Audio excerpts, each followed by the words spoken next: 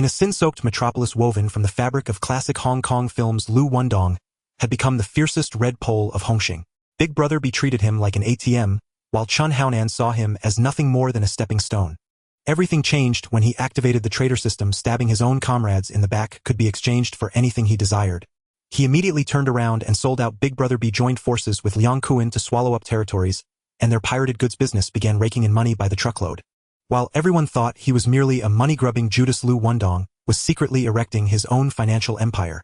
Hung Hing, to him, it was only the first signboard that needed to be shattered on his climb to the top. Hong Kong, Hung Hing, Causeway Bay. The August sun burned like a sheet of red-hot iron, and the entire city simmered under sweltering, suffocating heat. Inside the room, the air conditioner wheezed hoarsely, condensation dripping down the pipes in a steady tick-tock. Liu Wendong lounged at an angle in a leather swivel chair, a cigar held between his fingers as bluish-gray smoke coiled lazily upward. He wore a sharply tailored dark gray shirt, cuffs buttoned at the wrist bones, completely different from the shirtless young punks around him with dragons and tigers coiled on their arms, cheap cigarettes dangling from their mouths. By all rights, he should not have appeared here at all. He was a stranger who had crossed over from the future. Nor was this Hong Kong an ordinary human world, but a grotesque collage torn and stitched together from countless Hong Kong film universes. The gunfire between cops and triads had yet to cool. Brotherhood on the streets still lingered, and even the rice rolls sold by an old lady at the corner stall carried the smoky tea restaurant aura of infernal affairs. When he had first arrived, he still clutched the belief that knowledge was wealth, planning to rely on foreknowledge to open chains, speculate on property, and play the futures market, becoming an invisible tycoon who could stir up storms with a wave of his hand. Reality, however, slapped him so hard his vision went white. In this city, without a triad backing you, even a herbal tea shop would be shaken down for protection fees 3 times over. Without the right connections to vouch for you, no matter how good your merchandise was, it would never make it into the underground warehouses of Mong Kok. So he simply shed the white shirt, slipped into a black suit, and stepped with both feet into Hung Hing. With his quick hands, steady strikes, and cold enough heart, he climbed within 2 years to become the lead enforcer under Causeway Bay boss Big Brother B, and together with Chun Haonan and Big Head, he was known as one of the 3 blades before Brother B's desk. Back then he truly believed that as long as his fists were hard enough and his mind sharp enough, sitting in that carved rosewood chair was only a matter of time, until the night Big Brother B hacked down a rival boss, the blood not yet wiped clean before wanted posters plastered all over Yau Ma Ti. On the night when the heat was at its worst, Big Brother B summoned the 3 of them into a secret room. He never said it outright, but the meaning was like a knife pressed to the throat who was going to go in and do a few years. Big Head didn't hesitate. He tore off his gold chain and slapped it onto the table. "I'll go." Liu Wendong let out a silent breath of relief and turned to leave. But the next day in the parking lot, he overheard Big Brother be speaking in a low voice to Chan Haonan. "I originally wanted Wendong to go. He came last, has no roots, easy to handle. You grew up by my side. Causeway Bay will be yours sooner or later. As for Big Head, loyal, truly loyal, but too stupid." Only then did Liu Wendong understand the Jianghu was not a boxing ring. It had never been about who threw the heavier punch. Chun Haonan had the bond of father and son. Big Head had the guts of a death-bound follower, while he, Liu Wendong, was nothing more than a replaceable part. Over the next 2 years, he completely sheathed his sharp edges, using his red pole status as a shell, while secretly setting up a pirated DVD assembly line. From pressing factories in Tsim Sha Tsui to tiny shops in Mong Kok, then on to smuggling boats bound for Southeast Asia, one hidden line after another weaving into a net. On the surface, he hung up the signboard of Dongxing Film, shooting a few lousy movies to fool the media, but in truth, he moved 1 million discs a month, the profits thick enough to build a tenement block. Under him, he gathered 2 capable men, Aji and Luo Tianhong. One in charge of the accounts, the other running the goods, quietly sweeping obstacles from his path. In outsiders' eyes, he no longer shone as brightly as Chun Haonan. That one had just been personally commended by Jiang Tianxing, his photo splashed across the front page of Oriental Daily, while Liu Wendong was reduced to being remembered by old Causeway Bay neighbors only as that red pole who makes movies. Just then the door swung open. Big Brother B stepped in on gleaming leather shoes, his gold watch flashing with a cold gleam. "Boss, Brother B, Brother B, Brother B, good to see you." Everyone rose in unison. Big Brother B inclined his head and took his seat, his gaze sweeping the room. "Mr. Jiang just called. He wants Badu's head. Haonan Wendong. Which of you will do it?" Chun Haonan stepped forward in one stride, his voice clear. "I'll go." Big Brother B did not answer at once. Instead, he slowly turned his face and fixed his eyes on Liu Wendong. "Wendong, what do you think?" Liu Wendong's lips curved slightly, the smile never reaching his eyes. If Haonan makes the move, Batu probably won't even have time to draw his blade. He could not wait for Chun Haonan to take this job. For the past 2 years, he had grown sick of living with his tongue licking the knife's edge. When the stacks of cash were already higher than crates of bullets, why risk his neck over one mission? Besides, Badu was Liang Kuan's sworn brother. Cut off one of his fingers, and Liang Kuan would gladly tear down 3 of your buildings. That madman now controlled the new territories, docks the gambling dens in Western District, and the car parks in Tunmun. Even Jiang Tianxing had to pour him an extra half cup of tea. Since someone was scrambling to be the target, why should he join the fun? Good. Big Brother B suddenly rapped on the tabletop. I've always prided myself on being fair. Those who contribute strength give strength, those who contribute money give money. Haonan will handle the hit and Wendong you'll foot the bill. Once it's done, give the boys 100,000 to split and throw a lively celebration banquet. Is that acceptable? Acceptable. Liu Wendong felt as if a wad of wet cotton had been stuffed into his chest, heavy and suffocating, but the words still left his mouth briskly and cleanly. Over these 2 years, Big Brother B had trotted out every excuse. The auto shop needed renovation, the nightclub's accounts check required cash flow, a cousin was going abroad in urgent need of money, siphoning off hundreds of thousands from him bit by bit. If it were not for his fear of the fierce fighters and steady guns under Liu Wendong, and the thin veneer of nominal boss that still rested on his shoulders, Liu Wendong would have flipped the table long ago and torn the mask off on the spot. Seeing his acquiescence, Big Brother B's lips curled faintly. He rose at an unhurried pace and slapped his palm down heavily on Chan Haonan's shoulder. Keep it clean and quick. Don't leave loose ends. Don't worry, boss. Leave this to me, it'll be done right. Good. With that promise from you, my heart is at ease. Big Brother B lifted a hand in a dismissive wave. That's all then. Those who need to watch the turf, watch the turf. Those who need to collect, go collect. Yes, boss. Got it, boss. One by one, the figures drifted away. Liu Wendong kept silent, rose without a word, and with his 2 closest brothers Aji and Luo Tianhong turned and walked out of Big Brother B's territory. Watching his back grow more distant, Chen Haonan frowned hard, unable to hold back his question. Boss, there's something I've never quite understood. What is it? Why is it that every time money is needed, you always name Liu Wendong to pay? If you hadn't asked, I'd been planning to lay it out for you myself. Big Brother B slipped an arm around Chen Haonan's shoulders, his tone as deep as well-steeped old tea. You've been with me since you were a teenager. I've raised you like my own son. This seat will be yours sooner or later. Your fists are hard and your courage big, but relying on ferocity alone won't keep you steady in the Dragonhead's chair. You still need those beneath you to submit to you, fear you, and trust you. As for Liu Wendong, his bones are too hard. He doesn't have you in his eyes. By forcing him to pay, I'm shaving off his sharp edges for your sake. Once that stubborn refusal in him is pressed down, he'll bow his head and call you Brother Dong. Chen Haonan's eyes grew hot, his voice tightening. Thank you, boss. Outside the door. Inside the car. A crisp notification tone suddenly rang in Liu Wendong's ears from nowhere. Ding. Long-term endurance detected traitor system has been activated. Ding. As long as you betray the Triad, including skimming from within, selling out your own, or fooling around with the boss's woman, etc., you may instantly exchange your actions for rewards. Liu Wendong's pupils contracted, his heart suddenly thudding 2 beats faster. He had waited all these years, and at last this had arrived. A traitor system, to sell out, to inform, to stab people in the back, and trade all of that for real gold and silver. He was long sick of Big Brother B's patronizing face, and even more tired of Chen Haonan's self-righteous loyal dog act. With opportunity delivered right to his door, how could he not take a bite? Tianhong Drive. We're going to Mongkok to find Liang Kuan. Liang Kuan was the overlord of Mongkok, controlling several bars and nightclubs, and owning a film company that specialized in erotic flicks. Most days he holed up in his office on set, gnawing on watermelon while staring at the living, breathing temptations on the screen. Liu Wendong had engaged in several smuggling deals and secured a few commissions from gambling operations with him. Though not inseparable allies, they maintained a facade of familiarity. Boss, Brother Wendong has arrived. Shaqiang shoved open the office door. Liang Kuan then lazily averted his gaze from the computer screen and looked up, saying, "Oh, Wendong, a rare guest indeed. What kind of wind has blown in today?" Liu Wendong laughed heartily, replying, "I was just passing through Brother Kuan's territory and thought I'd stop for a cup of tea. You won't mind my intrusion, will you?" With a casual wave, Liang Kuan commanded Shaqiang, "Quickly brew some Dongding Oolong and add 2 ice cubes." Shaqiang responded, "Understood, boss." As Shaqiang left the room, leaving only the 2 behind, Liu Wendong lowered his voice and said, "Brother Kuan, today I come with a matter of burning urgency that I must share with you." Leaning forward with narrowed eyes, Liang Kuan asked, "Oh, speak." Liu Wendong replied, "I heard Bobby is your sworn brother." Then Liang Kuan confirmed, "Yes. As we bowed our heads and lit incense in the temple long ago." "That is common knowledge," Liang Kuan remarked. "But Boss B has accepted Mr. Zhang's assignment and ordered Chen Haonan to eliminate Bobby within the next 2 days." At these words, Liang Kuan's face darkened and his fingers clenched the armrest. He could never have imagined that Boss B would dare to make a move against Bobby.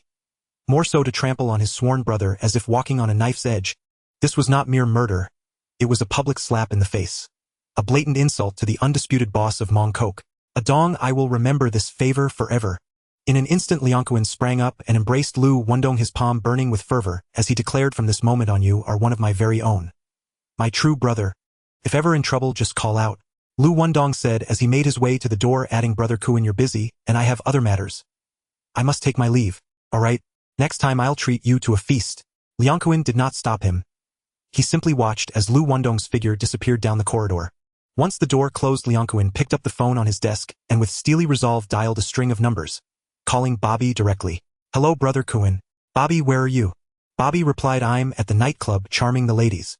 Hurry over now, immediately. Understood. At the stern sound of Liangquan's voice, Bobby wasted no time snatching his phone and dashing straight toward Liangquan's office building. Half an hour later, Bobby kicked open an office door. Brother Kowloon, what's the matter? Liangquan tossed him a photograph, saying, this man Chen Haonan has been named by Boss B to eliminate you. Watch him closely over the next 2 days. Bobby snatched the photo, his eyes instantly turning cold as his lips set into a razor-thin line. Damn, does he really dare to move against me? He exclaimed. Brother Kowloon, shall we kill him? Liangquan answered firmly, do as you please. But that shipment must be cleared within 3 days. Don't let me down, understand? Understood. Bobby, sensing Liangquan's unspoken decree, a sinister glint flashed in his eyes. The next day at night, the sauna was filled with billowing steam. Bobby lay slumped on a wicker chair, his feet resting on the lap of a female masseuse, as she massaged them, while his other foot slithered like a restless snake against her waist, deliberately catching the edge of her garment. The masseuse bit her lip, too timid to speak, and shrank subtly to one side. This very movement only infuriated Bobby further, as he demanded, are you new here? He abruptly sat up, his voice exploding, haven't I even recognized your face yet? And you dare to show attitude? An elderly masseuse nearby, unable to bear the outburst, interjected with a strained smile, Bobby, it's her first time on duty. She hasn't even experienced a proper back rub. Bobby retorted sharply, mind your own business. Then sneered at the masseuse, why are you wearing a bra when you move about with your feet? Annoyed by the interference, he barked, get it off. You're in the way. The masseuse pleaded, no. Don't do that, as she clutched her garment, knuckles turning white. Bobby, you came tonight for a manicure, not to parade around. Before the elderly masseuse could interject further, Bobby suddenly leapt up and delivered a swift kick that overturned both the chair and the woman. Bobby, calm down. A manager burst in from the corridor shouting. Bobby raised his hand and dealt a fierce slap that sent the manager's glasses flying far across the room. Then, with a sidelong glance at the masseuse, his menace was unmistakable. If not for Chen Haonan's looming presence, he would already have pinned her beneath the steamy vent. Let's go. Bobby suddenly rose and waved towards the exit. His subordinates quickly gathered their belongings to leave, but as he turned, he collided head-on with Chen Haonan. Bobby paused, his eyelids twitching, with the two passed each other. Chen Haonan did not stop. Instead, he glanced back at Bobby, and then checked the wall clock, noting that the scheduled time for the hit was over 10 minutes past. Shanji's knife had not yet been delivered. As Bobby moved toward the changing room door, Chen Haonan, no longer waiting, signaled to Baopi from a distance, and stepped into the changing room. Baopi, understanding, immediately grabbed a bar of soap from near the sink, lathered it up, and plunged into the basin with a splash. Sir, no soap is allowed in the pool. The attendant rushed to intervene, exclaiming, no soap in the pool. You want me to let you leave smelling foul? Baopi shouted hoarsely as he tussled with the attendant. A spark of cunning lit up in Bobby's eyes. This was the perfect diversion. He immediately turned and roared, Gao, go check who's causing trouble over there. All right.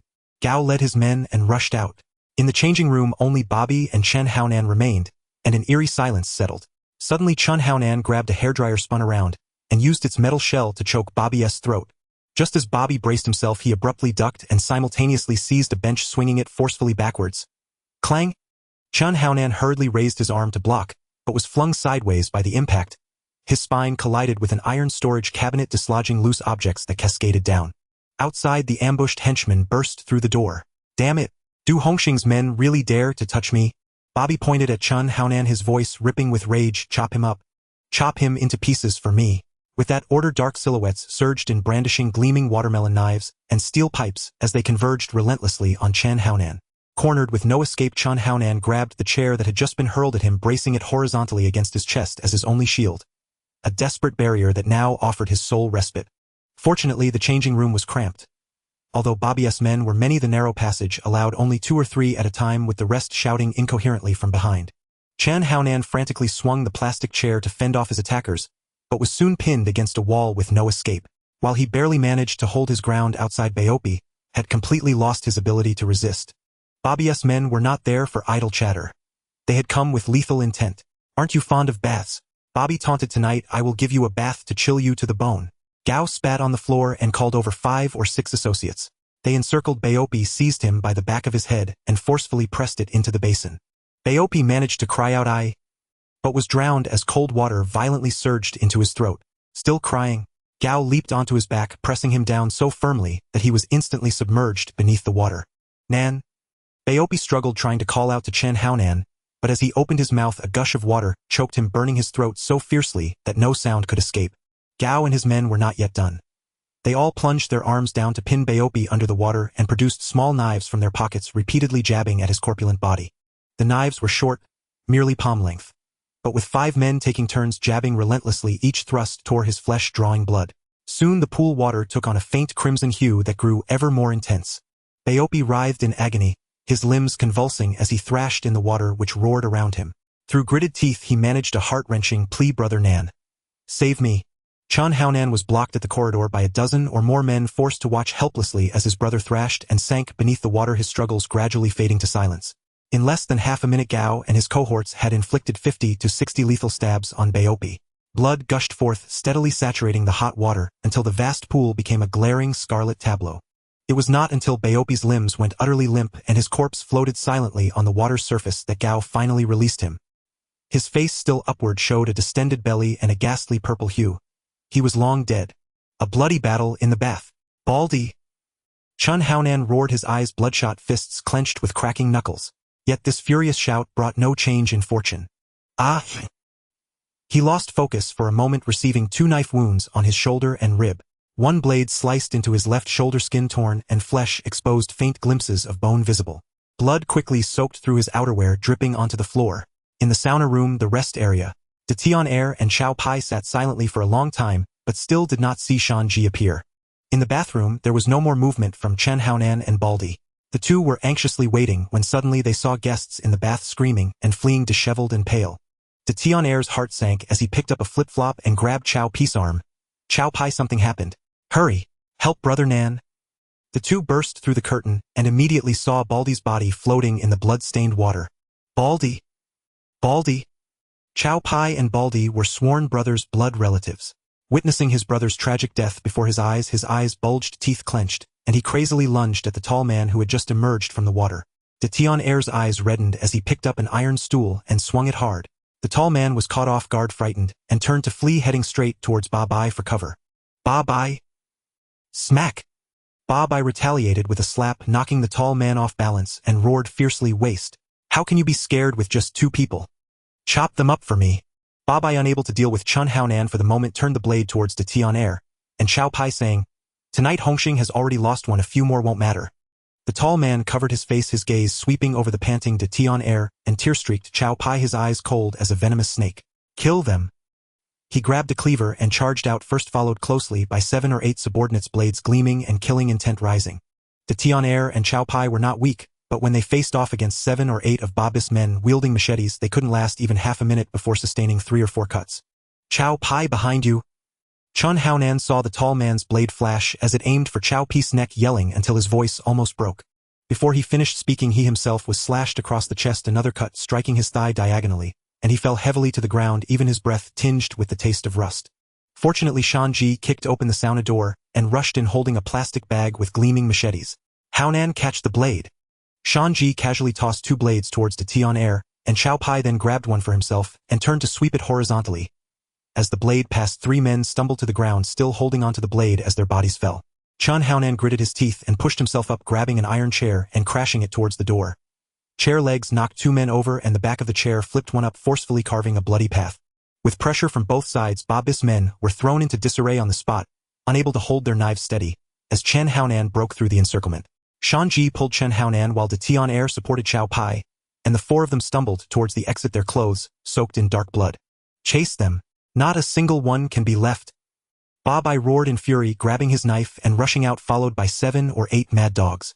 Chen Haonan and the others, like startled wildcats, darted through the narrow alleys of Causeway Bay, while Ba Bai and his men pursued, relentlessly chasing for 5 streets until flashing police lights appeared at the street corner, prompting them to stop cursing. Ding the host betrayed Boss B and Chen Haonan, causing serious injuries to Chen Haonan, De Tian-er, and Xiao Pai, while Ab Pai drowned in his own blood. Ding congratulations to the host for unlocking the system space. Ding congratulations to the host for activating the limits of human potential. Ding congratulations to the host for receiving a complete automatic CD pressing production line. Liu Wendong stared at the rewards on the panel, his eyes glimmering. Turns out betraying Boss B and screwing Chun Haonan could yield such substantial returns. In the dead of night in Causeway Bay, Boss B received a call from Shan Ji, not even bothering to extinguish his cigarette, grabbing his coat and rushing out. Upon arrival, except for Shan Ji, the other three were all bloodied, their clothes sticking to their wounds, blood dripping onto the floor. Boss B furrowed his brows, his heart feeling as if it was under a cold iron. What happened? Where's A.B. Pai? Chun Haonan hung his head low, his voice hoarse. Boss. We messed up. A.B. Pai is gone. Boss, you tell me I sent you to chop Ba Bai. How come you put the knife to your brother's neck instead? The person Mr. Jiang specifically wanted you didn't manage to kill, instead losing one. How am I supposed to explain this? Boss, give me another chance. This time I will definitely. Look at yourself. Boss B raised his hand to point at him, then glanced over at the Tian Air's bloodied arm and Chao Pi's tense jaw. You can barely stand. How are you supposed to chop? Boss, Enough said. Boss B waved his hand decisively. Shanji, take them to the hospital. Don't let them handle anything else from here on out. Chun Haonan's lips moved, but ultimately, he only muttered an apology, being half supported and half dragged out the door by Shanji. Boss B looked at the swaying figure in the doorway and sighed deeply. This job was handed over by Jiang Tianxing himself, intending to let Chen Haonan shine, but instead of gaining glory, he ended up losing even his underpants. But the job still had to be done. Jiang Tianxing had ordered it, and Hung Hing could not afford to lose this person. Right now there were only 2 red poles left. One had just been sent to the emergency room, and the other was at home counting his bonuses. He pulled out his phone and dialed Liu Wendong's number. Hello, Brother B. Liu Wendong's lazy tone came from the receiver. Wendong Anan has messed up. Something really went wrong. Liu Wendong's tone was filled with just the right amount of surprise. Ba Bai chopped A.B. Pai up. If this gets out, Hung Hing will lose face. You need to take care of him. Liu Wendong paused momentarily, a slight smile tugging at his lips. He arrived quicker than expected. Brother B, this. Wendong. Boss B's voice suddenly turned serious. The only ones I trust now are you two. Anan is down. Do you expect me, the boss, to go take a knife to Ba Bai? Don't worry, I won't treat you poorly. Once it's done, that sauna room of Ba Bis will be under your control. Boss B laid it all out in the open to win Liu Wendong's support. He knew full well that Liu Wendong was someone who only acted when there were tangible benefits. Without solid advantages, he wouldn't even bat an eye at this matter. And Ba Bis territory was precisely the hardest bargaining chip. Though Boss B was a prominent figure in Causeway Bay, it was not a solid block. A Ba Bis sauna was right under his nose. For these past few years, Liang Kuan had been secretly doing flower business, yet Boss B had strictly prohibited its sale, completely blocking that avenue. So Liang Kuan turned to Ba Bai and became sworn brothers, using his venue to transport goods into Causeway Bay. This time, taking down Ba Bai, Boss B had already calculated the venue had to be reclaimed for himself. Now using it as a bargaining chip to convince Liu Wendong, the other party really couldn't refuse. Chun Haonan was Boss B's most capable aide, yet he had never secured a venue of his own. It was easy to imagine how valuable it was to have a place where he could call the shots. I will do my best, Brother B. Liu Wendong replied lightly, but in his heart he was already calculating rapidly. Ba Bai was Liang Kun's sworn brother. If he acted directly, it would be akin to slapping Liang Kuan in the face. Right now his foundation was not stable, and making enemies too early would simply be cutting off his own escape route. So even if he had to deal with Ba Bai, he first needed to knock on Liang Kun's door, clarify the situation, and pave the way. Otherwise, recklessly provoking him would lead to losing both the wife and soldiers. The next day, Wangjiao, Liang Kuan Company. When Liu Wendong stepped into the office, Liang Kuan was in exalted spirits. The news had just come that Ba Bai had led men and cut down 2 of Boss B's henchmen the previous night, and Liang Kuan had not stopped grinning since. Adong sit. Liang Kuan gestured with an easy familiarity. Brother Kuan, I heard about last night, Liu Wendong said, as he took a seat, his voice calm. However, there is another matter I must be candid with you about. Speak. Brother B asked me to deal with Ba Bai. He is your sworn brother. Tell me, how do you want this handled? He first kept his face unchanged while reminding Liang Kuan of the favor he owed, then offered the hilt of the blade, letting Liang Kuan choose how to take it. Is there truly no room to talk? Liang Kuan narrowed his eyes. Liu Wendong shook his head. Brother B has made it clear. If I do not move, he will come himself. Mr. Jiang issued the order in person. Ba Bai must be eliminated. Goddamn Jiang Tianxing. Liang Kuan snatched a glass and smashed it against the floor, water splashing everywhere. He understood now this was not just about Ba Bai. It was aimed at him. After a moment, he drew a deep breath and forced down his rage. He hated Jiang Tiansheng to the bone, but to turn hostile now would be to walk into a trap of his own making. Since the time to rip the mask off had not yet come, he would have to cut flesh to staunch the bleeding. Sacrifice Ba Bai in exchange for a favor owed by Liu Wendong. Perhaps one day that fierce warrior could be put to use for him. Although Liu Wendong belonged to boss B Liang Kuan, had long observed him quick-minded, bold, and most crucially gifted at turning effort into cash. Over 2 years. Making films, trafficking pirated discs, running distribution lines. Money poured in like a river. Even Liang Kuan, who lived off narcotics, could not help but click his tongue in admiration. Wendong, I told you, if trouble comes, speak up. I will cover it. Ba Bai. I will make him disappear cleanly for you. Half an hour later. An abandoned factory on the outskirts. Ba Bai kicked open the door with 2 henchmen and grinned. Brother Kuan, im here. Where's the merchandise? All sold. 20 million, count it. He pushed a heavy black suitcase forward. The 2 were sworn brothers. Liang Kuan sold, the powder Ba Bai handled distribution. The custom was to take goods first and settle later. This time Liang Kuan had summoned him under the pretext of paying and inspecting the merchandise. Ba Bai was unguarded. 20 million was no small sum. He never suspected it was a death warrant. Liang Kuan took the case, stepped aside, and indicated, let me introduce a friend, my brother Liu Wendong. Brother Wendong, im Ba Bai.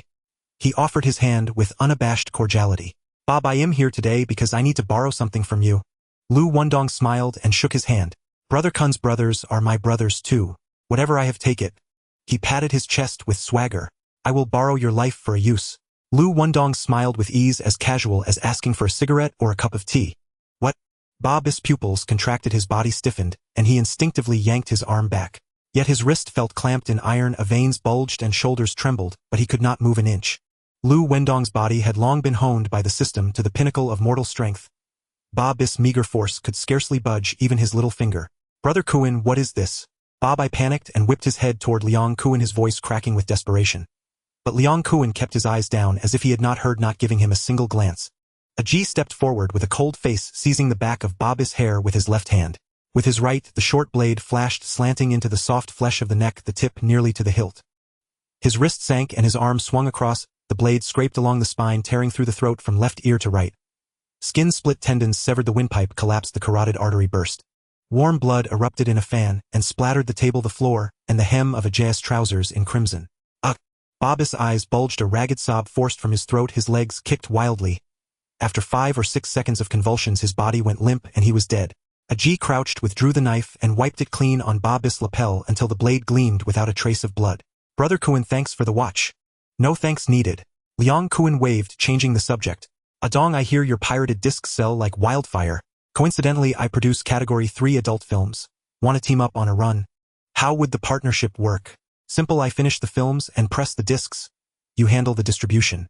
You have the channels, I have the output. It's a win for both. So Brother Kuan has his eye on my sales. In business you walk on many legs. More legs mean more stacks of cash. Don't worry, I cover production, you just sell. Split the profits 30 to 70.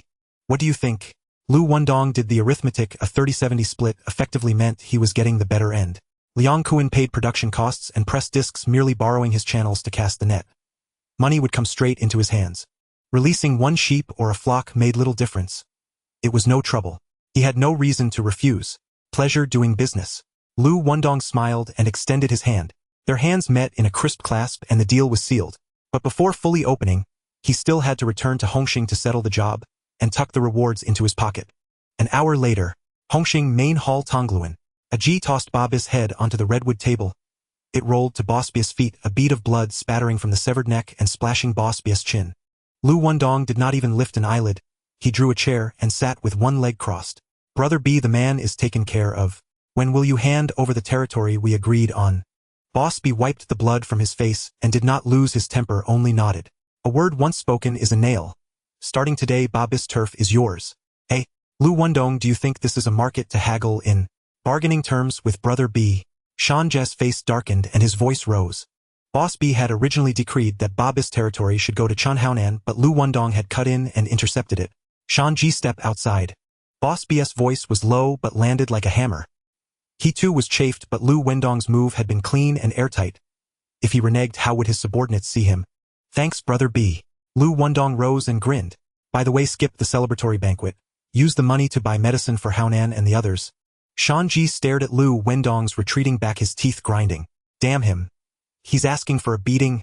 If you had cut Babai down yourself, you'd stand here even more fearsome than him. Boss B raised an eyelid and Shanji immediately fell silent, his lips twitching. He dared not speak again. This misstep implicated him. Shanji, we've lost face this time, and Haonan is still in the hospital on N4. Find 2 trusted brothers to fill his place.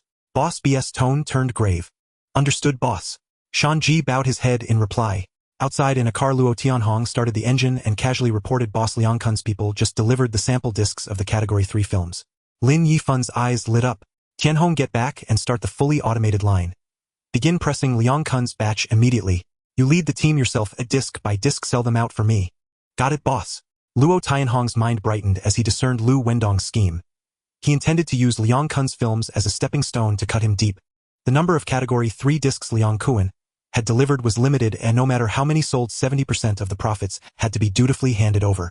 But Liu Wendong controlled the fully automated production line awarded by the system. Top-tier equipment that required no master tape. With the original disc, he could clone identical copies, sell one, and profit from one, keeping every penny. What he had targeted was Liang Kun's small, unsuspecting oversight. After all, when bills pile into mountains, who minds if they prick the hands? The next day, the moment Liu Wendong took over Babis Sauna, he set about laying out the adult film business. Liang Kun's productions were no slop. The visuals were solid and the pacing taut. They had long been hot sellers on the market. Paired with Liu Wendong's dense lightning-fast piracy network, sales shot through the roof. His wallet swelled with heat. In a matter of days, he hauled in hundreds of thousands. A few days later, Tongluan Dongfang Entertainment Company. Luo Tianhong cradled the heavy 8-sided Han sword, his brow knotted. Boss, this business is scorching. The saunas are impossible to keep under watch, were increasingly stretched thin. If only Aji and I take turns guarding, a flaw will show sooner or later. Liu Wendong rubbed his temples, leaned back in his chair and exhaled. I've been turning this over in my head these past days. Never expected Category 3 films to be so lucrative. In less than a week we cleared tens of thousands. The opportunity sits right before us. Failing to seize it would be foolish. I plan to recruit a few more capable men. Tianhong, first order a truck of boxed meals, then fetch Aji, and come with me to Baishir refugee camp. Baishir refugee camp. Luo Tianhong's brow twitched. Boss, why pick that place to recruit? No wonder he hesitated. Baishir was no place for the faint-hearted. It was a makeshift cluster the Xiangjiang authorities had cobbled together to house Dayu's stowaways, mud and rutted tracks, corrugated roof, scarce, even for a hot meal. The people inside were hollowed from hunger, who had the strength to swing a blade or heft a club. Tianhong, remember, recruit either the ruthless or the fearless. Never take the weak-kneed. Those loafers on the street have no skill and excel only at bringing trouble. Taking them would be nothing but a headache. Baishir is full of desperate illegal migrants. There must be fierce characters and hard bones among them. Understood. Luo Tianhong nodded. I'll go prepare the boxed meals right away. Good. Liu Wendong glanced at his watch. Meet me downstairs in half an hour. All set. Luo Tianhong set his men to arrange the meals and called Aji to hurry back to the place. Half an hour passed in the blink of an eye. Liu Wendong descended the stairs. The men were already lined up waiting. Boss. Luo Tianhong hurried to open the rear door. Liu Wendong settled firmly into the back seat. 3 cars started in unison, kicking up a cloud of dust as they sped toward Baishir. The camp huddled in a corner of Shatian district. Remote and reached by winding roads, the cars chugged for over an hour before the gray mass of corrugated roofs appeared. Usually overseen by Xiangjiang officials, the camp had been strained by wave after wave of smuggling. Grain stores were depleted and rations came and went, leaving refugees packed shoulder to shoulder. Liu Wendong came under the pretense of delivering meals. The caretaker, glad for the convenience, did not even check. Fellow villagers, Boss Liu brings boxed meals today. Line up one by one. Also, Boss Liu wants to select a few capable brothers to work with him. If you want to join, register now. Luo Tianhong's voice rang out. Before he finished, the crowd surged like a tide, pressing forward. In the throng, Ahu bumped his elder brother Xian Weijia. Brother, shall we sign up? Sign up? Why not? Xian Wei's mouth finally split into a rare smile. Look at this turnout. The leader must be someone with weight on the street. Who in their right mind would bury themselves in a refugee camp? Hanging with Mr. Liu means leaving this cursed place and eating full meals every day. If he dares to come to Baishir and recruit, it means his ranks are short. With our bodies and guts in less than half a year, well, rise up. Tuoni chimed in. All right, well, follow big brother and second brother. Ahu let out a low roar and lunged forward, grabbing the foremost man's shoulder blade and wrenching. 7 or 8 burly men toppled like cut stalks and rolled into a heap. Liu Wendong leaned against a folding chair by the car, his legs crossed with an air of leisure. Seeing the scene, his pupils narrowed. What a raw force. Tianhong, bring him over. Liu Wendong's voice deepened as he tilted his chin toward Luo Tianhong. Luo, who had already fixed his gaze on Ahu, immediately pointed. Hey, the one in the black vest. Yes, you. The boss calls you. Ahu glanced at Xian Weijia and Tuoni. The three fell into step and strode forward together. Name? Liu Wendong asked directly. Ahu. This is my big brother Xian Weijia. He stepped aside a little. This is my second brother Tuoni. Liu Wendong felt a warmth in his chest and almost laughed. He had come to Baishur to try his luck, but had struck gold at a single kick running into the Tuoni brothers. My name is Liu Wendong of Hung Hing. He produced a stack of crisp Hong Kong dollars from his suit pocket and slapped them on the small table. Neatly 100,000. Someone will take you for a haircut and a bath. From now on you belong to me, Liu Wendong. Take this token and go have tea. Thank you, big brother. Xian Weijia took the envelope with both hands, his knuckles white. They exchanged glances, eyes alight. No one had expected a first meeting to be followed by 100,000 in cash. These days 100,000 could buy 2 public flats. The Tuoni brothers had just joined and had not even thrown a single punch on Liu's behalf when he handed them such a hefty red packet. It was more than merely generous. In truth, he had planned it. Tuoni fierce, Ahu brutal, Xian steady. 3 hard men who could hold a place. Spending 100,000 to nail them to his crew was a bargain, however one did the math. An hour later the truck of boxed meals had been handed out and Liu Wendong picked 7 or 8 broad-shouldered lads on the spot. Only then did they leave Baishur refugee camp. In the afternoon Luo Tianhong led the men into the sauna until they sweated through, then each put on a new set of clothes. Finally they rented a 2-bedroom flat across from the company to settle down. The next day, Dongfang Entertainment Office. Liu Wendong glanced at the Tuoni brothers standing at attention before him and said, Tianhong, take them to learn the lay of the land. Outside stalls you and Aji take turns running them. Once they've got the routes down, let them manage the stands themselves. Understood. Luo Tianhong answered crisply and turned to lead the 3 of them to the field. Liu Wendong's enterprise focused on 2 mainstreams: pressing and distributing pirated discs, and collaborating with Liang Kuan to produce Category 3 films. The films were the fig leaf. Dongfang Entertainment, merely a cover for the disc trade. Occasionally using old scripts from Liu's stash to shoot low-budget pictures could also top up the take. Until then his lieutenants had been only Luo Tianhong and Aji. Liu held court at the factory to guard against smash-and-grab raids, as Luo and Aji ran the street stalls, officially overseeing the stands, but in truth their squads were summoned whenever goods were snatched or men were struck to settle scores. Now that the business had expanded, 2 men alone could no longer cope. Fortunately the Tuoni brothers joined just in time. Within 2 days Liu Wendong handed the outside work to Luo Tuoni and Ahu in rotation, and the manpower gap was instantly filled. Xian Wei's skills were a touch weaker, so Liu assigned him to guard the factory, the place most at risk of other syndicates trying to plant their flags. The sauna where conflicts were most likely to flare was put under Aji's command. Aji spoke little, but every word carried weight. He was the steady ballast in Liu's mind. With sufficient manpower the business rose like a swelling tide. Especially Liang Kun's Category 3 films. They were even more sought after than the pirated discs. Liu ran the pressing machines flat out day and night, quietly skimming the larger share of profits behind Liang Kun's back. One order after another money gushed into his pockets. Xiangjiang, Hongxing, Tongluan, Chen Haonan and several others lay bandaged in hospital recovering. Only Shanji was unscathed, staying close to Boss B these days, serving tea, handing out cigarettes, running errands. That day Boss B stepped out of his home. Shanji waited in the car, and as soon as Boss B climbed and dropped his voice, "Big brother, I heard Liu Wendong has been active. He just hired 7 or 8 new faces in Tongluan, all pulled from Baishur refugee camp." "Oh." Boss B's brow lifted. "He picks men from the refugee heap." Not a whisper under my nose. Tongluan had always been Hong Xing's iron turf. The factory's stalls and docks were all under his watchful eye. But this time not a single word had come from even the keenest informants. His fingers knocked the steering wheel absently, then his heart skipped.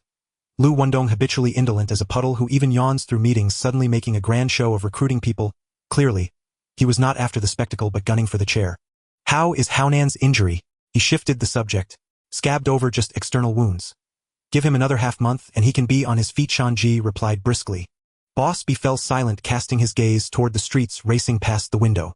The original plan had been cautious and steady wait until Chen Haonan's foundation was firm and his prestige established, then bow out with dignity. But Liu Wendong had already drawn his blade. He had to lay stone and pave the road for Haonan ahead of schedule. 1 month later, Eastern Entertainment Company, the director's office.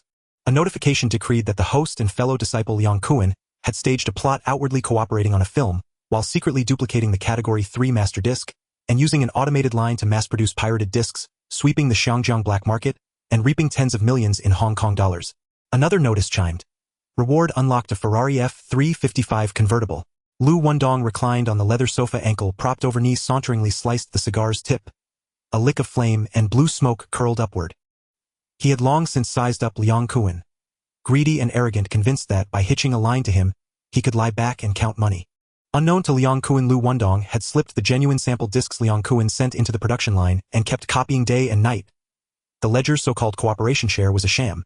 Each disc bypassed Liang Kuan's notice, and every penny of the proceeds flowed straight into Liu's pocket.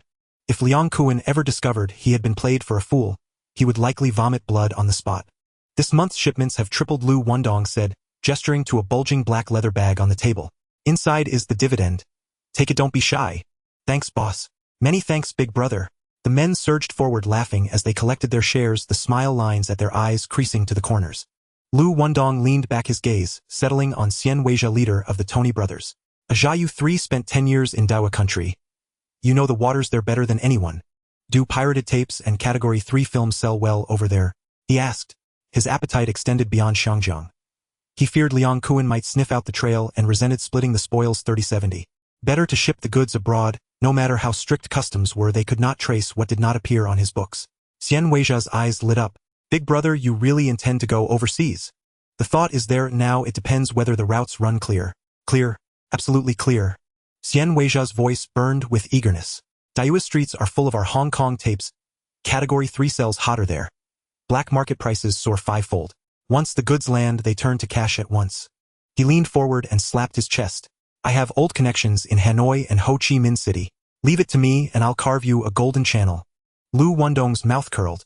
He rose, opened the safe behind him, withdrew a heavy handbag, and thrust it into Xian Weijia's arms. 1 million. Take it to grease the wheels. Get it done, there will be more later. Xian Weijia's hand trembled, the bag's weight made his arm numb. To stake $1 million before work even began showed a rare blend of nerve and trust few bosses would display. His throat tightened, and he murmured, rest assured, from this day my life is fastened to your carriage. Liu Wendong raised another cigar, the flame between his fingers winking and fading. The Category 3 trade brought quick returns with modest risk. Rather than splitting a sliver with Liang Kuan, he would sooner swallow the whole banquet himself. But for now his foundation was shallow, nowhere near Liang Kuan's entrenched roots. Lacking any real footing, he had to bow and cooperate for the time being. When the day came that he held territory and broad wings, he would seize the Category 3 trade hole and permit no other hand to touch it. The next morning Xian Weijia flew straight to Daiwa country with only cash in his pockets. Back home, Liu Wendong's operations continued apace. Pirated discs and Category 3 films remained in demand. Queues formed at the stalls. Only the sauna grew increasingly barren. Boss B pressed it overtly and covertly, and patrons dwindled by the day. Originally Boss B planned to hand the Ba Bai sauna to Chun Haonan to manage. By a twist of fate it landed in Liu Wendong's hands instead. That stung him. When he heard that Liu Wendong had quietly pulled together a cadre of men and shown ambition, he fumed and covertly ramped up pressure, tampering with the sauna's fortunes. As the man who called the shots in Tongluan, Boss B found it effortless to deal with a small shop owner opening on his turf. With a few deft moves, he lured regulars from the neighboring nightclub salons and massage parlors, siphoning away most of Liu Wendong's clientele. No customers came, the sauna fell silent, and revenues plunged off a cliff. But paper cannot hide a flame. Soon Liu Wendong traced the thread and exposed the hand behind it, Boss B himself. Anger flared inside him like a torch, and he decided if he did not show a little color, the other would take him for a soft target. A few days later, everything changed. Night fell and Neon sighed awake. Luo Tianhong burst into Liu Wendong's office, breathless. Big brother, word just came in. Boss B has Chun Haonan at the Landia bar drinking with Brother G and Brother Xian. Oh, all of them. Brother G, Brother Xian, and a few old bosses from other crews. I thought it would be a grand muster. Turns out only a handful of weathered hands who can't carry the room. Let's go toast them. Liu Wendong grabbed Luo Tianhong AG Tony and a who and drove straight to the bar. The place was Boss B's patch. Tonight's setup was meant to give Chun Haonan a chance to appear familiar before the city's heavy hitters. In the Hongxing syndicate, swinging a fist is not enough. You need someone to shield you, a backer. If you only know how to fight and have no backing, the bosses will at best use you as a blade's meat shield, unlucky, and you become a stepping stone the next moment. But if you stand beneath a great tree, even if you have no strength, people will still call you Brother Dong or Brother Nan and spare you scorn. Boss B's round of drinks was to lay a platform for Chun Haonan, to make his name familiar so that later when he announced himself someone would answer. At the bar's entrance, Liu Wendong stepped out and scanned the young valet approaching. He lifted an eyebrow. Kid, what's your name? Who do you run with? Jiaopi with brother Nan. Chen Haonan. Liu Wendong's lip twitched. He tossed the Ferrari's convertible key to the boy and flicked out a few Hong Kong dollars. Keep my car polished. Scratch it and I'll break your leg. Jiaopi watched the party slip into the bar, snorted, pocketed the money, and didn't even bother to blink. He hadn't taken it seriously to begin with. Inside the bar, Boss B was playing rock, paper, scissors with Brother G, laughter booming. De Tion Air toted a bottle of foreign whiskey forward and asked Brother B, when will Nan sit on the seat of power? Chun Haonan shot him a murderous glare. You pay for a bottle and stop your nonsense. Last time the Babai clash had stirred the whole town. Brothers were bruised and Brother B's face was dented. A promotion now. Where would he put his face? De Tion Air snapped to and slapped himself twice. Shut my mouth. I'll punish myself. Boss B let it pass but looked at Chun Haonan with meaning. Think with your head from now on. The road is being paved. Yes, boss. Chun Haonan straightened solemn. Brother B, I want the top chair too. Shanji elbowed forward to interject. Boss B didn't even lift an eyelid. He left him standing. Men like Liu Wendong and De Tu were still grinding at the base, so why should a mere hangerin leap ranks? Brother B, such a lively affair. Did you not even bother to summon me for the victory drink? Before the sentence finished, Liu Wendong strode through the door with his men. Luo Tianhong, Aji Tuoni, and Ahu stood in a straight line, their presence oppressive and immediate. Laughter in the room died in an instant. Faces turned uniformly grave. No one had expected him to arrive like this. Even Brother G, who had been fondling the young lady, froze with his hand, suspended his Adam's apple bobbing, and his gaze suddenly weak. A victory drink. For what victory? Brother G asked, perplexed. Nothing special, Brother G, you carry on drinking. Sorry, Brother B. I actually thought this was the celebration after handling Mr. Zhang's business and helping the group deal with Ba Bai Bai. Turns out I was mistaken. No wonder no one called me. Liu Wendong cut Brother B off with a smile that carried a barb. Every word laid his cards bare. I, Liu Wendong, am not to be trifled with. Hey, the boss invited Brother G to drink. What right have you to be so sarcastic? Shanji snapped, his face darkening as he took a step forward. He had long disliked Liu Wendong, as though a fishbone had lodged in his throat. Liu Wendong raised an eyelid and flicked a signal to Ahu. Today he had come to rip the mask off. Shanji lunged at the door without ceremony. Ahu leapt without a word, seized Shanji's collar, and yanked him back, then slapped him so hard the resounding crack cut through the room. Goddamn your ancestors. Shanji roared and swung his fist, but he hadn't raised it before Ahu's boot slammed into his abdomen. He flew backward, smashing over two chairs. The air filled with the smell of gunpowder. Both sides tensed instantly. Chun Haonan and his men charged forward. Luo Tianhong, Aji Tuoni, and Ahu locked shoulders before Liu Wendong like an iron gate. As fists neared faces, Brother B, though furious at Liu Wendong's arrogance, realized that with Brother G present and Hung Hing's eyes all around, a real brawl would shame all of Kowloon. He forced himself forward to restore order. Everyone stop, he barked, trying to rise up. Your boss is standing right here. Brother B paced over with a face like a knife. Wendong, if your people cannot be controlled, don't pretend to take disciples. Don't make a spectacle of yourself. Brother B, I can handle my own men, Liu Wendong said. It's Chen Haonan's crew who are clumsy with their mouths and heavier with their hands. If someone's fingers get chopped off one day, Hung Hing's name will be sullied. Brother B's face darkened instantly. That was not mere backtalk. It was a public challenge, a slap across the table. It's nothing. Lately my sauna has been so quiet even flies won't linger. Bad mood makes my words coarse. Brother B, you are Kowloon's pillar. My sauna breathes under your nose. Teach me then, how does one make customers enter without sneezing? Liu Wendong's smile was slow and poisonous, each sentence aimed squarely at Brother B's face. Brother B's pupils contracted. He had indeed choked off customers in secret, yet he would never admit to such a thing. If you cannot run a sauna, take up cooking instead. Liu Wendong mocked. You love handing out boxed meals so much. Set up a stove, light your own fire, pack your own boxes, and squat by the roadside to hand them out. Good idea. Liu Wendong nodded and began to leave. Ahu's voice dropped. Boss, are we really pulling out? Want me to take off his leg? Why hurry? Let them play their part. Liu Wendong's lips curled. The smile never reached his eyes. The slap to Shanji had been a warm-up. The real blow was aimed at Brother B's face. You make my business hard, I will lay your honor in the gutter. Chun Haonan's face went stone white. Brother B. Liu Wendong looks right through you now. Let him prance. Brother B sneered. I am his boss. For the rest of his life, he will walk with his head bent beneath my feet. Outside the bar, the valet Jiaopi hustled the Ferrari over the moment Liu Wendong and his party emerged. Your car, he said, offering the keys. Liu Wendong did not take them. He glanced at Luo Tianhong. Luo understood and walked briskly around the car, his hand tracing the body. Boss, there are quite a few scratches. Liu Wendong stepped closer, running his fingertip along the fresh scrapes. He scoffed. Kid, I told you to look after it and you treated it like sandpaper. Hey, don't stir trouble. This is Hung Hing territory. Xiaopi snapped, puffing his chest, clearly unaware of whom he faced. One of Brother B's men recognized Liu Wendong and went pale, slipping back into the bar. The car was in my charge and came back like this. How do you intend to compensate? Xiaopi demanded. Hand it to me like this and you can take your keys and get lost. Keep chattering and don't blame me for being uncivil. Liu Wendong's eyes went ice cold. Ahu, break his left leg. Before the words finished, Ahu leapt like a hunting leopard, seized Xiaopi by the scruff and spun his weight. There was a dull impact. Xiaopi was hurled to the ground, his back slammed against the paving so hard the seams trembled. Before he could rise, Ahu planted his boot and ground it into Xiaopi's shin bone. A brittle, sickening crack cut the air like a snapped branch. Xiaopi curled up like a prawn, clutching his right leg, his throat, unleashing a bestial dying wail. Ah, my leg. My leg is broken. Stop. The bar door burst open. Brother B shot out with a clutch of men, his suit tail not yet tucked in. Ahu didn't even blink. He launched a flying kick into Xiaopi's chest. The man arced like a torn sack and collapsed at Brother B's shoes. Xiaopi! The crowd cried in unison. Brother B's pupils narrowed, rage flamed at the corners of his eyes. He had just called for a halt, and yet his man had been kicked, thrown at his feet. This was not merely a fight, it was a slap in his face. Liu Wendong, have you lost your mind? Brother B's voice dropped to a low rumble as a ring of 10 men formed a living barrel, pinning Liu and his companions beneath the neon post by the bar door. Liu Wendong produced a lighter with deliberate ease.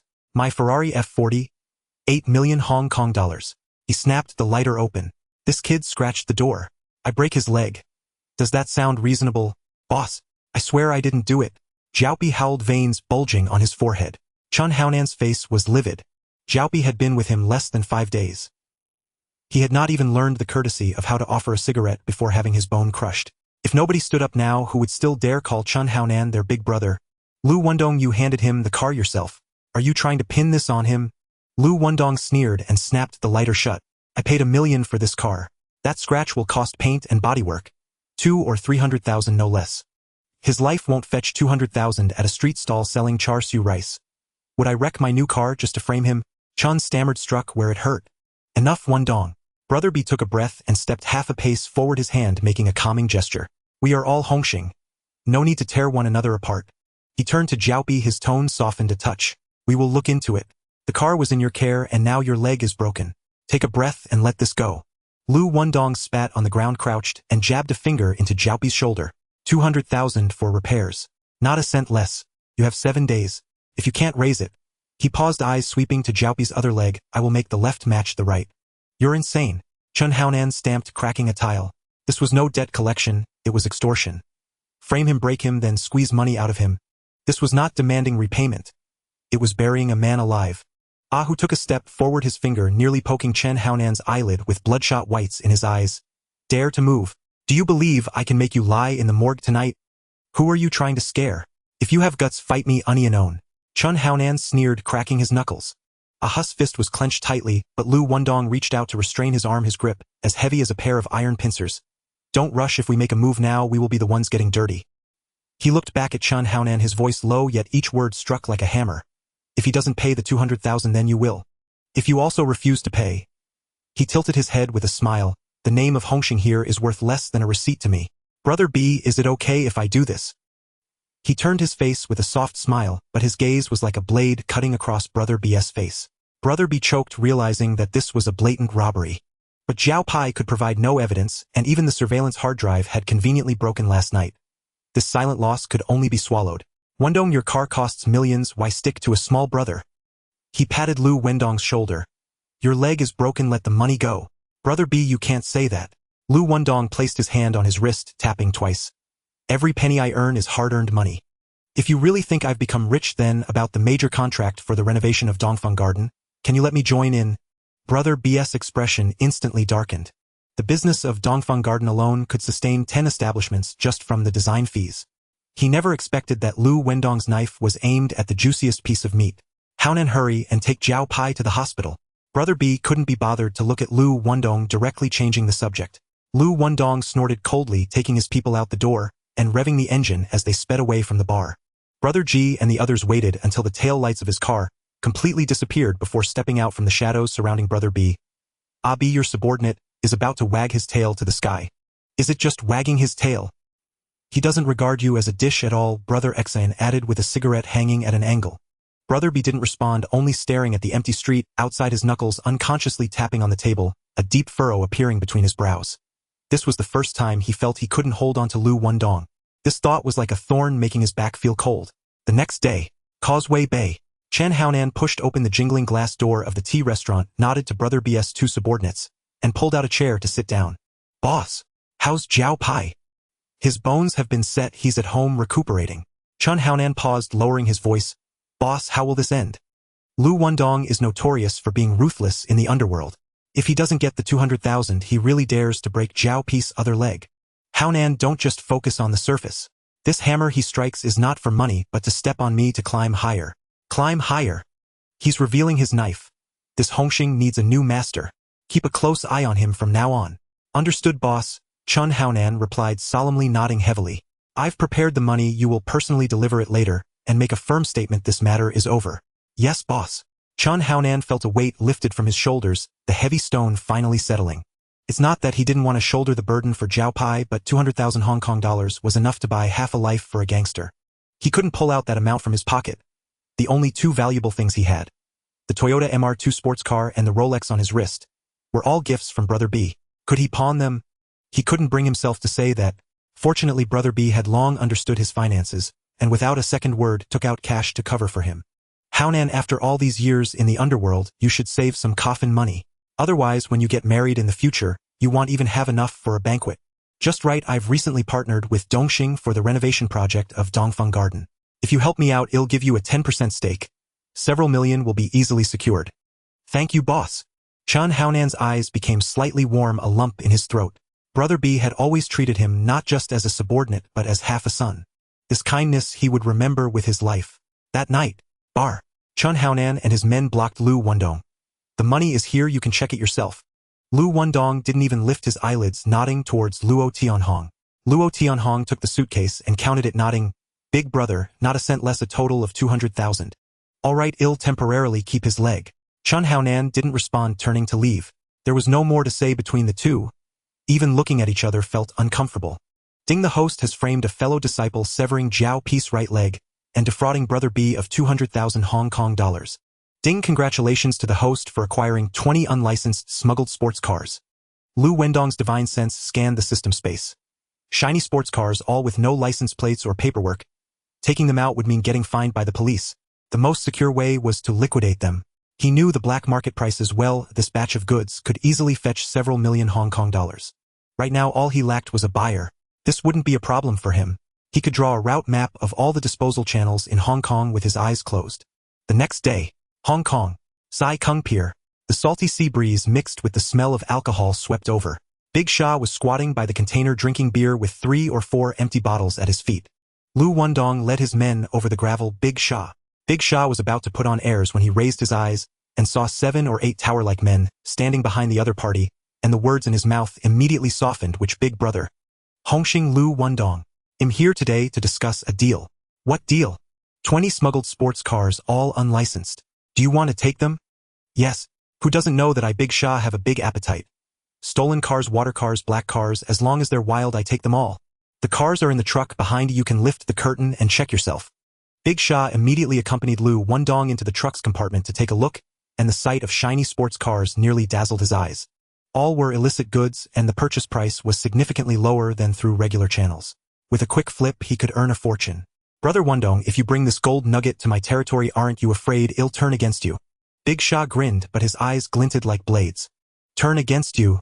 Feel free to try. Liu Wendong did not look back while Luo Tianhong, Aji Tony, and Aha's eyes were all fixed on his face, cold enough to freeze.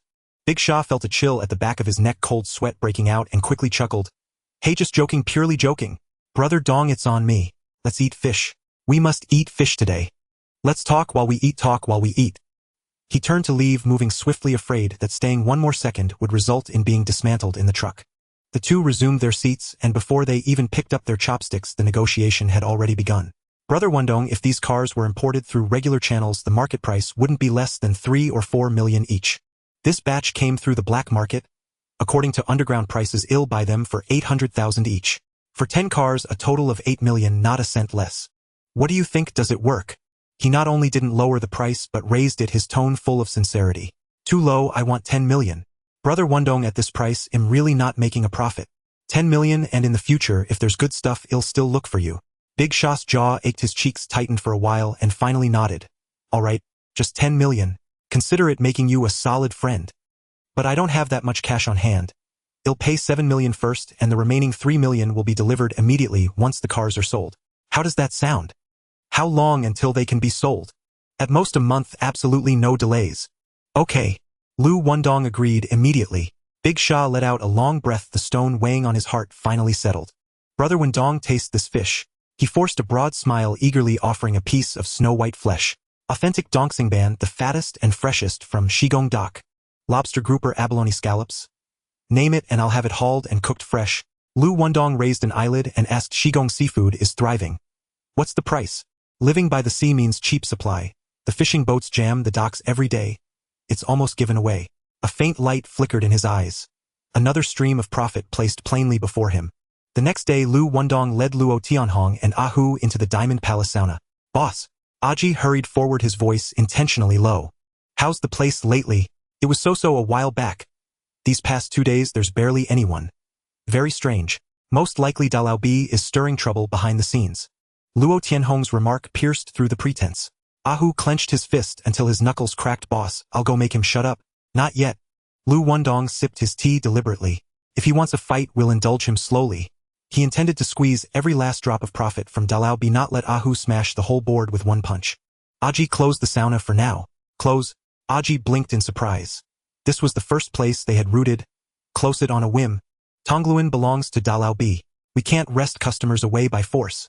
I plan to gut and rebuild it into a seafood restaurant. The location is prime, sell seafood and it'll surely boom. If we keep it as a sauna, he'll siphon our patrons. Change it to a seafood house and see him use Hung Hing rules to smash my stove then.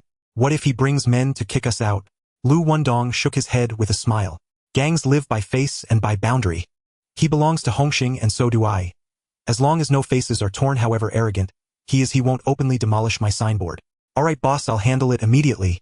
As Liu Wendong set about redrawing the renovation plans, Dasha had already cleared 10 sports cars. Half a month later, a salty night wind blew outside the Shigong Dock warehouse. As Liu Wendong stepped into the warehouse, Dasha met him and handed over a heavy briefcase. Brother, won 3 million for your inspection. Luo Tianhong lifted the lid and found neat stacks of crisp bills. After a moment, he snapped the case shut and nodded. Boss, not a cent missing. Exactly 3 million. Brother, when you told me what to do. Trust me, I won't shortchange you. If more cars come up next time, find me, and I'll take them at the same old price. Deal, no problem. Thanks, brother. When. Don't mention it. It's late, I've got to go. Liu Wendong waved and turned to leave, but his gaze snagged on a red Toyota MR2 in the corner of the warehouse. Plate A7649. Glossy red like blood not yet dried. A lightning thought struck him, that plate belonged to Chun Haonan. Dasha, how did this car end up here? Oh, that one. Su Axi flipped it to me. Oh, you know him? Know him, my foot. It's Chun Haonan's. Chun Haonan. Heard of him? Never. No one had heard of him. Liu Wendong paused, then his mind cleared. In the original footage, that man rose to fame overnight by overturning Baba, yet Baba remained unscathed, while Chun Haonan lay bedridden for half a month without gaining renown. Dasha's unfamiliarity made perfect sense. His expression shifted and his voice dropped 3 tones. Chun Haonan is Dalao B's top henchman in Kowloon. If you take his car, he'll come wielding knives for an explanation tomorrow. This man is fierce and ruthless. If you're careless, he'll take your hands and feet. What? He'd come demanding his car and chop me up. Dasha's eyes bulged and anger flared. Damn it, if he sets foot in Shigong, I'll cut his fingers off. Good. If you truly cripple him, the next batch of 10 cars I handle next month will all go to you. Fixed price. Liu Wendong tossed the bait, stuffing his last contraband offer into Dasha's eager hands. Sold. Dasha blurted without hesitation. He'd made over 10 million flipping the last 10 cars. Another deal in the pocket meant another fortune. This was not a trade for the faint of heart. The next morning at dawn, Chun Haonan was still rolling in bed when his phone exploded. Boss, the Mr. 2's gone. He shot upright, his chest tightening. That car was his entire fortune. If it was truly gone, he'd have to pawn his underwear. Call. The police. Are you crazy? We're gang people. He paused and barked. Where was it last seen? Shigong. Find Dasha. Call Shanji and Detianer come pick me up. In under 3 minutes, 5 men squeezed into an old van and rumbled toward Shigong. Dasha, did you have fish this morning? Shanji grinned as he greeted them. Dasha shot a sidelong look and snorted, sure, Jugong posing as grouper, a nobody pretending to be a boss. I hate that act. Don't get worked up, Dasha. I just want to retrieve the car. Retrieve the car. Who do you think you are? Hung Hing's Shanji. This here is my boss, Chen Haonan. Dasha's heart skipped. They really had come. Luckily, after Liu Wendong's warning the night before, he had prepared weapons and laid ambushes. Otherwise, with this kind of force, they'd be begging for mercy today. Chen Haonan paced to a table and sat his gaze like a nail. Dasha, where is my MR2? Dasha glanced at him lazily. How would I know where your car is? Do I look like I stole every junk car in Hong Kong, Kowloon, and the new territories? Don't be so hot-headed. I'm just asking. I'll pay for tea. The car was stolen. Why hang it on me? Listen, I can call you Dasha with respect, or I can call you an idiot. Chen Haonan slammed the table white-knuckled. Now, hand over the car, or don't blame me for having no mercy. He thumped the table, knuckles blanching, the anger inside him crackling like firewood. If Dasha refused to return the car, he would seize any pretext to escalate. You shouting at me? Dasha slammed his palm on the table and rose. So what if you shout? Chen Haonan's brow knit. Shanji, and de Tian'er took a half-step forward, fists tensed. Dasha did not stand his ground. He stepped back and sneered, all right, Chen Haonan, if you've got the guts. Then he strode toward the warehouse. Chen Haonan and his men rose to follow. As they stepped through the warehouse gate, a thunderous clang sounded. The door had been welded shut behind them. From the shadows along the warehouse walls surged 50 or 60 thugs gripping steel pipes and baseball bats. Their blades flickered. They closed in to encircle Chen Haonan and his men. Chen Haonan's eyelids jumped and his face went pale. This was no negotiation. It was an ambush set at the tip of a blade. Dasha turned sharply, his gaze slicing through the crowd. A cold smile twisted his mouth. You dare come steal my car? Teach them a lesson to the death. Under Dalao were 3 red rods of influence, Chen Haonan, Datu, and Liu Wendong, each a stalwart of Hung Hing's strength. Now Datu sat behind bars and Liu Wendong had turned cordial while remaining hostile. Only Chen Haonan stood firm, the one person Dalao could still trust with his back. Chen Haonan was not only brutal with his fists and quick of mind. Shanji and de Tian'er were also men who would risk everything. But today they all fell into the trap. Dasha had already embedded 50 men in the warehouse, each armed and blocking doors and corners to seal every escape in a single well-executed maneuver. Chen Haonan and his men fought barehanded, but the gate was welded from outside. A breath caught between 2 blows, they were overwhelmed and beaten down, sprawled in a tangled heap. The big fool stepped forward, his shoe sole viciously pressing against Chen Haonan's cheek, his voice cold and venomous. Ah, so you are Chen Haonan? Pa! With your demeanor you dare to ask for a car. I admit defeat. You humiliate me, I endure. But the name Hung Hing is not for you to spit on. The big fool twisted his foot, grinding the heel into flesh. I just insulted you, so what? Are you going to bite me? Chen Haonan's eyes bulged. He grabbed the big fool's calf and pulled hard, attempting to flip him onto his back. But the big fool was prepared for this move, twisting his waist and jumping back effortlessly. Damn it! Do you really think I'm easy to mess with? The big fool spat. Today, if I don't mark you ill, write my name big fool upside down. Before he finished speaking, a kick sent Chen Haonan rolling 3 times. Then he shouted, hold his legs. Lift them high. 4 thugs rushed in, pressing down on his shoulders and arms while 2 others grabbed his legs and lifted them up, forcing his knees to point skyward. He kicked and twisted, desperately screaming, but could not withstand the sheer number of hands on him. He felt as if he were nailed to the concrete floor, unable to move even a fingertip. The big fool seized a baseball bat, swung his arm, and brought it down hard on Chen Haonan's left knee. Crack! The sound of splintering bone was sharp and piercing like dry branches snapping on the icy surface. Ah, ah, ah, ah. Chen Haonan collapsed on the spot, curling up on the ground, his left hand tightly clutching the twisted, deformed knee, letting out a wretched scream that tore through the humid air of the warehouse, blood streaming down his pant leg. Haonan! Brother Nan! Brother Nan! Shanji and de Tian's eyes widened in fury, blood roaring in their throats. Yet they were still firmly pressed down by 7 or 8 hands, helplessly watching Chen Haonan convulse and wail in a pool of blood. The big fool brushed off the dust from his cuffs, looking down with a sneer. Chen Haonan, from now on at the Saigon docks markets and night markets, if you take 1 step further, I'll break one of your bones. Do you understand? Get lost.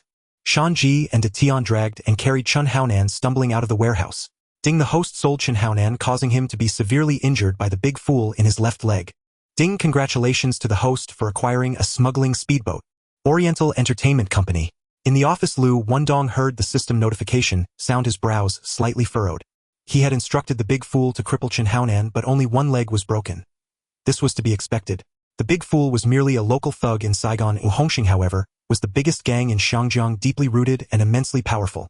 If Chun Haonan were truly and completely crippled, it would be like slapping Hung Hing in the face. Big Boss B would not let it rest, and the entire Hung Hing would not allow their reputation to be tarnished. Now that only one leg was broken, and since Chun Haonan initiated the provocation, Hung Hing could pretend to be deaf and mute. At most, Big Boss B would privately settle accounts with the big fool. Liu Wendong's gaze fell upon the speedboat in the system space, entirely silver-gray streamlined, known as the Water Porsche. 6 gasoline engines with 300 horsepower roared ready to launch with such intense thrust that it could throw a person from their seat. While cruising on the sea, it could easily exceed 120 kilometers per hour, with waves parting as the boat skimmed almost on the water. What if he encountered a water police smuggling boat?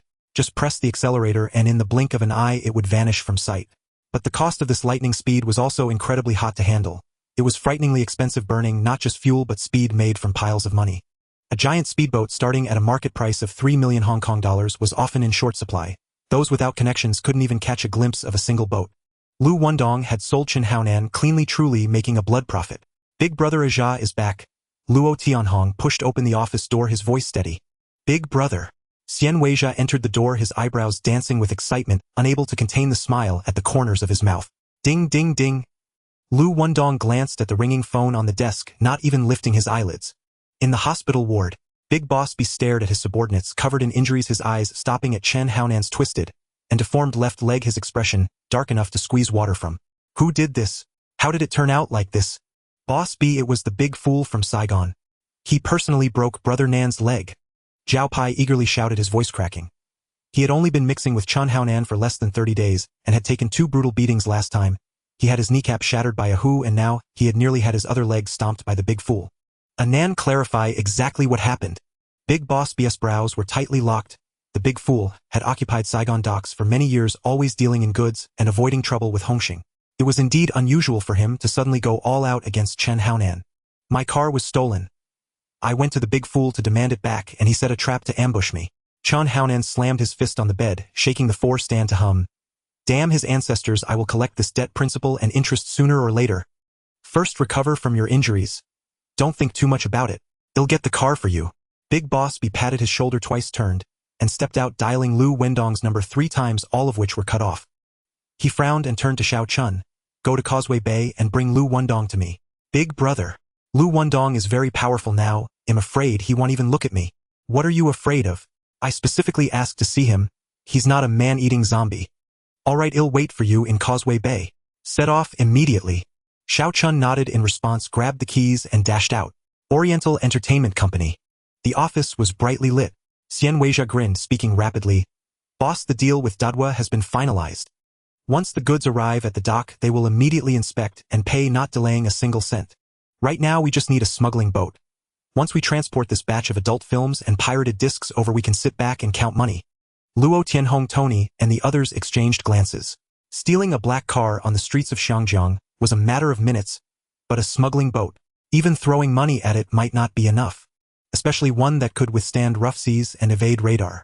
Liang Kuan and Liu Wendong teamed up to run an adult film business. The films were shot by Liang Kuan, while Liu Wendong handled sales. On the surface, the discs bore Liang Kun's factory label. Behind the scenes, Liu Wendong had secretly set up a production line, recopying the master disc sent by Liang Kuan. Each month's output had long surpassed the total supply Liang Kuan provided. These hidden accounts made his pockets burn with heat. But money was never too much. Liu Wendong simply sent Xian Weijia to Dadwa for reconnaissance. More than half a month passed, and Aja indeed returned with good news. The partner was confirmed, just waiting for the cargo ship to set sail. Now the only hurdle left was to acquire a reliable smuggling boat. In the past, smugglers could rely on wooden boats, sailboats, and old fishing vessels to navigate the seas. That is no longer feasible. The Xiangjiang Water Police deployed turbo-driven smuggling boats capable of speeds exceeding 60 with radar more precise than an eagle's sight. Old methods had long been buried in the sands of time. Fortunately, Liu Wendong had a top-tier large speedboat in his hands. 10 tons of load, more than enough to fit 3 or 4 cars. When the engine roared, it could soar to 60 knots, making a straight shot from Victoria Harbor to the coast of Dadwa overnight. Fast, powerful, and capable of carrying much. If it encountered the water police, a simple tailspin could shake off any pursuers. Now that he had the boat, Liu Wendong would not let it sit idle at the dock collecting dust. Tianhong, the production line will run 24 hours from tonight. His tone was as firm as iron. Luo Tianhong hesitated slightly. Big brother, the current stock is nearly sold out. The new film from Liang Kuan hasn't arrived yet, and the boat isn't in place. If we keep pushing production, the stock will pile up. It might rot in the warehouse. You just focus on starting up the machine, it'll handle the brains. Liu Wendong tapped his temple, his eyes cold and bright. Understood. Luo Tianhong said no more and nodded in agreement. Boss Xiao Chun has arrived. A subordinate poked his head in from outside whispering. Xiao Chun squeezed in behind him, a broad smile on his face, his eyes crescent-shaped. Dong Gu. Xiao Chun. Liu Wendong leaned back in his leather chair, his fingers leisurely tapping the armrest, not lifting his eyelids at all. What are you doing here? Brother Dong, Brother B asked me to invite you over. Xiao Chun spoke softly, her voice hushed as if fearing to startle the soup simmering on the stove. Tell him I'm currently handling a major deal. Anything urgent he can call me. Brother Dong. Before she could finish, who strode forward and shoved her hard with his arm. Xiao Chun staggered violently, nearly collapsing to her knees. Just as tension hung thick in the air, the door swung open, and Big Brother B strolled in his leather shoes, clicking sharply against the floorboards. Ah, Dong, your business must be extremely busy. You've made even my personal visit feel like waiting in line. Outsiders might mistake you for the dragon head of Hung Hing. He was determined today to rein Liu Wendong in. Chun Haonan's leg had just been shattered, his bones still unhealed, and Liu Wendong was the only one holding the operation together in his stead. Yet the two had long since severed all pretense of camaraderie. Without a firm reminder, Liu's arrogance would surely soar beyond control. Liu Wendong, however, slouched lazily back into his chair, crossed his ankles, and rocked his leg with calm nonchalance. Brother B, that remark cuts deep. I'm just scrambling to put food on the table, that's all. How much have you taken from me these past years? You know full well. That plum parcel. Dongfeng Garden. You wouldn't let me touch it, not even with a fingertip. If I don't earn some life-sustaining cash, soon my brothers may end up squatting by the roadside, breathing wind and gnawing bark. Here's my proposal, Brother B. Grant me a 10% stake in your renovation ventures, and from now on, at your word, I'll appear instantly. Dongfeng Garden hasn't even cleared its preliminary discussions, let alone any agreement with East Star. Hearing the subject circle back yet again, Brother B abruptly shifted tone, his voice dropping a shade heavier. By the way, Haonan's car was stolen. He went to confront Desha, but walked straight into an ambush. Right now, he's still hooked up to an 4 drip in the hospital.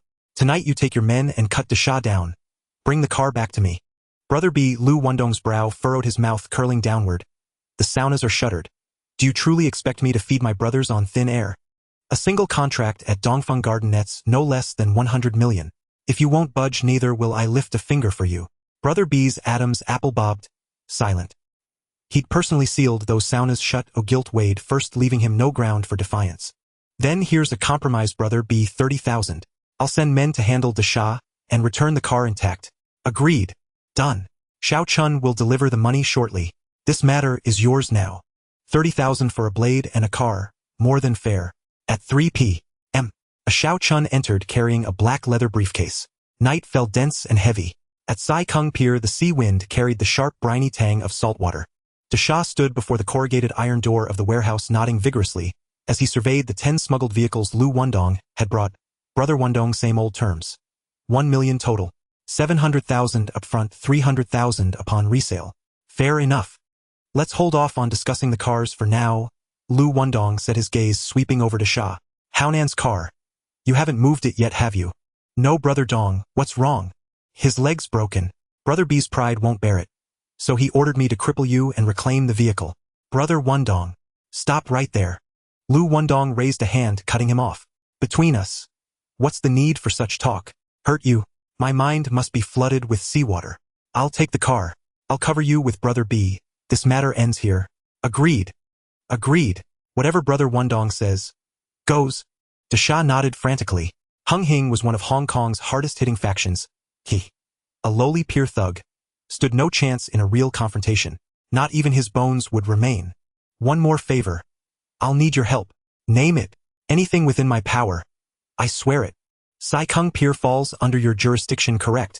I've got a smuggling vessel. I'd like to load and unload cargo there. Convenient. Desha immediately thumped his chest. Brother Wendong. My peer is your peer. Enter and depart anytime. Only one condition. Don't forget to share some premium goods with me. Rest assured, the car trade is yours alone. Desha grinned broadly and handed over the heavy black briefcase with both hands. Brother Dong. 7 million. Please count. Luo Tianhong stepped forward from behind, took the case, flipped open the clasp, and began counting the bills one by one. From the outset, Liu Wendong hadn't spent a single cent. He'd smoothly reclaimed Chun Haonan's car, and the 30,000 Hong Kong dollars Brother B had handed him now rested silently in his pocket, unheard, unacknowledged. He'd planned from the very beginning to pocket that 30,000. and the threat against Desha, merely a decoy, a frame-up laid squarely at Brother B's feet. Would he ever truly harm one of his own? That would be severing his own limbs. Ding. The host has successfully schemed away 30,000 HKD from Brother B. Ding. Congratulations, host. You have acquired a Toyota MR2. Liu Wendong glanced briefly at the car in his system inventory.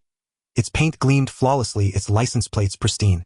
Like the previous Porsche, it was a fully legal road-certified sports car. Not contraband, not suspect. Yet he barely gave it a second thought.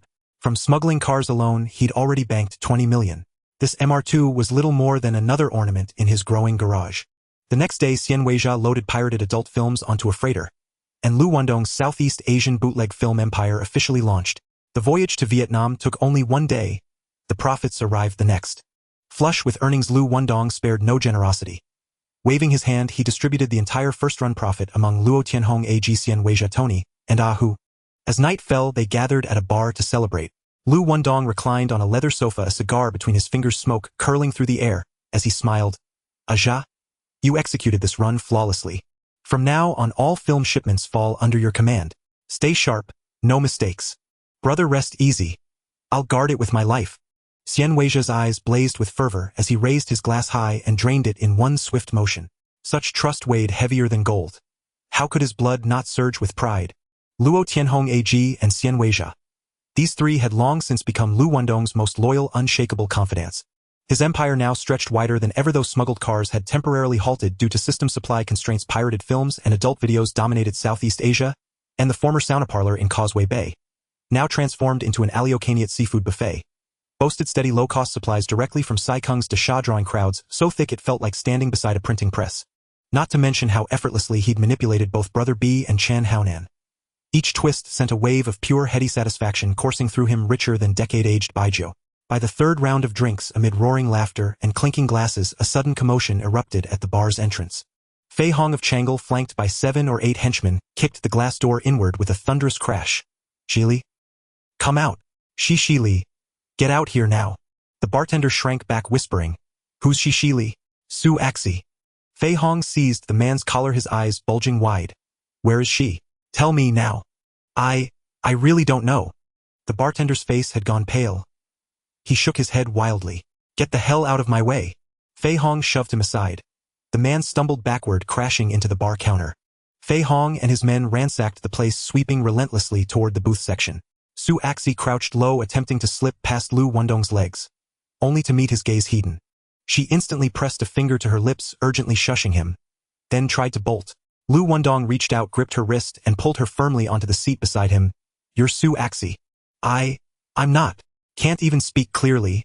Still pretending. Fine, yes. So what? Liu Wendong held her shoulder, his voice low but steady. Is he the one causing trouble for you? Su Axi watched Fei Hong's men advance, sweat beading along her temples. The $10,000 payout from selling the car, should by Triad Custom, have delivered 7,000 to Fei Hong, the protector she'd paid for shelter. Her delay had ignited this dead hunt. A lookout shouted, pointing at once, Big brother, Shili is here. Fei Hong crossed the room in 3 rapid strides, slammed his palm on the table with a cold sneer, and demanded, Shili enjoying your hiding game? What about that 100,000? Were you planning to slip it into your own pocket to court some pretty boy? No. Brother Fei Hong, it will be transferred tomorrow morning, I swear. Fei Hong shot a sideways glance at Liu Wendong and scoffed, Oh, and who are you daring to protect my people? Liu Wendong leisurely flicked the ash from his cigar, and cut across Su Axi's protest, Fei Hong. I've been looking for you for days. Who the hell do you think you are? Ah's face darkened.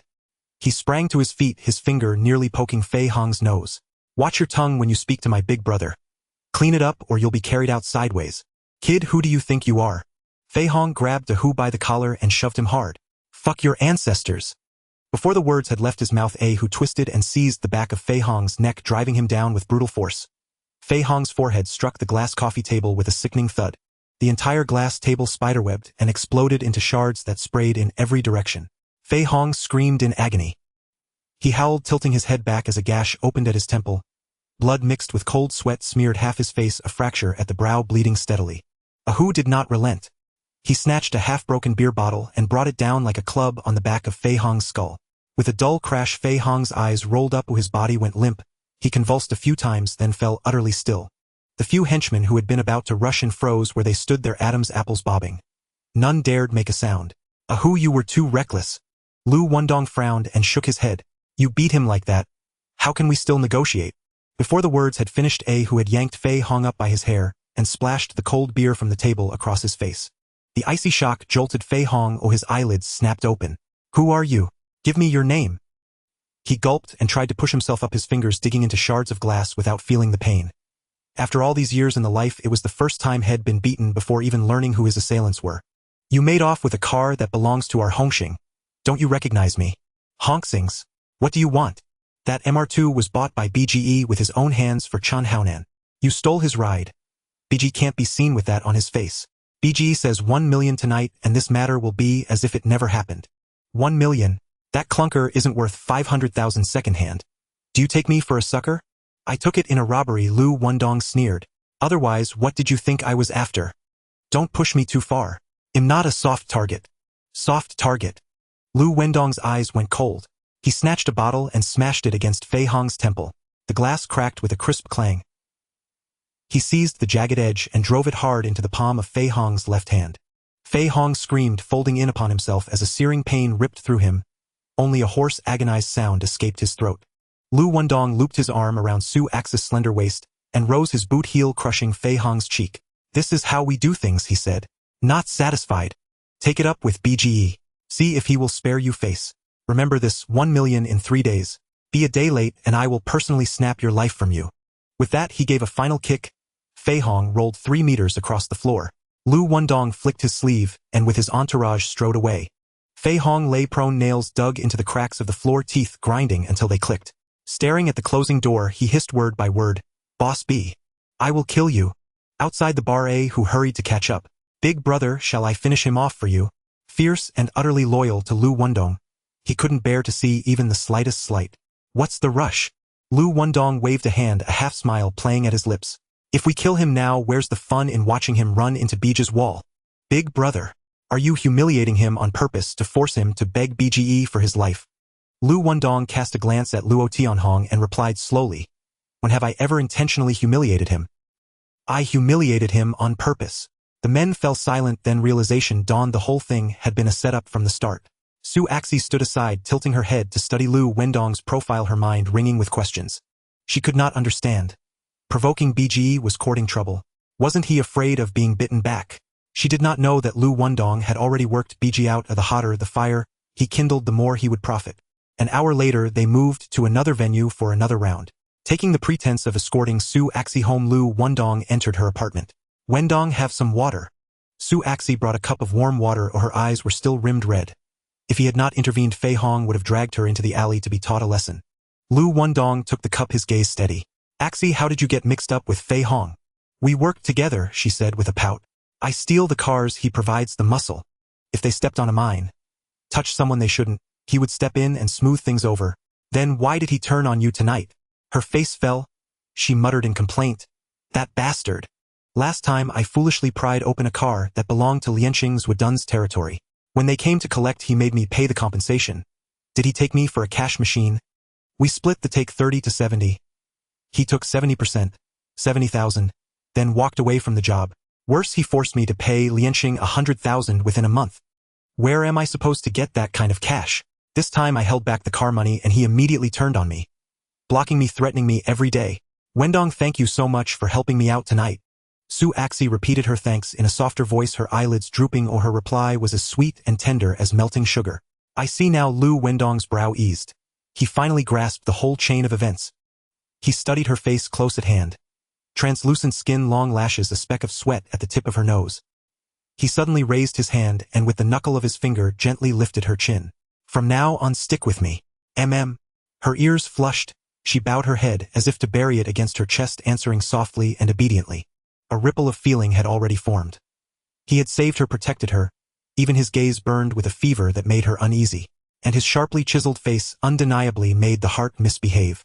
Handsome, it seemed, was the simplest and hardest truth. He slid his arm around her waist, drew her close, pressed her against the cool brick wall, and bent to kiss her parted lips. Warm, soft, tinted with an awkward sweetness. After a moment she trembled and pressed the back of her hand against his reaching palm, breath constricted. Wendong, this is... My first time. He laughed low. His fingertip traced her smooth jaw and slid down along the line of her neck, his palm warming the curve of her collarbone before slipping quietly into her collar. Really? Then I must verify with my own hands how innocent you truly are. Changle Street. Fei Hong slumped in a chair, his face ashen. A white bandage wrapped his temple, blood slowly seeping through the cloth and staining it a dull brown. His wounds were severe. The room was packed with henchmen, each clutching a machete. The blades caught the overhead light and threw back a cold gleam. They stood around him in oppressive silence, waiting for the command. After a long moment, a lackey came stumbling in mud, still clinging to his trousers. Boss. We checked. Boss B is at Kowloon drinking himself under the table at the Landiao Club. Fei Hong sprang up with a swish, the bandaged wound splitting open with a thin line. Whoever takes down Big Boss B tonight gets 100,000 cash on the spot. Yes. Everyone shouted in unison, grabbing their knives and rushing out the door, jumping into the old van parked at the alley entrance. 1 hour later, at Copper Gong Bay outside the Blues Bar, Big Boss B was so drunk that his eyelids were heavy, swaying dangerously as he leaned on Xiao Chun to stagger out.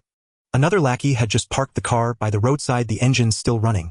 Fei Hong crouched behind the car window, his gaze cold and snake-like, fixating on Big Boss B's retreating figure as he suddenly waved his hand. Go. The car door swung open with a clang, and a dozen dark figures rushed out with knives, the blades glint slicing through the night towards the entrance. Boss, run. Xiao Chun caught a glimpse from the corner of his eye, panic striking him as he yanked Big Boss B and turned to dart back into the bar. However, Big Boss B's legs were unsteady, slipping beneath him, unable to stand firm, let alone run. After staggering a few steps, he was blocked by the pursuing knife wielders. His back suffered 2 muffled thuds as the blade sank deep into his flesh, blood gushing out in an instant. He let out a miserable howl, crashing heavily to the ground, convulsing uncontrollably. The crowd formed a circle, raising their knives, ready to chop wildly. In a critical moment, a Bao and a Xiong burst in from the side.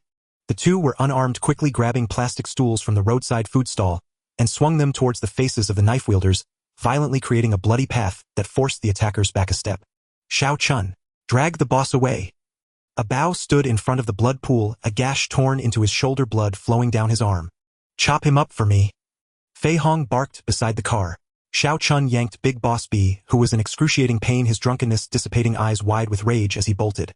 Both tumbled and crawled towards the bar. That was his territory. As long as they crossed that threshold, his life would be saved. This time Fei Hong had brought 20 ruthless characters, all seasoned knife fighters. Behind Big Boss B, only a Bao and a Xiong remained, 2 unarmed brothers. 2 against 20 bare hands against sharp blades, a heathen clash that couldn't last more than 3 minutes. Blades flashed, shadows collided. In less than half a minute, a Bao and a Xiong fell into a pool of blood, the stool shattered into pieces, blood everywhere. Fortunately, the bar was just 10 steps away. They fought desperately, buying Big Boss B these precious few seconds. Help! The boss is getting stabbed. Just as Xiao Chun's hoarse cries erupted, Big Boss B's face, darkened like a pot bottom. Getting stabbed was one thing, but now his reputation was in tatters. Damn! Brothers, grab your weapons. The boss is injured. A furious roar erupted from the bar as a group of thugs grabbed bottle stools and steel pipes, charging out with a loud shout. Seeing that he truly couldn't kill Big Boss B this time, Fei Hong gritted his teeth and gave a Bao who was sprawled on the ground a heavy kick to the chest. Damn. Big Boss B, you're tough, let's retreat. Ding, the host has set a trap to frame Big Boss B, causing him to sustain severe injuries, and his loyal followers, a Bao and a Xiong, died on the spot. Ding, congratulations to the host for acquiring a top-tier apartment in the core area of the Copper Gong Bay Golden Triangle measuring 2,000 square feet. Ding, congratulations to the host for obtaining a hidden butterfly knife with a cold gleam. Liu Wendong listened to the system's prompts, a slight smile gracing his lips, his eyes gleaming with determination. Everything was unfolding according to the rhythm he had set. Although Chonglu was inferior to Hong Hing, Fei Hong was still the one in charge of Chonglu. How could he swallow the blood of being stepped on, forced to kneel, and extorted for $1 million in broad daylight? And Big Boss B hadn't even sensed the treachery. If it weren't for a Bao and a Xiong risking their lives to block the blades, he might have left his bones in the alley tonight. Liu Wendong traced his fingers and opened the system space, first glancing at that property. Situated at the intersection of Russell Street, Unping Road, and Leighton Road, a golden target in a prime location starting at 23 million. A 1,200 square meter luxury home featuring an infinity-edge swimming pool, a private screening room, a 6-meter-high banquet hall, a climate-controlled fitness chamber, and a panoramic sunlit terrace, overlooking the entire Copper Gong Bay as if holding the whole city in his palm. The location was impeccable, the decor flawless. In the same class in Hong Kong, it was the pinnacle. He drew the butterfly knife again. Its entire body was matte silver, cold and unshiny, feeling almost weightless in his hand, yet heavy with presence. The system claimed it could cut through iron like mud. He swung it casually, the blade slicing through the rusty cast iron support beam with a crisp snap, breaking it cleanly in half, the cut smooth as a mirror. Liu Wendong's eyebrows twitched slightly. He hadn't even used a third of his strength in that last swing. He closed his eyes, focusing his mind. With a flick of his wrist, the knife flashed and withdrew, moving so fast it left only a lingering shadow. That set of knife techniques was no longer just a series of moves. It was breathing instinct, a memory woven into his very bones. Was this his first time handling a knife? But the knife felt like it had been with him for 10 or 20 years, his body moving with the blade responding to his thoughts, a perfect unity. The next day, in a VIP hospital room, Liu Wendong walked in with two lackeys sitting down by the bedside, his gaze scanning over Big Boss B, who was tightly wrapped up with only his eyes visible, his tone full of concern. Big Brother B, how did it come to this? Who did this? Just say the name and I'll take care of him for you. His Adam's apple moved slightly as he suppressed a laugh, putting on an act. How did this happen? You ask me. Big Boss B opened his eyelids, his eyes dark like a brewing storm. Liu Wendong shrugged his shoulders, rising. Big Brother B, I really don't know which matter you're referring to. Still pretending. I found out everything clearly. First you had Fei Hong beaten to the point of searching for his teeth. Then you used my name to extort him for 100,000, threatening him to leave Copper Gong Bay horizontally if he didn't pay within 3 days. Is there any truth to this? Oh, are you talking about this? Liu Wendong crossed his legs, casually picking up a red apple from the table. With a flick of a small knife, the skin fell away in a continuous line. Big Brother B, Fei Hong stole our Hung Hing brother's car and smashed the engine cover. Asking for compensation isn't unreasonable, right? So you used my name to extort him for 100,000. Big Brother B, don't say it so harshly. He slowly took a bite of the apple juice, splattering slightly. Extortion. If this label gets slapped on me, the police will come asking me out for coffee. But you personally said back then, you handle this matter entirely. Now you're complaining that I'm working too hard. You. Big Boss B's temples bulged, his face turning from gray to purple. Beside him, Li Huahua quickly stepped forward, gently patting his back with one hand while soothing his chest with the other. Yong, don't get angry. The doctor warned repeatedly that if your emotions get too excited, your wounds might reopen. Liu Wendong glanced at her taut waistline and uplifted curves with a burning gaze that was almost scalding. Big Boss B closed his eyes and took 3 deep breaths, his chest rising and falling a few times as he forced the blood in his throat back down. Now he lay in the hospital bed, a Bao and a Xiang gone and Chun Haonan's gang still lying in the ICU, gasping for breath. In the future, running errands, stabilizing the scene, and handling Chong Lu would all depend on this kid in front of him. Turning against him, now wasn't the time. A Bao and a Xiang are dead. Hung Hing has lost face in the gutter. You go clean up Fei Hong and give the entire Hong Kong underworld an explanation. Got it. Liu Wendong suddenly stood up, stuffing the crystal-clear apple into Li Huahua's hand. Sister-in-law, please take good care of Big Brother B for me. If anything happens, call me any time. Li Huahua felt his scorching gaze, her fingertips trembled, her ears suddenly flushed. She lowered her head and whispered as softly as a mosquito, Got it. As soon as everyone stepped out of the hospital, A, who could not contain himself and rushed forward saying, Big Brother, leave this job to me. I will deal with Fei Hong. Using knives and guns. That's illegal. We are law-abiding citizens, how can we do such things? Liu Wendong shot him a sidelong glance, then turned to Ji with a steady tone. Ji, you handle it. Ajay's gaze behind his sunglasses sharpened, a cold glint flashed and was gone in an instant. Longlu Street occupied the heart of Yao Ma Ti, just a few steps from Jordan, bustling with traffic and vibrant neon lights. The Changle gang derived its name from controlling this area. Fei Hong is the leader of the gang, equivalent in status to the Boss B of Hongxing. However, Changle is not even on the same level as Hongxing. Fei Hong knew well that after he dealt with Boss B, Hongxing would never let it go easily, so he chose to go into hiding, retreating to his lair. Night fell. The bright lights began to illuminate one by one. The night in Xiangjiang finally heated up. The bar was filled with dazzling lights and explosive rhythms. In the center of the dance floor, boys and girls twisted their waists, sweating profusely, igniting the entire night. Outside the bar, several parking attendants crouched in the corner smoking. Brother Long, I heard that yesterday you teamed up with the boss to take down Hongxing's Boss B. Is that true? Of course. I personally stabbed him 7 or 8 times. If it weren't for those lackeys of his rushing in to block me, I would have taken him down already. What Boss B nonsense? I could take him down unknown.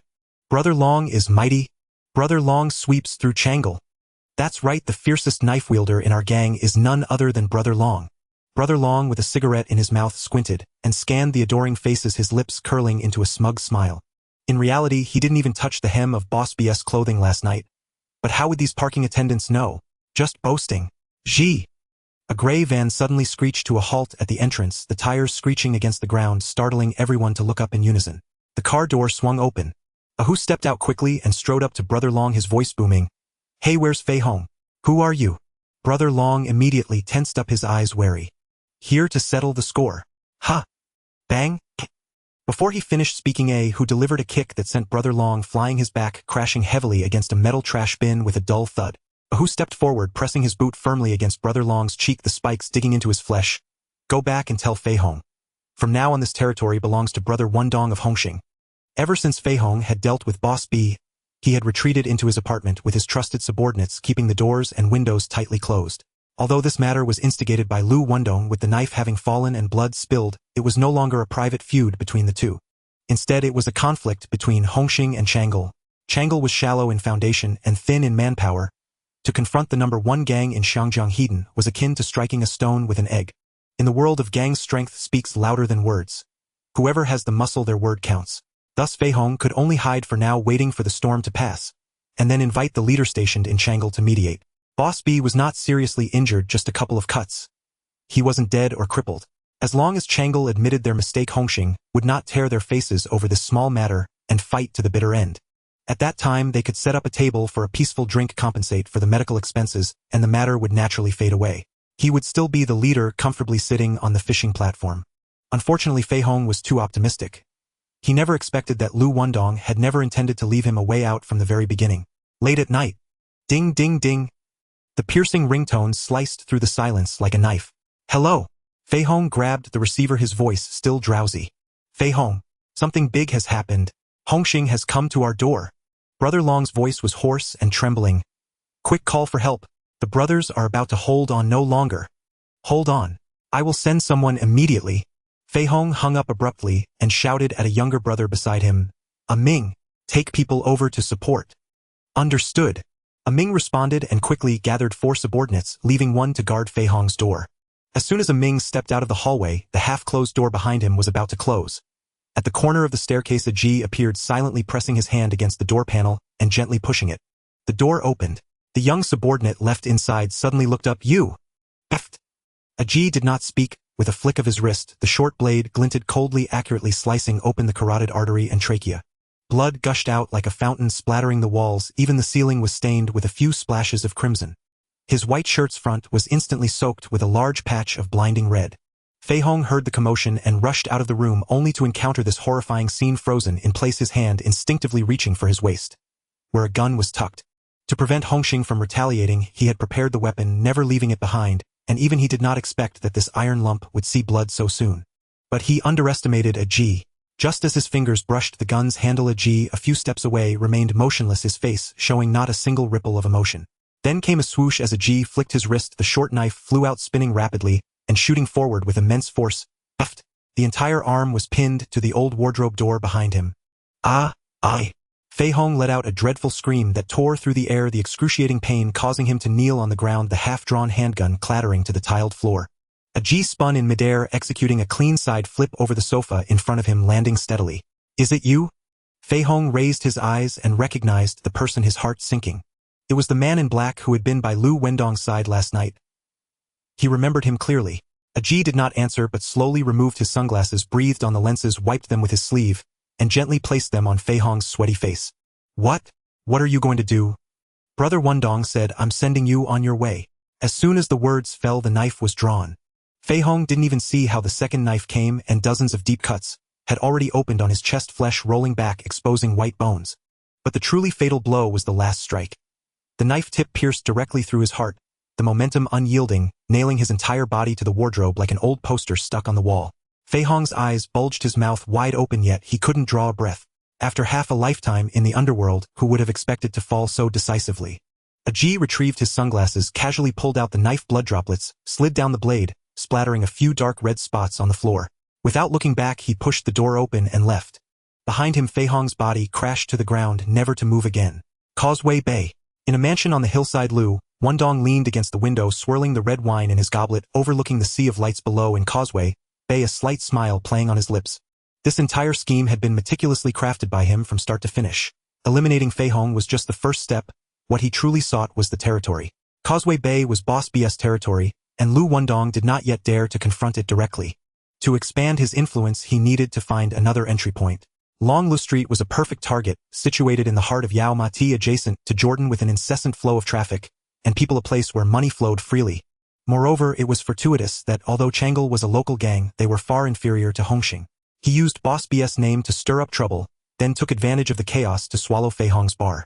Once the establishment fell into his hands, there was no hope of getting it back. Yet, for the Chang'e gang, Longlu Street was their livelihood. Liu Wendong snatching Fei Hong's territory was akin to turning over the tables, stealing their food and trampling on their bowls. This was something Uncle Quan could not swallow. Thus street battles erupted one after another, with over a dozen skirmishes, knives, and clubs flying, blood spilling in the streets. Several days later, Xingyun Tea House. Inside the private room, both sides sat in formation facing each other. Uncle Quan spoke first, flanked by his underlings, his voice low yet heavy. Liu Wendong. You killed Fei Hong and seized our Chang'e territory. Do you truly believe Chang'e has no one left? Liu Wendong brushed non-existent dust from his suit cuff unruffled. Uncle Quan, one may eat recklessly, but never speak carelessly. The bar was taken by me, but Fei Hong was not slain by my hand. Liu Wendong, doesn't all Hong Kong know you and Fei Hong were sworn enemies? Who would believe you? He shook his head with a faint smile. Uncle Quan, let's dissect this clearly.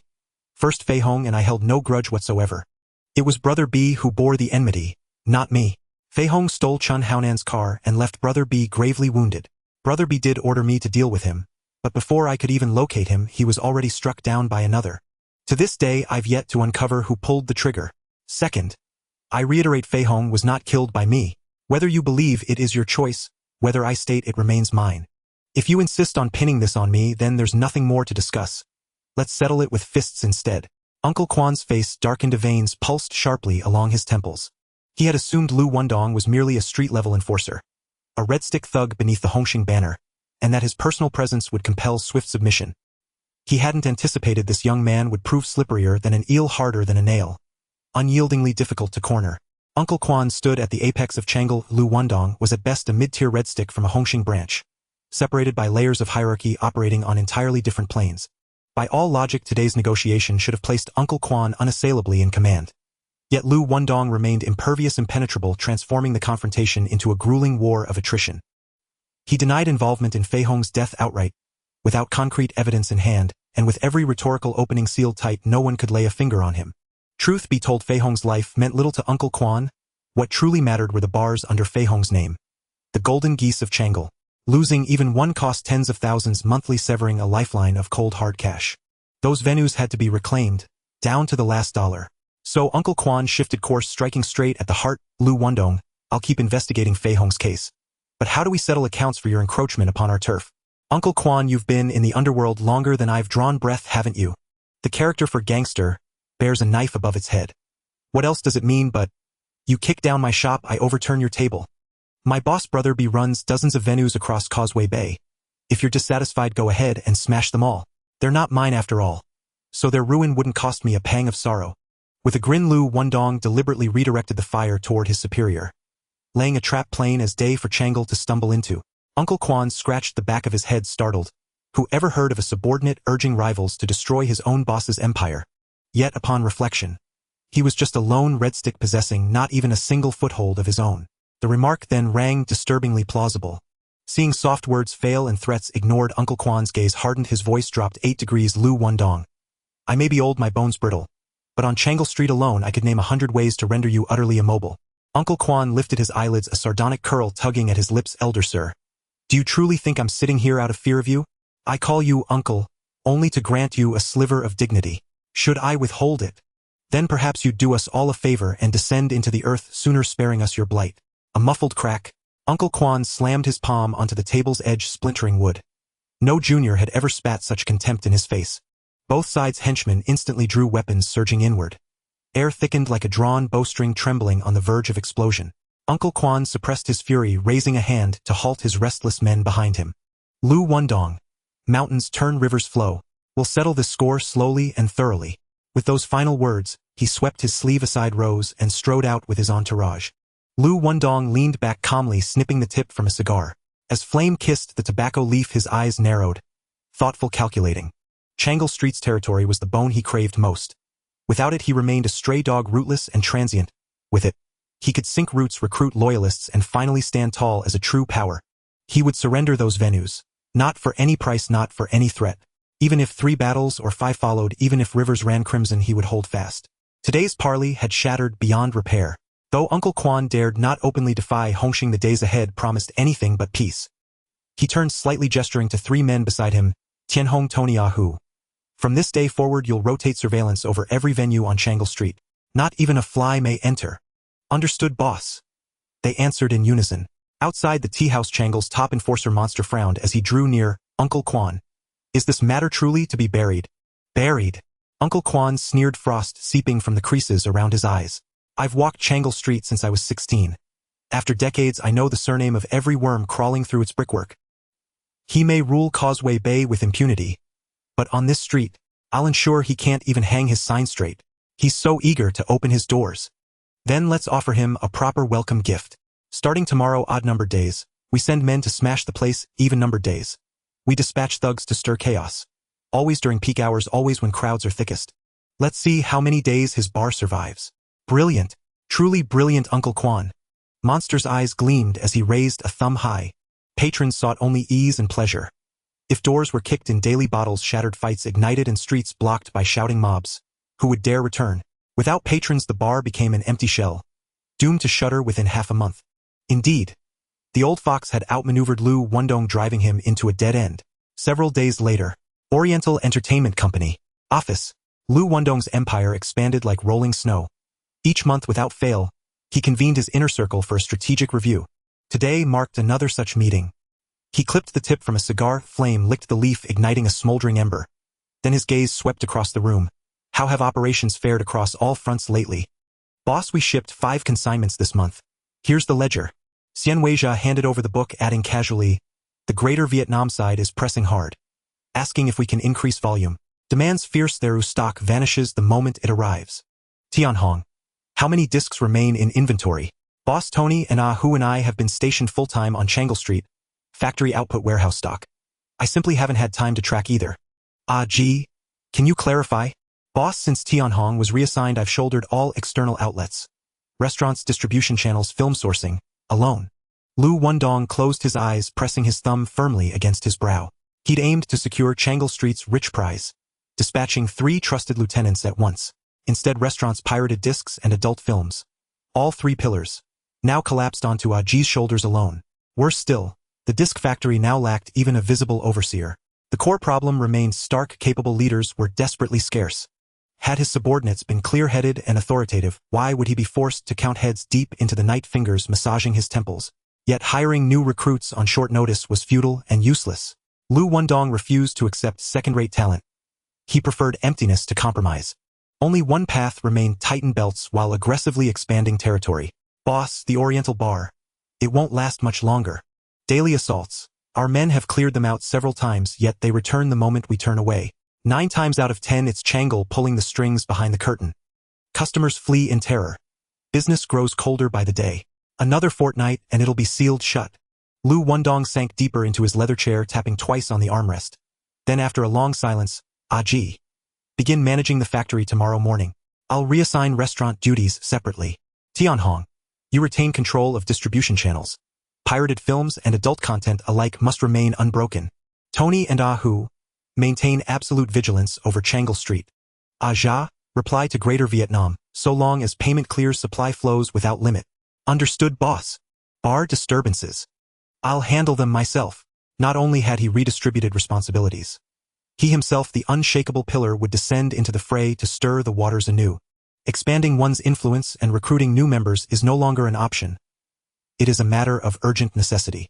Chonglu Street stretches for miles, with the majority of it nestled in the heart of Yumadi, bustling with merchants and vibrant nightlife. Bars, saunas, nightclubs, mahjong parlors, massage rooms. Each one adjacent to the other, their signs dazzling to the eye.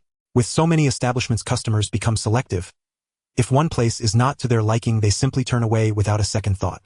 Who comes to seek entertainment without hoping for a good time? Who would want to walk in only to see fights or be surveilled upon leaving? With Uncle Quan stirring the pot, the customer flow at Dongfang Bar visibly dwindled. Seeing the helplessness of the crowd below, Liu Wendong had no choice but to step in. Night fell. Dongfang Bar. He had personally renamed it, imbuing it with a sense of unyielding determination. Big brother! Big brother! As soon as he pushed the door open, Tony and who rushed over their backs straight as a board. Liu Wendong replied, striding directly to the booth. Once seated, he scanned the room asking, "What's the occupancy tonight?" "Not bad. Not bad. That's just below average." He looked up and noticed the sparse crowd filling half the room, frowning at Tony. Tony immediately lowered his head. "Big brother, there's been a setup over at Kowloon. As soon as customers enter, someone approaches them to say our drinks are watered down and our service is poor. The word spreads fast and people are being diverted to their venue. Who passed the word down? Tonight everything is on the house. For the next 7 days all expenses will be half off. Also have 20 more alert little brothers stationed at the entrance. Greet everyone who arrives and treat every guest. For every person that comes in tonight, that's how many free drinks we'll give out." Who was taken aback. "Big brother, that's a huge loss. Right now the most valuable thing isn't money, it's popularity." Liu Wendong flicked the ash off his cigar. "Once the people come back, the money will eventually come flooding back in." "Understood, big brother." Who turned and waved his hand towards the door. In the next moment, the MC at the DJ booth began to shout, "Attention everyone. Tonight, everything is on the house. Cheers.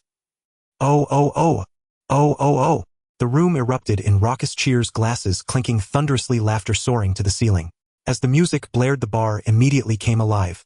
Outside, the little brothers were continuously ushering customers in and business was clearly about to revive. In a corner, several goons from the Kowloon gang huddled together, whispering, "Brother Leopard, is that Liu Wendong with the cigar?" Fei Hong fell at his hands. "Yes, that's him. Should we take some harsh measures against him?" "No. Stick to the original plan tonight, overturn tables, intimidate, drive away customers, and stop when it's enough." "What the hell? Who's scared by flipping tables? Take him down and all the credit goes to us. His subordinates just left, he only has 2 people with him, while we have 7 or 8 strong men, and they're all armed. We have the timing, the location, and the people all in our favor. Take him down and we'll immediately rise to power. Brother Leopard will follow your lead." "Yes, we'll obey your orders." Hearing this, everyone nodded in unison. Without a word, Brother Leopard thrust his right hand into his jacket, gripping the watermelon knife. The group stood up, marching in unison towards Liu Wendong's sofa. "Take him down." Brother Leopard's knife glinted as he shouted, leading the charge with a slash aimed at Liu Wendong's face. The 7 figures behind him also unsheathed their knives, the cold light flashing as they formed a tight circle and pounced. Tony and who instantly blocked the way, barehandedly facing off against 8 gleaming blades, firmly bracing against the first wave of attack. Yet Liu Wendong did not even lift his eyelids, seated steadily on the sofa, leisurely exhaling a puff of smoke. The cigar flickered in the dim light as if he hadn't heard the violent commotion. Tony and who were skilled fighters, but bare hands against steel blades would ultimately require some deft maneuvering. Even the fastest punches must avoid the blade and find the right opening. As the brawl erupted, Tony executed a side kick, striking Brother Leopard in the chest. He flew backward, crashing into the bar, shattering glass bottles upon impact. Customers screamed and scattered, fearing splatters of blood. Only the cold-faced man at the bar held his drink, not even raising an eyelid, as if witnessing merely a farcical play. Brother Leopard picked himself up, and seeing the situation, his rage surged to the heavens. He swung his knife towards the man's forehead. The cold-faced man twisted his wrist, accurately grasping Brother Leopard's wrist. With his left hand, he seized a broken bottle and struck back with a heavy smash. Bang! A crisp sound rang out, silencing the entire bar momentarily. Brother Leopard's forehead split open, deeply blood gushed down, and he collapsed to the ground, fainting on the spot. Brother Leopard! The 2 nearest knife-wielders were enraged, yelling as they raised their knives to strike. The cold-faced man twisted his waist, sidestepping the double blades, leaping into the air with a flick of his toes, his legs whipping out like whips, aiming directly at the heads of the 2 men. Clang! Ding! The 2 dull sounds almost overlapped. The 2 men were kicked into the air, spinning 360 degrees before crashing down onto a wooden table, shattering it to pieces, their bodies collapsing amidst the wreckage, twitching and motionless. Liu Wendong's gaze flickered slightly. This man's strikes were incredibly swift, and more importantly, he was precise with his force. He inflicted no superficial injuries, yet every movement risked breaking bones. He was indeed a master. At that moment, the little brothers outside rushed in, and all 8 of the Kowloon gang were effortlessly subdued and knelt on the ground, unable to move. Liu Wendong brushed off the ash from his cigar, slowly raising his gaze, settling on the cold-faced man. "Sorry, the fire has spread and it's reached you. You should have brought more bodyguards. Quality is more valuable than quantity. If having more people worked, would I still be standing here talking to you?" That makes sense." He extended his hand. "Liu Wendong, thank you. Gao Jin." The other man nodded, slightly indicating the empty glass on the bar. I've already thanked you earlier. Liu Wendong caught sight of the glass, a smile tugging at the corners of his mouth. He hadn't expected that the person he invited for drinks tonight would turn out to be a living embodiment of death. All right, I'll get a better bottle later. But for now, there are still some miscellaneous matters to clear up. He turned his gaze, sweeping over the group of Chonglu goons on the ground. I won't inquire who you belong to. I won't check who sent you. But since you've entered my territory, you must leave a mark behind before you go. Tony, break their tendons, chop off their thumbs, and throw them out. From now on, anyone who dares to cause trouble in my territory. This is what happens. The gangsters turned pale, their teeth chattering. Breaking tendons and chopping off fingers meant turning them into cripples. You can't touch me. I'm from the Chonglu gang. My boss is Brother Monster. If you dare lay a finger on me, he'll make you leave horizontally. Brother Dong Yao, I'm begging. I truly won't dare anymore, please show mercy. A group of Chonglu goons, some blustering bravely, while others prostrated themselves, their faces drenched in cold sweat, their voices trembling. The name Liu Wendong had already shattered their courage to pieces. Liu Wendong had navigated the underworld, and even before he gained an upper hand, he could hold his own as the top red pole under boss, be relying not just on his formidable skills, but also on a heart as cold as an ice-forged blade, quick, precise, and ruthless.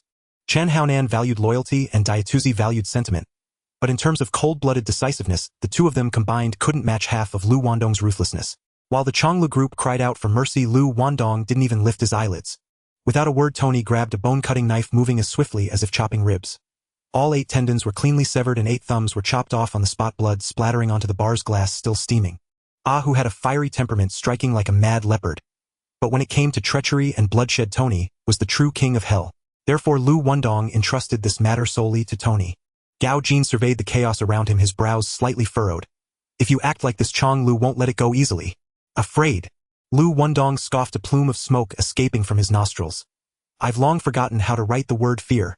A glimmer of light flashed in Gao Jin's eyes. This was the first time he encountered someone like this, straightforward and unpretentious, ruthless yet bold. He was well aware Liu Wendong was affiliated with Hung Hing, but Chonglu had occupied the territory for many years with numerous halls and a large following. If a confrontation ensued, it was hard to predict who would win or lose. Yet this man dared to overturn tables, smash dishes, and stomp on feet, showing no hint of fear. The term hero was not something to be taken lightly. Liu Wendong snapped his fingers at the bartender. 2 bottles of Remy Martin XO quickly. The bartender was quick, soon placing the drinks on the table corner, the bottles glistening with a cold sheen. At this moment he needed a capable ally, and Gao Jin's skills were clean, sharp, and precise. Such a person was rare. Missing out once would cost him 10 years of fortune. Gao Jin. He filled 2 glasses with amber liquid and pushed one towards him. How about joining me? Gao Jin neither nodded nor shook his head, simply stating, I want money. Tony, clear out the safe, bring all of it over. Liu Wendong didn't even ask how much was needed. Tony returned carrying a heavy canvas bag, slamming it onto the table.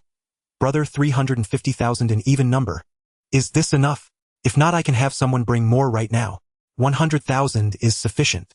Liu Wendong zipped the bag and pushed it forward. Take it. If it's not enough, feel free to come back for more. This time Gao Jin didn't refuse. He raised his glass, nodded slightly at Liu Wendong, and downed it in one go. The liquor slid down his throat, burning fiercely. Tony watched him disappear through the door, muttering under his breath. Brother, what if he leaves as soon as the money is in hand, and never comes back?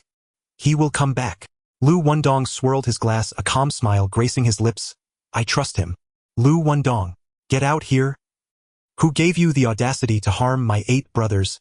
Before the words finished, the beast had crashed through the bar's entrance with about 30 men, their heavy boots thudding against the floor, shaking the chandeliers. Liu Wendong remained reclined on the sofa, legs crossed, leisurely puffing on a cigar, the ash accumulating halfway without a flick. Liu Wendong, do you believe I can turn this broken place into rubble today? Uncle Quan may fear you, but I don't fall for that.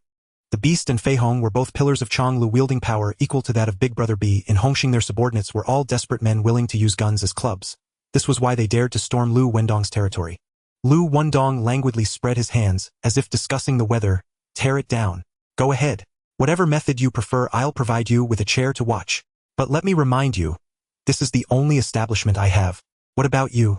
Nightclubs, gambling dens, tea houses. There must be at least a dozen, right? If you smash one of mine, I'll smash 10 of yours. If you break one, I'll break 10. If I close this place, I can merely go home to sleep. But if you choose to drag this out with me, let's see how many intact doors you have left in those establishments. The Beast's expression froze. Liu Wendong's strategy was a naked barefoot man tactic. He could afford to lose, but his opponent could not. If he truly wrecked this bar, considering Liu Wendong's earlier ferocity, there would likely be explosions at 10 places on Chonglu Street by tomorrow. Ultimately, he would suffer the most. He gritted his teeth, forcibly suppressing his restless subordinates, leaving behind a single sentence, "Liu Wendong, this matter isn't over." He turned and strode out, his back tense like a drawn bowstring. Liu Wendong watched him leave through the door, flicking the ash off his cigar, a faint smirk playing at the corner of his mouth. This beast was indeed numerous and powerful, but in a real fight he was much softer than expected.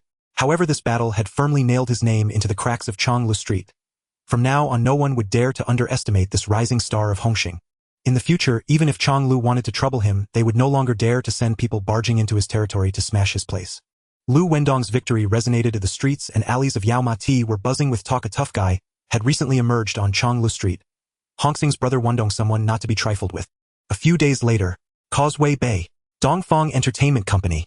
In the office, boss Gao Jin has arrived. Tony opened the door, leading Gao Jin inside. "Mr. Liu." Liu Wendong stood to greet him. The two embraced firmly, their shoulders colliding heavily. "Gao Jin, have matters been settled?" "Everything's in order thanks to Mr. Liu's funding."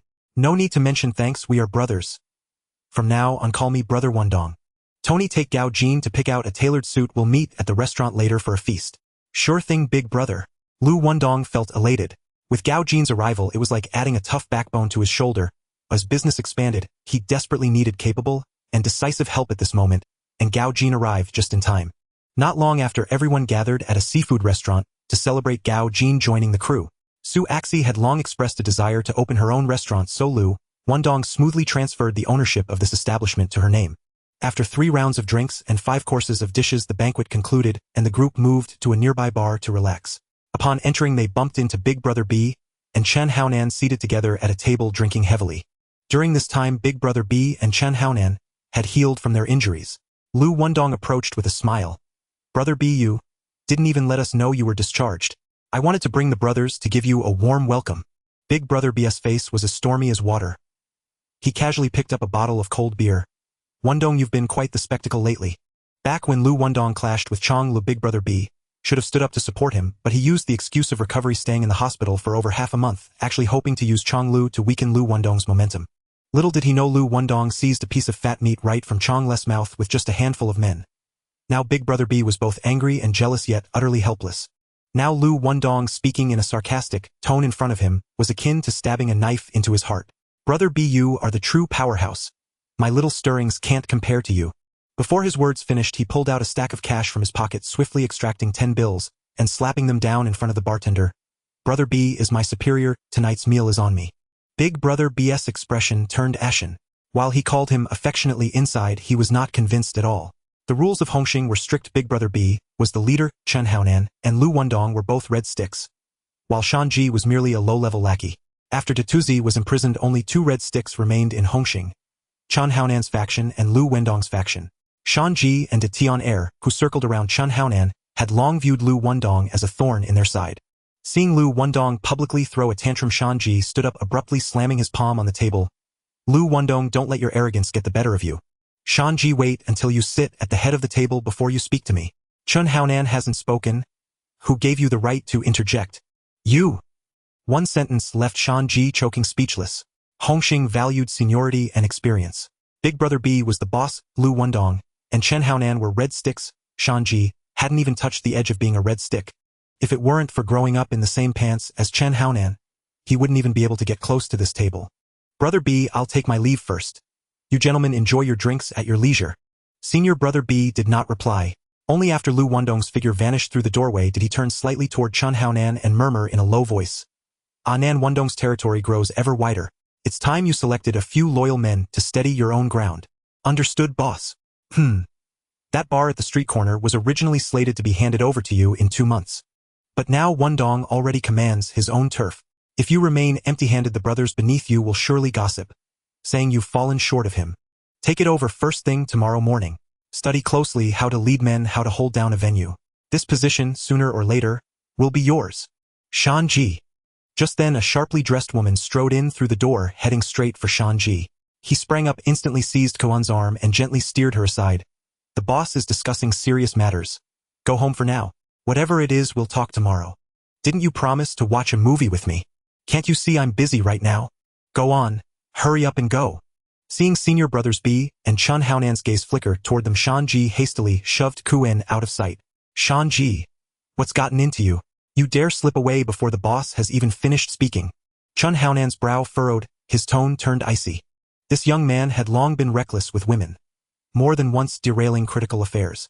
Were it not for their childhood bond, growing up bare-bottom together, Chun Haonan would have kicked him 3 meters away long ago. My apologies, boss. Shan-ji bowed his head, instantly flashing an apologetic smile.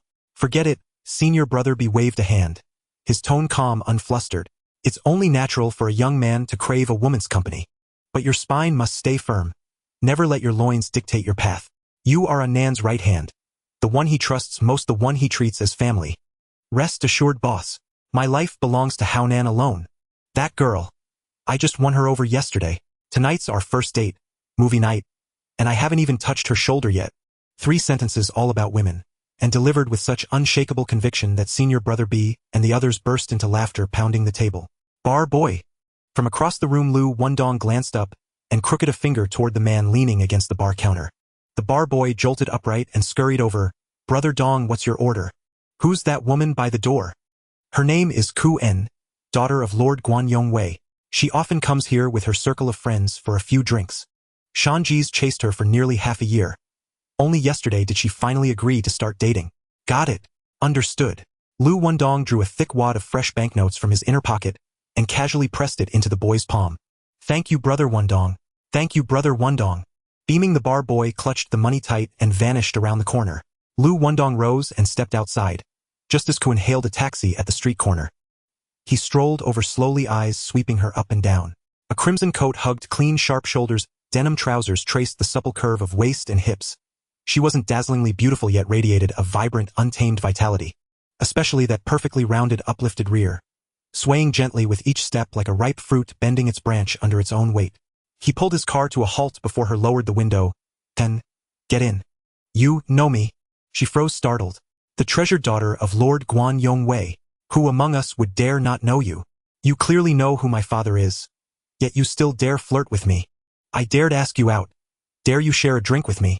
She suddenly smiled, a subtle lift at the outer corners of her eyes.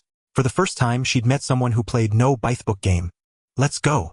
She yanked open the door, crisp and decisive. One drink. As the car turned onto Kowloon Street toward the Eastern Bar, idle chatter unfolded, and the initial stiffness between them quietly dissolved. Inside the private lounge, the lights were dimmed to amber warmth. Liu Wendong leaned in, casual yet deliberate, his fingertip brushing lightly over her earlobe. His breath, laced with wine and body heat, thickened the air. One arm slid around her slender waist, drawing her close, the other lifted her chin. He bent down to kiss her. She tilted her face upward, eyes fixed on the sharp line of his jaw, eyelids fluttering shut, her breath softening, unresisting. When a handsome man seduces, effort dissolves into grace. Lips met.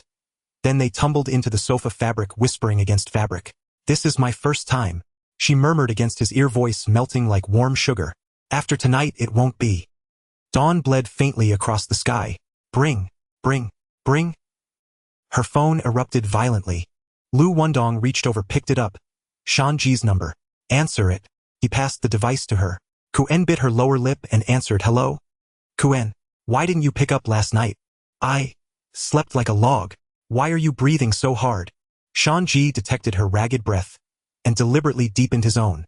I'm out for my morning run. Then finish your run. I'll find you later. No, I've got plans today. Ah. What's wrong? I twisted my ankle. Her face flushed crimson, teeth clenched tight, voice trembling uncontrollably. Ow, it really hurts. Bye. A dial tone buzzed. Shan-ji scratched the back of his head, muttering. You twist your ankle while running and talking on the phone. Liu Wendong carved out his own territory on Kowloon Street, single-handed with nothing but fists, to claim one modest bar forged in raw, unyielding force. His rising stature within the Hung Hing syndicate now hinted at something greater, something foundational. Unwilling to let Chun Haonan fall behind senior brother, he handed him an old establishment in Causeway Bay to manage. On the very night Chun Haonan assumed control, he summoned Shan-ji and the rest to assist. Having hung up, Shan-ji didn't pause to think. He simply strode straight toward Chun Haonan's venue. An hour later, Kuen knelt on the sofa, her back arched, high arms, trembling forehead pressed into the leather voice hoarse. Brother Dong, I truly can't go on. Truly at your limit. Liu Wendong tapped her cheek lightly with his knuckles. Truly at my limit. Only then did his arm locked firmly around her waist begin to ease, inch by slow inch, releasing its grip. Kowloon collapsed into the sofa, chest heaving. Brother Dong. You terrified me just now. The caller was Shan Ji, whose sworn elder brother was Chun Haonan of the Hung Hing syndicate. Should this ever reach his ears, not even ashes would remain of you. Are you truly worried for me? Of course I am. Kowloon lifted her face, eyes shimmering faintly. My first time was with you. You won't just walk away after this, will you? Liu Wendong wrapped one arm around her slender waist, a quiet smile playing at his lips. Shan Ji pledges loyalty to Chen Haonan. But do you know how Liu Wendong stood my ground on Chonglu Street? I don't know. Exhausted from his relentless attentions all night, she still hadn't learned his name. Her ears burned scarlet. Liu Wendong. Brothers on the street honor me with the title Brother Wendong. Liu Wendong. Her eyes flew wide. Any regular at bars knew that name. He was the man who strode alone into Chonglu Street, cleaver in hand, and planted his banner there by sheer unbreakable will. Shan Ji belongs to the Hung Hing syndicate, and so do you. If word spreads, you tread upon ironclad codes of the underworld. Her brows knit tightly, her fingertips dug unconsciously into her palms. Liu Wendong suddenly seized a lock of her hair and yanked it sharply toward him. Listen carefully. Once you step outside, I am your official boyfriend. If Shan Ji persists, hold fast to that truth. Not a single word changed. Understand? Brother Dong. It hurts. She flinched, a low cry escaping her throat. He pinned her against the edge of the table, his knee pressing into the small of her back, fingers gripping her hair, tight lips brushing her ear, as he whispered, Did my words sink deep into your bones? They're etched in. Obey. And I'll ensure you live in comfort and luxury. Whatever you say. I'll do exactly as you command. Isn't your father Lord Guan Yongwei? Have him come to me personally. I have a matter I must discuss with him face to face. Kowloon's fingers dug white-knuckled into the table's edge. Her lower lip bore a pale crescent-shaped indentation. She nodded. Afternoon. At Oriental Entertainment Company in the chairman's office. Uncle Wei of Guanyong strode in with 7 or 8 burly men, kicking open the door that had been left ajar. Gao Jin stepped forward to intercept. But Liu Wendong raised a hand, halting him without even glancing aside. You're Liu Wendong. Uncle Wei's face was as grim as frost, his brows knotted into an unyielding knot. Yes, I am. Come, let's talk. Uncle Wei extended his hand. Thick-knuckled veins bulging like taut cords. Liu Wendong rose and met him, their palms clasped firmly. The instant their skin touched, Uncle Wei's pupils contracted sharply, and his 5 fingers clamped down with sudden crushing force, gripping Liu Wendong's wrist like iron manacles. Rumor held he could fell a raging stallion with a single punch. This first encounter was meant to pin his opponent to the floor, but he had underestimated Liu Wendong. Pouring every ounce of strength into the grip, Uncle Wei watched in disbelief as not a single crease appeared on Liu Wendong's brow. Not even his breath faltered. He stood as if strolling through a tranquil garden. Humiliated, Uncle Wei clenched his jaw and redoubled his pressure. Yet Liu Wendong remained utterly unmoved. He even offered a faint, effortless smile. Uncle Wei, let's speak seated. It's tiring to stand. Before the words fully settled, Liu Wendong rotated his wrist with quiet precision. Uncle Wei's face drained of color, his knees buckled, and he collapsed backward into the chair behind him, nearly toppling over. Only then did it dawn on him Liu Wendong had restrained his power all along, granting him dignity, leaving room for retreat. Liu Wendong, you're no ordinary man. Uncle Wei murmured, wiping cold sweat from his temple, his voice now lower, graver. Gao Jin, bring my wine. Settling into his seat, Liu Wendong lifted the glass, swirling its amber depths before asking with deliberate nonchalance, what brings Uncle Wei all the way here? Raising a daughter. What a thankless task. Uncle Wei slanted a glance toward Kowloon, then fixed his gaze on Liu Wendong. Straight talk. Have you laid a hand on my daughter? Liu Wendong leaned back, crossing his legs, and tapped lightly at his groin with 2 fingers. It stood watch all night. Duty-bound. Brat, you've got guts. Uncle Wei shot him a sharp look, but no real anger flared. Liu Wendong pulled the cork, a honeyed liquor poured into 2 tall-stemmed glasses. He handed one across. Your name has echoed in my ears for years, Uncle Wei. Rest assured. I will protect Kowloon come what may. Uncle Wei accepted the glass, his fingertips tracing the rim twice. When others say such things, I dismiss them as wind. But when you speak, I believe. Liu Wendong lit a cigar. The flames snapped brightly, igniting the tip. A plume of pale blue smoke curled upward as he said, Uncle Wei, now that Kowloon is mine, certain matters demand my support. It would be unthinkable not to assist you. 4 years I've dealt exclusively in pirated film discs and restricted content media. Don't mistake these for trivial wares. They're fast-moving, low-risk, and move like wildfire within my own territory.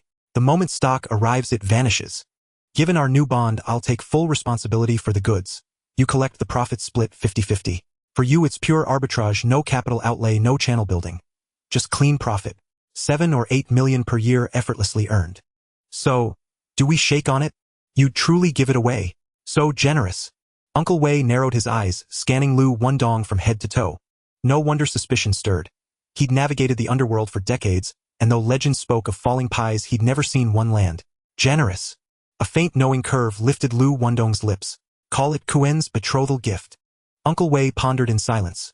Finding no flaw, no trap. A deal this solid. Why refuse? Then, may our partnership flourish. Liu Wendong raised his glass. Uncle Wei lifted his in return. May our partnership flourish. Their eyes met, and both burst into laughter. Uncle Wei felt reassured the son-in-law possessed courage, cunning, and most rare impeccable discretion. Not once had Liu Wendong mentioned Hung Hing. Not once had he flaunted background or rank. Not once had he wielded authority to intimidate. Truly the same fearless figure who'd planted his banner alone on Chung Lok Street. Guanyong lies in Yao Ma Ti. In 1909, authorities leveled Guanyong Hill to construct the Yao Ma Ti Typhoon Shelter. Later a thoroughfare was built atop the site, named Guanyong Street. Guanyong Street runs parallel to the famed Temple Street, separated from Chung Lok Street by only 2 narrow alleys.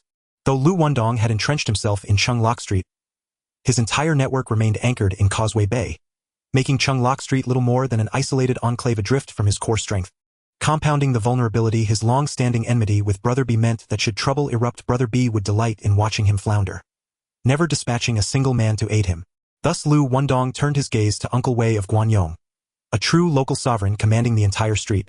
Fierce in person, fearsome in reputation, his influence ran deep and held firm. Liu Wendong leveraged Kuen as kinship bridge, then sealed their alliance with the pirated disc and restricted media trade, binding them inseparably. Their rapport swiftly warmed. Not merely in-laws but allies tethered to the same rope. Henceforth, whether Liu Wendong faced peril, or Chung Lok Street required backing, Uncle Wei would neither feign deafness nor turn away. Even disregarding Kuen's affection, the annual windfall of several $1 million provided more than sufficient motive to act. This, above all else, was why Liu Wendong insisted on meeting Uncle Wei in person. Of course, he also calculated how Uncle Wei's turf and connections could expand his distribution network. Liu Wendong's discs were meticulously curated. Superior image quality, rapid duplication, uncompromising content. With channels secured, demand was never an issue. With Uncle Wei presiding over Guanyong, goods delivered to him vanished into the market overnight, deepening trust, boosting profit, and broadening reach. All in one masterstroke. Brother just got word. Brother B has handed the bar at Chung Lok Street's entrance over to Chan Ho Nam. Heard tonight's grand opening draws Brother B, Brother Ki, Brother Shun, and other heavyweights. All there to endorse Chan Ho Nam. Oh! Liu Wendong's eyelid flickered. Opportunity arriving sooner than expected. Tin Hung, round up the brothers. Tonight we'll celebrate Brother Ho Nam properly. Understood, brother? Night, Causeway Bay. Outside the bar, Liu Wendong stepped from his car. Lo Tin Hung, Ajika Fu, and Gao Jin followed closely. Behind them a dozen loyalists formed a dark, imposing wall. Boy, recognize me now? Liu Wendong jingled the keys of his Toyota MR2, tossing them casually toward Jiao Pai, the very man whose leg he'd shattered months earlier. Ah Fu seized Jiao Pai's collar, glaring down with venom. Waste. If so much as a scratch mars that car, your other leg joins the first in ruin. Jiao Pai cringed, breath held tight, sparking raucous laughter from the crowd. Inside, Chan Ho Nam heard the commotion, stormed out, and fury ignited in his eyes the moment he saw them. If you've business, settle it with me. Touch my brother and think I won't strike back. He shoved Ah Fu aside and pulled Jiao Pai behind him. Strike back? What exactly do you imagine you'd accomplish? Ah Fu countered with a hard shove. Ah Fu. Liu Wendong strolled forward, unhurried, unruffled. We're all brothers under one roof. No need to make spectacles. Save face. For everyone. Chan Ho Nam stared face ashen. Liu Wendong. Bringing this many men, what's your intent? Brother Ho Nam. Brother B entrusted this establishment to your command. Such a milestone. And you didn't even inform us. Fortunately, my sources are reliable. I learned early, and came personally to honor your ascension. Bring forth the gifts. Liu Wendong gestured behind him, voice calm, yet absolute. Chan Ho Nam's brow furrowed. He turned, and beheld 2 underlings bearing 4 ornate flower baskets draped in brocade, and 4 intricately carved fruit boxes standing rigidly at attention by the entrance. Liu Wendong drew a thick crimson envelope from his inner suit pocket. Gold embossed, weighty in the hand, a modest token, offered sincerely. Chan Ho Nam froze, astonishment flickering across his eyes. He hadn't anticipated this at all. They'd always clashed. Word-scarce tempers, quick tension crackling like live wire whenever they met. Today is truly remarkable. The flower baskets and fruit boxes are filled at the entrance and the red envelopes are stuffed so firmly. Could it be that the sun has risen from the west? Liu Wendong caught a glimpse of the hesitation on Chen Haonan's face, so he stepped forward and pressed the red envelope into Chen Haonan's palm. Haonan, I'm here today to support you. If you find me bothersome, I'll turn around and leave without a word. This statement was firm. Although Chen Haonan held doubts, he couldn't bring himself to chase him away. If he were to publicly expel Liu Wendong, the brothers below would surely murmur behind his back. If he can't even tolerate an old rival, his heart is too narrow. Don't say that we're all brothers. I'm happy that you came to support me. How could I accept such a generous gift? Stop with the pleasantries. If you don't accept it, it's as if you don't acknowledge my goodwill. All right then, I'll accept it. Chen Haonan stepped aside to lead the way, and let Liu Wendong into the private room where Brother B and Brother G were. As soon as Brother B saw Liu Wendong, his brows furrowed. Wendong, what are you doing here? Brother B, how could I not come for such a big occasion for Haonan? Before he finished speaking, he smiled, and pushed past Brother B, squeezing himself into the middle of the sofa, seating himself between Brother B and Brother G. Wendong, that's quite generous. Brother G grinned widely, slapping his thigh and shouting, Haonan, did you hear that? Tonight Wendong is treating us. Bring that most expensive bottle of foreign wine from your cellar. 1 bottle. That's not enough. Liu Wendong raised an eyebrow in response. If the next room hears the noise, they'll think we Hung Hing are poor. Then let's add a case. Everyone gets a share. Laughter erupted in the room, cups clinked, and the atmosphere was lively. Brother B quietly sighed with relief. He initially thought Liu Wendong was here to cause trouble, but it seemed he genuinely came to celebrate. Just as the wine was brought to the table, Keen pushed the door open, her skirt lightly swaying, and she directly sat beside Liu Wendong, wrapping her arm around his forearm, affectionately. Brother Dong, we agreed that you would accompany me to pick out a necklace tonight. Didn't you see that I'm busy? Liu Wendong shot her a sideways glance, his tone slightly heavy. Once this matter is settled, I'll immediately go with you. Oh! Keen pouted, her fingertips gently tracing his sleeve, looking aggrieved. Brother B and Chen Haonan exchanged quick glances, both feeling a jolt in their hearts. Last night in the bar, Shanji had his arm around Keen's shoulder, introducing her with pride. This is my girl. But the scene before them. She was leaning in so close, smiling so sweetly it hardly resembled someone they had just met. Coupled with Liu Wendong's unusually attentive demeanor, tonight the hair on the back of their necks stood on end. Though they couldn't decipher Liu Wendong's intentions, their instincts told them something was off. There are rules in the underworld, and within those rules there are iron laws, and within those laws there are 3 red lines. Betraying your brothers, eating from within while digging outside, and prying into a brother's relationship. An old saying goes, one must not deceive a friend's wife. In the gang, brothers are like family. If anyone dares to touch a second sister-in-law, they could be banished or worse, blood spilled on the spot. As Chen Haonan pondered this, the door to the private room was pushed open again. Shanji poked his head in with a grin. Anan, I'm late. His words suddenly halted. His gaze swept over the sofa, locking onto Keen's cozy position. He felt as if he were nailed to the spot, his throat tightening, unable to utter a single word. Liu Wendong. You bastard, you're hitting on my woman. The roar erupted and Shanji grabbed a wine bottle from the table, smashing it down on Liu Wendong's head. Bang! Liu Wendong flipped his wrist, his fingers gripping Shanji's wrist like a vice, and with a twist of his waist, he used Shanji's momentum to throw him away. Shanji soared into the air, crashing heavily against the wall, causing the chandelier to buzz. The sheer force was enough to send chills down the spine of onlookers. But no one had the mind to marvel at it. Everyone's ears perked up, clinging to Shanji's earlier shout. Picking on the second sister-in-law. Those 3 words hit like a red-hot coal, searing into everyone's hearts. The Hung Hing gang prying into their brother's woman. This gossip was more explosive than a typhoon. Liu Wendong didn't even lift his eyelids, glancing sideways at Shanji. Shanji, you can eat whatever you want, but you cannot speak carelessly. Keen is my woman. If you dare to spew nonsense, don't blame me for turning hostile. Chen Haonan's face won't save you either. Fuck you. She's my girlfriend. Shanji sprang up from the ground, his knees still stained with wine. Clang! Liu Wendong grabbed a half-broken beer bottle from the table, and threw it, shards of glass mixed with blood smeared half of Shanji's face. Stop it! Chen Haonan stepped in front of Shanji, his brow furrowed tightly, his voice cold as a frozen blade. Liu Wendong, last night Brother B saw with his own eyes that Keen went into the bar to find Shanji herself. You say she's yours, so she's yours. On what basis? Big Brother B also turned his face, his gaze heavy like a ballast, clearly standing on Shanji's side. Liu Wendong did not respond, fixing his gaze on Keen's face. Why did you go to find him last night? What were you looking for? Keen immediately lowered her eyes, her voice trembling. Brother Dong. It really has nothing to do with me. He blocks me every day, pestering me, insisting that I agree to be his girlfriend. I went yesterday to make it clear to him. Stop bothering me. Liu Wendong pressed his lips together. Then did you tell him that you are mine? The first day he started bothering me, I told him. But he said, it's precisely because you are my woman that he wants to pursue you even more. Liu Wendong's expression suddenly darkened. Chen Haonan, if Shanji doesn't clarify this matter today, don't blame me for not being merciful. Shanji, what's going on? Chan Haonan's throat rolled, his heart sinking. According to Keen's words, Shanji was blatantly prying into a brother's relationship. Nonsense. Shanji pushed Chen Haonan aside, his eyes reddening. I've been with her all along. Keen, did he force you to say this? You speak and I will protect you. Every word is true. Keen shouted, her fingers turning white from gripping tightly. No, it's not true at all. It's him who forced you. It must be him who forced you. You say you are her man. Where's the proof? Shanji shouted, his voice cracking. All right, if you want proof, I'll give you something clear. Liu Wendong sneered, took out his phone, dialed Wei Yes' number, and switched to speaker mode. Hello, Wendong. Wei Yes' leisurely voice came through the receiver. Uncle Keen is staying with me tonight. We'll have dinner at home tomorrow.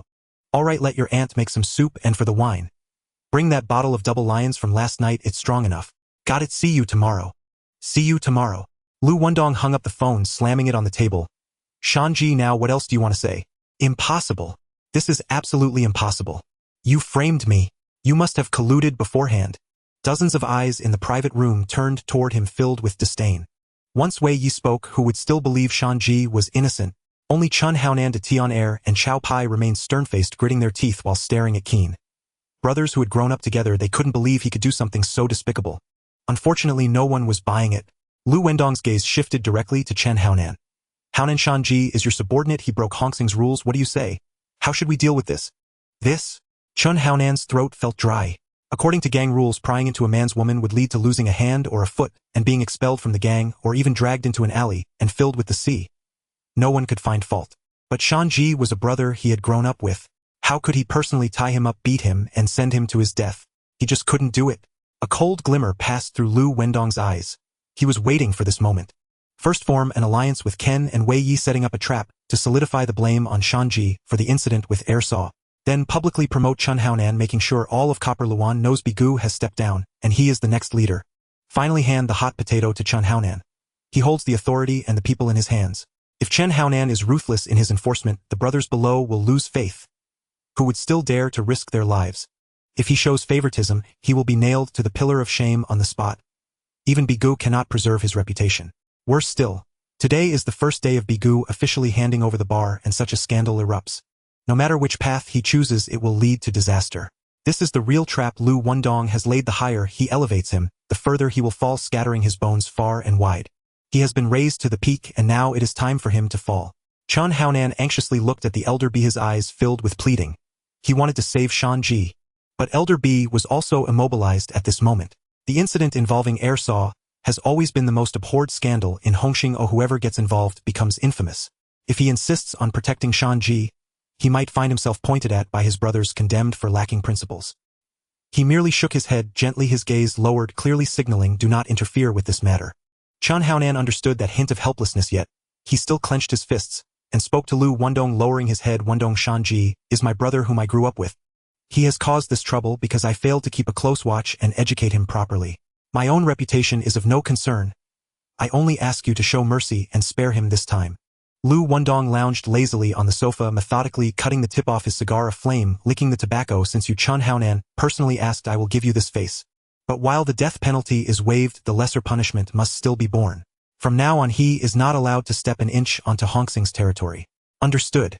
Chen Haonan gritted his teeth, accepting with determination. Being able to survive is already a stroke of luck.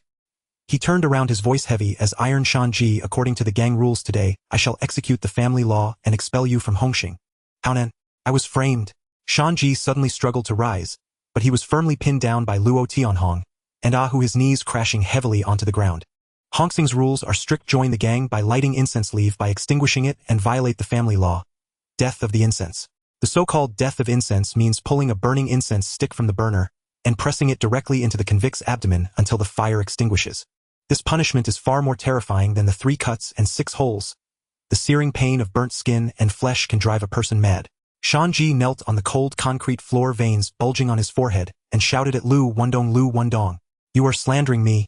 I swear Shanji will make you pay for this." Chen Haonan took the incense from his subordinate, the flame reflecting on his face, burning his fingers, and he hesitated to lower it. De Tian'er and Chao Pai immediately stood in front of Shanji. "Brother, and others may not believe him, but you still can't doubt him. It's true that Shanji is lecherous, but he hasn't even touched Ersaw's hem. How could he dare commit such a heinous act? Right, Brother Nan? If you do this, you are nailing him to the pillar of shame. He won't be able to wash this clean even if he jumps into the Pearl River." Chen Haonan's throat rolled, his brows tightly knitted. He understood once this incense is thrust down, Shanji's life will be ruined. No one will believe in his innocence, and no one will dare associate with him. But if he dares not act, how will his brothers see him? Once his prestige dissipates, the leader will be left as a mere shell. Weighing this for no more than 3 seconds, he closed his eyes, suddenly opened them wide, tightly gripped the bundle of incense, and forcefully thrust it into Shanji's abdomen. Ah! The scream tore through the air as the flaming tip of the incense instantly seared through skin and flesh, a pungent odor of burning filling the air. Shanji's body stiffened, his eyes rolling back, and he fainted on the spot. The incense sticks extinguished one by one, the last flicker of red light extinguished within the charred flesh. Chen Haonan's face turned ashen as he raised his eyes to Liu Wendong. "Is that enough? The family law is yours to enforce. You say whether it is enough." Liu Wendong stood up, the soles of his shoes making a dull sound on the floor, as he walked straight to Shanji, raising his leg and delivering a fierce kick to his groin. Crack! Ah! Shanji was jolted back to consciousness by the intense pain clutching his lower body, with both hands curling into a ball, crying out in a way that resembled a human. "Shanji!" Liu Wendong sneered, his toe grinding into the mangled mess. "From now on your name will be Shanyu. Shanji is gone, only you remains, barely alive." That area was beyond recognition, torn and bleeding, with blood mixed with bits and pieces smeared all over the ground. Everyone in the room instinctively tightened their legs, holding their breath. This time it's truly complete. Liu Wendong dusted off his pants and nodded in satisfaction. "Liu Wendong, you're going too far." Chen Haonan's eyes turned bloodshot, and he kicked directly at Liu Wendong's face. Bang! Liu Wendong was quicker, kicking into Chen Haonan's knee, causing him to stagger back and knock over the chair behind him. Ah! A tear of a scream erupted from Chen Haonan's throat, his left hand tightly gripping his right knee, knuckles turning white. The pain of his kneecap shattering felt like a heated iron rod stabbing into his brain. His teeth ground together, and he forced his left leg to support his body, his back arched like a bow, drawn tight, leaning against the wall, refusing to fall. Shanji has lost his incense, his bones are shattered. He is no longer on Hung Hing's roster. "If I deal with him, can you stop me?" Liu Wendong smirked, his gaze sharp as a knife and aimed directly at Chen Haonan's heart. He wanted to force him to lose his composure, to break his defenses. Tonight he not only aimed to strip Chen Haonan of his facade, but also to tear away any dignity and confidence he had, throwing it on the ground and trampling it into the mud. According to Hung Hing's rules, once the family law is enforced, Shanji is automatically expelled. If Liu Wendong targets him, it can be seen as a personal grudge. But if Chen Haonan jumps out to protect him, it is akin to pressuring his own people for the sake of outsiders, losing 3 parts of reason in Jiang Tianxing's ears.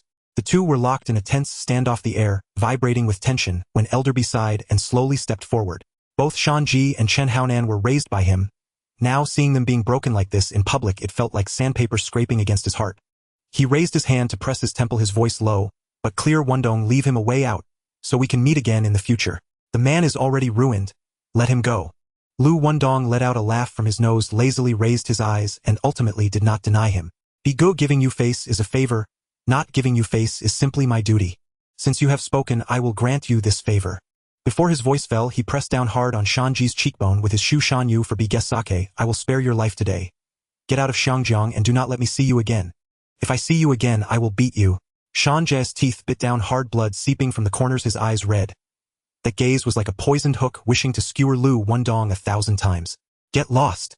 He kicked fiercely, and Shanji flew through the air for several meters, crashing into the fire hydrant at the end of the corridor with a loud bang. This kick was louder than a slap and harder than a knife, hitting Elderby squarely in the face. On the surface it seemed to give him face, but in reality it publicly undermined his authority. Elderby's face turned dark, veins bulging on his forehead. Tonight he arranged for Chen Haonan to take over the bar, inviting veterans like Jigu and Xian Go to support him, aiming to establish Chen Haonan's authority and confidence as the successor.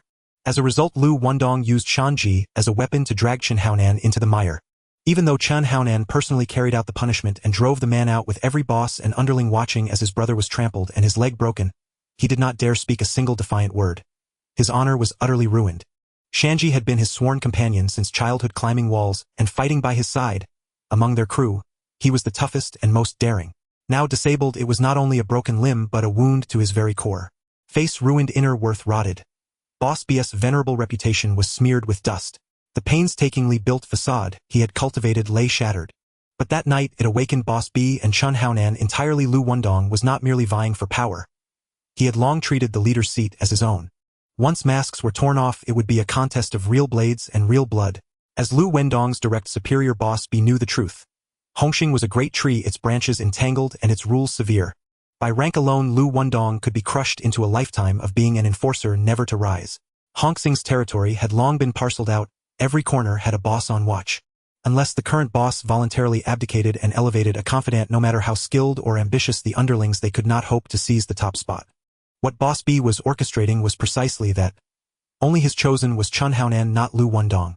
Once Chun Haonan sat upon the dragonhead throne by seniority, by legitimate standing by the society's code, he could press down on Liu Wendong and ensure he would never recover. Liu Wendong brushed non-existent dust from his suit sleeve, rose with languid composure, looped an arm around Qin's supple waist, drew her close, and strode off with an air of indifference. With matters at this point, Jige and the others had no mind to linger. They rose and left in haste, their steps hurried and expressions varied. Outside the bar, Jiapi's palms were slick with sweat, trembling. He handed over the car keys, his fingertips shaking. "Kid, you didn't scratch the paint, did you?" Ahu grabbed his collar, his voice low and menacing. "No, really didn't." Jiapi's Adam's apple bobbed as he swallowed a bitter mouthful of spit. Liu Wendong glanced at Chun Haonan's car parked by the curb, opened the driver's door, and slid in, saying coolly as he sat down, "Ahu, before we leave, smash his car. What caliber is that to think it can ride on the same badge as me?" "Understood," Ahu answered crisply, watching the car vanish into the dust before signaling his men with a look. A dozen thugs split into two groups. One seized iron bars and crowbars and pummeled Chun Haonan's sedan mercilessly. Shards of glass flew, the hood caved like crumpled paper, and the headlights were smashed into two dark sockets. The other group dragged Jiapi into a corner and rained blows upon him. Knees into ribs, elbows smashing the back of his neck, heels grinding his wrists, each strike brutal and precise. In the blink of an eye, the black car was a pile of wreckage. Jiapi curled up in a pool of blood, a gash split his temple, his left eye swollen shut, his nose crooked, lips torn, gums bleeding. "Do you know who I am?" Ahu grabbed Jiapi's dreadlocks and forced his head back. Jiapi's eyes rolled wildly, his Adam's apple bobbed, his breaths trembling. He dared not meet Ahu's fiery gaze. "We beat you because you kneel and lick Chun Haonan's shoes." Ahu's voice was hoarse like sandpaper on iron. "Remember this. If I catch you running errands for him, handing him cigarettes, polishing his shoes again, for each time I'll break a bone. You understand? Make a sound, pretending to be a dead dog." Ahu backhanded him, the slap cracked through the alley. "Yais. Yes. Brother, who spare me." Jiapi clutched his bruised face, tears mixing with blood, as they ran down, his voice trembling. 7 days, 100,000, not a cent less. I'll collect it myself. If the money isn't where it should be, I'll have that good leg of yours taken off." Before he finished the sentence, he kicked Jiapi in the small of the back. Jiapi fell forward and tasted mud. Jige and Xinga stood not far off, exchanging a look as a cold sweat ran down their spines. If even Liu Wendong's men could act with such brazenness and cruelty, the conflict between Liu Wendong and Boss B would truly be settled with blood. A moment later, Boss B helped the limping Chen Haonan out the door, catching only a glimpse of Ahu's black car speeding away, its exhaust belching insolent black smoke. They stared at the wreckage strewn across the pavement, their faces so dark they seemed to squeeze water. This time Chen Haonan's face had been trampled into the mud and ground to dust. "Ain't an arrange for old Boss Daquan of Changle to come out for tea at once," Boss B said, his voice cold as ice shards though his eyes burned. "From today, crush Liu Wendong with everything you've got, and speed up the process of putting you on the throne. Accelerate it." Tongluan. Inside a hilltop mansion. "Brother Dong, did I put on a convincing show tonight?" Qin propped herself against the sink, twisted her hips, and tossed a lascivious look over her shoulder. Liu Wendong's palm tapped her rounded hip with a practiced, half-hearted gesture. His lips offered idle replies, while his mind had already drifted into the system interface. Ding, ding. Host successfully hooked up with the second sister-in-law, poaching Shanji's girlfriend. Ding. Host framed Shanji for an affair with the second sister-in-law, forcing Chun Haonan to publicly expel him from Hongxing. Ding. Host deliberately struck Shanji's vital parts, causing him to lose his fertility for life. Ding. Host maliciously kicked and broke Chun Haonan's right leg, rendering him permanently lame. Ding. Congratulations. The host has gained 2 fully automated disc production lines. Ding. Congratulations. The host has obtained 10 collector-grade master discs of Category 3 films. Ding. Congratulations. The host has acquired 50 smuggled luxury cars. Ding. Congratulations. The host has obtained a modern wine factory.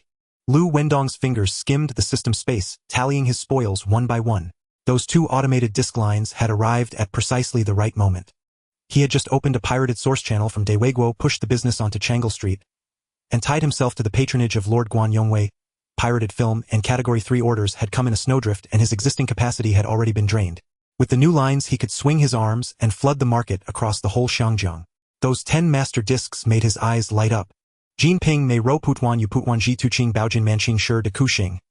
All were cult classics from his past life with superior quality and fierce plots. Films that had never been circulated on the market. The Category 3 films he currently sold relied entirely on Liangkan's supply and were duplicated on his own lines. But every disc left a paper trail, sell too many, and it would sooner or later be uncovered. Now that he was locked in a power struggle with Boss B, how could he dare provoke Hong Xing's number 1 Liangkuan? So he had been throttling volume and timing shipments, waiting to finish with Boss B before freeing his hands to settle accounts with Liangkuan. Holding these 10 unique master discs meant he had a new explosive selling point. He could both assault the market and pocket a hefty sum. The 50 smuggled cars did not thrill him much, but they were solid goods. Mercedes, BMW, Porsche.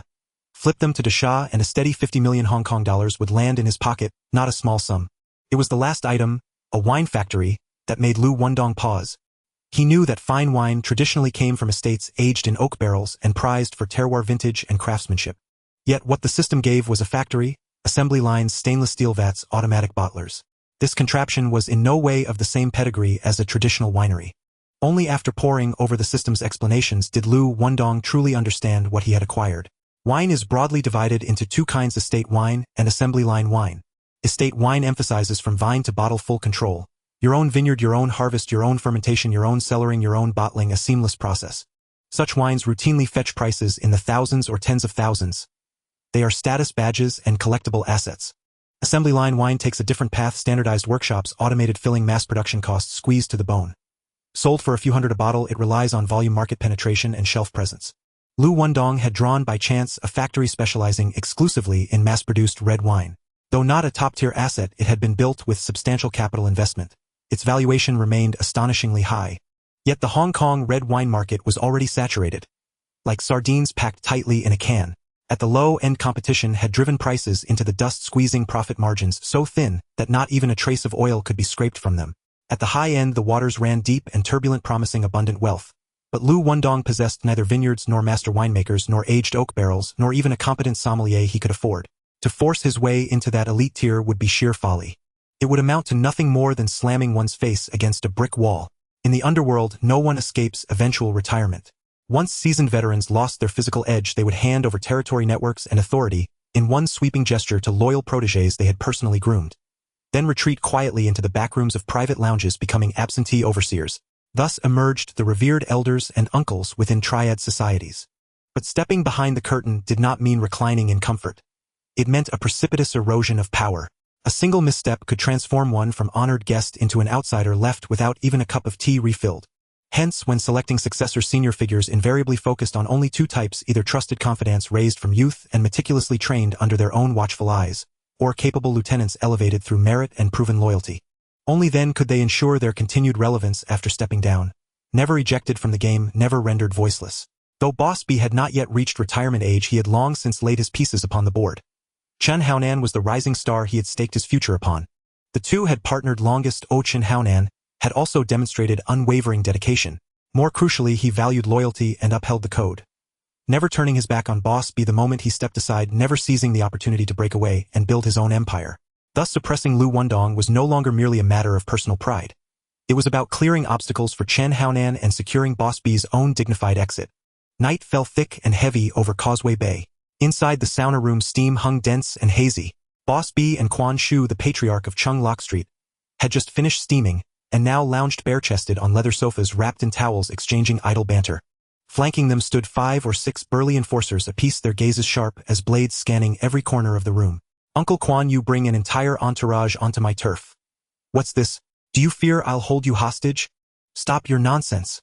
That establishment of mine on Chung Lok Street is still held tight in your junior's grip. If I didn't bring extra men, I'd never make it back alive." Quan Shu shot him a sidelong glare. "Boss B, your man said it was urgent." "I'm listening." but I must return soon to oversee my premises. Boss B shrugged, wearing a wry smile. Uncle Quan, how many years have you coveted that plot on Chung Lok Street? I know it well. I'd love to return it to you. But the key isn't in our hands. No desire, however strong, can change that. What good is all this talk then? I cannot return it. But I can help you seize it back. How?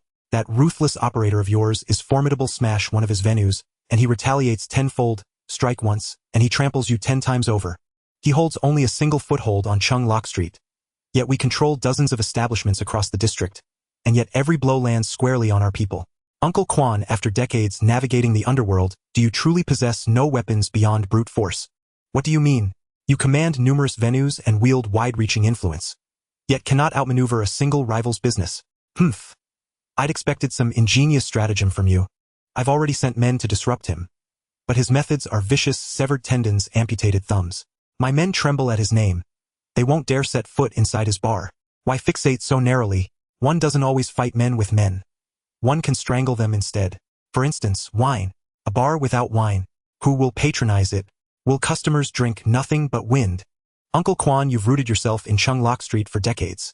How difficult could it be to persuade wine merchants to cut off supply to him? Quan Shu waved dismissively. Easier said than done. Hong Kong is vast. Where can't one buy wine? Beer may be found anywhere. But what of fine red wine? If you sat in a bar for an evening, would you truly drink only beer? Not a single glass of red wine. A flicker of realization crossed Quan Shu's face. In bars, red wine was the most lucrative trade. Bottles acquired for hundreds sold for thousands. Those procured for thousands routinely fetched 10 or 20-fold markups. Beer, by contrast, yielded such meager returns it barely warranted mention.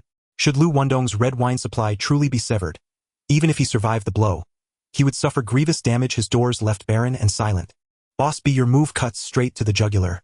But my authority alone lacks weight. I cannot compel so many wine merchants to comply. Who would heed me? And what if I joined you? Quan Shu had been waiting for precisely that offer. His eyes crinkled at the corners as he smiled. With you at the helm, this venture is assured. Rest easy. I'll see it through to the end. Excellent. A pleasure doing business. The pleasure is mine. They exchanged a glance, their lips curling simultaneously into knowing, chilling arcs, cold light flashing once in their eyes. An open attack may be evaded, but a hidden arrow strikes true. This time Liu Wendong was likely to stumble gravely. 2 days later, Oriental Entertainment Company office. Tony burst through the door, tie askew, sweat glistening on his brow. Brother, something grave has happened. What's the rush? Liu Wendong frowned, setting down his half-filled glass of red wine. Supplies been cut off. Cut off. Clarify. All our longtime suppliers have walked away, claiming their red wine stocks have been entirely swept up. Earliest restocking won't arrive until next week. We're left with only beer. And already over 30 groups of patrons have walked out tonight. If this drags on, we'll lose every last customer. Then switch suppliers. Bring in a truckload immediately. I visited them all. No stock remains. Not even in foreign trading houses' warehouses. Brother, something's deeply amiss. Liu Wendong's expression darkened, his brow furrowing. He needed no prompting from Tony to sense the anomaly across sprawling Hong Kong with dozens of wine distributors. How could all red wine supplies vanish within the same week? Such perfect timing defied coincidence. Someone had cast a net, waiting patiently for him to step directly into its center. For now, identifying the perpetrator mattered less than restoring supply. Otherwise, the bar he'd just seized might shutter within 7 days. Once this crisis passed, he could investigate at leisure.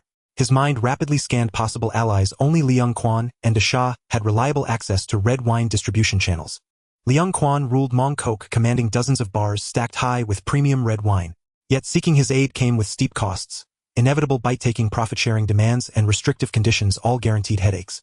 He turned instead to Desha, the local hegemon of Saikung, who controlled all dockside smuggling operations. Procuring a few cases of red wine would require little more than a nod. More importantly, an unspoken understanding existed between them. Liu Wendong commanded, Desha obeyed. No haggling, no friction. Hello? Brother Dong calling so late? You must need something urgent. Desha's voice rumbled over the line, thick with sleep. Desha, I've got 20 smuggled vehicles on hand. Brother Wendong, name your price. I'll take them all. This time raise the rate by 10%. No problem. Desha agreed instantly. After several successful collaborations, his pockets were already bulging. Conceding 10% still guaranteed solid profit. Oh, and I urgently need a shipment of premium red wine. Has any red wine recently passed through your docks? Brother Dong, a full cargo ship just unloaded tonight. Not large in volume, but every bottle is top grade. Good. I'll send Tony to collect it. Cash and delivery. Payment deducted directly from the vehicle purchase. Brother Dong, that's unnecessary. Dasha's voice boomed with sudden warmth. Take the wine. No charge whatsoever.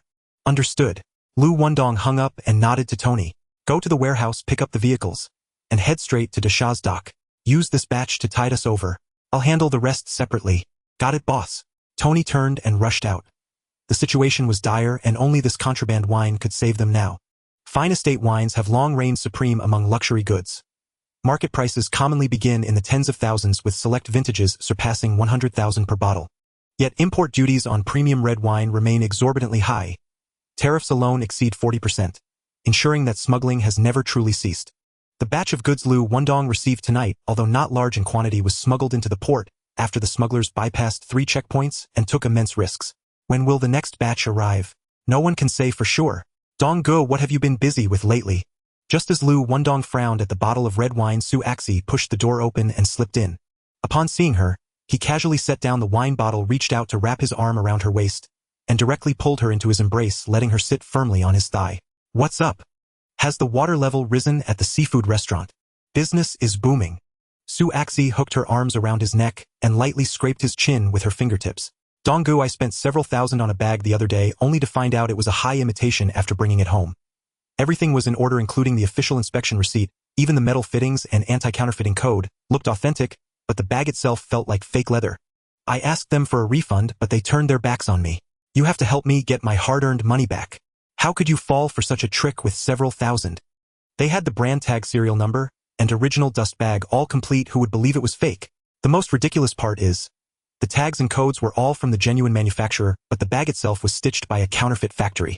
Su Axi pouted and huffed, but Liu Wendong suddenly paused, his pupils constricting. Wait a minute, which part did you just say? I said, I spent several thousand on a counterfeit bag. Not that part, the one after. The tags and codes are all genuine, but the bag is fake. He suddenly laughed, a glint of light flickering in his eyes. Donggu, why are you so amused? You just opened up a gold mine for me. He gave her a light slap on the thigh. By the way, why did you come to me in the first place? Humph, does that mean I just said all that for nothing? Now that you're listening, isn't that timely? His fingertips had already slipped inside her collar. Her body softened, leaning into his embrace, her voice trembling. It's just, the bag is fake, you need to help me get my money back. All right, tomorrow I'll have a who bring people over and return the exact amount, not a penny less. Great. She pressed her chest against his, her eyes curving into crescent moons. Donggu, it's almost midnight, shall we go back and rest? Just wait 10 more minutes, I need to finish up this little task at hand. Is it more urgent than sleeping? He raised his hand and pointed at the bottle of wine on the table. That? Just that bottle? Su Axi glanced at it. It's just a cheap bottle that costs $30 at the supermarket. Is it really worth watching so closely? Liu Wendong picked up the bottle and shook at the bottle, reflecting a dark red glow under the light. Tonight it's still a street vendor's product, but by tomorrow morning it will be the child of Remy Martin, Lafite, and Penfolds. No master at the winery will be able to find a flaw even under a magnifying glass. Donggu, I don't understand what you're saying. No need to understand. He leaned down, pressing her head down. Just remember, I'm in a fiery mood right now. She nodded vigorously, her ears turning crimson. The next day, at the red wine factory, although the system only rewarded him with a factory and not a winery, this place was of top-notch standard, fully automated production lines, intelligent bottling, even the packaging replication was AI calibrated. Just throw in a set of authentic wine bottles and labels, and the machine could spit out hundreds of identical twin brothers in the blink of an eye, making it hard for even the winery's quality inspectors to distinguish authenticity using a spectrometer. In other words, the wine produced here, except for the liquid being brewed on the assembly line, the bottle label, seal code, and box, all were even more authentic than the genuine products. That day Liu Wendong brought in a bunch of big-name original bottles like Lafite, Penfolds, and Dom Perignon, and placed them on the conveyor belt. The machines roared, the assembly line swallowed the old bottles and spat out new wine. The bottles glistened like cream, the labels shimmered with golden patterns, and the corks were branded as clearly as if they were engraved. The only difference was on the palate. The flavor gap between factory wine and winery wine was like the distance between heaven and earth. Connoisseurs could discern a hint of bitterness with their eyes closed, but ordinary diners would not notice any difference after swirling it in the glass. Liu Wendong was confident, sell, just sell. Even if he ran into an expert, Tony's wrench and a Huss baton would ensure silence. Those who mixed in the underworld were never afraid of trouble, but rather of not having the ability to control the situation. He stared at the rows of brand-new luxury, red wines, a dark gold passage flashing through his mind. Smuggling the factory's output far exceeded the bar's consumption, and storing it in the cold storage would only lead to spoilage. Rather than stockpiling, it was better to go by sea. Bottles costing less than $10 with a famous label could be flipped for thousands or even tens of thousands. It was more profitable than trading flour and far more enjoyable than a money printer. Not making money, that would be a fool with water in his brain. Gao Jin. Liu Wendong grabbed the intercom. From now on, this line to Southeast Asia is under your control. People, ships, docks. It's all up to you. Thank you, big brother. Gao Jin's eyes were slightly moist, his voice sincere. I will do my utmost to live up to your trust. I believe in you. Liu Wendong patted his shoulder heavily, his palm warm. 2 hours later, at the Eastern Entertainment Company in the director's office, Tony knocked 3 times on the door, pushed it open, and placed a heavy metal box on the mahogany table. Big brother, the goods have been handed over to Dasha. 30 million, not a penny less. Liu Wendong lifted the box lid, flicked his fingers, and 6 crisp new bills slid out, neatly stacked at the corner of the table. 1 million for each person, take your share. Thanks, big brother. Thanks, big brother. The crowd showed no hesitation, stepping forward one by one, counting and securing the money swiftly. Liu Wendong closed the box lid and placed it by his feet, took a cigar, lit it, and exhaled the smoke leisurely. There are definitely people behind this, stirring up trouble. You all need to investigate immediately. Changle Gang de Lao Bi, have they made any moves recently? Who saw whom, where they went, and what they said? All of it needs to be monitored closely. Luo Tianhong's eyelids twitched. Big brother, do you suspect it's the Changle Gang or de Lao Bi who is behind this? I don't have many enemies in Shangjiang, nor too few. But those who dare to strike me hard and have the ability to disrupt my situation can be counted on one hand. The Changle Gang counts as one and de Lao Bi counts as another. Liang Kuan can barely be counted as half. He has enough clout, but there's no reason for him to fall out with me right now. Chen Haonan and Shan Ji are at most just knives in de Lao Bi's hands. They can't hold up this kind of situation. So it's highly likely that it's the Changle Gang or de Lao Bi secretly tripping me up. I can't let this go. You must find out who it is.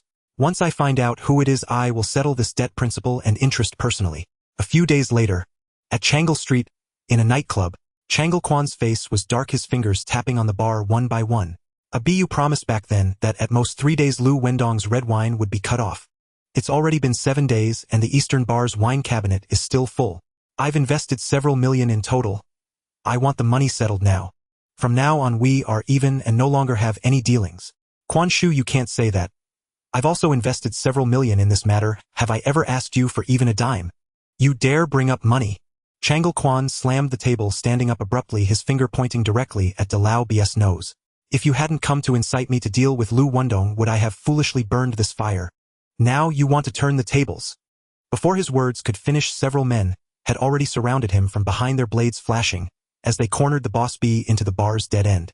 Chun Haonan de Tian and Zhao Pai immediately stepped in front of Boss B, hands resting on their waists.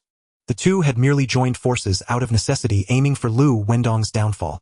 Now that the plan had collapsed, Chong Liquan's face turned faster than flipping a book. Boss B, however, remained unfazed, raising his hand with a gentle wave, signaling his men to retreat. Uncle Quan, although this time didn't work out, as long as we stick together, we can surely take down Liu Wendong's stronghold, can't we? Rest assured, once we bring him down, the bar he has on Chonglu Street will be returned to you intact. No matter how much I lose, I will compensate you. If you don't believe me, feel free to take action. However, you know how temperamental Hung Hing can be. Soft words wrapped in sharp thorns caused Chong Liquan's throat to tighten, and ultimately, he dared not take another step forward. Chong Lu and Hung Hing were not on the same level. If Boss B were truly left here, Hung Hing's blade could be at his throat the very next day. Let him go. Chong Lichuan gritted his teeth, squeezing out 4 words through clenched jaws. As Boss B stepped out of the bar, he quietly let out a sigh of relief. Had Chong Lichuan genuinely intended to kill, he and Chen Haonan would likely be forever trapped behind that bar. Get in the car, he whispered sharply, and they all quickly jumped into the black sedan and sped away. In the shadow of the street corner, brother Hu looked quickly. Isn't that Boss B? Hu was leading a team to scout Chonglu Street, and one of his subordinates with sharp eyes instantly recognized that familiar black Benz. Hu frowned at this critical moment. Boss B ventured alone into Chonglu Street, which was no coincidence. Stay close. He raised his hand and several men quickly got into the car, trailing after him.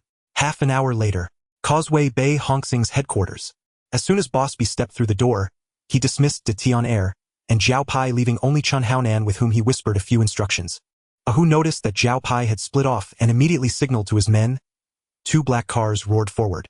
Before Zhao Pai could react, his collar was grasped by a Huss iron grip, and he was yanked violently into the back seat. You! Smack! Before he could finish, a slap landed squarely on his face, splitting his lip and drawing blood. I told you to gather that 100,000, didn't I? Ahu was not in a hurry to question why Boss B had intruded into Chong Liquan's territory. Instead, he coldly focused on the protection fee. Brother Hu. Zhao Pai trembled, his voice weak. I truly can't gather it. Can't gather it? Do you think my words are nonsense? You really consider yourself a confidant of Chun Haonan, thinking, I can't touch you? Hold his legs. Ahu shouted, and one of his men firmly pinned Zhao Pai's shoulder, while another lifted his right leg, bending his knee almost to the point of breaking. If I don't break one of your legs today, you'll really think I'm just a decoration. Brother Hu, please spare me. Zhao Pai clung desperately to a Huss wrist, his nails digging into flesh. I truly haven't saved enough. Just give me another half a month. Just half a month. Ahu grabbed his chin, his knuckles turning white. I saw with my own eyes Boss B swaggering into Chonglu Street to talk business. Are you still crying poor to me? Boss B hasn't made a dime. He nearly had a shootout with Chong Lichuan at the tea house and hasn't returned since. What? A shootout? Explain clearly. Not long ago, Boss B teamed up with Chong Lichuan, each investing several million to bribe the wine merchants supplying high-end red wine exclusively to Hong Kong, trying to cut off Dong Guest supply and choke his business to death. But Dong Go somehow managed to secure a batch of goods and covered it entirely. Neither of their investments made a splash. Today, Chong Lichuan invited Boss B to Chong Lu Street to confront him about this bad debt. Boss B refused to pay, and they nearly drew their swords on the spot, almost shedding blood. Zhao Pai spoke rapidly, his words trembling. A Huss eyes sharpened, finally grasping the situation. No wonder Boss B was sneaking around Chong Lu Street. Turns out it was all him stirring the pot from behind. Brother Hu, I really haven't saved that much. Please show mercy. Shut up. Back to the company. Ahu slapped Zhao Pai on the back of the head, the force causing him to see stars, then nodded to the driver. A few minutes later, at Dongfang Entertainment Company, in the office, Hu shoved Zhao Pai through the door. Big brother, we've figured it out. Boss B colluded with Chong Lichu, secretly stabbing us in the back. Zhao Pai, you explain it to brother Wendong yourself. Zhao Pai, sweating, recounted the entire sequence of events. Big brother, that guy surnamed B dares to scheme against us. Should I clean house for you? Luo Tianhong stepped forward, his voice low and fierce. Not yet. Liu Wendong waved his hand, his gaze slowly falling on Zhao Pai's face. Zhao Pai, how long have you been with Chun Haonan? Not even 2 months. All right, 200,000, now it's yours. He opened the drawer and slammed 2 stacks of brand new Hong Kong dollars on the table, the corners crisp. Zhao Pai stared at the pile of cash, his throat bobbing. Really? Are you really giving this to me? Take it immediately. He could no longer hold back, leaping forward, grabbing the money, and stuffing it into his coat, his fingers trembling. Liu Wendong chuckled lightly, leaning back, leisurely lighting a cigar, as smoke curled upwards. The money is yours. But there's one thing you need to do for me. What? What is it? Continue following Chun Haonan. If he takes a breath or blinks, you must report it to me. This? Zhao Pai's face turned pale, his legs going weak. Ahu stepped forward, casting a shadow over him. Zhao Pai's heart raced, fear coursing through him. At your service, brother Wendong. That's more like it. Liu Wendong nodded in satisfaction. He had already tamed the man. The nail had been driven into Chun Haonan's side. From now on, every move Chun Haonan made would hold no secrets. How to deal with him would be just a matter of thought. Chong Lu Street had always been the territory of the Chong Lu gang. Liu Wendong barged in, and the two sides had long since reached a point of no return. But Liu Wendong was a lone wolf willing to take risks. Chong Le's foundation was solid with many concerns, and they bore the anger and swallowed their pride, not daring to confront him directly. This allowed Liu Wendong to truly settle down on Chong Lu Street, his foothold secure. But as the old saying goes, on the edge of the bed, how can one allow others to sleep soundly? Let alone someone daring enough to forcibly carve a piece of flesh from the territory he had occupied for years right in front of him. So when Boss B first extended the olive branch of cooperation, Chong Lichuan immediately nodded in agreement without the slightest hesitation. Changle Quan gripped the steering wheel for dear life, the tires screeching as they left a 10-meter-long skid mark before barely coming to a stop. However, the inertia violently slammed everyone's heads against the seatbacks, causing a burst of blood from their noses. The passenger Ming Zai jumped out of the car, pointing at Tony and cursing loudly, "Damn you! Did your eyes grow on your ass?" Tony swiftly exited the car, seized Ming Zai's wrist from behind, twisted his body, and flipped over. Thud!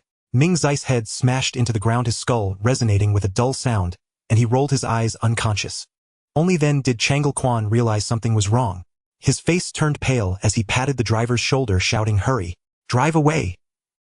The driver had just placed his fingers on the keys when Tony delivered an elbow strike that shattered the car window, his fingers like iron claws grabbing the driver's hair and yanking him out. His head wedged painfully against the glass frame of the driver's seat, and then he was viciously pushed upward. Crack! The sound of his neck breaking was clearly audible, and the flying shards of glass left his face covered in blood.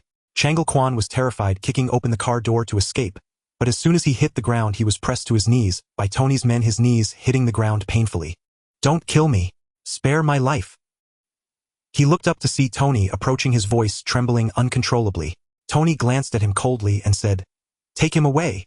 Half an hour later, on the slope of Fij Mountain in the dark pine forest. "Boss, the person is here." Tony grabbed Changle Kwan by the hair and dragged him out of the car as if he were dragging a sack of rotten rice. Liu Wendong, what do you want?" Changle Kwan's legs trembled, his voice quivering. "What do I want?" Liu Wendong exhaled a puff of cigar smoke, slowly walking in front of him. "The accounts from last time have yet to be settled with you, and you turning around to partner with Boss B to stab me in the back. Do you truly wish for death?" "It's not me. It's all Boss B's coercion. Donggu, I truly never meant to touch you. Changle Kwan, do you remember how I addressed you the first time we met? I called you Uncle Kwan out of respect. I don't owe you any respect. Tonight you will be sent to the ground. Brother Wendong, I'm begging you, or..." Before he could finish, Liu Wendong kicked him in the chest, sending Changle Kwan flying back straight into the deep pit that had been dug behind him. "Dong Yi, I was wrong.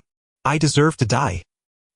He lay at the bottom of the pit, blood oozing from his forehead, banging his head against the ground while wailing, "Dong Yi, I will be your servant. I'll lick the soles of your shoes if you ask me to. Dong Yi, I'll pay you everything. I can give you the vault password right now." Liu Wendong stood at the edge of the pit, listening to his cries, pleas, curses, and vows, remaining expressionless. Until the last whimper sank into the dirt, he casually raised his hand, saying, "Bury him." "Yes, Dong Yi." One of the men grabbed a shovel and began to fill the pit with dirt, one scoop at a time. "Liu Wendong, when I become a ghost, you will be the first I come to collect from. Dong Yi, I am willing to be a dog at your feet. Wherever you point I will bite. Changle won't let you go. Just wait and see. Dong Yi, I am really afraid. I don't want to die." Liu Wendong returned to the car, listening to the voice that went from sharp to horse to weak, and finally fell into silence. The engine hummed lightly as the car slowly drove away from Fij Mountain. Meanwhile, on Changle Street, Luo Tianhong Ajiahu and Gao Jin led dozens of agile brothers straight to Chongles territory. Chongles gang was completely unprepared, caught off guard, and in one-night bars, nightclubs, gambling dens, sauna houses, and massage parlors all suffered heavy blows. Doors and windows shattered, tables and chairs overturned, glass shards scattered everywhere, rendering about 70 to 80% of the places incapacitated. By the time Chongles gang regained their composure, Liu Wendong's men had already retreated to Dongfang Bar, leaving not even a cigarette but behind. How could Chongles gang swallow this humiliation? Under the leadership of the boss monster, over 100 people armed with iron rods and knives surged towards Dongfang Bar, determined to wash the place in blood. But Liu Wendong had already set up his trap. The two sides clashed at the bar's entrance, the atmosphere thick with the smell of gunpowder. Chongles gang had the numerical advantage, yet they could not bite off this hard bone. Luo Tianhong Ajiahu and Gao Jin acted like four unsheathed swords, standing still yet ready to draw blood at any moment. Especially Luo Tianhong, wielding an 8-sided broadsword that glimmered coldly wherever the blade passed it, either severed wrists or split abdomens. The lightly injured wailed as they fell, while the severely wounded convulsed on the spot. Monster had never seen such a killing god. His heart quaked in fear as he watched Luo Tianhong advance toward him through the blood. With a scream escaping his throat, his face turned pale, and he dropped his brothers, fleeing in the opposite direction. Seeing their boss retreat, the men instantly scattered like birds and beasts, rolling and crawling away faster than the wind. This battle, ignited by Liu Wendong, ended in his complete victory. The next day in Causeway, Bei Chen Haonan stormed into a tea restaurant with a grim face, pressing down on Boss B, who was eating. "Big brother, something big has happened." Boss B slowly took out a napkin to wipe his mouth. "Anan, what happened? Why are you so out of breath?" "Uncle Kwan is gone." "What?" Boss B's hand trembled, nearly dropping his chopsticks. "Who did it?" "Last night Liu Wendong had a hard clash with Changle. I guess it was most likely him behind this." Chen Haonan's voice was low. Boss B's expression instantly darkened like iron. If Liu Wendong truly acted, would he be next? Initially he intended to use Liu Wendong's sharp blade to diminish Chen Haonan's edge and simultaneously suppress the other gangs. But the more he sharpened the knife, the brighter it became, and the hotter it became to hold, and now it no longer obeyed his orders and had turned into a double-edged sword. He could only turn to win over Uncle Changle, hoping to join forces to restrain Liu Wendong. Who would have thought that Liu Wendong would strike first, severing this lifeline? If Uncle Quan could die, what reason did Boss B have to live? Just as he was about to get up to leave, the entrance to the tea restaurant was suddenly blocked. Liu Wendong, leading over 20 fierce subordinates, strode in and quickly surrounded Boss B, Chun Haonan, and several younger brothers at the square table. Boss B's heart sank, but he forced himself to maintain his authority, slamming his hand on the table. Wendong, what do you mean by bringing so many people here? Nothing much, just thought I'd sit down with Brother B and have a nice chat. Liu Wendong replied, leisurely taking a seat opposite him and casually lighting a cigar. You're just in time. I was about to ask you clearly, who gave you the guts to take action against Uncle Quan? Are you crazy? Boss B's voice was stern, as he reprimanded, while secretly testing, did this kid know about his secret partnership with Uncle Quan? Brother B, there's no need to raise your voice like that. Liu Wendong exhaled a puff of green smoke, lazily digging in his ear. Why I acted against Uncle Quan if others don't know? You truly have no idea. I don't understand what you're talking about. Boss B's fingertips turned cold, his voice trembling. There are no walls in this world that don't let the wind through. What you've done, do I need to recite it for you? Liu Wendong sneered. Since you don't understand, it'll make it clearer. You conspired with Uncle Quan to cut off the red wine supply, intending to strangle my trade routes. In the end, my supply remained the same, but you both fell out and nearly drew knives at the warehouse door. Am I right? Boss B's forehead beaded with sweat, his face turning pale. He never expected that Liu Wendong not only knew but grasped the whole story tightly. Clearly, Uncle Quan had revealed everything to him before he died. Liu Wendong slowly exhaled a puff of smoke, his gaze sharp, as it pinned onto Boss B's face. Brother B, shouldn't you give me an explanation for this? Explanation? Boss B slammed his palm on the solid wood table, causing the teacup to jump. I've been in this world for so many years. Who has the right to judge me? Liu Wendong, don't pretend to be confused. Who led you into the Hung Hing door back then? It was me. I personally brought you up. You want me to lower my head? First take a look in the mirror and see how much you weigh. Clang! Liu Wendong lifted his leg and kicked over the entire mahogany round table, shards of porcelain scattering everywhere. He stepped forward, his finger almost poking under the eyelid of Boss B. Damn your mother. Those who mix in this world can't even write the two characters for brotherhood. As the big brother, you stab your own brother in the back, and when confronted you shrink your neck and play dead. How did you manage to keep your position as the leader? Chun Haonan sensed the situation was wrong and dashed forward, pointing directly at Liu Wendong's nose, his voice tight. Liu Wendong, I warn you, speak respectfully to Brother B or this matter won't end today. Want to tear off the facade? Fine, I'm always ready. Pa! Liu Wendong glanced sideways, a mocking curve at the corner of his mouth, not even giving Chun Haonan a proper look. Cripple, do you think you can challenge me? Is it enough weight? Brother B, do you think if you wiped out the Chong Lu gang, no one would remember what you've done? Should I bring out the recordings, signed contracts, and transaction records at the next Hung Hing meeting? Let Jiang Tianshang and the others see how you colluded with Chong Lu to stab your own brothers in the back. Boss B's face instantly turned ashen, the veins on his forehead throbbing. If Liu Wendong held ironclad evidence and publicly exposed it before Jiang Tianshang, he would immediately be forced to leave. Betraying one's own sect and colluding with external enemies. These two charges would be impossible for Jiang Tianshang to cover up, even if he wanted to protect himself.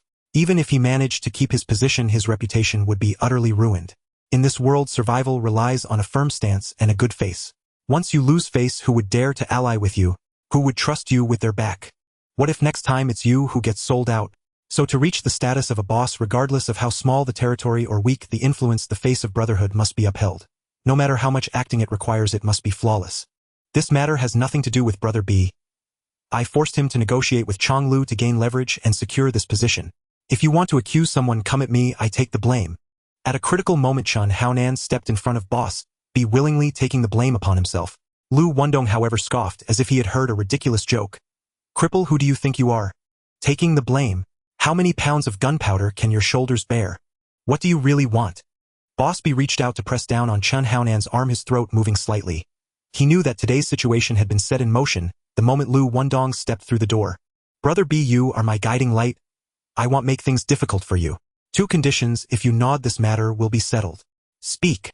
First, you must admit your involvement in the massacre of the Chong Lu gang. You ordered me to clear the scene and cut off their roots. Second, for the renovation project at Dongfeng Garden, your share belongs to me. What? Boss B's pupils suddenly constricted, his breath halting. These 2 conditions, one more deadly than the other. If he really admitted to orchestrating the downfall of Chong Lu, it would be like putting himself on a pyre. Chong Lu was currently scouring the city for him, just short of tearing him apart and feeding him to the dogs. Once he admits it, he might not even have a body left by tomorrow. As for the renovation project at Dongfeng Garden, he had a life-and-death contract with Dongxing on a 50-50 split with an advance payment of 8 million, and the total profit would be at least 30 million. To hand it over willingly, that would be like carving off a piece of his flesh. For these two conditions I cannot comply, Boss B declared resolutely without a hint of hesitation. Then there's nothing to discuss. Liu Wendong narrowed his eyes, a cold light flashing in his gaze. His subordinates around him all reached for their waists, forming a dark crowd that cornered Boss B and his men against the wall, the air tightening like a bowstring. Liu Wendong, do you intend to take me out here? Boss B felt a chill run down his spine, his back teeth grinding painfully. If a fight broke out, he feared he would meet his end in this private room tonight. Liu Wendong looked down at his watch, shaking his head slowly. Brother B, how could I dare to lay a finger on you? You are my superior. If I were to act, wouldn't the world condemn me as ungrateful and unrecognizing of kin? However, the Chonglu gang just caught wind that I am dining at this restaurant and their people will arrive in 5 minutes. If by then Brother B accidentally gets stabbed, you can't truly blame it on me. Boss B felt a chill at the back of his neck, cold sweat sliding down his spine. So this tactic of using a knife to kill someone had already been sharpened by Liu Wendong long ago. There was already a thin layer of ice between Boss B and Liu Wendong, as he had supported Chen Haonan, and they were no longer on good terms. However, they still maintained a polite facade, nodding at each other to preserve the last shred of dignity. But this time he had secretly colluded with Chonglu to encircle Liu Wendong, and his actions were not concealed well, leading Liu Wendong to seize upon the evidence immediately. This stirred up a hornet's nest. Boss B found himself in a predicament with no way out. To secretly enlist outsiders to take care of his own brothers. Such acts could be hidden away without exposure. Once brought to light, his reputation would be immediately tarnished. Seeing the confrontation imminent, Boss B had no choice but to bravely reveal his cards. I admit to the first condition, but the second is absolutely impossible. The renovation work for Dongfeng Garden was a joint venture between me and Dongxing, split 50-50. Without my nod, even if you took my share, you wouldn't be able to start any work. How about this? I'll give you 30% and well, consider this matter settled. How about that? I want 30%. Fine, 30% it is. He verbally relented, but in his heart, he knew the 1% he originally promised to Chen Haonan would have to be forcefully cut off. Liu Wendong's smile curled at the corners of his mouth, but it never reached his eyes. Everything he wanted was falling into his hands. In truth, from the very beginning, he never intended to kill Boss B. Hongxing and Chonglu were not of the same ilk, and Boss B could not be compared to Chonglu. Killing Chonglu would be something he could do recklessly, but taking down Boss B, he needed to weigh Jiang Tiansheng's reaction first. Hongxing was one of the top gangs in Xiangjiang, and Boss B was not only a key figure in Causeway Bay, but also a trusted aide personally promoted by the leader Jiang Tiansheng. If he truly dealt with Boss B, Jiang Tiansheng would be the first to not spare Liu Wendong. Moreover, Boss B was his direct superior to personally chop down his boss. Which faction could tolerate such an act of rebellion? The harsh reality was, he had yet to tighten his fist, unable to command the respect of the entire room, nor silence the murmurs of the crowd. Turning against him at this moment would be pure self-destruction.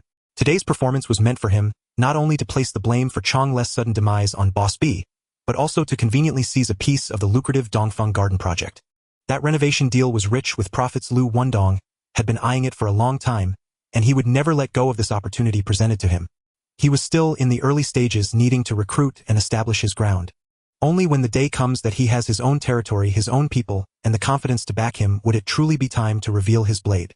Even if he had to deal with Boss B in the future, he would never do it himself. In this world, survival relies on reputation, not brute force. A boss with a tarnished name could not command respect from anyone.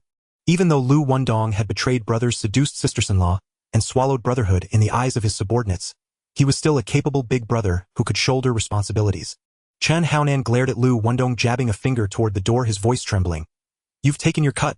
Now get out. Luo Tianhong Aji and the others immediately rolled up their sleeves and stepped forward, but Liu Wendong raised a hand to halt them, gesturing for his men to fall back. Brother Dong, do me this favor. Let it go. This matter with Haonan. Just drop it, said senior brother B, his tone uncharacteristically placating. Seeing Liu Wendong remain unruffled, his chest tightened with unease. Liu Wendong rose with a faint smile. Just as the room exhaled in relief, he shot out a hand, clamping down hard on Chen Haonan's earlobe, and yanked with brutal force. In the same breath, a butterfly knife flashed from his sleeve, its blade gleaming coldly as a crimson arc spattered across the air. His movement was ghost-like, so swift that Chen Haonan didn't even have time to cry out before his left ear was severed cleanly at the root. Ah! A shrill guttural scream tore through the silence. Odationer Jiaopi and the others turned bone white on the spot. Liu Wendong casually tossed the gory ear onto the floor and ground it under his polished shoe with deliberate crushing force. Pick it up now. Pick it up. The tea house fell into absolute stillness, air taut as a drawn bowstring ready to snap at the slightest touch. Only Chun Haonan remained clutching the stump where his ear had been, blood welling thickly between his fingers. Senior Brother B stared at Liu Wendong, the man's gaze icy, his brow sharp with malevolent intent, and clenched his jaw. Haonan, pick it up. Chun Haonan trembled violently from pain yet forced himself to crouch. His fingertips had barely brushed the ear's cartilage when a gleaming leather shoe slammed down, crushing them flat against the floor. Cripple Chun, keep your eyes open. This time only one ear. Next time, it won't be so merciful. Before the words fully faded, Liu Wendong rose onto his toes and ground the shoe's tip into the mangled flesh again and again, until the ear dissolved into pulp, its fragments and blood smearing a vivid jagged streak across the tiles. The ear lay flattened, limp and grotesque, fused to his cheek, beyond any hope of reattachment. Liu Wendong. Chun Haonan's eyes bulged, veins webbing across his sclera as he launched himself from the chair. A feral guttural roar tearing from his throat aimed straight at his tormentor. But before he could take a single step, Senior Brother B seized his arm. Haonan, stand down. That's fair talk, Brother B. Cripple Chun, stop flailing like a cornered rat. It changes nothing. By the way, hereafter everyone calls you One Ear. Fits your face perfectly. Liu Wendong slapped him twice, sharp stinging cracks across the cheekbones, his fingertips deliberately dragging over the raw, ruined ear stump. Ha ha ha. I'm dying. Laughter erupted around them. Thumping thighs, stomping feet, spittle flying. Chun Haonan froze mid-motion, nails biting deep into his palms until blood welled and dripped, one crimson bead after another, onto the concrete floor. Yet that sting paled beside the whistle of Liu Wendong's open palm, or the deeper, bone-deep humiliation searing into his marrow. Haonan, watch closely.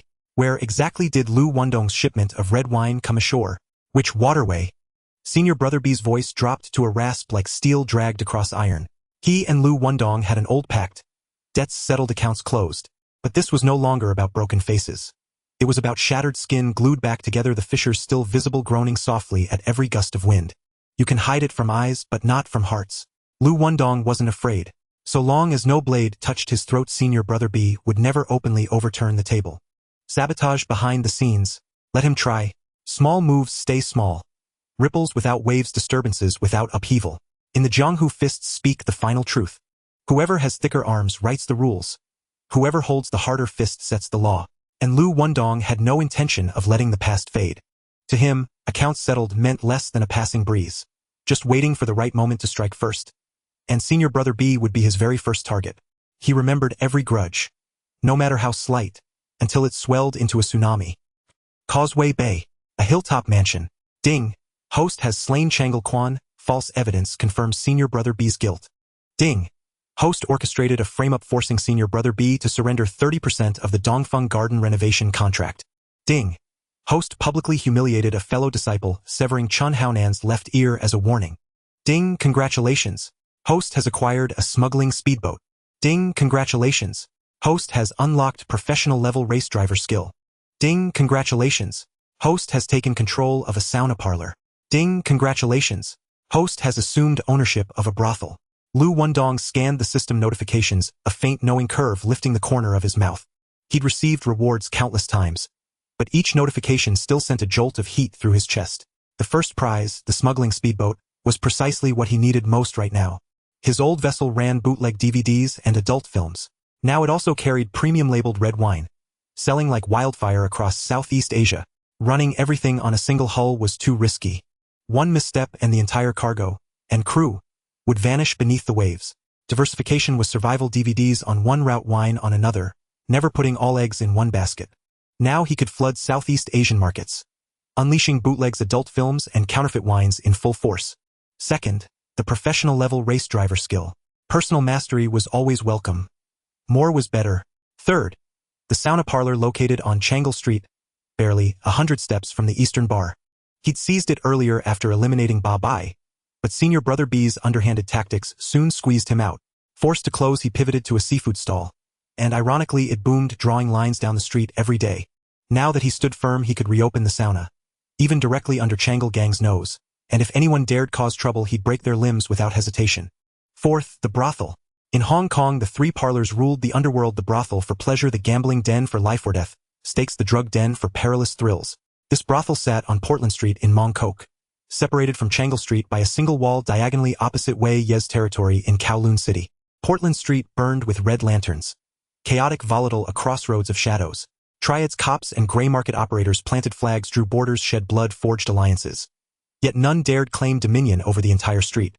Here giants like Hung Hing, East Star, Lianhe Society, Changle Gang, and Walin Shang coiled like serpents, while lone wolves and tight-knit gangs prowled everywhere, multiplying like wild grass. Surviving between these factions turned Portland Street into a living map, a sex worker every 3 paces, a brothel, every 5 a high-end, Phoenix Tower every 10. To open shop here, you needed more than courage, you needed unbreakable bones. Fortunately, Liu Wendong possessed nothing less. As his territory expanded, so did the gap in manpower. In the days that followed, he cast wide nets and applied ruthless standards, recruiting a cadre of sharp, agile, quick-witted enforcers. His power swelled like snow rolling downhill, deepening roots, tightening fists. Nightfall, Changle Street. Liu Wendong strolled into his own eastern sauna with a few trusted lieutenants, to unwind his muscles and inspect the business, gauging just how fiercely it burned. Clang! Fuck your mother. Beat him to death. Before the car even stopped, shrill curses and shattering glass crashed over them. Liu Wendong tossed the keys to the valet and asked idly, "What's kicking off over there, boss?" The Changle Gang's trash is shaking down vendors again. When one refused to pay, they flipped his stall and started beating him. "Hey, Changle boys!" Liu Wendong strode toward the commotion. At the sound, the thugs paused mid-swing and turned as one. Monster grinned, seeing Liu Wendong arrive with only 3 or 4 men, and led 7 or 8 enforcers forward, voice booming. "Oh, Brother Wendong graces us. Does Changle Street now answer to you? So, you'll really stand up for him?" Monster flicked his eyes upward, sneering. "Don't you know your own weight?" Before the last syllable left his lips, his henchmen surged forward, encircling Liu Wendong and his men in the center of the street, fists coiled, murderous intent radiating like heat haze. Liu Wendong remained unmoved, casually pulling out a cigar, lighting it with a snap, and taking a deep puff, all while not even raising an eyebrow. "Monster, you have the numbers, why are you hesitating? Get to it. Liu Wendong, don't you dare. Ah. As the last syllable left the monster's lips, his hair was suddenly yanked, causing him to stumble forward. In the next moment, the glowing red end of the cigar was pressed against his left cheek. Sizzling, the flesh-charred blood mixed with black smoke wafting up. He howled in agony as he collapsed to his knees, hands covering his face, blood streaming between his fingers. Thud. All of his subordinates froze, their eyes nearly popping out. Who had seen such cruelty?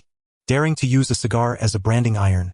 Jimmy, the vendor selling iced tea at the roadside, forgot to pass his paper cup, his mouth agape, as if an egg could fit inside. He was well aware the monster was the enforcer of the Changle Gang ruling Changle Street for years. Even the police chief had to give way. Yet Liu Wendong, without a hint of hesitation, burned him without a second thought. Wendong brother, I was wrong. Spare me my life." The monster knelt on the ground, tears streaming down his face. His hair painfully pulled, his face burned to the core, no longer showing any arrogance. "Listen carefully, starting now on Changle Street. What I Liu Wendong say goes. Get lost." Before the words had finished, a kick struck the monster in the waist, sending him flying 3 meters, crashing into 2 metal stall frames. Run. The monster didn't dare to utter another threat, covering his face, as he scrambled up, dragging his legs, fleeing with his men. Liu Wendong watched the monster's miserable retreat, a smirk forming at the corner of his mouth. If this was the quality of the backbone of the Changle Gang swallowing, it was just a matter of time. He turned to leave, but was met with hurried footsteps behind him. "Wendong brother, I want to follow you." Liu Wendong turned back, his gaze sweeping over the small vendor in a worn-out t-shirt with tea stains on his hands. "You? My name is Li Jiayuan and the neighbors call me Jimmy. I really want to work with you." Liu Wendong's heart stirred slightly. He had unknowingly run into the Jimmy from the Underworld. This was someone born to do business. He had quite a few capable subordinates, Luo Tianhong Aji, the Tony brothers Gao Jin. All were strong fighters, but he lacked someone who could manage the books and turn a profit. A fleeting thought crossed his mind and he felt a twinge of interest. But he also understood Jimmy wanted to join not out of brotherhood, but to use his name to safely run his small business on Changle Street. Loyalty.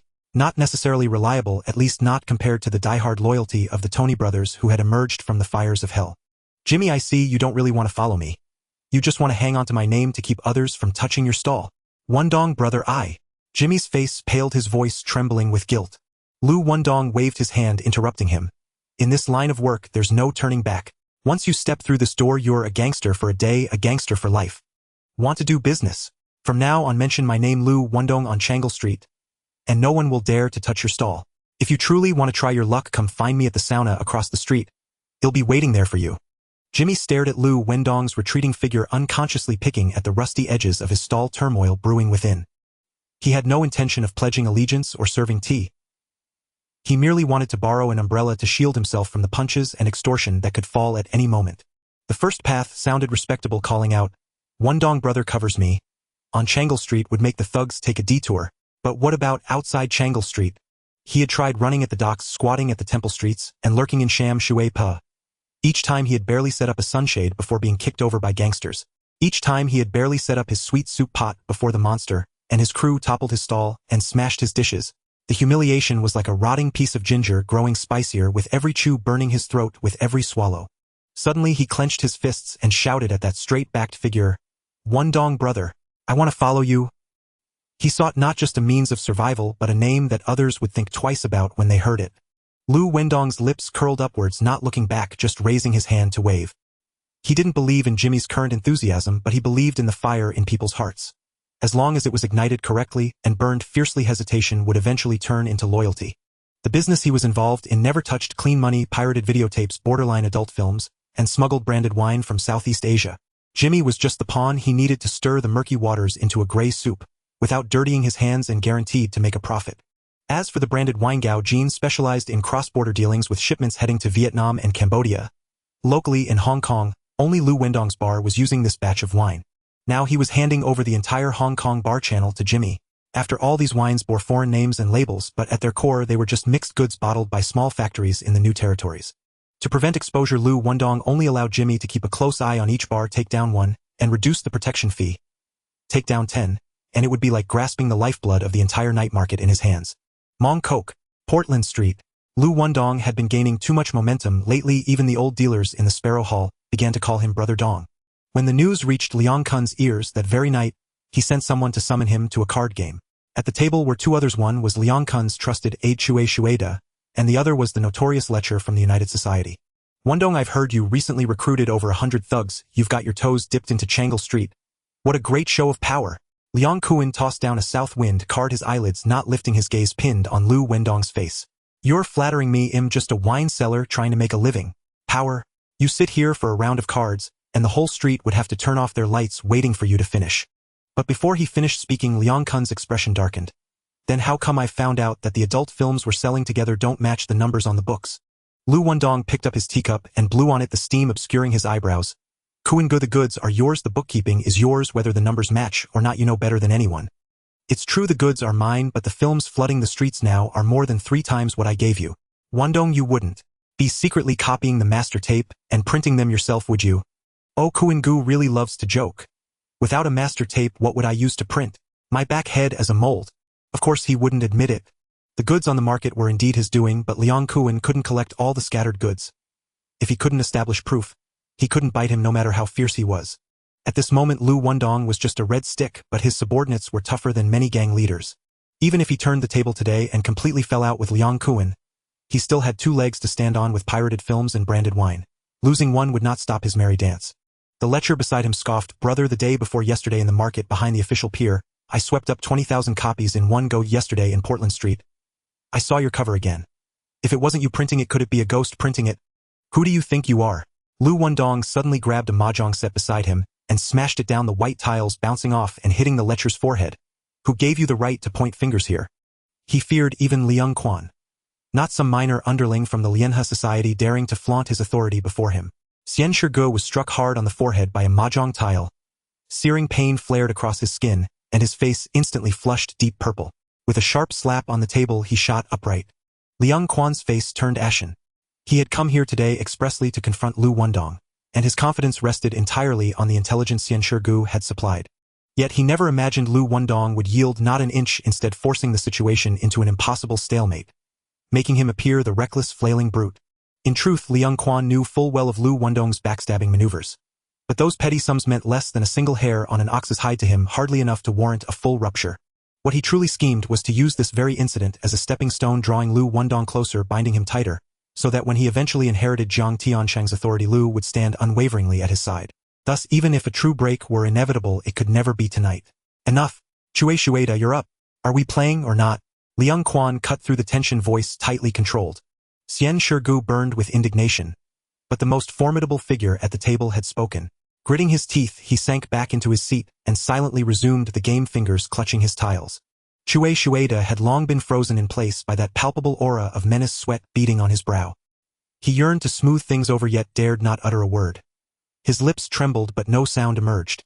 Seizing his boss's intervention as salvation, he instantly plastered on a grin, his voice quivering with forced sweetness. Brothers, I'm playing 3 10,000s. His clowning broke the ice. Tension in the room eased just slightly. Tiles clicked and clacked once more as hands shuffled, stacked, and pushed them forward. But after Liu Wendong's icy rebuff, Liang Quan could no longer broach the subject of the triplex films. The thread had snapped clean, irretrievably severed. Dad. Uncle. After a long pause, 13-year-old Sham Sui Mui entered arm-in-arm with her best friend Yuan. Good girl. Call Brother Wendong properly. Chui Shueda urged hastily. Brother Kuan, Brother Wendong, they chorused in unison. Liu Wendong acknowledged them with a low hum, but his gaze had already drifted subtle and deliberate toward the girl in pink standing behind Sham Sui Mui. Yuan's narrow shoulders were draped with delicate straps that seemed poised to slip from her pale arms at the slightest motion. Her jet-black hair cascaded like a waterfall to her waist, her eyes curved in gentle mirth, her smile luminous. Like a camellia blooming suddenly beneath the rain-washed streets of Pottinger Street. If there existed a true flower of Pottinger Street, she was unquestionably it. She often accompanied Sham Sui Mui to the mahjong parlor and had met many Triad elders. But the name Liu Wendong was new to her ears, prompting 2 curious glances. She caught him staring, direct, unblinking, and her ears flared crimson. Flustered, she quickly turned away. Dad, I need to speak with you. Here, your Mark 6 ticket.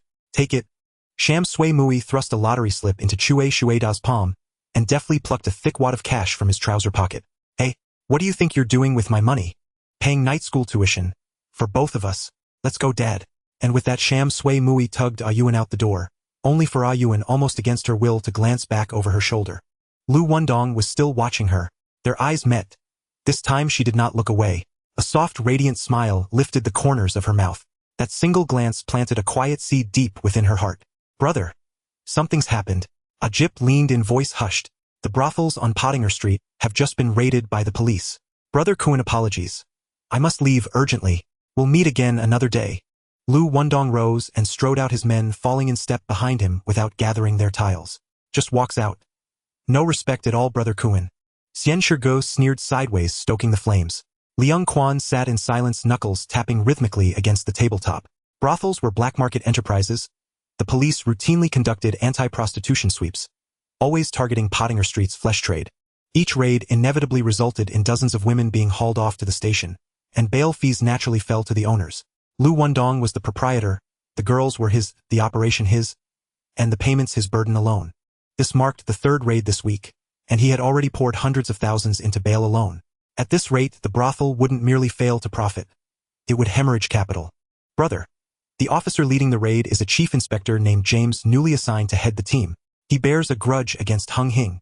Aside from us, every establishment targeted has belonged to Hung Hing. Liu Wendong's eyelid twitched. Dozens of factions operated along Pottinger Street, East Star Lianhe Society, Walinsheng. Yet all ran brothels. Why target only Hung Hing? The message was unmistakable. James had come for Hung Hing alone. Jip. Go retrieve them first. Understood. While Liu Wendong's scrambled chaos erupted across Hung Hing's ranks. Hung Hing controlled 7 or 8 pleasure houses along Pottinger Street, and all had just been shut down in one sweep. Repeated raids inflicted heavy losses, severing revenue streams completely. Worse still, Pottinger Street had always been a lawless nexus, blurring lines between underworld and authority. So no faction wished to shoulder this burning burden. No one would accept the mantle of Pottinger Street overlord. Thus all such establishments fell directly under Hung Hing headquarters. Profits were shared among branch leaders according to protocol, but losses incurred no personal liability. For each sitting leader it was pure arbitrage, risk-free profit. Precisely for this reason none would expend effort or assume risk for Pottinger Street. Yet this round of anti-prostitution operations proved too frequent, too brutal. Finally provoking Jiang Tianshang, who was overseas in Europe. That very night he placed a transcontinental call ordering Chanyu to convene an emergency meeting of Hung Hing's senior leadership, and demanding an immediate actionable strategy for restoring order on Pottinger Street. Midnight. In Hung Hing's conference room, bright lights failed to dispel the oppressive gloom. Chanyu distributed a stack of photographs. Gentlemen. This man is Chief Inspector James, head of the Mongkok Anti-Prostitution Unit. From last December through this September, He has led 157 raids against our premises, averaging nearly one every 2 days.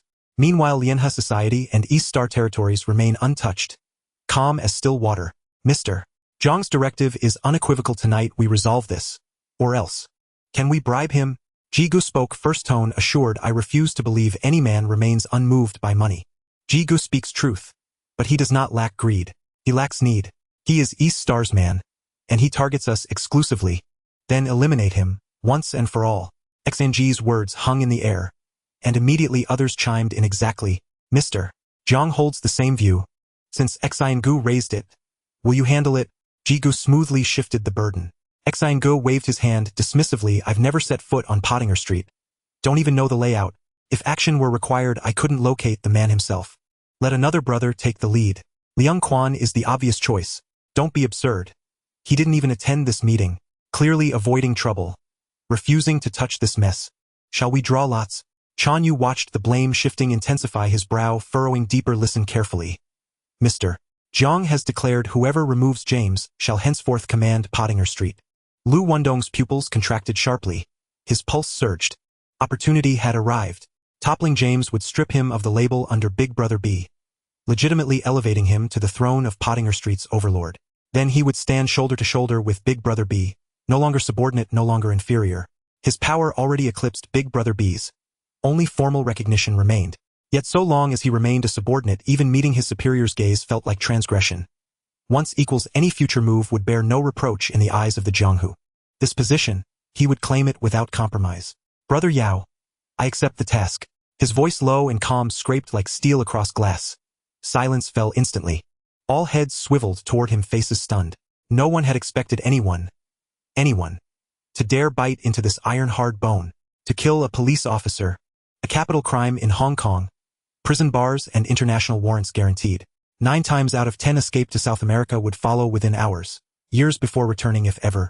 By then the moment would have passed, perhaps even gifted to another. Big Boss B and Chun Haonan exchanged a quick glance, their smiles frozen, a hint of gloom flashing across their brows. Chan Yao's eyes were like nails fixed on Liu Wendong's face. As long as you personally send James off, Bolon Street will be your territory. As a member of the Hung Hing Society, Chen Yao was well aware Liu Wendong was the sharpest knife among the younger generation, ruthless, precise, and steady. Even Chen Haonan, personally trained by Big Boss B, fell short before him. If anyone was to break this deadlock, it had to be Liu Wendong. Causeway Bay, Oriental Entertainment Company office. Aji stood up abruptly. Big brother, leave it to me. Tonight I will make him retire for good. Liu Wendong raised his hand to stop him.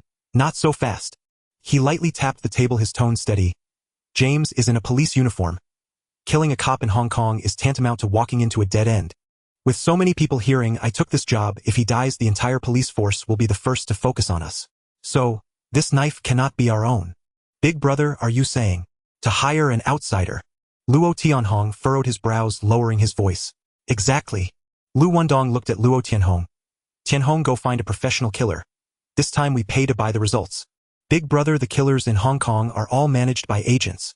Hiring someone won't it spread too widely? So what if it does? Hong Kong talks about the rule of law. Do they have solid evidence proving I hired someone to kill? Just right, we are lacking a secret channel. If this person can be trusted, they will be our long-term partner. If they prove unreliable, then we clean them up too. I understand. Luo Tianhong nodded in agreement. A few days later, Oriental Entertainment Company office. Luo Tianhong led professional killer agent Feng Gang into the room. Big brother, the person has arrived. Hello, Mr. Liu. Feng Gang extended his hand proactively, his smile steady. My name is Feng Gang. Friends on the street call me Fourth Brother. You can just call me Old Fourth. I heard you have a job, so I came to seek your guidance. Liu Wendong shook his hand and casually handed over a photo of James.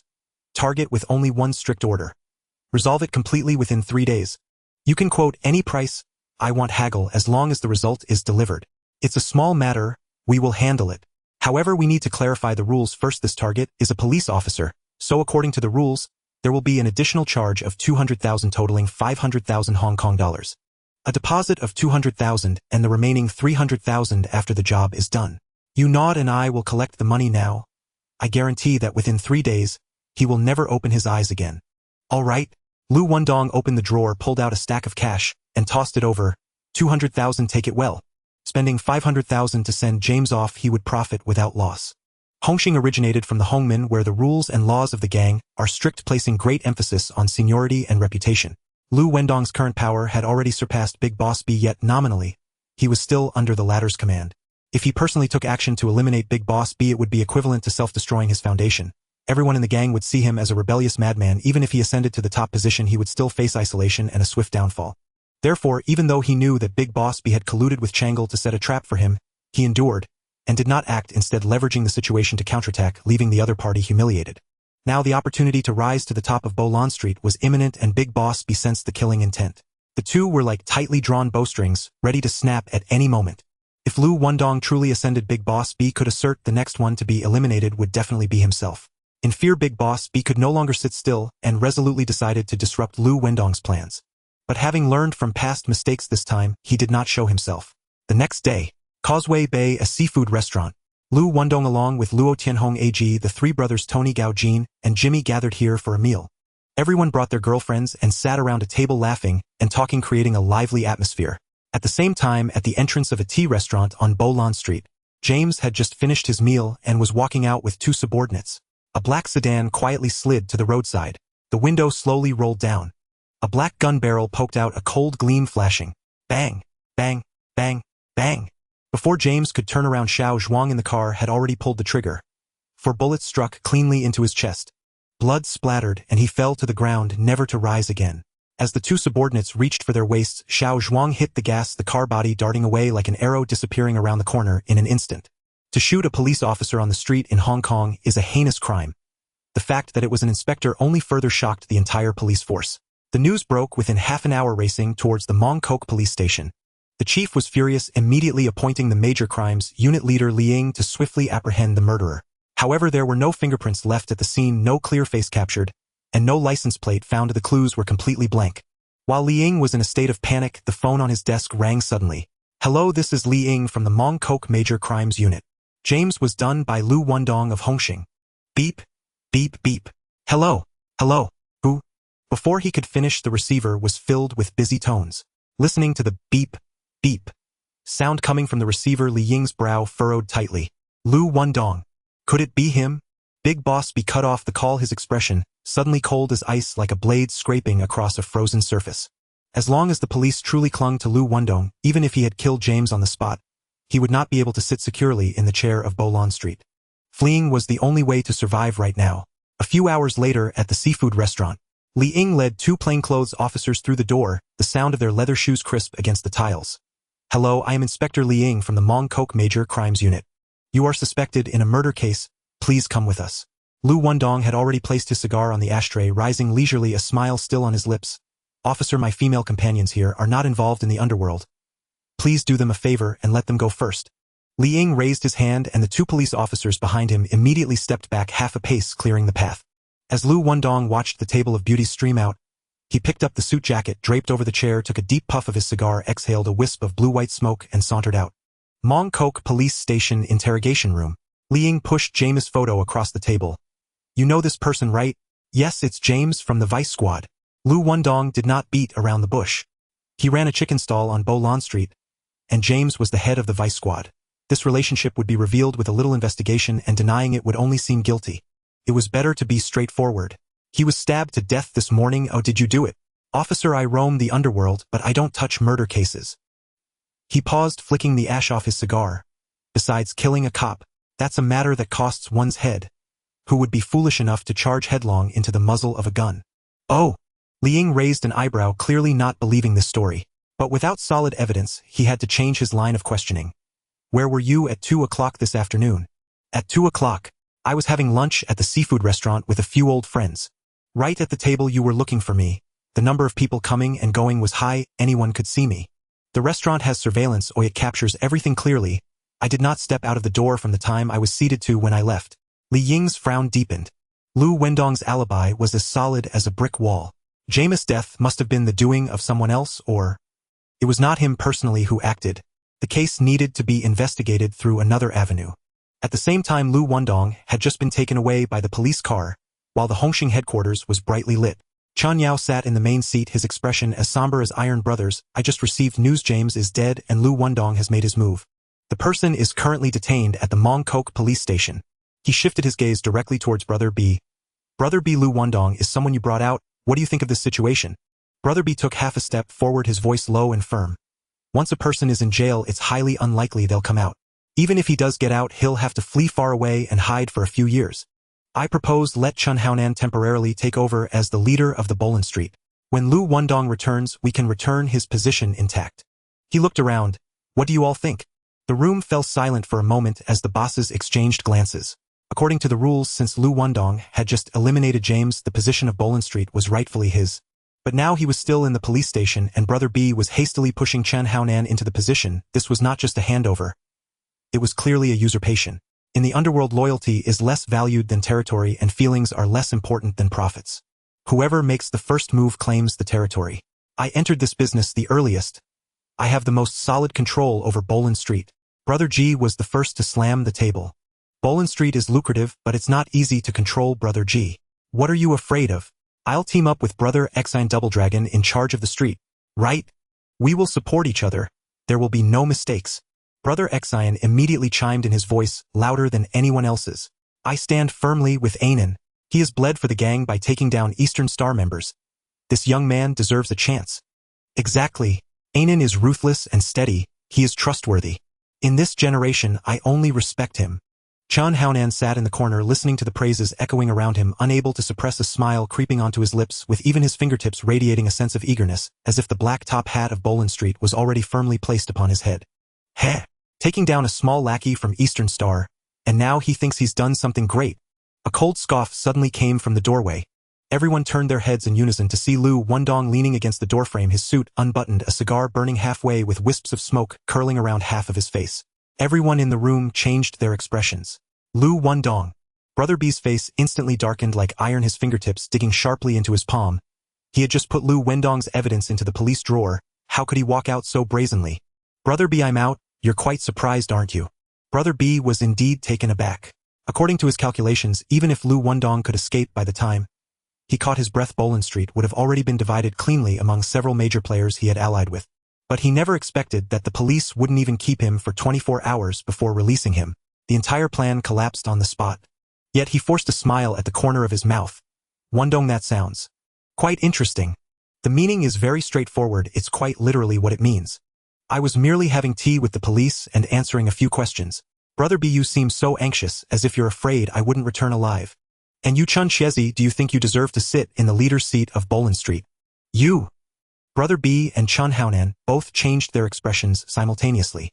Suddenly Liu Wendong turned around, fixing his gaze on Chen Yao's face. Brother Yao, James has already passed away. It's time for a change in leadership at Bolin Street, isn't it? Chen Yao nodded, his expression grave as he scanned the room. Everyone listen well, from today onwards Liu Wendong is the one who will take full control of Bolin Street, both openly and in the shadows. All stalls, venues, and territories will be under his command. As the words fell, Liu Wendong sat down firmly, and the once vacant main seat was no longer dared to be glanced at. The people below immediately put on smiling faces, clasping their hands in congratulations, the sound buzzing. Brother B and Chun Haonan exchanged a quick glance, their eyes filled with frost. A Liu Wendong who had risen from a red pole, had previously pretended to be deaf and mute to Brother B's commands, now standing on equal footing. He was no longer willing to bow his head even slightly. Liu Wendong leisurely cut open his cigar, the flame licking at the cigar tip, taking a deep puff before blowing a thick plume of white smoke directly at Brother B's nose, laughing loudly. Brother B, you must be careful where you step in the future. What are you threatening me? Brother B's brow twitched. Oh, Brother B, you're joking. Liu Wendong shook the cigar, his smile not reaching his eyes. As brothers would I scare you? I'm just reminding you, be careful not to run out of money in your pockets. Without me making money for you, where will your wife go to maintain her looks, shape her figure, and nurture her grace? You! Brother B suddenly stood up, the chair scraping loudly against the floor. Just a joke, Brother B, is it necessary to keep a straight face? Liu Wendong tilted his head and smiled lightly, patting Brother B's shoulder. Could it be that you can't even handle a joke? He stood on a higher moral ground, each word laced with subtle barbs, leaving Brother B speechless. All right, I have matters to attend to. I'll take my leave first. Before leaving, Liu Wendong patted Brother B's shoulder again, his voice loud. If the lady needs anything, just call me anytime. After saying that, he strode away, followed by a series of rhythmic footsteps. Brother B stared at the slowly closing door, his face turning a shade of grayish purple. His anger finally broke the dam. He kicked the long table in front of him violently, the wooden leg cracking in response. Look at him. He was as dumb as a pickled radish back then. If it weren't for me pulling him into the game, he would still be at the docks carrying bags. Let me say this first: if he crashes in the future, don't come looking for me. If he brings trouble upon himself, don't expect me to reach out. The crowd lowered their heads in silence, the air thick enough to wring water from it. Everyone could see clearly the undercurrent between Brother B and Liu Wendong was no longer hidden, but a knife had been drawn and the bloodlines were clear. Dongfang Entertainment Company. Conference room. This was the first time Liu Wendong had gathered all his trusted subordinates and various leaders together. Leaning back in the leather chair, he scanned the familiar faces. I've called everyone here today for two matters. The first matter: the new venue in Causeway, Bay Bar Nightclub Sauna, 3 signs shining together. Jimmy, you take the lead and have the blueprints and manpower ready for me in 3 days. Understood, boss. The second matter: Boland Street. From today onwards, I am the real head of the house. So starting tomorrow, mobilize the troops, except for those left behind to watch the various stalls. The rest will be sent to Boland Street. I not only want to establish my foothold, but also clear the place thoroughly. In the future, there will only be my Liu Wendong's people in the territory of Boland Street. Eastern Stars, Lians, no matter whose lackeys or spies, all must roll out. Boss, doing this might make too many enemies. Eastern Star is deeply rooted, Lianhe is powerful, and we don't have Hung Hing backing us. If we really tear our faces, it might not end well. Lianhe, just a bunch of local chickens and dogs. Eastern Star has some weight. But we have our people gathered, our guns shining, and our confidence high. In a real confrontation, the outcome is still uncertain. In short, Boland Street. I've set my sights on it. The next morning, Liu Wendong sent most of his subordinates to Boland Street. Luo Tianhong, Aji Tony, and Ahu each led a team sweeping horizontally and vertically through the streets. Any streetwalker not protected by Hung Hing was either forcibly removed from the territory or knelt down on the spot to sign a contract of servitude entering Liu Wendong's newly established brothel. In just one morning and one afternoon, he had added more than 200 girls under his command. Boland Street was wide enough. Hung Hing originally occupied 9 establishments, and with Liu Wendong adding one more, 10 could open together, spreading out the business with staff fully packed. Even if more than 200 new mouths suddenly appeared, wanting food, wanting clients, wanting to split profits, he could still stabilize the situation. As Liu Wendong took action, news quickly flew into the ears of Lianhe Society. The head of Lianhe Society, Hua Fu, who had several establishments in Boland Street, heard that Liu Wendong had managed to recruit over 200 girls in just one day, and immediately ordered his underlings to invite him to the most popular brothel for tea. Another day passed. Hua Fu sat on the leather sofa squinting as he sized up Liu Wendong, who had only brought 2 lackeys with him, a smug smile curling at the corners of his mouth. Ah Dong, we both rely on women to make a living. You know as well as I do, business is tough nowadays. Men in Xiangjiang either run to Shenzhen for prostitutes or fly to Macau. Over there every girl can charm like the ice and fire realm, and the more ruthless ones can even play with the 7 heavens and 9 heavens. If we don't upgrade and evolve, we'll soon be left with nothing. To be honest, I'm planning to take over the entire Yao Ma Ti and run a brothel. You holding down Boland Street would be much more stable. Liu Wendong didn't even raise his eyelids, merely casting a faint glance at him, his face as frosty as if covered in frost. Hua Fu thought he didn't believe him and anxiously banged his thigh. Do you know that the magazine Guanlu has interviewed me? Do you know what they called me? The Huan Xin Hua Tua. Those 4 characters were written by the reporters themselves. I didn't boast about it. I've really put in a lot of effort. Once this industry falls into my hands, it's bound to turn around. Liu Wendong nodded, his tone dismissive, as if coaxing a child. By the way, what did you say your name was? Hua Fu's face instantly darkened. This was not respect, but a clear slap in the face. He stopped pretending and slammed a contract onto the table, lowering his voice sharply. Liu Wendong, I've heard you just took in over 200 girls. I want to invest and work together. You take 30, I take 70. Be straightforward about it. Liu Wendong scoffed, glancing sideways at him. Do you think him a fool? Then he'll truly treat you like a fool. If you don't sign this paper today, don't blame me for not letting you leave. Before he finished speaking, doors to the private rooms burst open and dozens of strong men with steel pipes and knives quickly surrounded Liu Wendong, trapping him in the center. However, Liu Wendong did not stand up, leisurely leaning back against the sofa, laughing aloud. People outside are saying, gangsters of Hung Hing, Sizai, Dongxing, and Lianhe are producing chicken essence. Hua Fu, you might be chicken essence, but don't really think of yourself as a phoenix. Hua Fu was fully prepared for this. He had buried over 100 men upstairs and downstairs waiting for Liu Wendong to shake his head, so he could walk in upright and leave sideways. But who would have thought that before he could make a move, Liu Wendong would step on him first? Hua Fu was not a coward. He instantly exploded in rage, his finger nearly poking Liu Wendong's nose. Liu Wendong, do you think a lackey of a big boss dares to act tough in front of me? Today I'll let you see how many eyes the king of horses really has. Looking for death? Liu Wendong's gaze turned icy, and he swiftly grabbed him by the collar, pulling him forward forcefully. With a bang, Hua Fu's forehead smashed into the glass coffee table, the tempered glass shattering with a loud crack splintering like a spider's web. Ah, I! He screamed in agony, his face covered in blood from the shattered glass. His brow cracked, a deep gash opened on his forehead, blood gushing down his chin, looking just like a pig's head dragged out from a slaughterhouse. Liu Wendong, I curse your ancestors. I'm going to kill you. Kill you? Hua Fu had never humiliated himself like this in his life, his voice nearly torn apart. The young men around, seeing their boss bleeding, grabbed their weapons and were about to rush in. Liu Wendong snorted coldly, flipping his wrist, the butterfly knife glinting coldly. 5 fingers fell to the ground at the same time like 5 chopped-off sausages. Ah! My hand! My hand! Hua Fu knelt on the ground, holding his bloody, mangled stump, letting out a deathly roar like a dying beast. The pain was deep in his bones. The agony of losing fingers was not just pain. It was like being skinned alive. Not to mention that Liu Wendong's knife was clean and swift, cutting through the base of the fingers. 5-finger skin peeled back, flesh torn, tendons broken, the bone stubs starkly jutting out, blood gushing like a burst pipe, splattering the ground crimson, even splashing spots of red against the walls. Joining hands with Hung Hing, Zai Dongxing colluding with chicken essence. This was not just empty talk. The United Society dealt in flesh trades. The lackeys underneath were soft compared to Hung Hing and timid compared to Dongxing. Who had ever seen such brutality? Upon seeing Hua Fu's grotesque appearance, everyone froze in place, their faces turning pale, even forgetting to breathe. Liu Wendong leisurely placed the butterfly knife against Hua Fu's neck, the blade pressed against his skin, the coldness seeping into his bones. Hua Fu, do you truly think you're hard to kill? I was just pondering how to deal with you, and you came right to my knife's edge. Liu Wendong, what do you mean? Hua Fu sensed the killing intent in those words, his face instantly drained of color, cold sweat mingling with blood streaming down. The meaning is simple. I'll send you on your way. You dare? His throat tightened, his Adam's apple rolling up and down. I'm a sittin' boss of the United Society, with over 100 men under me. If you kill me today, don't expect to walk out that door alive. Bang! Oi! Thud! Before he finished speaking, a cacophony of shouts erupted outside. The door was kicked open, and a wounded lackey tumbled in, shouting hoarsely, "Boss! The Hung Hing men have come in." Before he could finish, he felt a chill at his neck, and Luo Tianhong's 8-sided sword had already cleaved down his back, causing him to collapse instantly, blood gushing like a fountain. Inside, the lackeys of the United Society scrambled for their weapons, but before they could reach for anything, Luo Tianhong had already taken down 7 or 8 of them. The others had just pulled out their daggers when a G Tony and a Hu had already blocked the doorway, a dark mass filling the entire room in an instant. Big brother, all the United Society members have been taken down.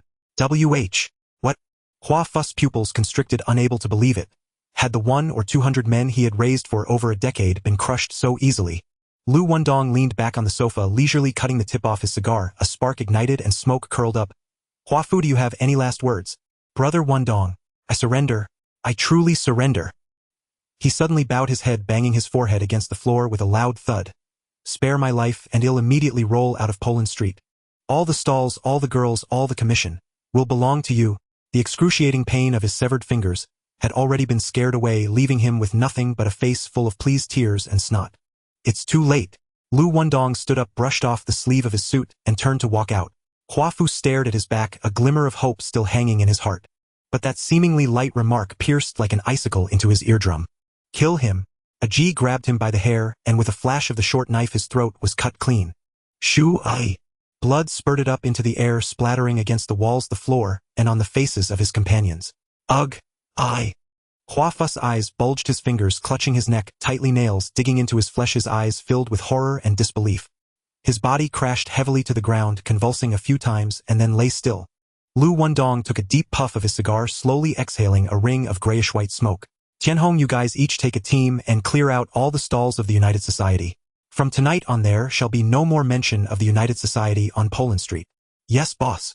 Luo Tianhong and the others responded in unison, heading out with their men. In the deep night, the flames flickered on Poland Street. Liu Wendong's men surged like a tide, pushing back the remnants of the United Society. Without the boss to maintain order, the group was leaderless, and their morale had long since dissipated. In less than 3 hours, all the venues were smashed, all the stalls taken over, and all the lackeys were driven out of Poland Street, not even leaving a single pair of underpants behind. The disparity in strength between the two sides was evident at a glance. Liu Wendong commanded fierce generals like a storm. Luo Tianhong was as powerful as thunder, Aji was ruthless and decisive, Tony was calm and experienced, Hu charged recklessly, and Gao Jin was meticulous as a net. Under their combined pressure, the United Society retreated step by step, unable to mount even a defense. In just one day and night, Liu Wendong swept through and cleared all forces occupying Poland Street, uprooting even the most entrenched and populous United Society, driving them out of their territory.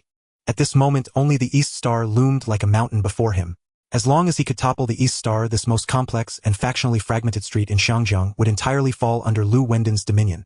That night, after years of hiding and patience like a serpent, Liu Wendong finally tore off his disguise, revealing his sharp fangs, transforming into a beast that preyed upon the weak. Rising from a mere red pole to the position of leader was not just about taking on a burden. It was the first thunderclap announcing the rooting of his ambitions. He stood firm and deep in Poland Street, and in the underworld of Xiangjiang a resounding name began to echo: Brother Wendong of Poland Street. In just one night, it spread throughout the streets of Xiangjiang. James was the undercover black cop, planted by East Star in the Mongkok police station with a hidden identity and connections reaching everywhere. Although the public killing stirred up quite a commotion, his numerous crimes made the police fear that the scandal of the black cop would ignite a media storm, so they chose to cover it up, hastily closing the case without further investigation. While the police feigned ignorance, East Star could not swallow this humiliation. James was a nail carefully inserted into the police station by Elder Ben after years of effort, and now being severed by Liu Wendong, Poland Street was about to be handed over. How could Elder Ben sit idly by? As Liu Wendong took action against East Star's territory in Poland Street, Elder Ben immediately mobilized his troops, sending out his elite forces straight for Poland Street. Liu Wendong aimed to swallow the entire street. Faced with the fierce soldiers personally chosen by Elder Ben, he refused to yield an inch, and the two forces clashed violently on the main road of Poland Street, with gunfire and blades flashing. Elder Ben, a white-haired elder and founding member of East Star, had a well-equipped and deeply rooted team. Even in a direct confrontation with Liu Wendong's strong and formidable new forces, he did not fall behind. In an instant, Poland Street was stained with blood, corpses lay in the corners, and the wounded wailed ceaselessly. This life-and-death duel gripped the nerves of all those who were out of the game. The various scattered gangs, small groups, and remnants of the former regime driven out of Poland Street by Liu Wendong remained motionless, waiting for the outcome. Once Liu Wendong faltered, they would immediately counterattack and return. At that time, not only would Liu Wendong have to regurgitate the territory he had swallowed, but even his own stronghold might be raided. Just as victory and defeat hung in the balance, an unexpected turn of events suddenly emerged. The formidable Wei Yi from the nearby Guanchong unexpectedly led his men into the battle, charging down the street and directly attacking East Star's flank. Liu Wendong seized the momentum of Wei Yi, turning defense into offense, and struck down East Star's main forces in one fell swoop. East Star suffered heavy losses, retreating in panic from Poland Street, with all of their establishments, nightclubs, gambling dens, dance halls, and brothels, changing hands, all falling into Liu Wendong's pocket. Wei Yi was precisely the pawn Liu Wendong had secretly laid down in his early years. He first won over Kowloon, establishing a bridge. Then he offered pirated movies and adult DVDs for free, allowing Wei Yi to profit without risk, binding both sides tightly together. This seemingly casual move turned out to be the decisive breakthrough. All the previous groundwork was now paying off with real benefits. A few days later, in an underground boxing ring, both Liu Wendong and Elder Ben understood that continuing to fight would only lead to mutual destruction and benefit a third party. Thus, they set up a negotiation table, exchanging words for swords. "Young man, your appetite is quite large. Do you really intend to swallow such a big piece of meat from Poland Street all by yourself? Aren't you afraid of choking?" Elder Ben, as the saying goes, the bigger the courage, the larger the bowl. "If I didn't have some real skills, would I dare to reach out for this hot pot? Let me be frank. Poland Street, I have my eyes firmly set on it. Then, there's nothing to discuss." Elder Ben's brow furrowed, his expression dark as iron. Liu Wendong remained unhurried, pulling out a cigar, snipping the end, lighting it, as he took a deep puff, leaning back against the sofa, and slowly spoke amidst the swirling smoke. "Of course there's something to discuss. Elder Ben, you only have 7 or 8 brothels on Poland Street, and business is lukewarm. How about this? Effective immediately, East Star withdraws from Poland Street, and all establishments will belong to me. In exchange, I will transfer a bar, a nightclub, and a sauna in Causeway Bay to you intact. Trading brothels on Poland Street for venues in Causeway Bay. This deal you won't lose, right?" Elder Ben's eyelids twitched, his pupils constricting, staring incredulously at Liu Wendong. He was clear in his heart, no matter how lively Poland Street was, it was ultimately an old neighborhood. But Causeway Bay was the heart of Xiangjiang, where every inch of land was precious, and the customer flow was like a tide, with daily earnings from a venue in Causeway Bay equal to half a month's earnings from a brothel on Poland Street. One was a rural market, the other a city center CBD. This was not a trade. It was clearly a gift. Liu Wendong offered to exchange 3 venues in Causeway Bay for Elder Ben's brothel business on Poland Street. This was a deal where Elder Ben would profit without loss. Elder Ben squinted, eyeing Liu Wendong with skepticism. Causeway Bay is guest territory. You think you can just offer me those venues? Are you really able to make the call? If I didn't have that kind of weight, I wouldn't be sitting here talking to you today. Bigu. I respect him, that's why I call him Bigu. Not respecting him, I could make sure he doesn't even get a warm meal. Young man, you've got guts. Elder Ben grinned, giving a thumbs up, the wrinkles at the corners of his eyes easing. All right, I agree. From now on, Poland Street is yours, and those 3 venues in Causeway Bay are mine. The matter of James is written off. Liu Wendong raised his glass of red wine, a slight smile at the corner of his lips, to a pleasant cooperation. To a pleasant cooperation. Elder Ben also clinked glasses, the sound of glass, ringing lightly as their eyes met, sharing an unspoken understanding and a smile. This fire burned fiercely but extinguished quickly. Without a single knife or stick being used, both sides got what they wanted and walked away with their gains. Elder Ben lost Poland Street but secured 3 solid bones in Causeway Bay. These were not just 3 establishments. These were the first crowbars for East Star to pry open the iron gates of Causeway Bay. Hung Hing had occupied Xiangjiang for many years, with Mong Kok Tsim Sha Sui and Causeway Bay being its strongholds.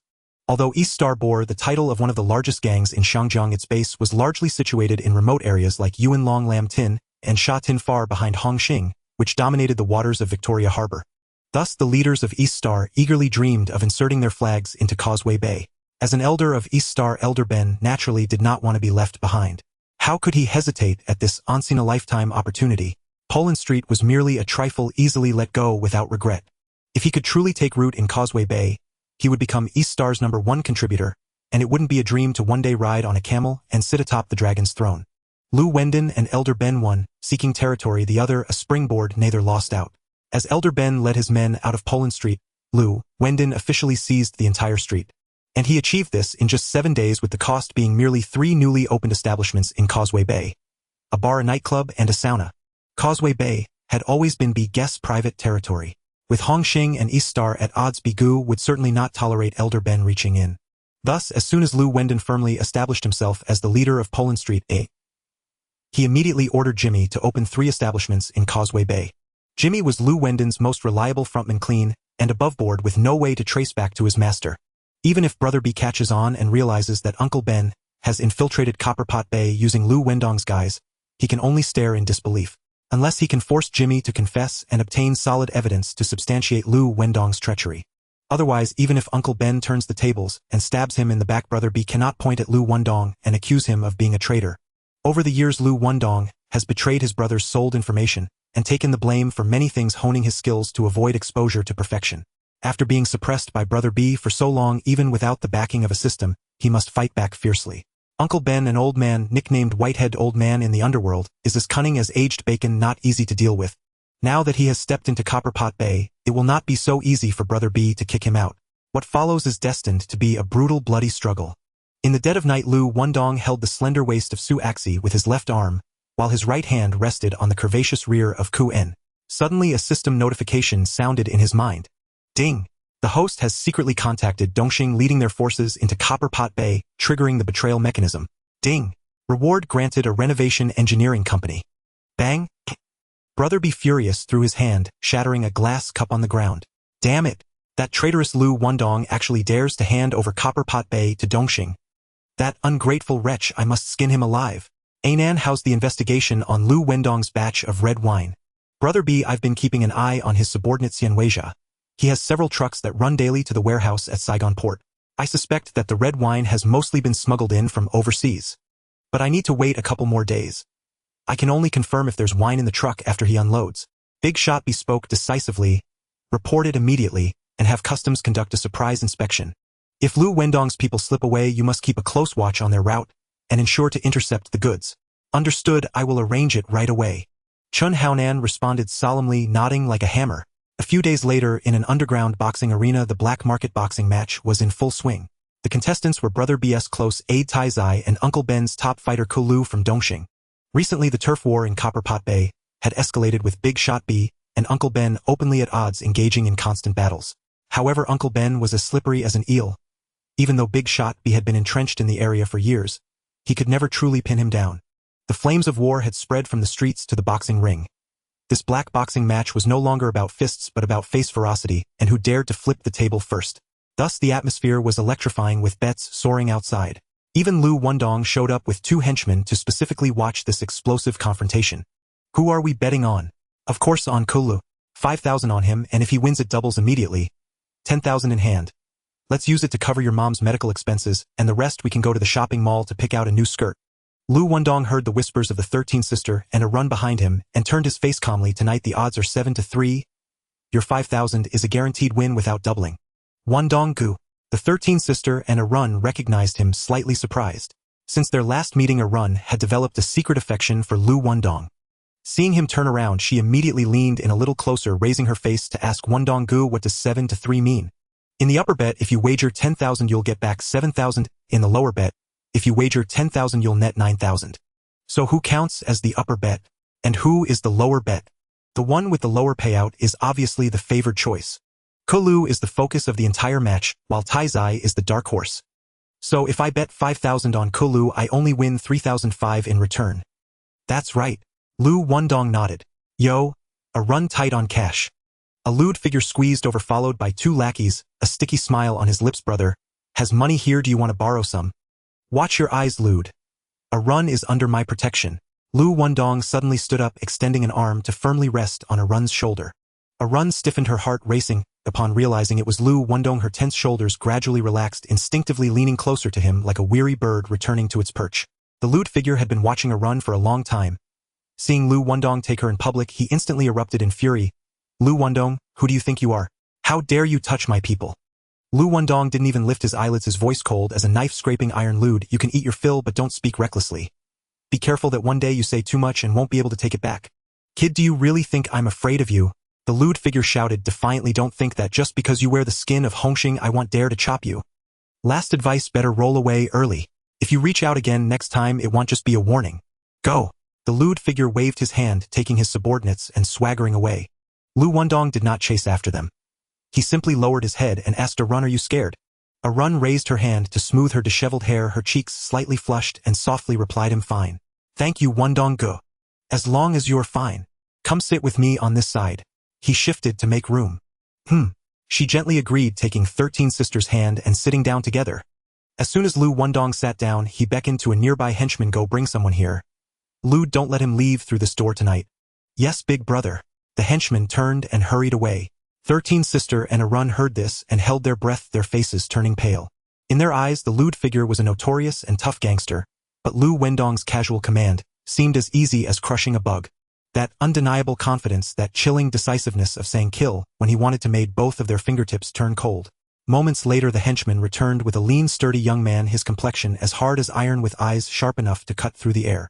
Big brother, this is Fei Ji, the henchman introduced in a low voice. Liu Wendong raised his eyes to glance over. Have you ever used a knife? No. Later, if you take him down, I'll let you in. He raised his hand, pointing far off to the lewd figure. All right. Fei Ji replied succinctly without a hint of hesitation. At this moment, the lewd figure was still smoking, boasting in the corner, completely unaware that he had been sentenced to death. At that moment, Liu Wendong leisurely walked over, wrapping an arm around Arun's shoulder. He glanced down at the barely breathing Xianxue on the ground and scoffed. Xianxue, learn to be wise in your next life. Your loose tongue could cost you dearly. You. Crack.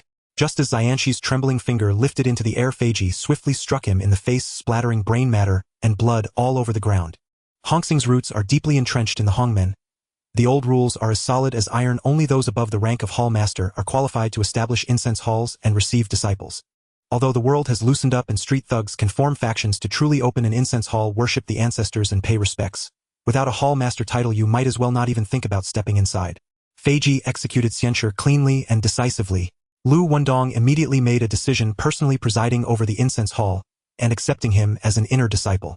As the incense burned and tea was served, Liu Wendong gazed at Fei Ji's kneeling profile and slowly spoke. Fei Ji, once the incense burns and the tea is consumed, you are no longer just a little thug wandering the streets. Your own misfortunes are of no concern, but don't let outsiders think. My Liu Wendong's people are just soft-shell shrimp. Fei Ji tightened his jaw, his voice heavy like iron. Boss, rest assured, I will never bring shame, nor will I undermine your reputation.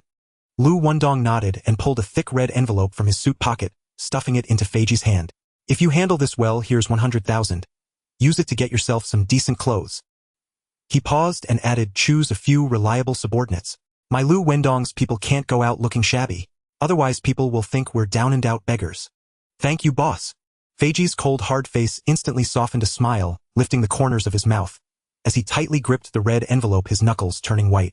Just stepping through the door, he had managed to bring back such a substantial red packet. This amount would be enough to talk about for 3 days along the entire West Ring Road.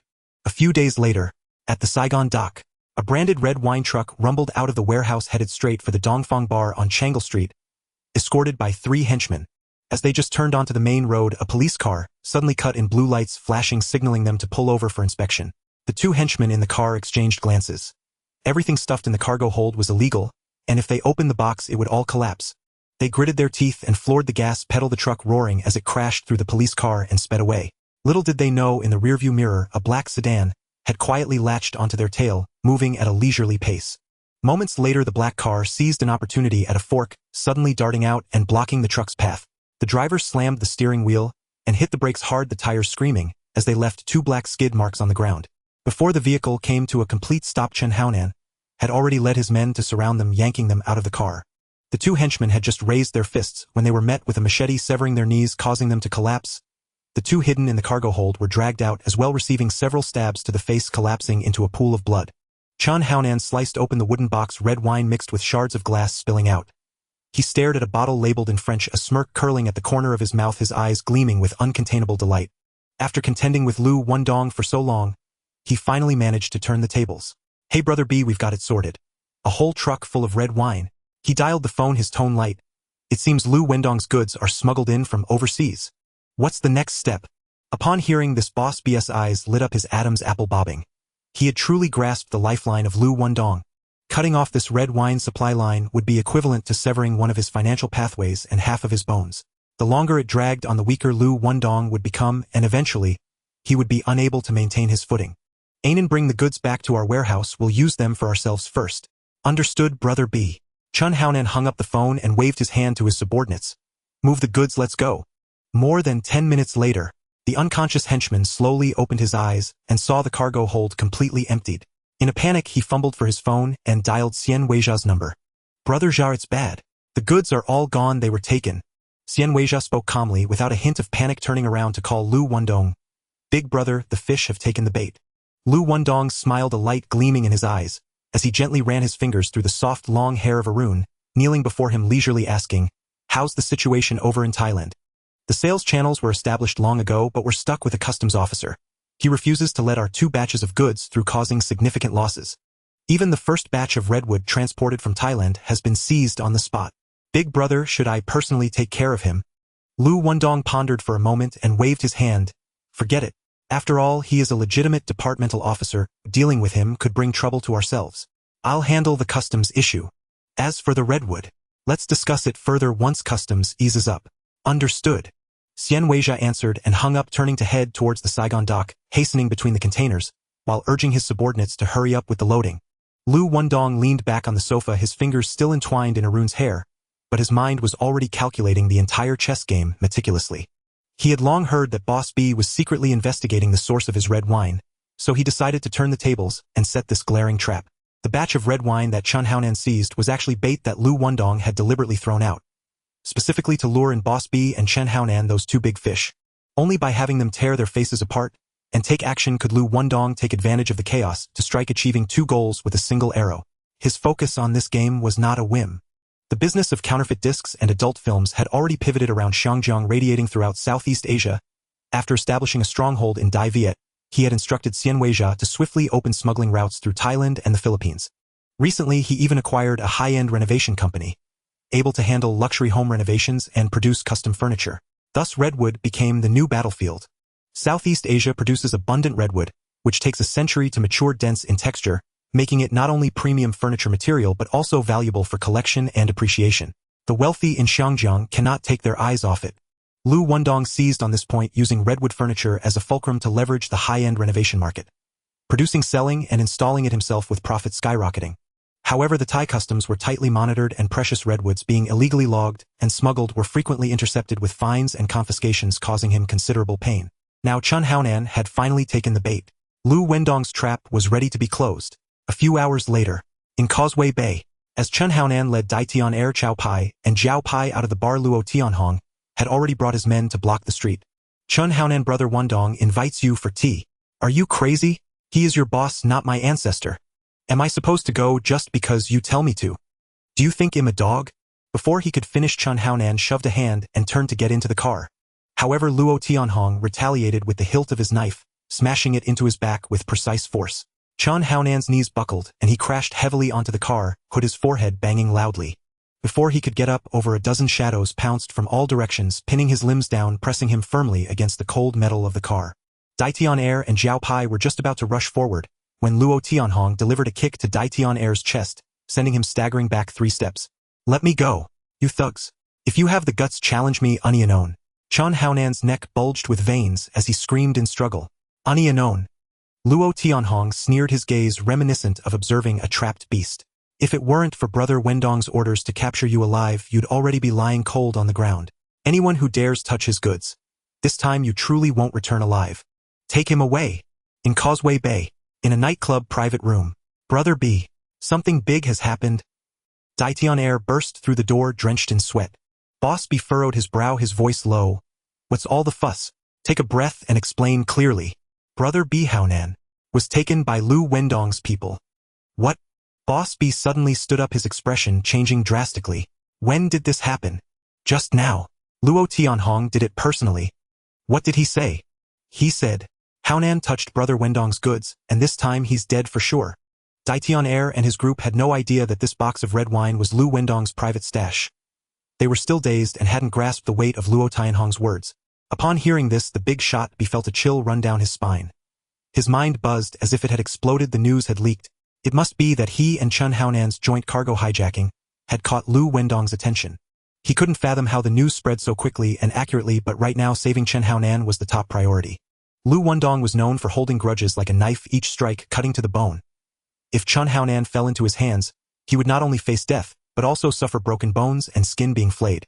What was worse was that both of them belonged to Hung Hing. If Chun Haonan stole from his own brothers, it was akin to publicly tearing down the plaque of his own ancestral shrine.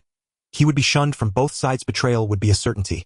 In any gang, such actions were enough to warrant severe punishment. Even if Liu Wendong killed him on the spot, nobody on the streets would dare to say a word against it.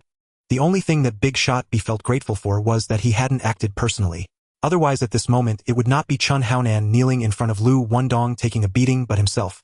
Now, whether Chun Haonan could survive depended entirely on Liu Wendong's willingness to relent. If he was determined to settle the score, Chun Haonan would truly become the fish on the chopping board. Thinking of this, Big Shot B tightened his grip, hastily picked up the phone, and dialed Liu Wendong's number. Hello, Brother B. It's a rare visit. What wine blew you here today? On the other end of the line, Liu Wendong spoke slowly, as if he had been waiting for this call for a long time. Wendong, let's talk. Why have you detained Anan? What do you want? What do I want? He stole my goods and harmed my people. The evidence is all there. If I move against him, do I need to report to you? Anan is one of my men. I took this matter upon myself today. How much did you lose? I'll compensate you for it. Compensate? Can money settle this? This is about rules, about face. All right then, let's not drag this out. Who said you could stop? Keep hitting. Liu Wendong suddenly yelled at someone behind him before abruptly hanging up the call. The muffled grunts and sounds coming from the phone were like a dull knife scraping against the eardrum. Big Shot B's face turned ashen. Who was Liu Wendong really hitting if not Chun Haonan? It was clearly directed at his own old face, delivering a resounding slap. Big brother, what now? Tianair was anxious, wringing his hands. Big Shot B clenched his teeth, ignoring him, and turned to dial a few other leaders' numbers. Now there was only one path left: to invite a few senior members of Hung Hing to come forward and stabilize the situation. Liu Wendong might not give him face, but he couldn't stomp the entire reputation of Hung Hing into the mud. The next day, evening, at 8 o'clock sharp, at the Ji Chi restaurant, Liu Wendong led his men into the private room, his steps heavy and his gaze cold. Brother Ji immediately greeted him with a broad smile. Oh Wendong, we've finally been able to wait for you. Liu Wendong lifted his eyelids and walked straight to the main seat without even giving him a glance. Brother Ji's smile froze on his face as he awkwardly retreated to the side. Big Shot B had no choice but to stand up and bravely speak. Wendong, today's meeting is about Haonan. He is young and impulsive. He made a rash mistake, but ultimately he is someone I brought up. You can't just take him away without a word. You have to give me an explanation, right? Explanation? Liu Wendong sneered, his gaze sharp as nails. Aja operates under my banner. Whoever touches him is spitting in my face. If Chun Haonan dares to steal my goods and harm my people, if I kill him, what can you do about it? He suddenly stood up, his finger almost poking Big Shot B's nose. Brother B, do you have a bad memory? Who do you think you are to set up a stage here? Don't think that just because you supported me back then you can point fingers in front of me. I don't like your old sayings. I won't buy that. My name Liu Wendong is known by everyone in Hong Kong. Oh, who doesn't know me? Who dares to touch my people? As soon as he finished speaking, he suddenly turned, pointing at Brother G. You dare you? I wouldn't dare. Brother G waved his hands, repeatedly sweating on his forehead. And you? He then focused on Brother Xian. I wouldn't dare. Brother Xian shrank his neck, smiling awkwardly. Who in the entire port doesn't know Brother Dong's temperament? Who would dare to touch Brother Dong's people? Isn't that right, everyone? Right. Exactly. The entire table responded in unison, their voices louder than one another yet completely insincere. Big Shot B's eyelid twitched. He exchanged a glance with Chun Yao, who quickly gave him a signal. Chun Yao had benefited from him and could not pretend to be blind, so he cleared his throat and stood up. Wendong, this kid Haonan always knows how to handle things. He wouldn't do something like eat from both sides. This is purely a misunderstanding. Let's each take a step back. Brother B will compensate you double for this loss. You also give Haonan a way out, Mr. Zhang personally opened his mouth, which is quite clear. Chun Yao mentioned Zhang Tiansheng's name in his last sentence. Liu Wendong raised an eyebrow, his mouth tightening, visibly displeased. However, he secretly relaxed. If it weren't for Chun Yao bringing up Zhang Tiansheng in time, he really would have had a hard time letting Chen Haonan go, and he couldn't use Chen Haonan to pry open the door to Thailand.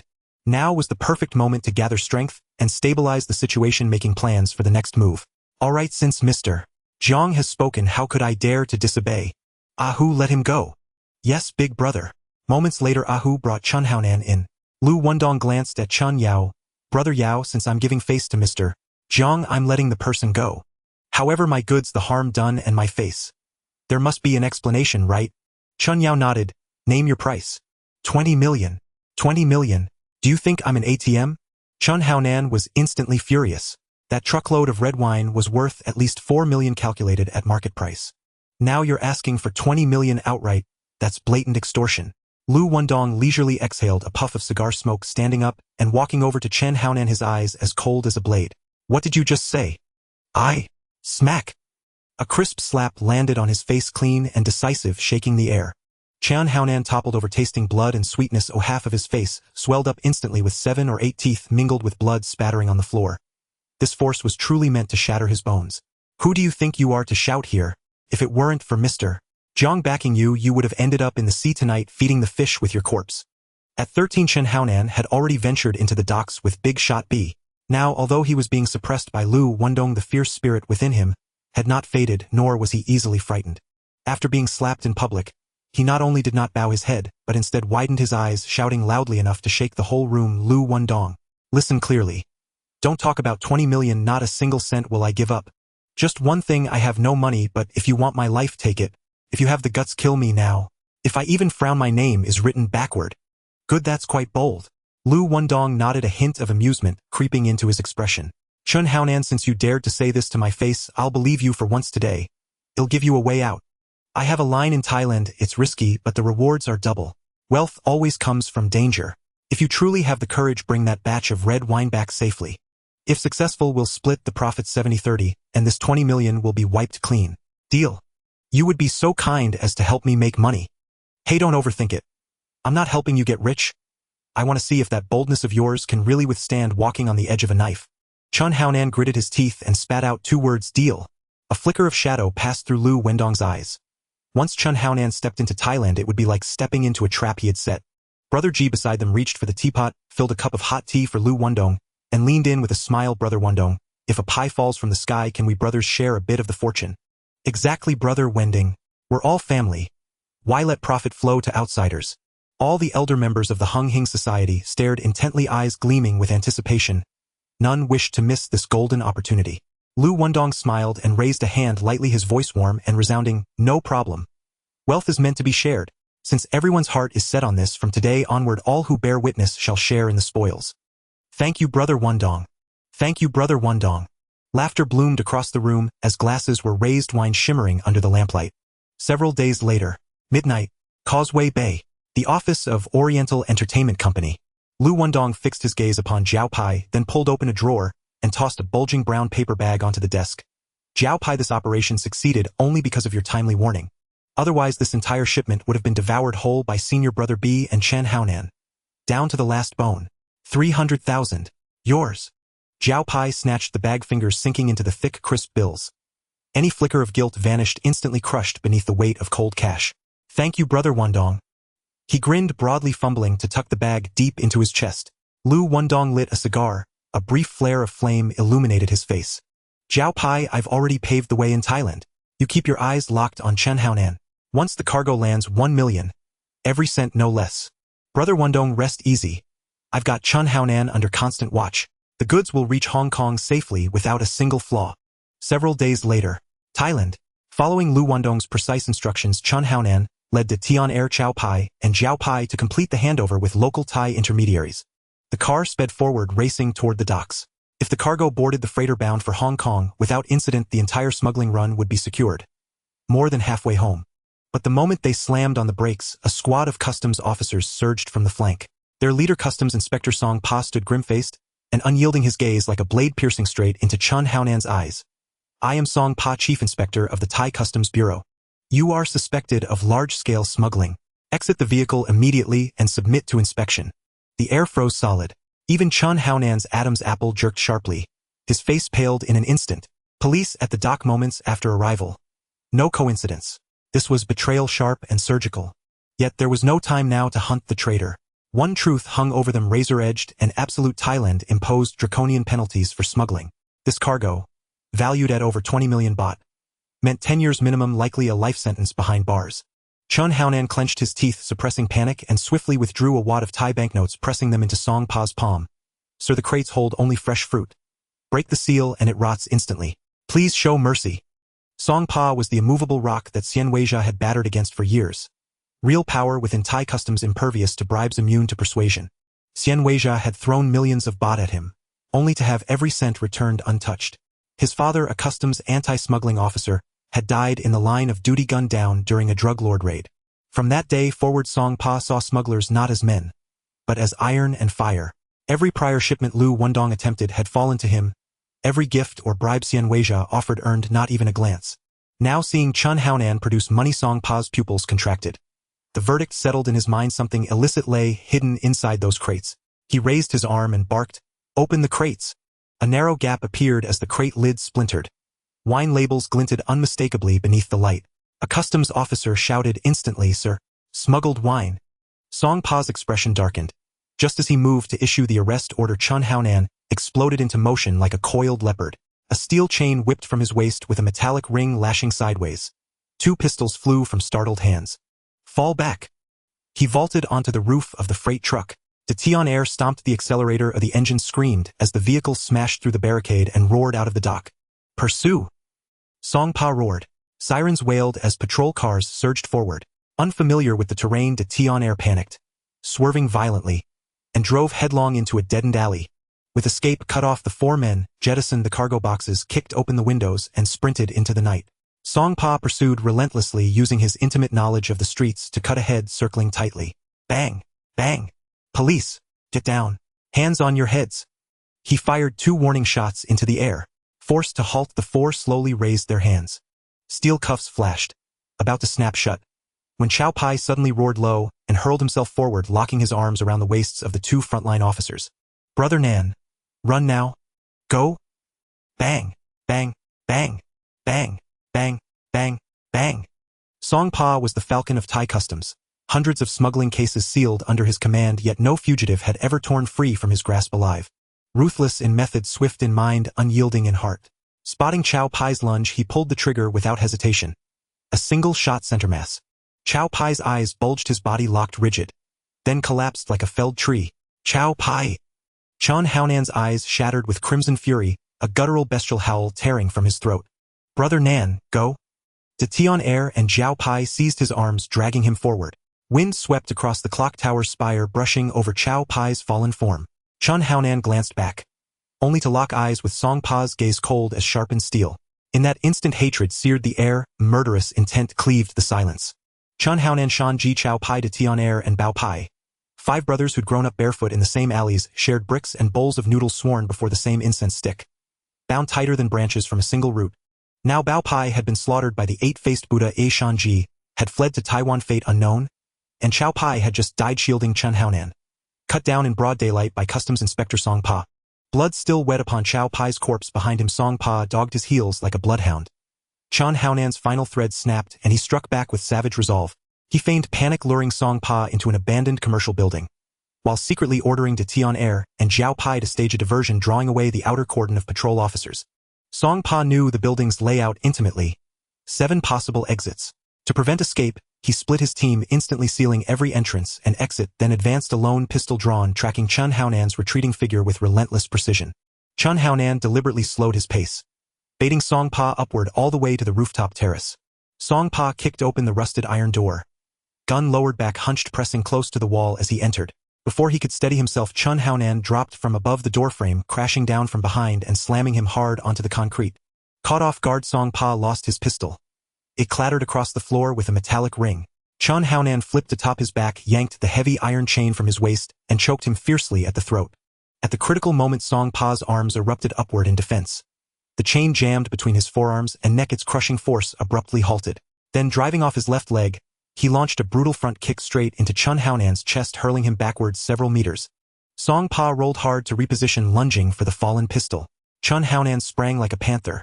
Both collided midair and the weapon skittered away again. Song Pa dropped low, spinning sharply on the ground. His elbow rose in a thunderous whistling arc, aimed straight at Chen Haonan's skull. A marksman of uncanny precision, a master of Muay Thai. His style was unrelenting, direct, lethal. Years entrenched as customs chief owed nothing to luck, only to sinew like iron, bone like bronze, and survival carved from countless brushes with death. Countless assassins had come for him. None had ever succeeded. That elbow sliced the air with a sickening hum. If it landed true, the skull would shatter, death instantaneous. Bang! At the last breath, Chen Haonan crossed his arms hard, taking the full impact, holding it back with raw, trembling will. A.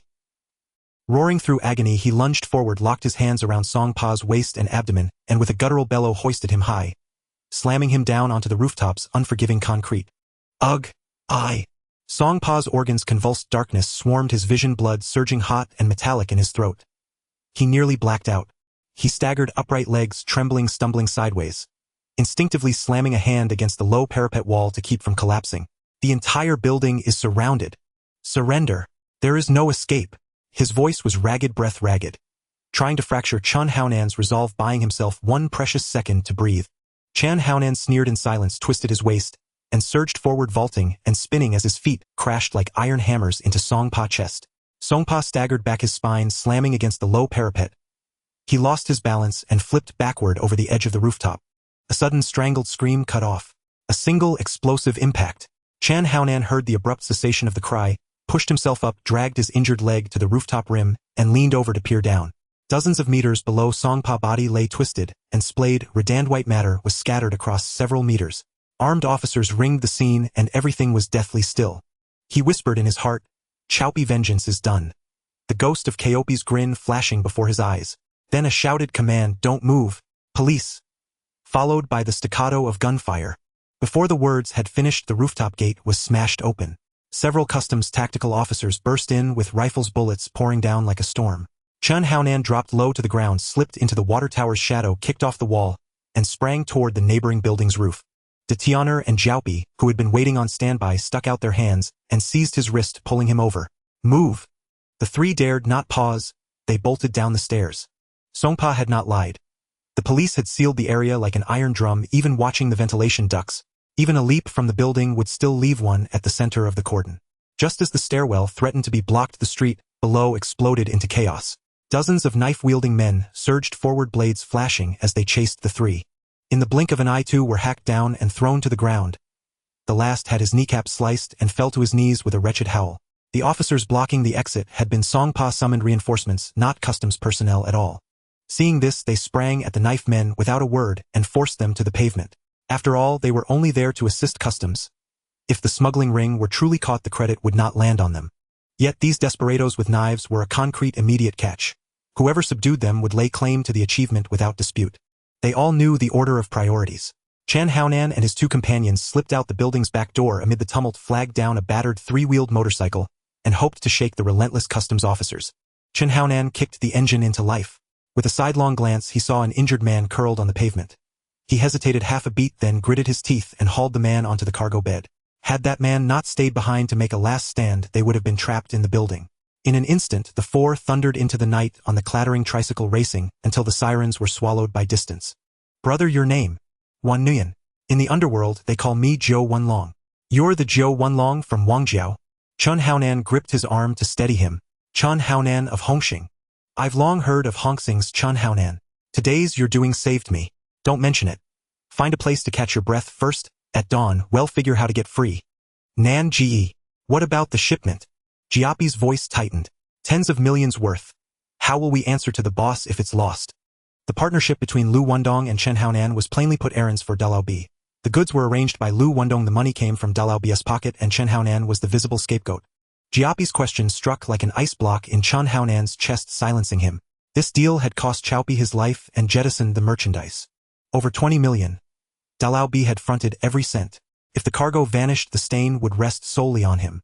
Fiercely loyal to Dalao Bi, Chen Haonan dared not contemplate such a consequence. Helpless, he felt his limbs go cold and froze. At that moment, Zhou Wenlong, forcing himself upright on his lame legs, said, I have an inside man at customs who will get me back to Shangjiang. Tomorrow I'll take you there, and we will retrieve the shipment. What? You can pull the goods out? Is it for real? He's our society's planted operative in Taigua Customs, the man assigned to handle receptions like this. I'll have him make a run for you. Chen Haonan's face darkened. Though the plan sounded facile, its weight was immense. The moment the goods were recovered, Hong Yi's mole, embedded in Taigua Customs, would be exposed. Zhou Wenlong was gambling everything, trading his society's undercover agent's life for Chen Haonan's chance at survival. What tempest would rip through his organization once they returned? The very thought sent a chill down Chen Haonan's spine. Zhou Wenlong, I will not utter mere thanks, he said, clenching the other's wrist, his voice low and burning. From now on, you are my sworn brother. They'll take the front line in any fight. Zhou Wenlong waved a hand and forced a bitter smile. It is I who should thank you.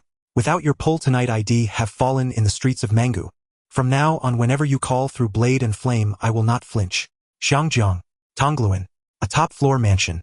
Liu Wendong lay shirtless on a massage table while Su Axi and Kuen took turns kneading his shoulders and neck.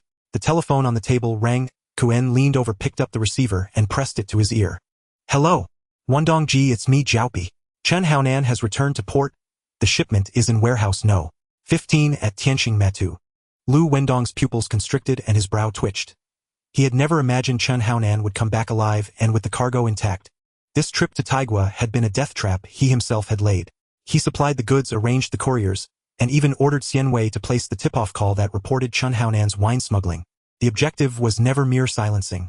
He put a blade in both Chen Haonan's and Songpa hands, forcing them to cut at each other. Whoever lived or died, he would gain.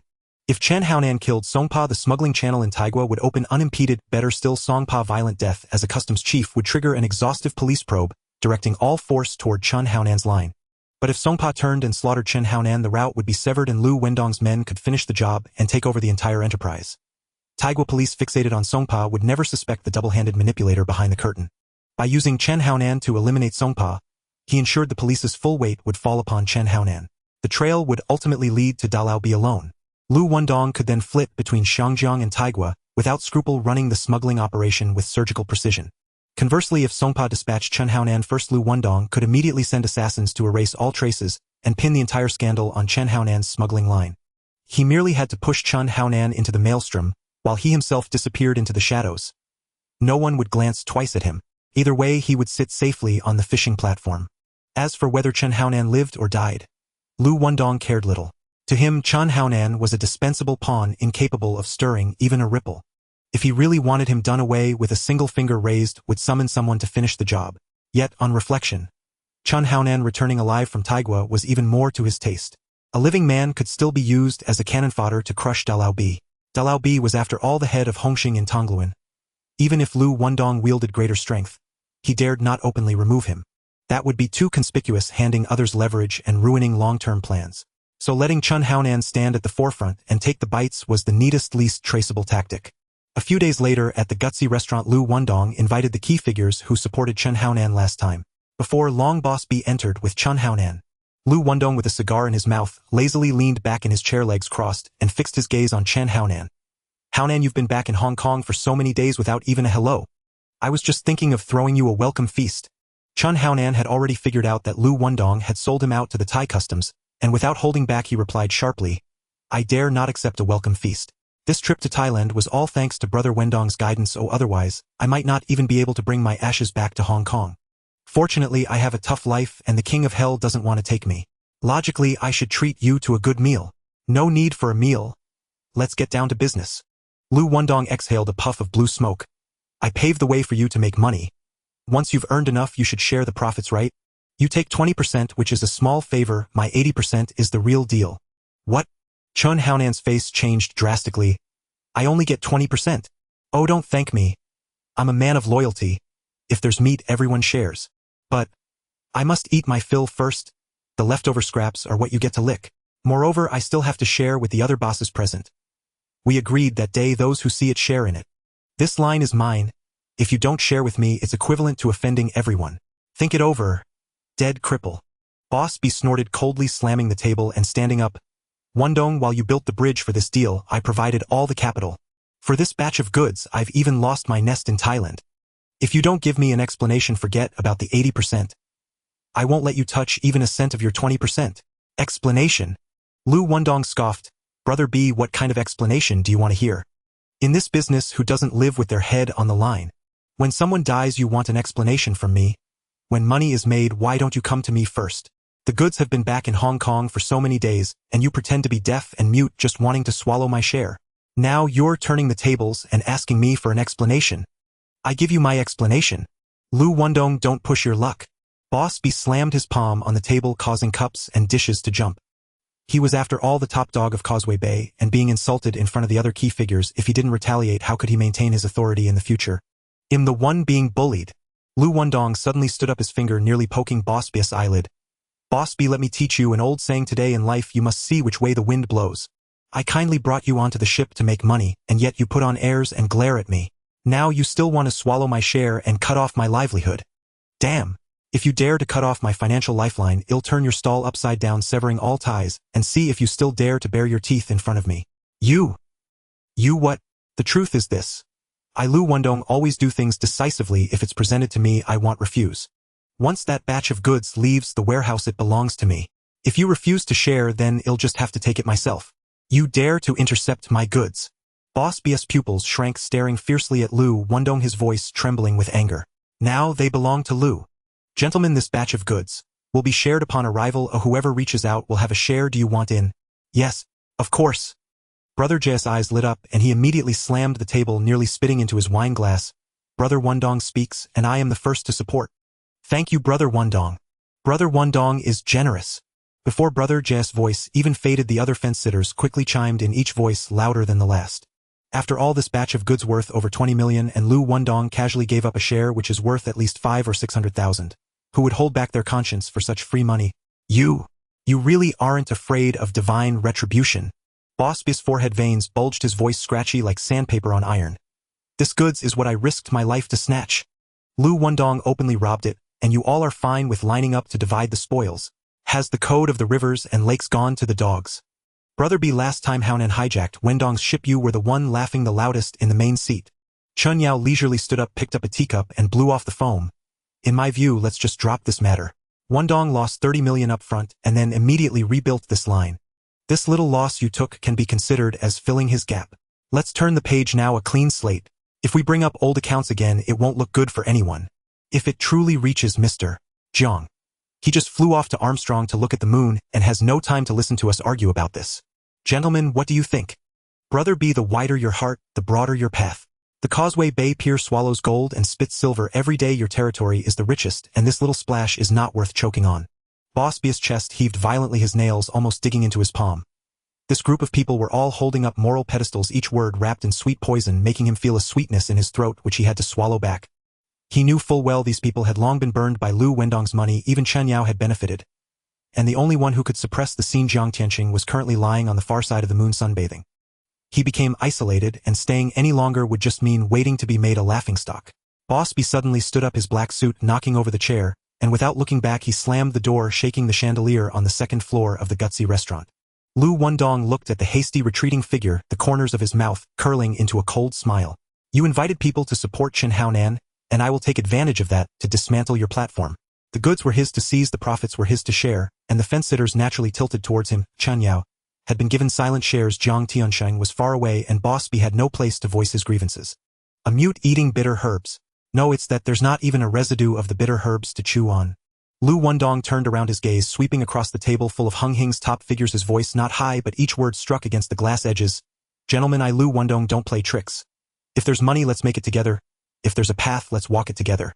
This batch of goods, whoever sees it will have a share. If you want to work this line in the future, feel free to find me. Wendong, I heard that Haonan sent the head of the Thai customs into the sea. This deal. Can it still go smoothly? Chen Yao tapped the rim of the cup with his fingertips, his tone probing. Liu Wendong scoffed, flicking off the ashes from his cigar. Without the strength would I dare to take this job. I laid the line, I set the price. Whatever the seller asks, I want at a cent. I'll sell it to you at the original price. One hand gives money, the other hand gives goods. Before the goods reach you, if they sink, burn, or are confiscated by customs, it will all be on me, Liu Wendong. Still, that says it all. Money is like flowing water. The faster it flows, the better it nourishes people. Let's all swim together. Wendong, I've been in the rivers and lakes for over 20 years, and it's the first time I see you like this. Actively stuffing money into others' pockets. Brother Xan raised his glass, his eyes shining. I toast you. Oh, Brother Xan, please don't mistake me for someone else. Liu Wendong, with a cigar in his mouth, waved his hand amidst the swirling smoke. His smile turned cold. I brought you into the game not out of kindness.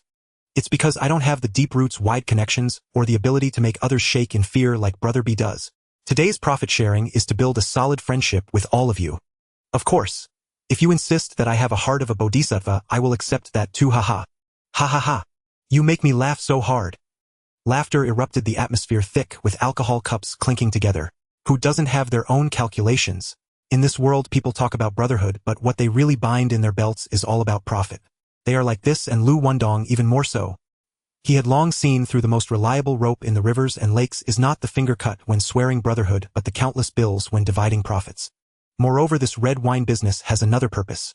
To weave a smuggling network, spreading it into the territories of various forces. In fact, from start to finish, the so-called smuggled red wine was just a web woven by Liu Wendong himself. The branded red wine was actually bottled at Liu Wendong's own winery in Shangjiang, and the so-called Thai supplier was merely a shadow he casually fabricated. Transporting red wine from Thailand to Hong Kong. It's simply not true. Not even a single ticket exists. The entire production line, all bottle labels and every batch were completed in his winery located behind the hills of Causeway Bay. Bottling, labeling, sealing, and shipping all in one go. So all the stories about cargo ships running aground and customs raids are just smoke screens fabricated by Liu Wendong. They simply cannot be realized. Wendong, since you've said that, I won't hold back anymore. Brother G immediately stood up, bending like a drawn bow, firmly holding the decanter, pouring Liu Wendong a full glass of deep ruby red. The venues in Western District will depend on you from now on. Don't worry, Brother G, I will give you an extra half quota for this batch of goods. Next month's new stock will be cash on delivery. Isn't that straightforward? Deal. It's settled. Settled. The two high-stemmed glasses gently clinked, producing a crisp sound, both of them smiling with a glimmer in their eyes.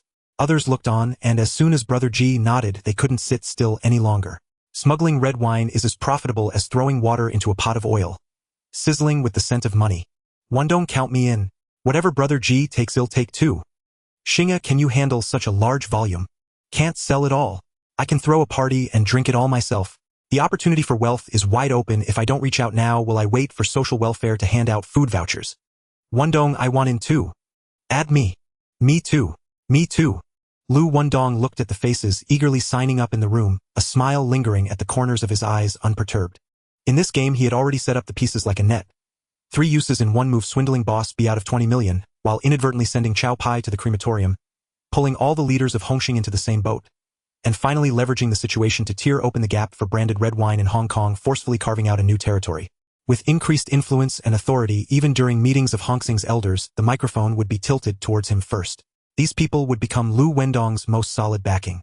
As long as no one offers a doubled price, they would never turn their backs. Within a day, he had risen from a mid-level position in Hung Hing to one of the key decision-makers. More importantly, these people's territories spanned Causeway Bay, Central, Tsim Sha Tsui, and Wan Chai, all prime locations in Hong Kong. With these channels, Liu Wendong could comfortably count millions each month. By the end of the year, his net profit approached hundreds of millions, more stable than trafficking in drugs and faster than real estate speculation. Brother G and the others were still calculating how much they could earn from the first batch of goods, completely unaware that they had already become the agents for Liu Wendong and were being harvested like chives. The price they received from the Thai seller was actually higher than what Liu Wendong privately sold to the Southeast Asian black market. This price difference would even make Wall Street traders shake their heads, having never seen such a ruthless cut. At least capitalists still consider cost logic. Liu Wendong's profits hinged purely on information asymmetry and his silver tongue. The only thing that still made Brother G and the others smile was that, even if they were gouged, they still had something to gain. After all, what they were selling was French original imports and Bordeaux exclusives, while the goods Liu Wendong provided cost less than a fraction of genuine red wine. This was Liu Wendong's shrewdness. Chives must be cut, but the roots must be left. Money must be made, but face must also be given. Causeway Bay. On the top floor of a seaside luxury mansion, Boss B sat on a leather sofa with a grim face, his knuckles turning white from clenching. Not only had 20 million gone down the drain, but Liu Wendong had also humiliated him in front of over a dozen leaders. His credibility shattered both inside and out. He couldn't swallow this anger and immediately felt murderous. Damn it! Liu Wendong, you start the fire on the first day of the Lunar New Year, and I'll pour oil on it on the 15th. You steal my goods. They'll sever your lifeline. Haunan, fly to Thailand right away, find that seller and tell him. Whatever Liu Wendong offers, they'll add 10%, not a cent less. Understood, big brother. Chun Haunan straightened his back, his tone firm. I'll personally nail this line down from now on, only in and not out, all for us. Humph. Boss B sneered, pulling at the corner of his mouth. With Liu Wendong, does he think he can light a fire on my head? This time I will cut off his throat and let's see how he gasps for air. Ding, the host has set a trap to kill Chow Pai. Ding, the host has forcefully seized 20 million from peer leader B. Ding, the host has publicly humiliated leader B, causing his credibility to collapse. Ding, the host has acquired a seaside villa in Deepwater Bay. Ding, the host has acquired a nightclub on Chung Lok Street. Ding, the host has acquired a cargo ship. Liu Wendong opened the system panel, scanning through the reward details. This villa sits on a prime coastal location in Deepwater Bay, one of the most coveted affluent areas in Hong Kong. With blue waves visible from the window, the tree-lined road is quiet and serene, surrounded by Hong Kong's largest golf course that the wealthy and famous frequent. Even the business magnate Li Ka-shing often resides here. The second reward is a nightclub on Chung Lok Street. Liu Wendong has now firmly established 3 bases on Chung Lok Street, a stylish bar, a well-rated sauna, and a recently renovated nightclub. For the Chung Lok gang, these 3 territories are not much. However, Liu Wendong's rapid actions and strong momentum have made them increasingly prominent, and business is booming, causing the Chung Lok gang to become increasingly restless. Territorial disputes have never been trivial.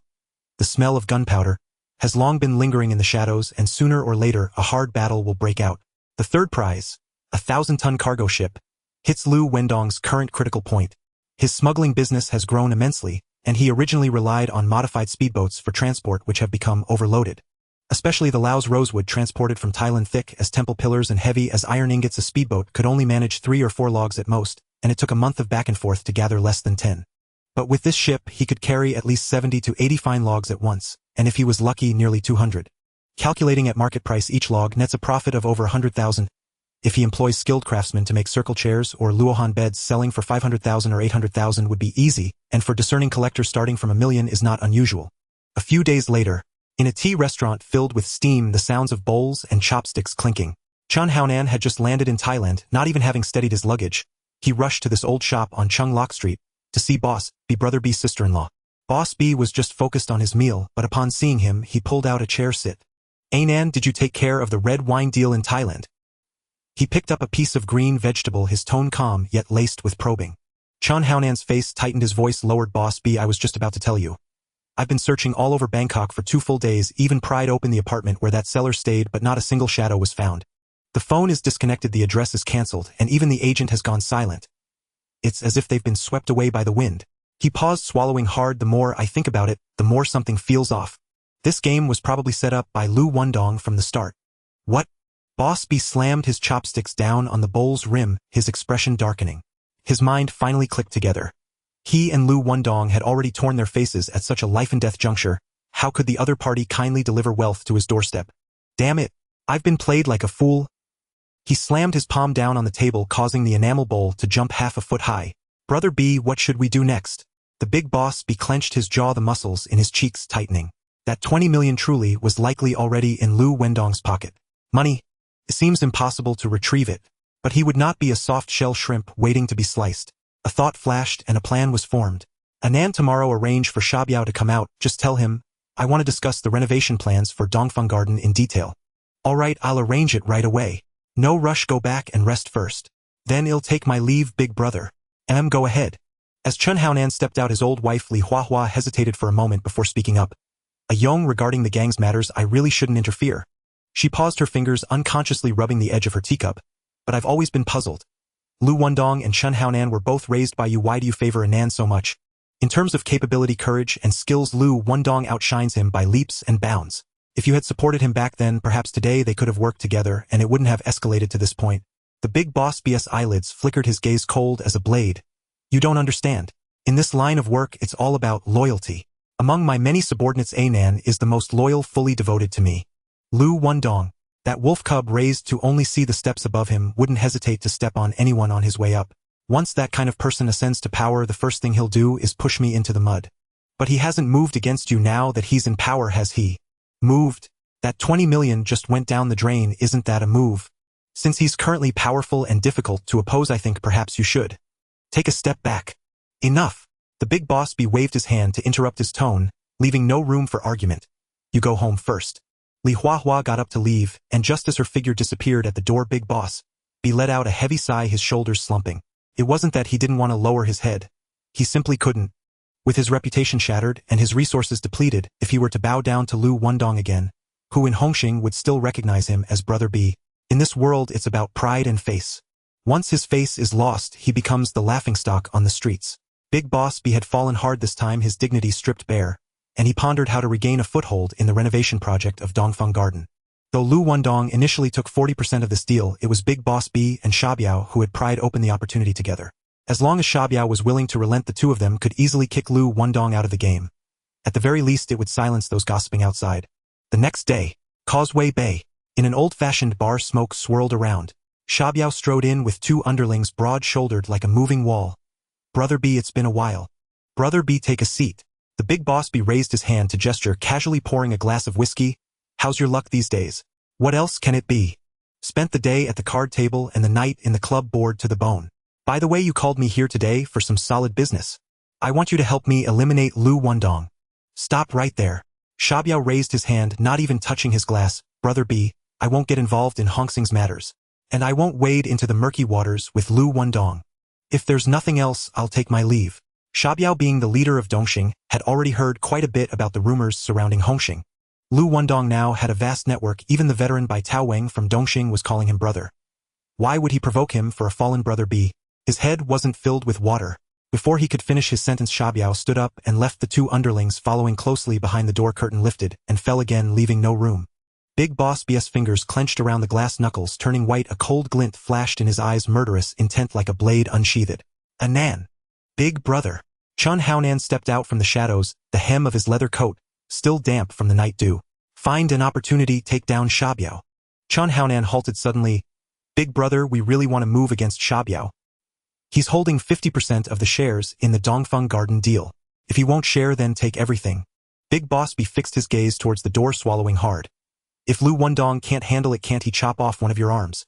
Though Xiaobiao was the leader of Dongxing, few in the underworld knew his name. But mention his sidekick, the golden-haired tiger Sandua, and nearly everyone would recognize him. One of Dongxing's 5 tigers and currently Xiaobiao's right-hand man. This man was quick-witted and ruthless. Xiaobiao could hold his position partly due to his size, and partly thanks to Sanduo paving the way for him. Even the lucrative Dongfeng Garden deal was seized from several hands by Sanduo. To eliminate Xiaobiao, Big Boss B knew it would not be as simple as taking down a thug. With Hongxing and Dongxing already at odds, if the leader fell in the streets, it would be like throwing a match into a powder keg. Chen Haonan received the order but did not rush to act. Instead, he pulled Daddy in air and Zhao Pai into an alley. He threw out 3 watermelon knives, clanging them down on a rusty iron table. Big brother instructed, take care of Xiaobiao tomorrow morning. Tonight, while it's dark, sharpen the knives. Zhao Pai's face turned pale. Brother Nan. Xiaobiao's built, getting close is going to be tough. Just the 3 of us, can we really take him down? Are you scared? Chen Haonan shot him a sideways glance, his gaze as cold as ice shards. I'm not scared, I'm just afraid. Zhao Pai's throat tightened, turning to Daddy in air. I heard he's the leader of Dongxing. If we move against him, Dongxing will definitely wash our blood in return. Big brother, will he really protect us? Daddy in air lowered his head, rubbing his pants, seemed not saying a word, but his knuckles had turned blue. Chen Haonan sighed, lowering his voice. Don't worry, once it's done, big brother, we'll personally see you out of the harbor to avoid the storm. Zhao Pai and Daddy in air didn't respond, only quietly squatting down, taking sandpaper to scrape the knife blade back and forth, the sound of scraping mixing with the wind in the alley once then again. I figured it out. Shabiao goes home alone every night, sending all his underlings away. In the morning, he drives to the company by himself. That's when he's the most relaxed. When we act, we'll strike the moment he steps out of the building. Mask securely on, don't show your faces. Understood. The two nodded in unison, the knife glinting in the dim light like a cold shadow. The next day, Shabiao pushed open the glass door, stepping out his suit and tie immaculate, holding a briefcase. Chen Haonan and the others exchanged glances, quickly putting on their masks, kicking open the car door and rushing forward. Ugh! The blade pierced flesh with a dull thud. Shabiao's back exploded with a bloody wound, and he fell onto the steps, his briefcase rolling into the roadside gutter. As the three pounced, Shabiao struggled desperately to escape, but Chen Haonan kicked him fiercely to the ground. Daddy in air and Zhao Pai immediately surrounded him, swinging their knives down. The watermelon knives glinted coldly once, twice, three times. All struck down upon Shabiao. Blood gushed forth like a broken dam, quickly pooling into a dark red puddle on the cement ground. In less than half a minute, Shabiao was already sprawled on the ground, gasping for breath, his throat rattling, unable to even shout. Go! Chen Haonan growled. The three of them bolted, jumping into the car and disappearing in a flash. From the moment they acted to finishing up, it took just over 100 seconds. The Dongxing leader Shabiao lay dead in the streets of Mongkok. Mongkok, Portland Street, Sparrow Room. Liu Wendong and Liang Kuan were tossing mahjong tiles, the crisp sound ringing out. At the same table were old acquaintances Chui Shueda and Brother Ming, the helmsman of Hung Ji in Mongkok. Wendong, your network has expanded recently. I've heard that Brother Ji, Brother Xin, and even several elders have connected with you for business. Kuan Ge, we're all friends here, just speak plainly, no need to beat around the bush. Alright, since you're straightforward, it'll be clear too. I've always had your back in the adult film business, helping you make quick money for years. Now that you're switching to red wine, and your business is booming, it's time to help a brother out and team up right. Liang Kun's territory spans the core area of Mongkok, where bars, nightclubs, and karaoke joints are as numerous as the stars, and the consumption of red wine is alarmingly high. He had long set his sights on Liu Wendong's smuggling path. How could he let go of this golden opportunity? No problem, Kuan Ge. We'll make money together, and he'll give you the same price I pay at cost. To be honest, the price I offer you is even lower than what Brother Ji and the others get. Fair enough. Sure. It's settled then. Liang Kuan grinned, understanding that the price wouldn't be kept secret. A couple of inquiries at different venues would reveal the truth. Liu Wendong's bold statement was a genuine concession. By the way, don't say I lack loyalty. This is Brother Ming from Hung Ji. He also wants to get in on this deal. As for the price, you two can negotiate. Liang Kuan gestured, pushing Brother Ming forward. Liu Wendong felt a surge of excitement. This was a golden opportunity to break into Hung Ji's liquor distribution channels. He immediately declared, since Ming Ge is Kuan Ge's close ally, he is my brother Liu Wendong. Whatever price Kuan Ge offers you, match it, no ambiguity. Brother Ming excitedly slapped him on the shoulder. Wendong Ge. I've heard stories about your toughness and loyalty. Today, I Ming have set my sights on you. Liu Wendong glanced at the beautiful woman behind Brother Ming's sister Ai Lian, and joked. Ming Ge, the moment I saw your sister-in-law, I knew. This brotherhood is destined. Ha ha ha. Ha ha ha. Liang Kuan and Chui Shueda laughed uncontrollably. Even sister Ai Lian covered her mouth, her eyes forming a gentle curve. Brother Ming shook his head with a wry smile, feigning complaint, but his face was full of enjoyment. Behind Liu Wendong's jest lay solid profits of several million, even tens of millions. This little teasing was nothing. At that moment, Luo Tianhong leaned in, whispering in Liu Wendong's ear, Big brother, I just got wind. Dongxing's leader Shabiao was taken out by Chen Haonan. Liu Wendong raised his eyelids slightly. This incident wasn't reported by the media, but he already had an inkling. In the movie, the boss bee fell out with Shabiao over the Dongfeng Garden renovation project, sending him to his end with a knife. This time it was likely still related to that matter. However, to be fair, Chen Haonan did have a ruthless streak. First taking care of Songpa in Thailand and then eliminating Dongxing's leader in Mongkok. If he hadn't kept Chen Haonan suppressed all this time, covering that layer of light, Chen Haonan would have long been the most eye-catching figure among the new generation of Hongxing. Kuan Ge, Ming Ge, there's something urgent I need to attend to. Let's reschedule. Liu Wendong casually pulled out some cash and tossed it on the table, getting up to leave, his subordinates following closely behind, leaving only the mahjong tiles gently swaying in the Sparrow Room. The Dongfeng Garden renovation work was originally a joint venture between Boss B and Shabiao, split 50-50. Later, Liu Wendong forcibly cut out 40%, leaving Boss B with only 10%. He initially planned to give some to Chan Haonan, but now that he couldn't even keep this little profit, it naturally fell through. Now that Boss B suddenly moved against Sha Biao with no prior enmity between them, it was clear to anyone. This was aimed at the Dongfeng Garden renovation project. If it had been anyone else, Liu Wendong would have just treated it as a joke, assuming it never happened. It had nothing to do with him, so there was no need to get involved. But it just had to be Boss B who instructed Chen Haonan to act, so this matter couldn't be avoided. Liu Wendong had to seize the opportunity to strike at Boss B, while also dealing with Chen Haonan. How could he stand by? With Sha Biao gone, Dongxing's territory and men were all taken over by his subordinate Sha Meng.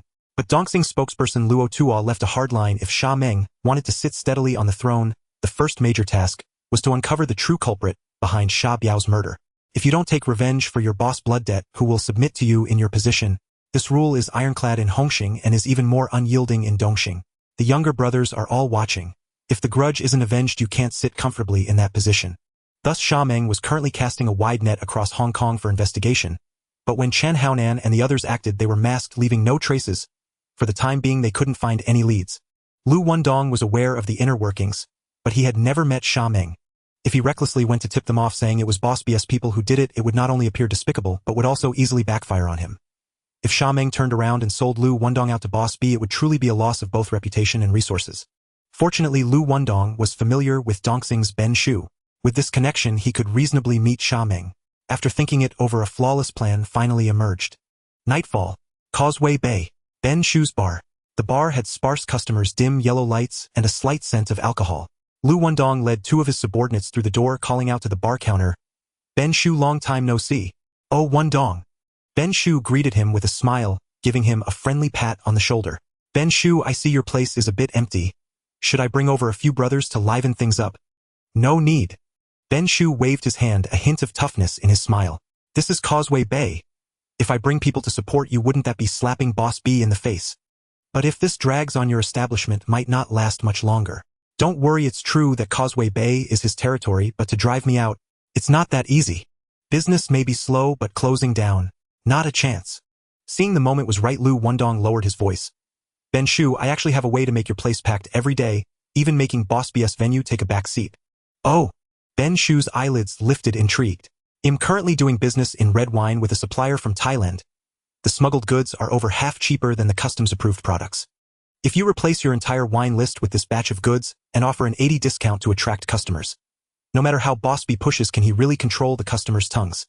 Ben Shu's eyes flickered, but he didn't rush to respond. Instead, he leaned back on the sofa, took a deep puff of his cigar, and narrowed his eyes in the swirling smoke. "Wendong, just tell me what you're after." "Ben Shu, you truly are an old hand. The moment I opened my mouth, you sensed my intentions." Liu Wendong chuckled as he lit a cigarette for himself. "To be honest, I really thought you believed I was here to support you. But once red wine is mentioned, I know there's a hook hidden in this bait. Just say it. What can I do for you?" "It's a small matter. I want to connect with Sha Meng from Dongxing for a business deal.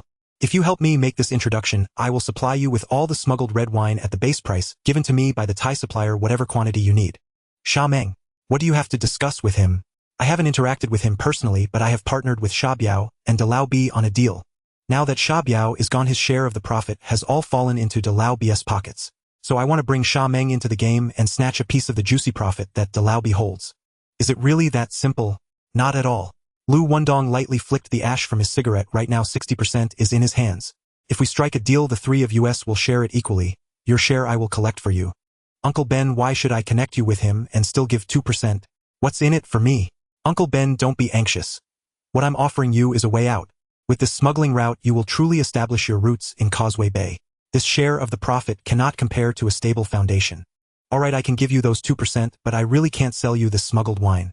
You know as well as I do the Hong Kong customs are as tight as a drum. Getting a batch of top-quality red wine in smoothly is harder than climbing to the sky." Uncle Ben quickly calculated in his heart the 2% profit from the renovation business was only tens of millions. He was financially stable and wasn't envious of that amount. But if he could take this tens of millions to firmly establish himself in Causeway Bay, this deal would be a guaranteed profit. "Fine, I'll connect you and facilitate your cooperation with Sha Meng. Once it's done, that 2% will belong to you.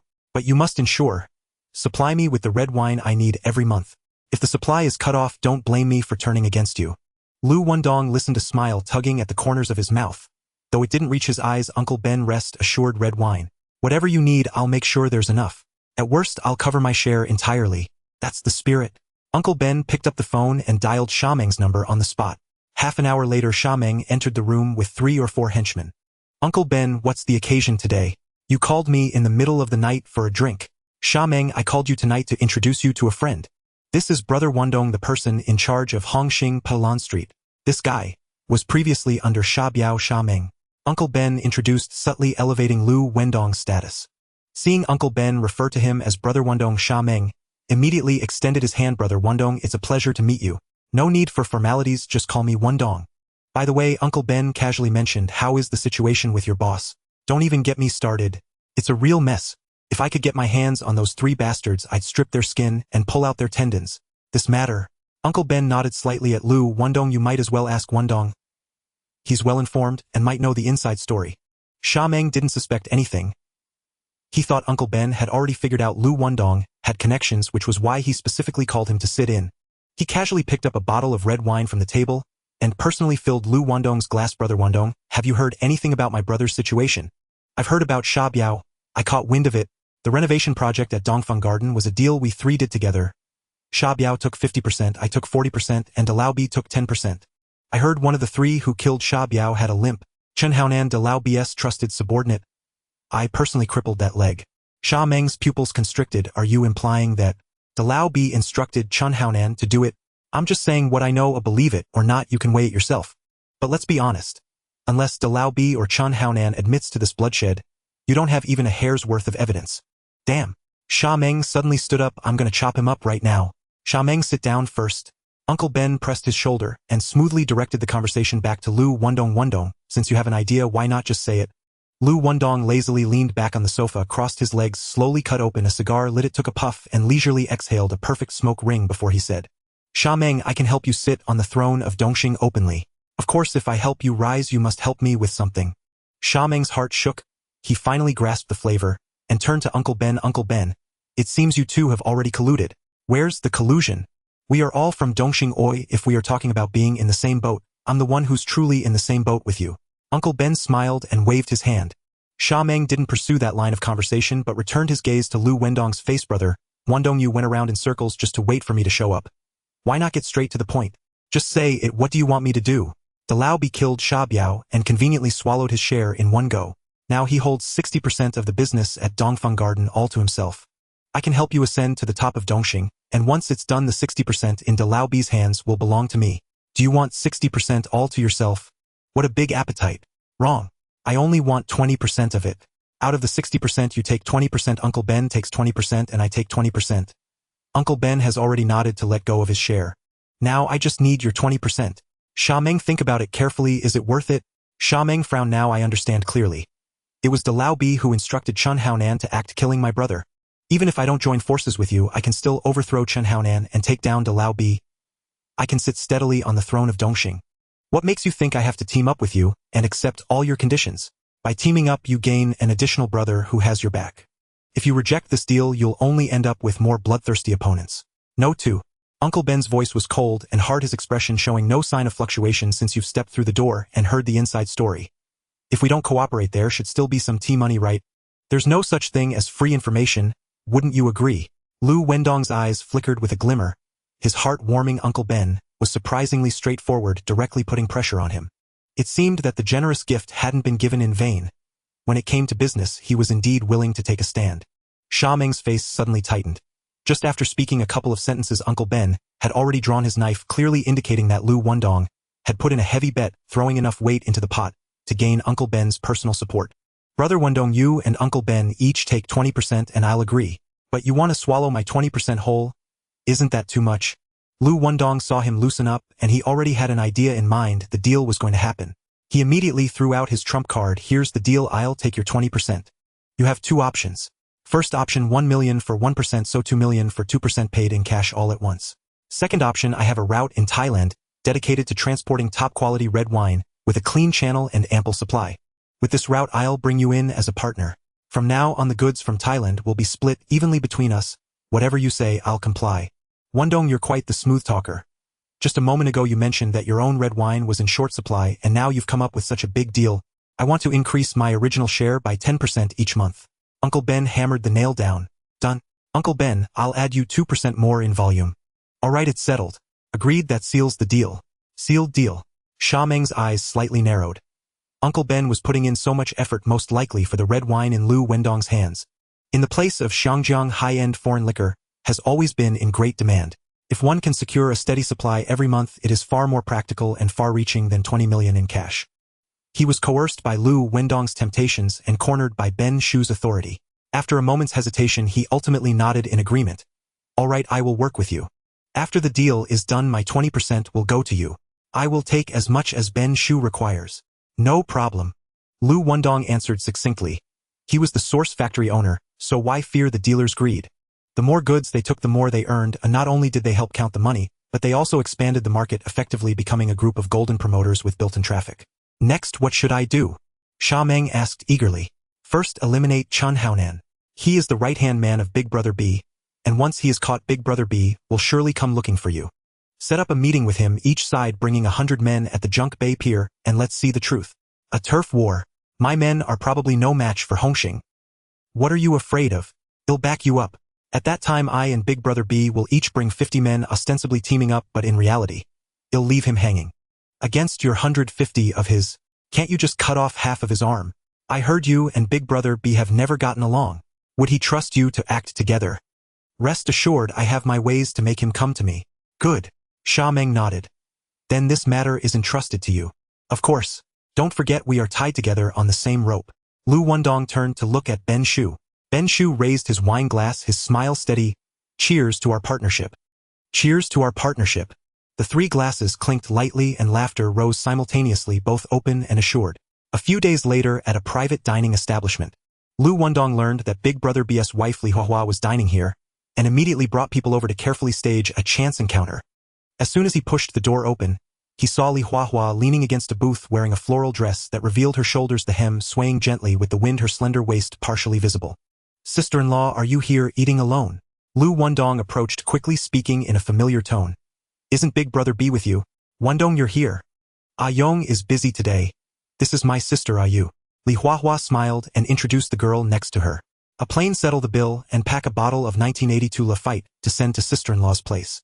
Liu Wendong slowly turned around, his gaze lingering on Li Huahua's subtly alluring figure for a moment, a playful smile appearing at the corner of his mouth. Sister-in-law, I didn't realize you were so captivating. Big Brother B really struck gold. Li Huahua's ears turned slightly red as she shot him a sidelong glance, her voice soft yet sharp. Stop flattering me, don't forget to call me sister-in-law.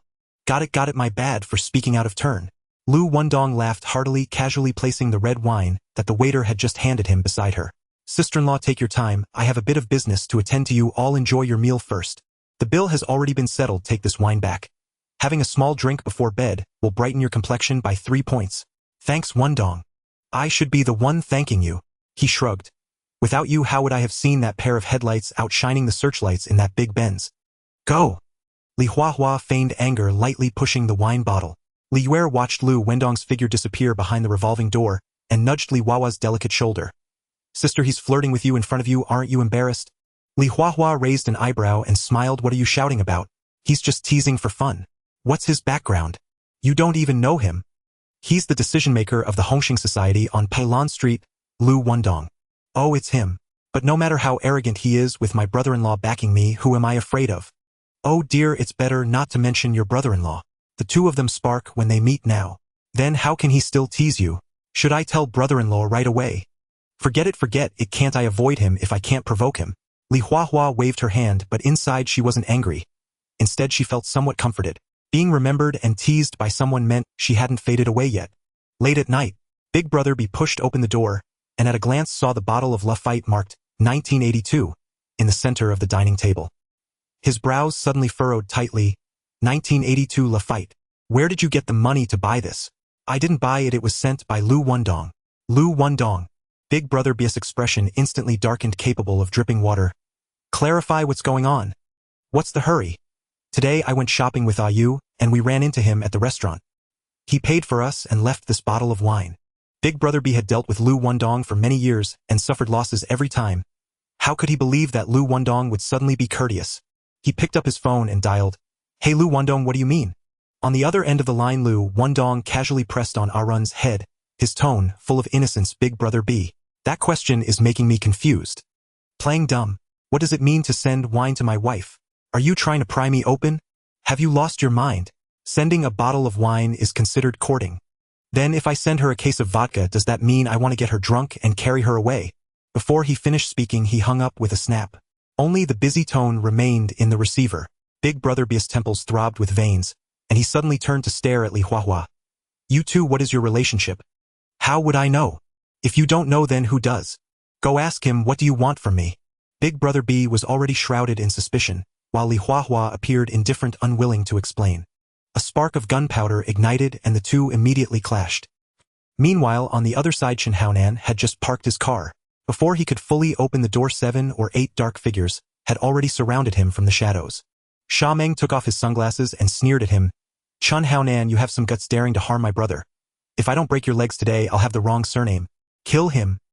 He waved his arm and dozens of people brandished their knives, lunging at Chen Haonan. Chen Haonan turned to retreat to the side of the car, but there were too many of them, and within moments he was cornered at the stairway entrance like a fish trapped in a net. He swung his fists to block, but he couldn't hold out against the overwhelming numbers. In less than half a minute, he was pinned to the ground, his knees smashed painfully against the concrete. Damn your ancestors! Touch my brother! Go to hell and repent! Sha Meng kicked him hard in the temple, followed by another kick to the back of his neck. Chen Haonan's vision darkened and he collapsed unconscious. At Dongxing Tang, Chen Haonan's hands were bound behind his back, hanging from a beam with a rag stuffed in his mouth. Sha Meng took out his phone from his pants pocket and directly dialed Big Brother B's number. Hello, Anan. Chen Haonan. He glanced at the man lying on the ground, bruised and battered, and sneered. Now resembling a dead dog, Big Brother B, do you want to hear him grunt a couple of times? Big Brother B's breath suddenly hitched. Who are you? Sha Meng. Big Brother B, you killed my brother and I can't get to you. Then I'll take your confidant to settle the score. Sha Meng. Upon hearing that name, Big Brother B's expression instantly darkened like iron. What do you plan to do? Big Brother B, listen clearly. If you want Chen Haonan to live, meet at Junk Bay at noon tomorrow for a showdown. I'll bring 100 men and you will match them equally. If you win, he is released immediately. If you lose, you will pay with your life for your brother's debt. All right, I'll be there on time. Big Brother B gritted his teeth and hung up the phone, his knuckles turning white. Li Huahua noticed his dark expression and quickly approached. Ayong, who called? What happened? Haonan fell into Dongxing's hands. I have to go rescue him. Are you crazy? You are the leader, going to rescue a subordinate yourself? Aren't you always cleaning up his mess until the end of time? What if something happens to you? Shut up. Big Brother B's anger surged, grabbing his coat and turning to leave. Xiao Chun, gather all the men immediately and confront Dongxing Heden tomorrow morning. Everyone stays at the boxing gym tonight. No one is allowed to go solo. No one is allowed to leave the team. Boss, who will lead the team? You decide. Big Brother B pressed his fingers hard against his forehead, as if to suppress the overwhelming fatigue. 3 of his top enforcers, Chen Haonan was captured, Big Head was in prison, Liu Wendong had already established his own faction, Xiao Bao and Asyong had been taken down by the Changle gang on the street, Ida Tianair had died unexpectedly, Shan Ji had fled, and Xiao Pai was missing. Who would have thought that one of the toughest bones of Hongxing back then could not even find a trustworthy person now? He had no time for sighs, only whispering, tomorrow I will personally handle it. Understood, boss. Half an hour later, Tongluan Seafood House. Big Boss B led his men through the door and sat directly across from Liu Wendong, who was in the middle of a meal. Liu Wendong frowned and slammed his chopsticks on the table. Brother B, your face is really a downer. I have 2 matters to discuss with you. First, are you making a move on my wife? Pursuing my sister-in-law? Brother B, go ask anyone on the street, am I the kind of person who betrays my brothers? Besides, he pulled Arun close. This beauty in my arms, how is she worse than your sister-in-law? All right, I believe you. Big Boss B fixed his gaze on him, then changed the subject. The second matter, Haonan has been kidnapped by Dongxing. So what if he's kidnapped? They didn't chop him up, what's the panic? Liu Wendong picked up a piece of fish belly and chewed slowly. Big Boss B had learned to read people's expressions after suffering losses. This reaction didn't seem staged, and he felt a little relieved, clarifying his intent. I did the deal with Shabiao. That share is now in my hands. Oh, so it was you who acted. No wonder Dongxing is in such a hurry to make Haonan take the blame. Are you helping or not? Name your price. 20%. Tens of millions. Brother B, do I lack this little money? He shook his glass. Besides, I don't want to get involved in your mess. Big Boss B was not angry. He leaned back, his tone growing serious. I'm currently in charge of the renovation business at Dongfeng Garden. If I withdraw my hand, the whole game will come to a halt. What you're losing is not just 20%. Your 40% will also go down the drain. Hey, are you threatening me? Liu Wendong raised his eyelids, feigning surprise. Big Boss B's lips curled slightly, As if he had grasped the crux, it's not a threat, it's a stage performance. You take the stage, everyone shares the profits. If you withdraw, the stage collapses and no one gets to perform. Tisk, they say that the quiet ones make the fiercest money, and today I've seen it. Liu Wendong set down his cup and suddenly smiled. Fine, I'll help you. But there's a condition. Speak. If your memory is still intact, you should remember how this place came to be, right? Back then it was you who forced me to change the sauna into a seafood restaurant. Now I want a sauna back. Nothing unreasonable, right? Big Boss B's pupils shrank and the color drained from his face. Years ago, Chun Haonan had attempted to assassinate Ba Bai but failed. It was he who ordered Liu Wendong to finish the job. In exchange, the Diamond Palace sauna became Liu Wendong's, his first true territory. Later, Big Boss B, seeking to eliminate his influence, used the authority of Kowloon to openly and secretly seize the business from him. The Diamond Palace sauna became desolate, its business plummeting, nearly facing closure. Fortunately, Liu Wendong decisively transformed the sauna into a bustling seafood stall, which saved his life. However, Big Boss B believed this was Liu Wendong settling old scores, taking revenge for the past when they had jointly suppressed him. Oddly enough, he felt a sense of relief. Liu Wendong had caused him too much embarrassment, making him jumpy and wary. He had suspected that Chun Haonan's kidnapping by Dongxing was also secretly instigated by Liu Wendong. Now that the truth was surfacing, it completely cleared his suspicions. After all, no matter how cunning the scheme, it wouldn't reach the point where he would personally seek help. Thus Big Boss B readily agreed. All right. After the matter is settled, I will allocate a sauna to you. Good, I'll send someone over tomorrow morning. The deal was struck. Big Boss B stood up to leave, and as his figure vanished at the door, a significant smile crept onto Liu Wendong's lips. From start to finish, this was not a turning point but a net that had long been woven. The Sandgrass had kidnapped Chun Haonan, openly challenging him at the abandoned construction site in Jeonjuno. With Big Boss B's relationship with Chun Haonan, he could never stand by and watch. Yet now that Chun Haonan was missing and Dai Tian and others had slipped away, he couldn't even find a capable subordinate to hold the line.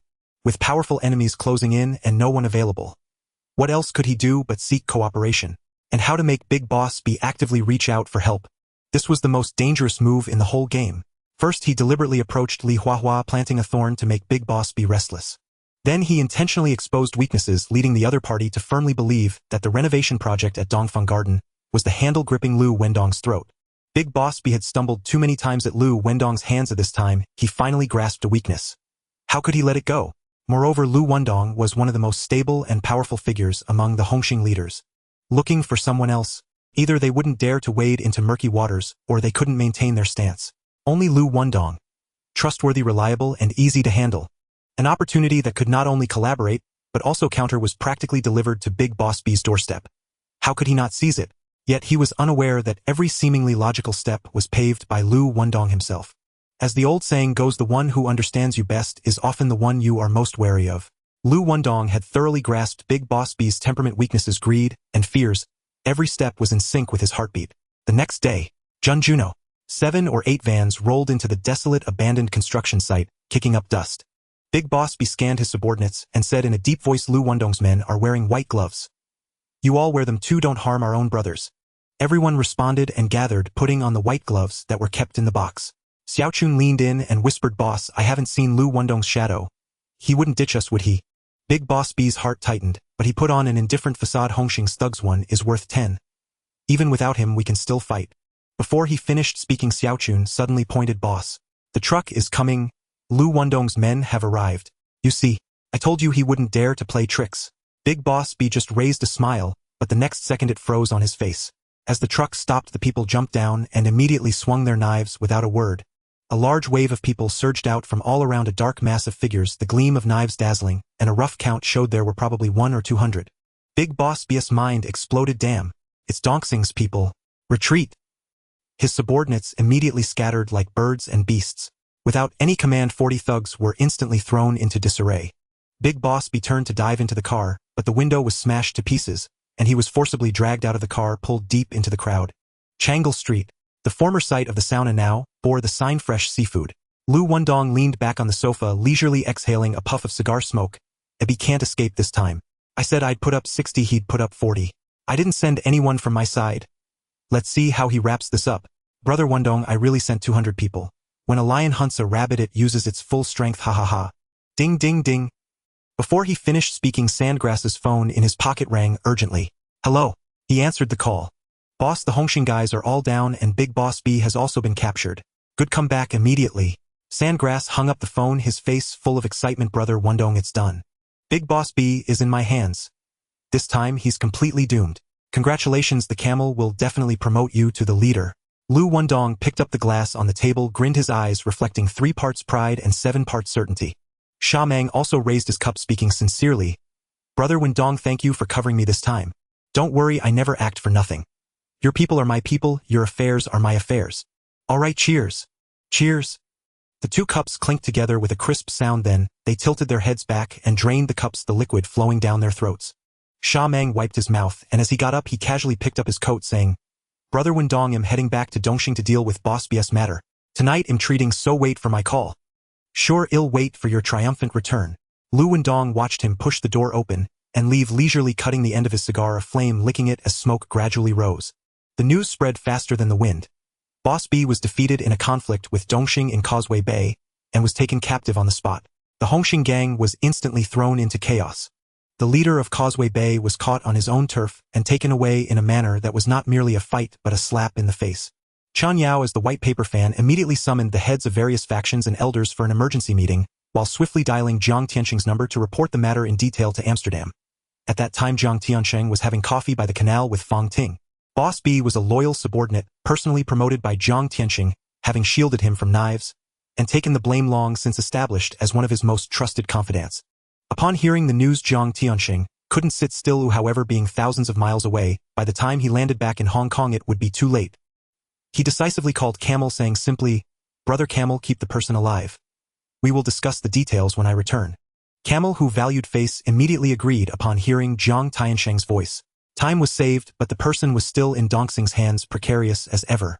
Though Camel relented verbally, he couldn't ensure that his subordinates wouldn't have any funny ideas. Especially since Silly Biao had just been taken down by Boss B. Even if Dongxing killed him on the spot, others would only nod and say, that's karma.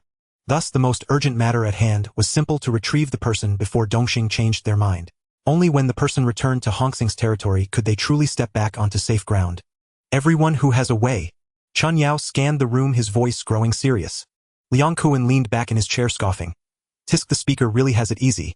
While we risk our lives to guard the territory, he's in Holland with a woman soaking up the sun. When trouble arises, a quick call to shift the blame, then just sit back and watch the show. So carefree. A Kuan, right now we need to save a B, not listen to your complaints. If you have no ideas, then be quiet. Of course I have an idea. If you let me take the lead tonight, I will go alone to meet Camel and negotiate face to face, bringing AB back before dawn. Enough. A Kuan, stop talking nonsense. Chen Yao's brows furrowed, his expression darkening. Hey, if I don't speak you say I'm not contributing, or if I do you find me annoying. Then what am I here for? Playing mute. Liang Kuan shrugged, looking indifferent. Fine, since no one wants to hear it, I'll take my leave.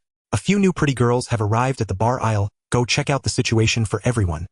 Before he finished speaking, he was already getting up. The others exchanged glances and also found excuses to leave. No one wanted to get involved in this mess. The meeting to rescue Boss B hadn't even warmed the seats before it broke up. Li Huahua quickly grasped the situation, calling each faction in Hongxing for assistance, but the result was invariably excuses, evasion, and hang-ups. After the last call was cut off, she bit her lip and headed straight for Liu Wendong's territory. At 9 o'clock at night, the neon lights of Palan Street flickered. Li Huahua in high heels walked up to the second floor, stopping in front of a slightly peeling wooden door. Brother, Sister B is here. Luo Tianhong gently pushed open the door to Liu Wendong's office, and after Li Huahua slipped inside, he silently closed it. Sister-in-law, it's a rare guest. Liu Wendong raised an eyebrow playfully, but his eyes were already filled with anticipation. She wore a floral spaghetti strap dress, her shoulders bare, and a soft creamy, white hue barely visible at her chest as she leaned towards him, slightly saying, Wendong, this time, I really need your help. Ayong is in Dongxing's hands. The only one who can save him is you. Sister-in-law, don't worry, have a seat. Liu Wendong approached, his hand naturally resting on her forearm, his palm warm. Li Huahua's body tensed slightly, but she didn't pull away, instead sitting down on the sofa opposite him. I've heard about Brother B's situation. I was supposed to join the fight today, but did you see it? Dongxing's people suddenly stormed my territory. I couldn't just abandon my brothers to save someone else.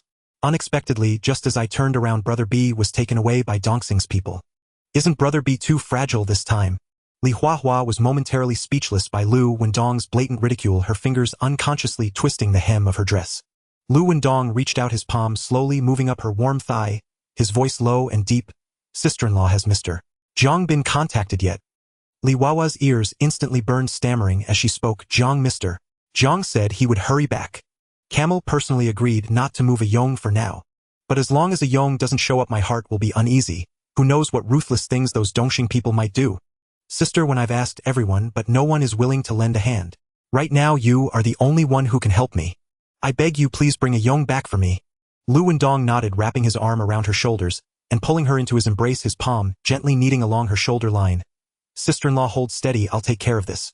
Thank you, Wendong.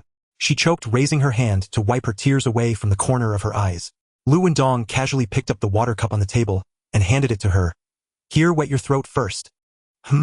Just as the cup was halfway up, his wrist suddenly jerked, splashing the entire cup of water onto her chest, the wet fabric clinging tightly to her skin. Sister-in-law, are you okay? His palm immediately covered her chest, rubbing it chaotically. Ah! Li Huahua felt his scorching palm and shivered, hurriedly retreating. Wendong, let me handle it. She forced herself to maintain her composure, fearing to anger this living Buddha. Little did she know Liu Wendong clasped her hands with one hand, his fingers gripping her delicate wrists like iron clamps, the tender white skin instantly marked with 2 glaring red welts. Wendong, you hurt me. Her throat tightened, her voice weak, her gaze frantically avoiding his. Even her breathing was out of rhythm. Liu Wendong's other hand had already grasped her chin, his thumb caressing her smooth jawline. Sister-in-law, brother BS life is still in Camel's hands. What? What did you say? Her mind buzzed, failing to comprehend. He leaned closer, his lips brushing against the delicate skin of her neck, his breath scorching. That bottle of red wine last night wasn't given away casually. From the first glance, I had my eyes on you. I can negotiate with Dongxing. If you behave tonight, by tomorrow morning AB will be standing before you in one piece. Have you thought it through? Her lips moved, the words of refusal stuck in her throat. Brother B was still dangling on the tip of their blades, and the person in front of her was the only rope that could bring him back. You promise me. You will definitely bring a Yong back. She closed her eyes, her eyelashes trembling violently. Liu Wendong smirked, pressing her down onto the sofa, the straps slipping silently, the floral dress crumpling into a mess. The next day, after sending off Li Huahua, Liu Wendong cheerfully dialed Shimong's phone. Have you dealt with the person? I waited by the phone until midnight. Don't mention it. Luatu insisted on leaving Brother B a life, saying something about leaving a line for a good meeting. Alright then, do me a favor. What favor?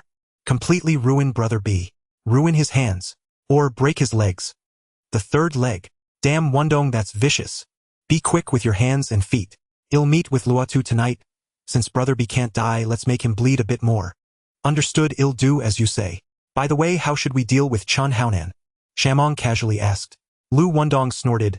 Aren't we calling him Handsome Nan? Then let's just get rid of him. Alright, I'm on it. Shamong hung up the phone and kicked open the door, holding Brother B and Chen Haonan. Chen Haonan lay on the ground, bruised and battered like a puddle of mud, unable to even lift his eyelids. Shamong kicked him in the side and laughed. Brother B, is this your most proud red stick? I think he's even worse than a crippled dog. At least dogs know how to bare their teeth. He just pretends to be dead. You bastard. Ha! Shamong looked down, squinting at the bloodied face on the ground. I curse your ancestors. Chun Haonan cried out in a voice that tore through his throat, the sound vibrating painfully in his ears. Curse your ancestors. Shamong suddenly crouched down, grabbing Chen Haonan's hair with his left hand and pulling it down while his right hand flashed with cold light and the blade harshly dragged across his left cheek. Skin was instantly sliced open, revealing the white bone beneath, and blood gushed out like a burst dam. Ah, ah, ah, ah. The scream didn't come from his mouth but erupted from the cracks in his bones. Shamong, still not satisfied, flicked the blade, creating 7 or 8 deep cuts across his face, rendering it utterly unrecognizable. Nearby Brother B gritted his teeth, his eyes bloodshot, glaring at Shamong. Shamong, you better not be alone or I'll personally chop you into 8 pieces. Brother B, you really don't know how to write the word death. This is Dongxing's territory, not Hongxing's backyard. If it weren't for my boss sparing you a breath, you would have long been lying in a cement barrel feeding the fish. Alright, since you're eager to reincarnate, I won't stop you. Hold him down. What do you want to do? Brother B was held down by 2 Dongxing lackeys, his forehead sweating profusely, his voice trembling. My boss said to spare your life, but that doesn't mean I can't take a piece off you. Go to hell. Shamong's hand was quick, the sound of the blade slicing through the air was followed by a muffled thud. Ugh, ah. A warm jet of blood suddenly shot out. Brother B's knees buckled, collapsing to the ground, his body convulsing, his cries sounding like a wild dog with its throat choked. The surrounding Dongxing lackeys shivered in unison, instinctively clamping their legs together, their Adam's apples bobbing up and down. Dongxing's territory was entrenched in areas like Lantianshan and Yuanlong. With few patrol officers, groups of Triad members often loitered in the streets smoking and swinging chains, their eyes filled with defiance. Liu Wendong arranged to meet with Luotu, bringing 2 trusted confidants that night, heading straight to Shamong's territory. On the surface it was cooperation, but in reality it was a covert maneuver. Such back-to-back dealings were not to be exposed within their organizations. So tonight Shamong and Liu Wendong had to act like strangers. But behind the scenes a plan was already laid out. Shamong only needed to offer a way out at the right moment. At exactly 8 o'clock in the evening, Liu Wendong had just arrived at the entrance when he was confronted by Downhill Tiger, one of the 5 tigers of Dongxing, followed by hundreds of lackeys wielding iron rods and knives surrounding Liu Wendong tightly like a nail trapped in a barrel. Downhill Tiger scanned him with a sideways glance, sneering, his mouth twisting with disdain. "You are Liu Wendong. Sounds fierce, but in reality, tisk only slightly harder than paper. You only brought 2 people. No need to rush to reincarnate so soon, right?" Liu Wendong didn't even lift his eyelids, lazily glancing at Downhill Tiger. "Don't worry, you might not even live long enough for me to send you off." "What did you say?" Downhill Tiger erupted with rage, grabbing his knife to slash. "Stop it." Shamong pushed through the crowd, glaring coldly at Downhill Tiger. "Are you crazy? The person my boss specifically wants to see you dare to touch." Downhill Tiger's teeth ground in irritation. The tip of his knife pointed directly at Liu Wendong's nose. "Kid, you're lucky. If it weren't for my boss speaking up, I would have taken your head off and kicked it like a ball today." Shamong turned his head, an air of aloofness on his face, speaking in an official tone. "So you're Liu Wendong. My boss is waiting for you inside, or go in." Liu Wendong did not move, instead grinning at Downhill Tiger, his gaze sweeping over the knife in his hand. "Put away your knife. If you're too scared to stab someone, why bring it out to scare cats?" "You!" Downhill Tiger's jaw tightened, forcing back the blood rising in his throat. Today all the heads of Dongxing's halls were present, and with Luotu personally overseeing, he dared not break the rules. After a moment Liu Wendong pushed open the door and walked into the hall. The room was filled with Dongxing bosses, all staring at him, their gazes sharp as blades. Yet he didn't even blink, walking straight to the main table, sitting down heavily, crossing his legs, leisurely taking out a cigar and lighting it. As the smoke rose, he finally looked up, leisurely gazing at Luotu. "Mr. Liu, you've brought the entire Dongxing Empire here to drink tea with me. I fear my Liu Wendong's reputation is about to be gilded." Luota's heart trembled. This kid could still smile in the face of such a murderous atmosphere. A flash of surprise crossed his face, followed by a hearty laugh. "Good. Young man, you have guts. Charging into my Dongxing's tiger's den all alone, what courage. I love young people like you who are loyal. Still dawdling. Serve tea. You useless things." He slammed his hand on the table, glaring at the lackey beside him. Seeing that Luota's words had landed, Shamong immediately stepped forward, a smirk on his lips. "Here all 4 of Dongxing's 4 kings are present. Do you want to save Brother B? Well then, show your cards first. Whether he is dead or alive is uncertain. What do you want me to use to negotiate with you?" Liu Wendong shot back without holding back. "Bring them out." Shamong glanced sideways, flicking his finger behind him. 2 bloodied figures were soon dragged out, their clothes torn, skin split, barely able to stand. Chun Haonan's face looked like it had been plowed with 7 or 8 deep cuts, exposing bone, flesh hanging down, blood clotted over half an eye, resembling a ghostly visage. This injury, even if a deity came, couldn't be stitched back to its original state. Brother B's groin was stained, a dark red blood dripping down his face, ashen like paper, his lips turning blue, devoid of any strength to even moan. His lower body completely incapacitated. Liu Wendong glanced over the 2 in their miserable state, a fleeting glimmer of satisfaction crossing his pupils. Every part of this mess was a nail he had personally driven in. But on the surface his expression suddenly darkened, his voice rising. "Luotu, is this how you treat the brothers of Hongxing? Not having them chopped into pieces to feed the dogs is already showing mercy." Shamong slammed his palm on the table, causing the ash to scatter. "My older brother's life has yet to be settled with you. Shamang, go ahead and do what you need to do."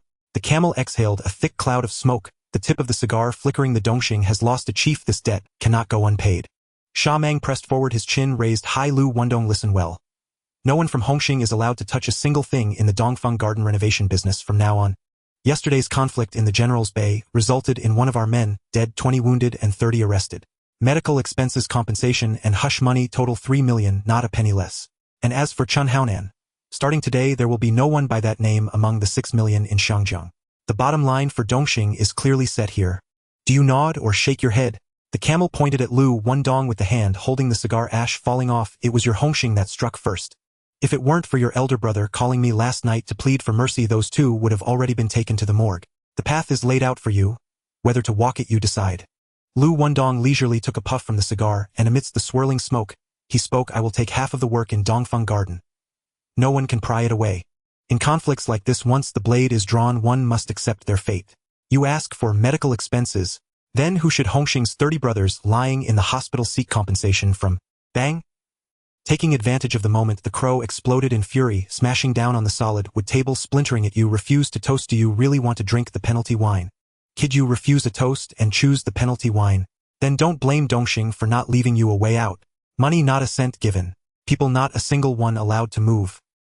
The crow sneered, his teeth grinding. No money, no life. Playing tricks are we. I see you're just tired of living.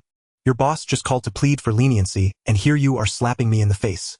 How can we Dongxing maintain our dignity? Dignity? Then let's tear it apart. Liu Wendong suddenly stood up, his knee knocking over the table, sending the entire Rosewood 8 Immortals table flying straight toward the crow's face.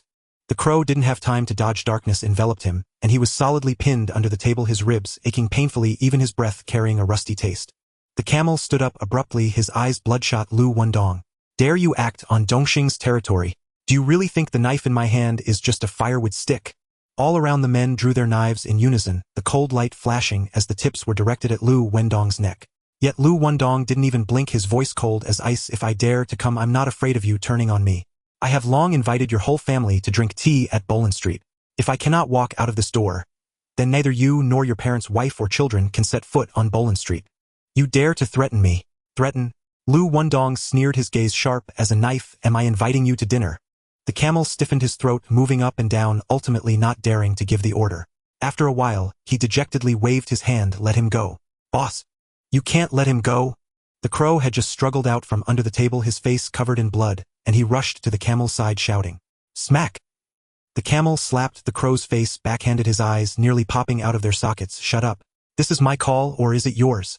The crow covered his burning left cheek, his pupils suddenly constricting, a cold venomous glare rising in his eyes. He had lived to this age the first time someone publicly slapped him in the face. Even though it was Dongxing's chief, the camel, the crow instantly felt murderous intent rising. But with the brothers in the room watching closely, he forcefully swallowed back the taste of blood in his throat, crushing the killing intent and burying it deep within his bones. Let's go. Liu Wendong raised his chin towards the back, and his subordinates immediately supported the limp De Lao Bi and the half-conscious Chun Haonan as they moved towards the door. Liu Wendong. The camel's voice was as cold as ice, devoid of any waves. You saved your brother and kidnapped my family. This debt I won't hold against you. But if you just leave like this today, you and I will truly become mortal enemies. What do you want? Liu Wendong halted his steps and turned his face. If you step out of this door, you will be stepping on Dongxing's backbone to make a name for yourself. Is it too much for me to ask for some face? Not too much. Liu Wendong swiftly drew a butterfly knife, the tip spinning, and decisively stabbed it into De Lao Bi's abdomen. Ah! De Lao Bi screamed, tearing through the air, blood spraying like mist, his body going limp and fainting on the spot. This knife is my respect for you, camel. Liu Wendong wiped the blood off the blade, staring directly at the camel. Shabiao was personally taken out by De Lao Bi. His share in the Dongfeng garden renovation business belongs to Dongxing. Consider it a gesture of apology. Camel, is your face bright enough now? The camel was taken aback. He had originally wanted to force Liu Wendong to stab him to regain some face for Dongxing. Who would have thought Liu Wendong would not play by the rules, stabbing De Lao Bi instead, and stuffing the fat piece into Dongxing's mouth. Though the face was thinner, the substance was solidly in the pocket. Now Dongxing neither lost face nor gained substantial benefits. Even if the camel wanted to stop him, he couldn't silence the brothers below. Good, good, good. The camel grinned, broadly smiling. Sincerely, Liu Wendong, you're tough. I respect you. If Hung Hing can no longer accommodate you, Dongxing will always have wine ready and a seat prepared. Our doors will always be open for you. Liu Wendong did not respond, just waved his hand and disappeared into the night with his men. Dongxing elder Lei Pao stepped forward with a dark-faced camel. De Lao Bi killed our chief. And you just let him go like this?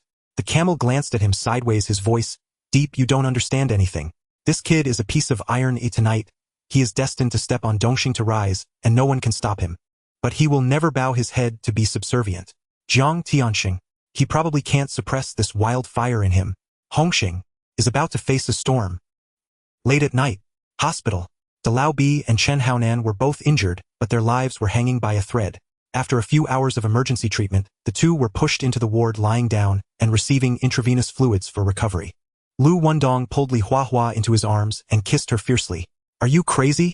Li Huahua trembled, suddenly hurriedly turning her head to look at the injured De Lao Bi on the hospital bed. What are you panicking about? He gently stroked her nape with his fingertips. I already gave him sleeping pills for 24 hours. He can't even think of lifting his eyelids. You're risking your life? He just got stabbed and you're still feeding him sleeping pills. Someone could die. Better dead. Afterwards you'll only be with me. As soon as the words fell, he had already lifted her waist and placed her on the stainless steel surface beside the bed, his whole body pressing down on her.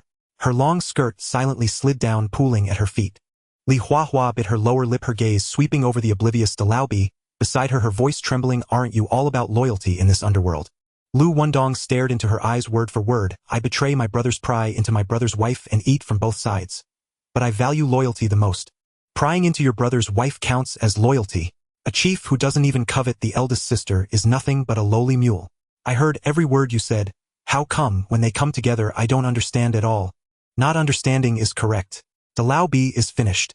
The eldest sister, from now on I will take good care of her on his behalf. Li Huahua tightly closed her eyes, her arms suddenly tightening, wrapping around Liu Wendong's neck. With Dalao returning safely, the heavy stone in her heart fell, and she even actively stood on her tiptoes to meet his lips. The hospital lights were dim, and the two entwined in the gaps of Dalao's breaths all night long. The next morning, the effects of the sleeping pills faded and the big shot slowly opened his eyes. Liu Wendong sat cross-legged on the chair where Li Huahua had knelt the previous night, leisurely exhaling a puff of smoke. "Abi, your life is truly tough. This didn't send you off."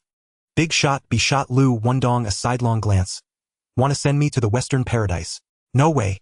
As long as you're alive, 5 million, it must be in by 8 tomorrow morning." 5 million? Where's that 5 million coming from?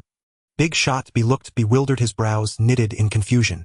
"Abi, do you think I'm doing charity? You dragged me out of the fire and it was the big sister who promised me 5 million. Otherwise who would bother with your mess?" Liu Wendong scoffed and grabbed his coat to leave. "I'm in a hurry, don't dawdle. If the money isn't in place, you'll have to bear the consequences yourself." 5 million? Do you think I'm an ATM? The Sand Mantis only asked for 3 million, yet you want to double it right away. Big shot B's voice cracked, his fingertips trembling. "What?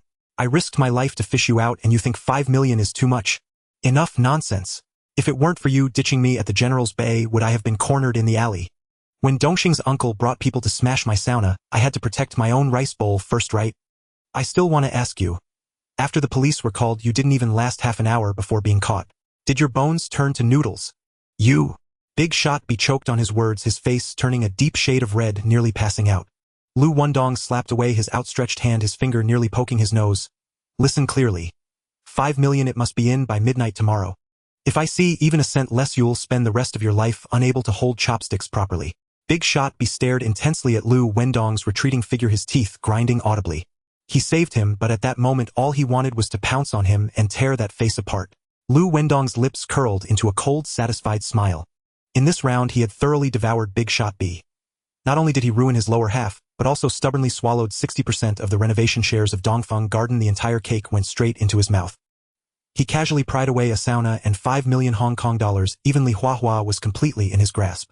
Truly a shot that pierced through 7 targets. Even more wonderfully, Big Shot B still had no idea that this disaster was all ignited and handed to him by Liu Wendong.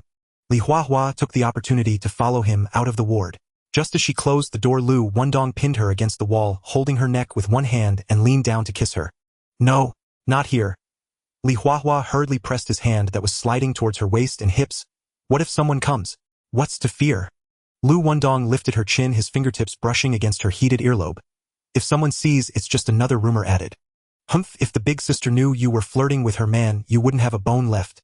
His thumb brushed her lip corner, chuckling lightly. "I thought you were only pining for that useless person in the hospital bed. At 7 tonight, I'll take you out to dinner. After dinner, we'll go to your place. I heard your bed is quite spacious." Her ears turned red, her eyelashes lowered, her voice as soft as a mosquito's hum, yet she still agreed. Now that Big Shot B was crippled, Li Huahua would have to rely on Liu Wendong even for her breath. Ding, the host secretly communicates with Dongxing's Sand Mantis and uncle, betraying his own kind. Ding, the host sells out his sworn brother, leading to Big Shot B's capture by Dongxing. Ding, the host seduces the big sister Li Huahua. Ding, the host instructs the Sand Mantis to ruin his lower half. Ding, the host directs the Sand Mantis to scar Chun Haonan's face. Ding, the host cunningly seizes the sauna under Big Shot B's name. Ding, congratulations to the host for acquiring a Ducati 916 track version motorcycle. Ding, congratulations to the host for unlocking top-tier motorcycle handling skills. Ding, congratulations to the host for becoming the owner of the Fengxian magazine in Mongkok.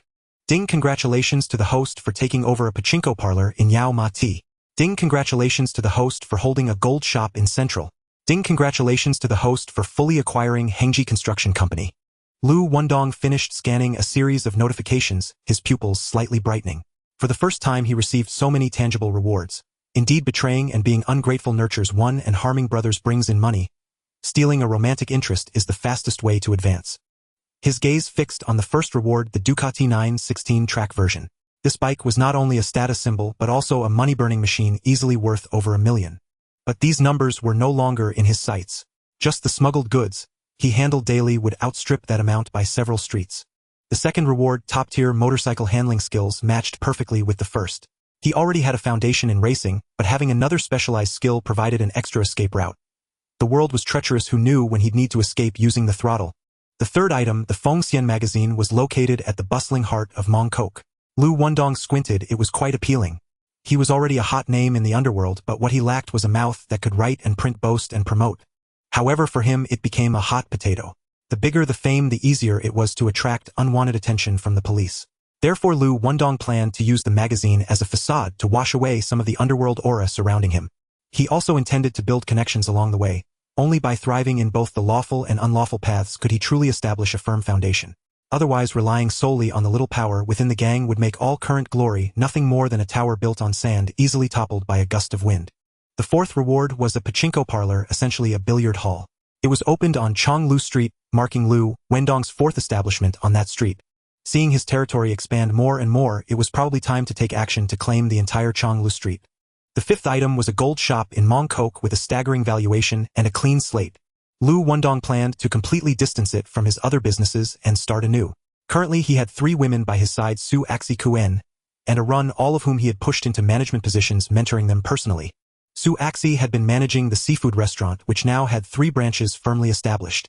Kuen was still young and not yet capable of handling independent responsibilities.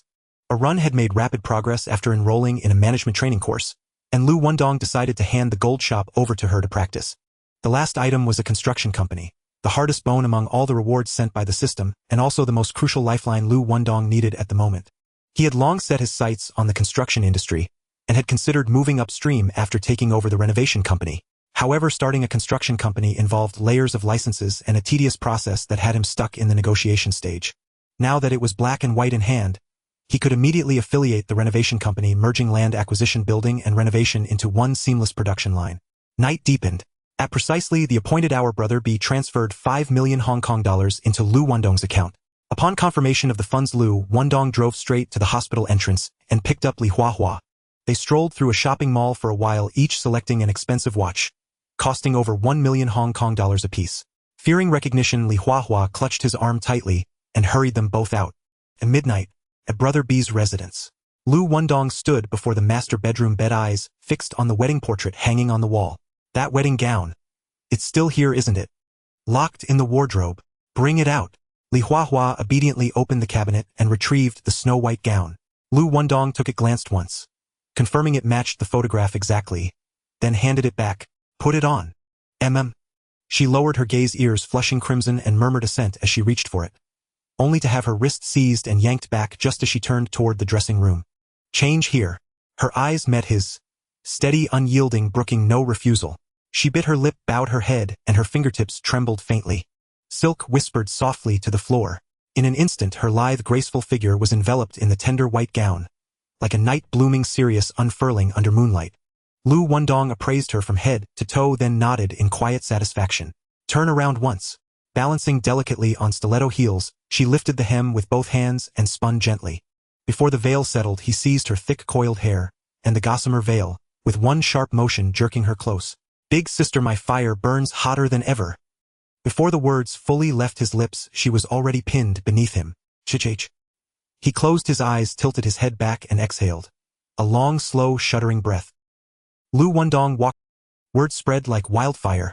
Hoodlums from every corner flocked to pledge allegiance.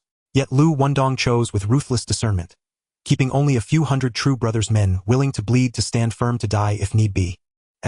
In other words, topple the Chonglu Triad and the entire street would fall into his grasp. Over the next few days, Liu Wendong instructed Feiji to provoke them repeatedly, targeting their bars, clubs, and gambling dens. He meant to test their mettle firsthand, how much fight remained in those aging bones.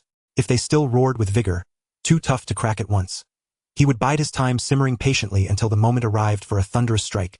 More urgently, he had to guard against desperation, against the Kowloon triad rallying outside help. Should rival syndicates intervene and carve up the spoils, he'd merely have paved the way for others' triumph. But if the Kowloon triad had truly decayed, if its strength had withered beyond resistance, Liu Wendong would swallow it whole without hesitation. Brother Dong. No sooner had Liu Wendong stepped from his car than his men surged forward in unison. All present. His gaze swept over Feiji, who stood at their head. Feiji snapped upright and gave a firm, decisive nod. Rest assured, Brother Dong. Men blades routes. All locked down tight. Good. Let's move. Report to me at the nightclub when it's done. Understood. Go. Feiji flicked his wrist, and behind him over 100 men surged forward like a tide converging on the Kowloon triad's territory, a brightly lit bar. Just then a black sedan eased to a stop before the bar. As the driver reached for his keys, a Kowloon triad valet stepped forward, only to have his wrist seized by Feiji, who snatched the keys and pocketed them in one fluid motion. Hey, are you mad? A Kowloon triad member roared. Feiji drew a short blade in one smooth arc, the cold gleam of steel pressed hard against the man's throat. Listen well. Henceforth valet service on this street belongs to Hung Hing. Grab your weapons. They're crashing the joint. Kowloon triad hoodlums grabbed bottles, iron rods, switchblades, and poured out in a clamoring wave. Without hesitation, Feiji slashed diagonally, his blade biting deep. The lead man didn't even cry out before collapsing to his knees, blood streaming from his forehead. Cut them down. Feiji's roar shook the air. 100 men drew blades as one. Steel flashed and they charged forward like a storm. Kowloon Street was the Kowloon triad's lifeblood. No call for help was needed. The moment a few fell triad members erupted from alleyways, rear courtyards, and second-floor booths, shadows, surging shouts tearing through the night. Feiji felled 2 men with his opening strikes, never breaking stride, as his blade whirled in relentless succession, dropping 4 more in the blink of an eye. This was his first solo command since pledging loyalty to Liu Wendong. Failure was unthinkable. Within minutes, the Kowloon triad's top enforcer, Monster, arrived with reinforcements. The 2 forces collided in the street's center, blades clashing, cudgels cracking, blood spattering beneath neon lights. And Liu Wendong, the architect of it all, leaned lazily in a VIP booth at the nightclub, cigarette poised between his fingers, expression utterly unruffled. Ku-en knelt on the carpet, lifting her face for a breath, her voice barely a whisper. Brother Dong, is valet service really that lucrative? Liu Wendong's eyelids lifted, but his fingers were already rough and insistent, pressing her head firmly back down. Hong Kong is land-starved. Cars outnumber people. Street parking permits only 30 minutes. Overstay. A traffic officer slaps a fine directly onto the windshield. Before dinner ends, fines already paper the glass. Before a single sip warms the throat, the car must be moved. Who would endure such endless hassle? Valet service thus emerged.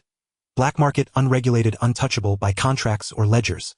The strongest fist dictated the terms. It was the Underworld's most stable, most valuable prize. Liu Wendong used valet service as his spearhead against the Kowloon triad.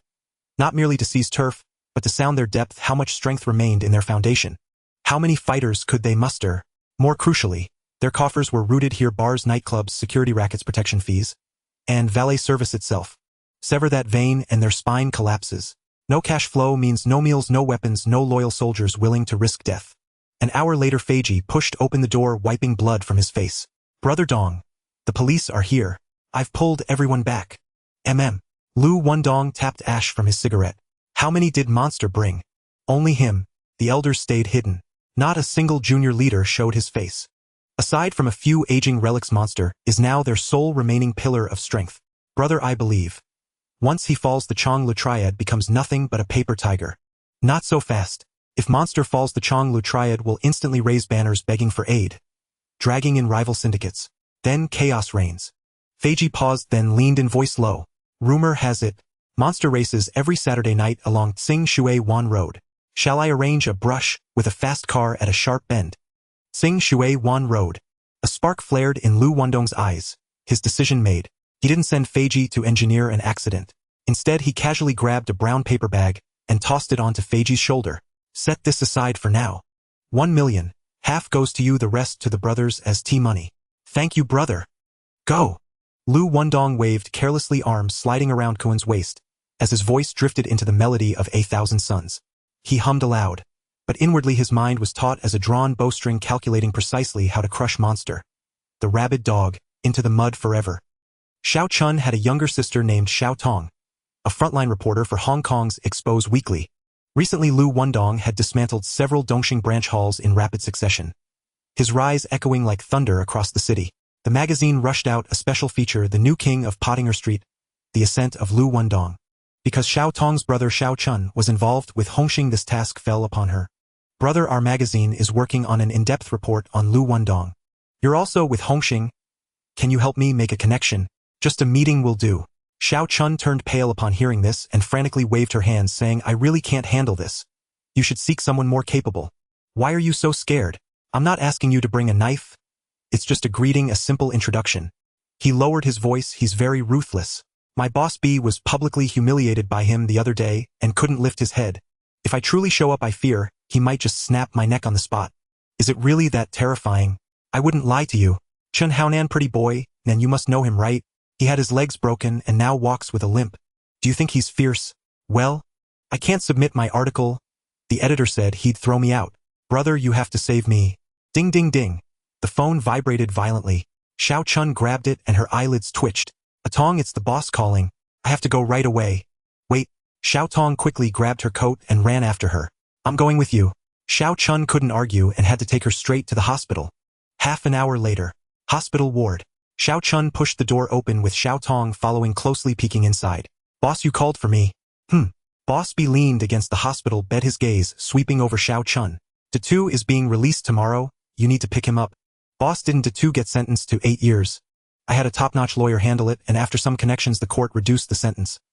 I also put up a hefty bail and he just signed the release order this morning. Oh! Xiao Chun blinked, finally understanding. Boss B had just finished a bloody fight with Dongxing, and all the capable subordinates were either dead, injured, or fled, leaving him in a precarious situation. He gritted his teeth, emptied his savings, and pulled Datu out of prison, while also hiring 4 seasoned killers from the black market, all of whom were daring fighters. Now with Datu in command and 4 sharp blades flanking him, Boss B's base was heavier, harder, and more formidable than before the conflict. Night. Qingshui Bay Road. Liu Wendong arrived at a gas station with 3 or 4 confidants. A stronghold often occupied by street racers, and a sacred place for all racers in Hong Kong. Every weekend the roar of engines shook the mountains, the smell of fuel mixed with sweat burning hot in the wind. As soon as the car door opened, the beast squinted. Recently the Chonglu gang had lost 3 territories to Liu Wendong, severely weakening them. How could the beast not recognize this face? He sneered coldly, surrounded by 7 or 8 bare-chested, tattooed underlings, and approached Liu Wendong in a few strides, enclosing him like a barrel. Hey, isn't this the new boss of Hongxing, Bo Lan Street? Brother Wendong. Here to step on the gas today. Liu Wendong brushed off his sleeves. Aren't you afraid? I'll burn your racing track tonight. The beast's expression instantly froze. If you're capable, come and tear it down. The beast will be waiting with open arms. But this is a place where lives are at stake. He lifted his chin. Dare to have a unknown duel with me? Liu Wendong glanced him up and down, the corner of his mouth lifting slightly. Sure, how do we calculate the stakes? 200,000. The starting point is here. Who reaches Bo Lan Street's, a sugar water shop, first and buys a bowl of hot sweet potato soup wins. And one more rule. Each person must bring a female companion in their car. They need to get out to buy the sweet soup themselves, no delegating. Xiao Chun quickly pushed Xiao Tong forward, seeing Liu Wendong's side empty. Brother Wendong, this is my sister A Tong. She's smart and quick, she'll be your car companion. Hey! As soon as Xiao Tong opened her mouth, Xiao Chun leaned in close, whispering urgently, aren't you here for an exclusive interview? This is a golden opportunity. If you miss it, there won't be another chance. Liu Wendong's gaze swept over Xiao Tong. Slender waist, long legs, bright eyes, and a resilience beneath her skin that suggested an academic demeanor, unlike a nightclub girl, but more like a lecturer pacing beside a university podium. In terms of looks, she was no less than a run, yet the brilliance within her calmness was something Sue Shiku Na Run and Li Hua Hua all lacked. Liu Wendong didn't give Xiao Tong a chance to speak. He wrapped his arm around her shoulder and said directly, beast, 200,000. You think you're worthy of saying that?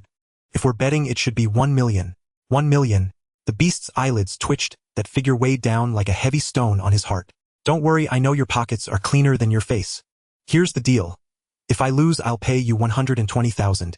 If I win, I won't take a single cent from you. Then what do you want? Your left leg. What's scared? Liu Wendong raised an eyebrow, his tone laced with provocation. The beast's chest exploded with rage, blood rushing to his head as he shouted, fine. If I lose, I won't take a dime. But I'll take one of your legs. Dare to accept? Alright, that's bold.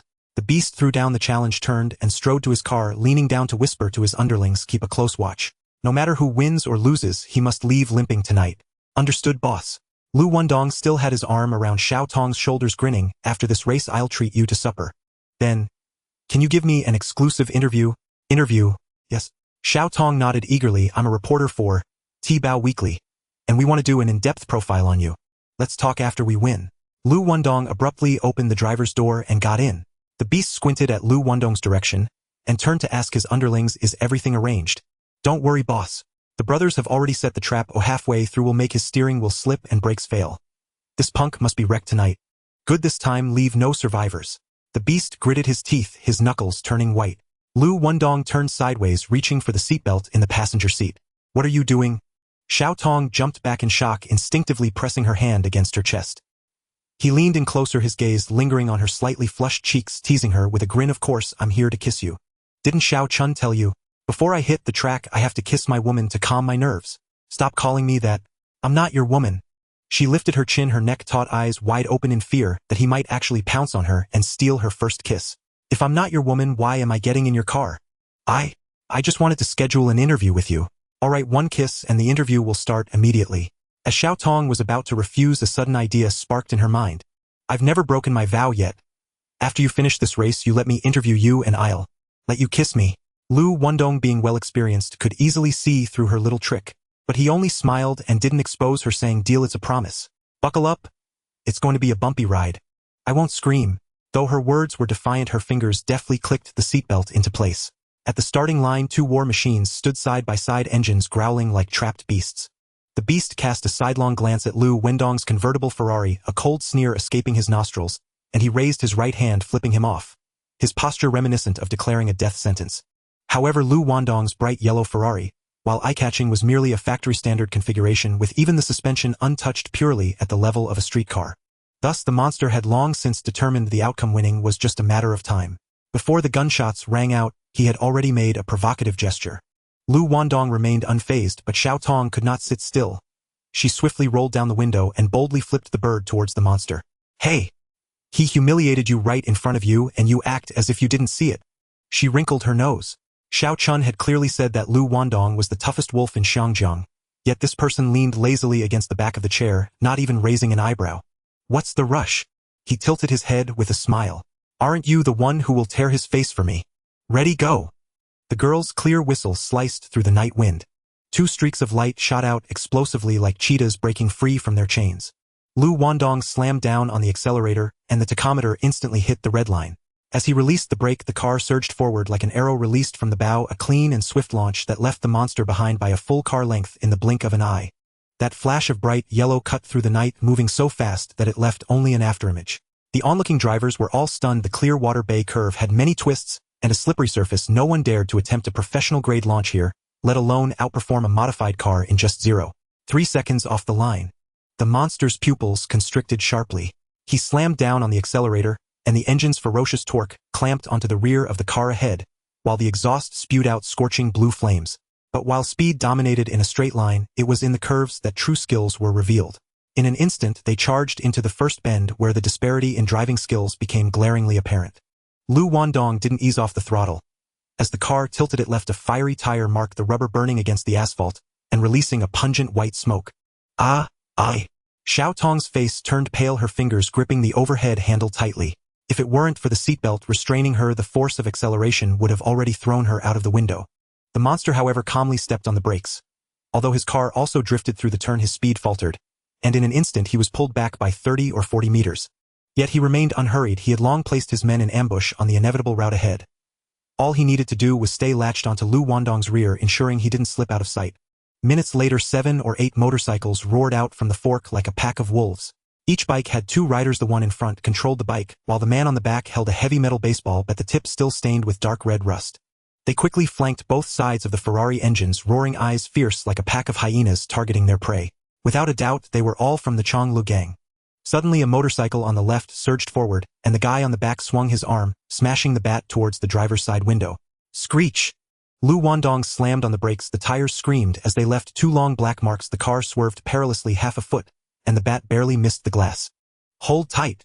He shouted, stomping down hard on the accelerator. The Ferrari instantly transformed into a streak of golden light shooting forward. But he didn't use the momentum to shake off his opponents. Instead, he suddenly turned the wheel, crashing the front of the car directly into the rear wheel of the nearest motorcycle, at a speed of 160 kilometers per hour, impacting the steel spokes. Bang! The motorcycle disintegrated on the spot, and the two Kowloon members flew through the air like marionettes with cut strings. The sound of their bones shattering was clearly heard. As they hit the ground, brain matter, mixed with blood, splattered everywhere, leaving them convulsing in death. Xiao Tong's pupils constricted, her throat tightened. She wanted to scream, but could only produce a hoarse sound, frozen in place. Yet the tragic scene of the first motorcycle did not deter them. Instead, it ignited the bloodlust of these desperate men. The motorcycle on the right immediately pressed in closely, the man on the back grinning as he swung the bat, aiming for Xiao Tong's head. She instinctively covered her head and screamed. In a critical moment, Liu Wendong's left hand shot out like lightning, gripping the bat with fingers like iron claws and yanking fiercely. The Kowloon member was yanked off the back seat, crashing to the ground, bouncing, rolling, and smashing into the wall, ultimately collapsing into a twisted heap, arm broken, spine misaligned, neck bent towards the shoulder, barely clinging to life. Bang! Liu Wendong snatched up the baseball bat, delivering a heavy strike backward, sending the rider and bike crashing into the roadside guardrail, the screech of twisted metal piercing the air. Are you okay? He wrapped an arm around Xiao Tong's shoulder, his voice low and steady. She looked up, not waiting for the bat to fall, but seeing his silhouette blocking her, her heart warmed, and suddenly she understood. Thank you. Her voice was as light as a feather. Before she could finish speaking, another motorcycle was sent flying by, the Ferrari crashing and disintegrating. The series of brutal collisions finally shattered the courage of this group. All the motorcyclists turned the handlebars in unison, spinning around and darting into the alley, fleeing faster than rabbits. Moments later, Liu Wendong's Ferrari came to a steady stop in front of the dessert shop on Bolin Street. Xiao Tong pushed the door and jumped out of the car, quickly running into the shop, bringing out a bowl of steaming sweet potato dessert. She had unknowingly considered herself a part of his gamble, doing her utmost to seize every second for him. The monster had already bought the dessert, gaining some distance, racing towards the finish line. Yet Liu Wendong was unhurried.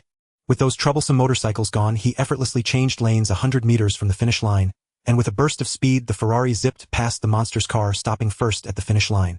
The monster approached with a dark expression, his teeth grinding loudly. All right, you're tough. 1 million within 2 months, not a cent less.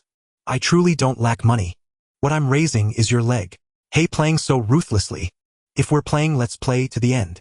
Since it's a bet, you have to take responsibility. Now you want to back out. Too late today, I'll send you into retirement.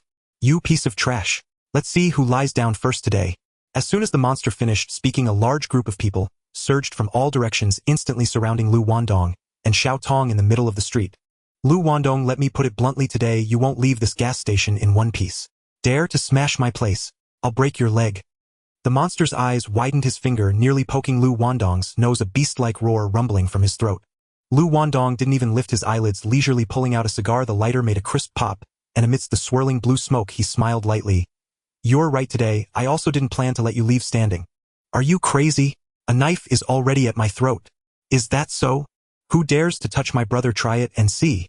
As soon as he spoke, dozens of people surged out from behind the high walls, tin roofs, and oil tanks, instantly surrounding the monster and his gang tight under the clock tower. Bro! The airplane had a bandage wrapped around his left hand and held a machete with a chipped edge in his right hand, leading 7 or 8 tattooed brothers striding towards Liu Wendong. The monster's face turned pale, his legs trembling uncontrollably, immediately switching to a mournful tone. Brother Wendong. Let's talk this over. I admit defeat. 1 million. No, 2 million. All cash, transfer it now. Bang! Liu Wendong didn't even blink as he picked up the baseball bat next to him and struck viciously at the monster's right knee. Ugh! The monster's kneecap shattered on the spot, letting out a heart-wrenching wail, and he collapsed like a marionette with cut strings crashing onto the ground covered in shards of glass. Big brother? Quick, support the boss. A few underlings hurriedly rushed over to hold up his limp body. Liu Wendong, you are ruthless. This death, the Changle gang has recorded it dead. The beast snarled, blood frothing at the corner of its mouth. Hung Hing's territory is vast, but not a single bone of the Changle gang is soft. From tonight onwards, Changle Street. It's my say. Liu Wendong brushed off the cigar ash, his voice as light as discussing the weather. What? Cut it. He embraced Xiao Tong's shoulders and turned to leave, leaving behind 3 cold words that felt like ice picks piercing the air. In an instant, blades flashed behind him, screams and muffled groans intertwined. At the gas station on Qingshui Bay, it was still a stronghold for the street racing gang. Just a moment ago, but in the next second it became a hellish battleground for the Changle gang and Hung Hing. The beast declared that tonight, regardless of winning or losing, Liu Wendong must be crippled. But Liu Wendong's heart was already ablaze. Tonight it was a fight to the end. This branch of the beast was the last Fong of the Changle gang that could still bite. As long as this Fong was broken, the entire Changle gang would be left as nothing but a carcass to be slaughtered. The ambush had long been set. In less than 20 minutes, the Changle gang members were cut down and fled in disarray. At the moment the beast fell with a broken leg, the plane swung the knife's back and struck his head 3 times, blood splattering onto the rusty oil tank. At the same time, Changle Street erupted in flames. Luo Tianhong, Aji Tony, Hu and Gao Jin charged in unison, bringing people to storm the stronghold, topple gambling stalls, and smash bars. Wherever they went they cleared the way. Elders, heads of various branches, and gang leaders were not spared. That night the knives never stopped and the blood never cooled. Xiaotong's ears were filled with the sounds of metal clashes and dying gasps, her body trembling like a paper kite in the autumn wind, completely unaware of how she ended up in the passenger seat. By the way, weren't you going to do a special interview with me? Liu Wendong turned the key, the engine roaring to life. Now, are you still going to interview me? Right now. This? Now, is it inconvenient? No. I haven't set up the recorder yet. Liu Wendong turned his head and smiled, reaching out to hold her waist, pulling her directly from the passenger seat into his embrace. Xiaotong sat on his lap, their breaths intertwined, her cheeks hot enough to fry an egg, her heart pounding so hard it felt like it would burst. This was the first time in her life she was this close to a man. Vroom. With the accelerator pressed to the floor, the Ferrari shot out like an arrow, the inertia pressing her hard against his chest. The two were tightly pressed together, the neon lights outside flashing by in a frenzy. She was both terrified to the point her fingertips tingled and unable to help but grip his clothing tightly, her heart like a restless fawn. This scenery was too intense, this feeling too overwhelming. She had never experienced anything like it. She gazed at the jawline so close in front of her, her throat moving slightly, her eyes burning with desire. The atmosphere had reached a boiling point. She closed her eyes, tilted her head, and actively kissed his lips. The bright yellow Ferrari carved a wild crooked arc on the coastal highway. 2 hours later, at the villa on the top of Deepwater Bay, Liu Wendong picked up the soft Xiaotong, who had turned into a puddle of water, and stepped into the bedroom. The interview starts now. Her voice was as soft as a mosquito's buzz, her face flushed as she pressed her forehead against his chest, her ears burning so hot, she didn't dare to look up. The next morning, as dawn broke, the sea breeze carrying a salty smell slipped through the window cracks. Xiaotong felt a chill on her shoulder, instinctively turned over and wrapped her arms and legs around Liu Wendong, curling up into his embrace. He smiled and gently rubbed her nose with his fingertip, which was warm. She frowned and murmured, "Go away. Let me sleep for 5 more minutes. A year's plan starts in spring, a day's plan starts in the morning. You're a reporter, how can you laze around in bed?" Xiaotong rolled her eyes, shot Liu Wendong a glare, and shrank back, wrapping herself in the blanket and sliding into the corner of the bed. A few hours later, "Oh no, I'm going to be late." She suddenly sat up straight, barefoot on the floor, frantically trying to put on her clothes. Liu Wendong grasped her wrist, gently tugged, and pulled her back into his embrace. "I just acquired a magazine. Starting today you will be at the helm. You're the editor-in-chief." "Editor-in-chief? Me? Am I joking? Of course it's true. Have you heard of Jada Weekly? That old brand in Mongkok?" "Yes, will you do it?" "Of course. Who wouldn't want to be the editor-in-chief? Then, how will the remuneration work? Are you annoying?" An hour later, Liu Wendong stepped out of the Deepwater Bay villa, turned into the garage, and switched to a silver-gray Toyota MR2, taking Xiaotong away in a cloud of dust. The Ferrari from yesterday had overturned a few Changle guys, and this morning it was dragged away by Luo Tianhong for disassembly. The car wasn't worth much, but if it got involved in a murder case and attracted the police's attention, that would be a huge loss. By noon, Liu Wendong had safely delivered Xiaotong to Jada Company, completed her onboarding, and settled her, and then turned the car around and headed straight for Changle Street. The blood and fire from last night had not yet cooled.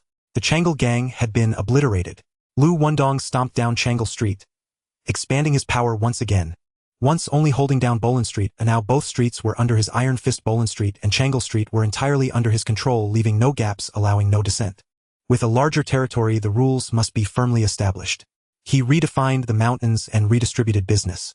Luo Tianhong was an elder. Bolan Street was entrusted to him solid as a rock. The Southeast Asian smuggling line, pirated films, adult films, and counterfeit wines, all managed by Xian Weijia.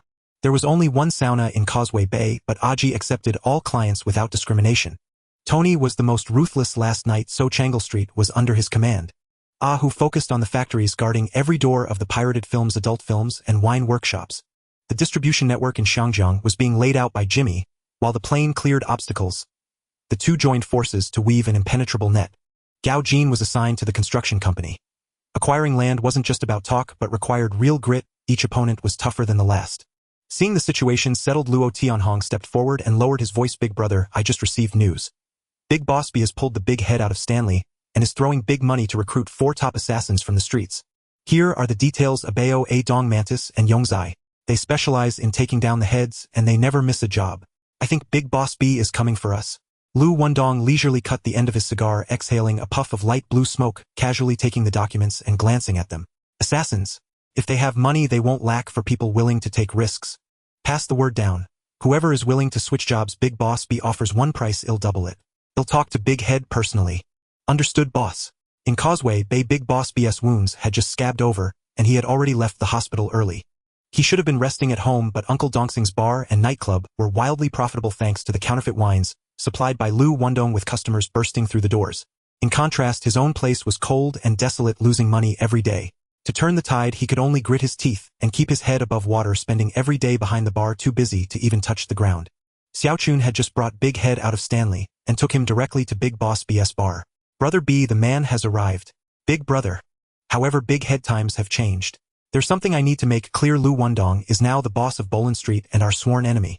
You just got out, so stay vigilant. I'm afraid he might cause you trouble. Liu Wendong. Big Head raised an eyebrow, a cold smile creeping across his lips. Back when I wore the red hat, he was still on Bolan Street shining shoes for others. Cause me trouble? I want to see what he's capable of. Don't underestimate him. He has many men under him, warned Boss B, frowning and lowering his voice. Understood, Boss B. Xiao Chun, take Big Head to have a shower first, then find a girl to keep him company. I'll prepare a feast for him tonight to ease his worries. All right, boss. Xiao Chun nodded in response, leading Big Head out the door. As they stepped outside the bar, they were intercepted by Fei Ji, who was waiting at the street corner. Fei Ji opened the door of a black sedan and nodded towards Big Head, saying, Brother Wendong specifically asked to see you. Get in. Big Head remained silent and climbed directly into the back seat. He was clear in his mind. Liu Wendong and Boss B had long been sworn enemies. Since the other party had proactively handed him this knife, he intended to weigh it himself, what had allowed Liu Wendong to ascend to the position of power on Bolan Street over the past 5 years. Moments later, Dongfang Entertainment Company, top floor office. Fei Ji pushed the door open and stepped aside to let Big Head in. Boss, the person has arrived. Liu Wendong was leaning back in a leather chair, cigar smoke swirling lazily around him. He raised a finger to point at the single sofa in front of him. Big Head, sit. You didn't even say hello after coming out, so that I could prepare drinks and food to wash away your misfortunes. Big Head glanced at the walls adorned with golden plaques and the gleaming mahogany table, cutting straight to the point. You're in a hurry to see me, so just speak your mind. I've taken the fall for Boss B for so many years. Now that I'm out, isn't it only right for us to catch up as brothers? Stop right there. Big Head coldly interrupted. We're not brothers. There's a difference in our status. Spit it out quickly, no need for unnecessary detours.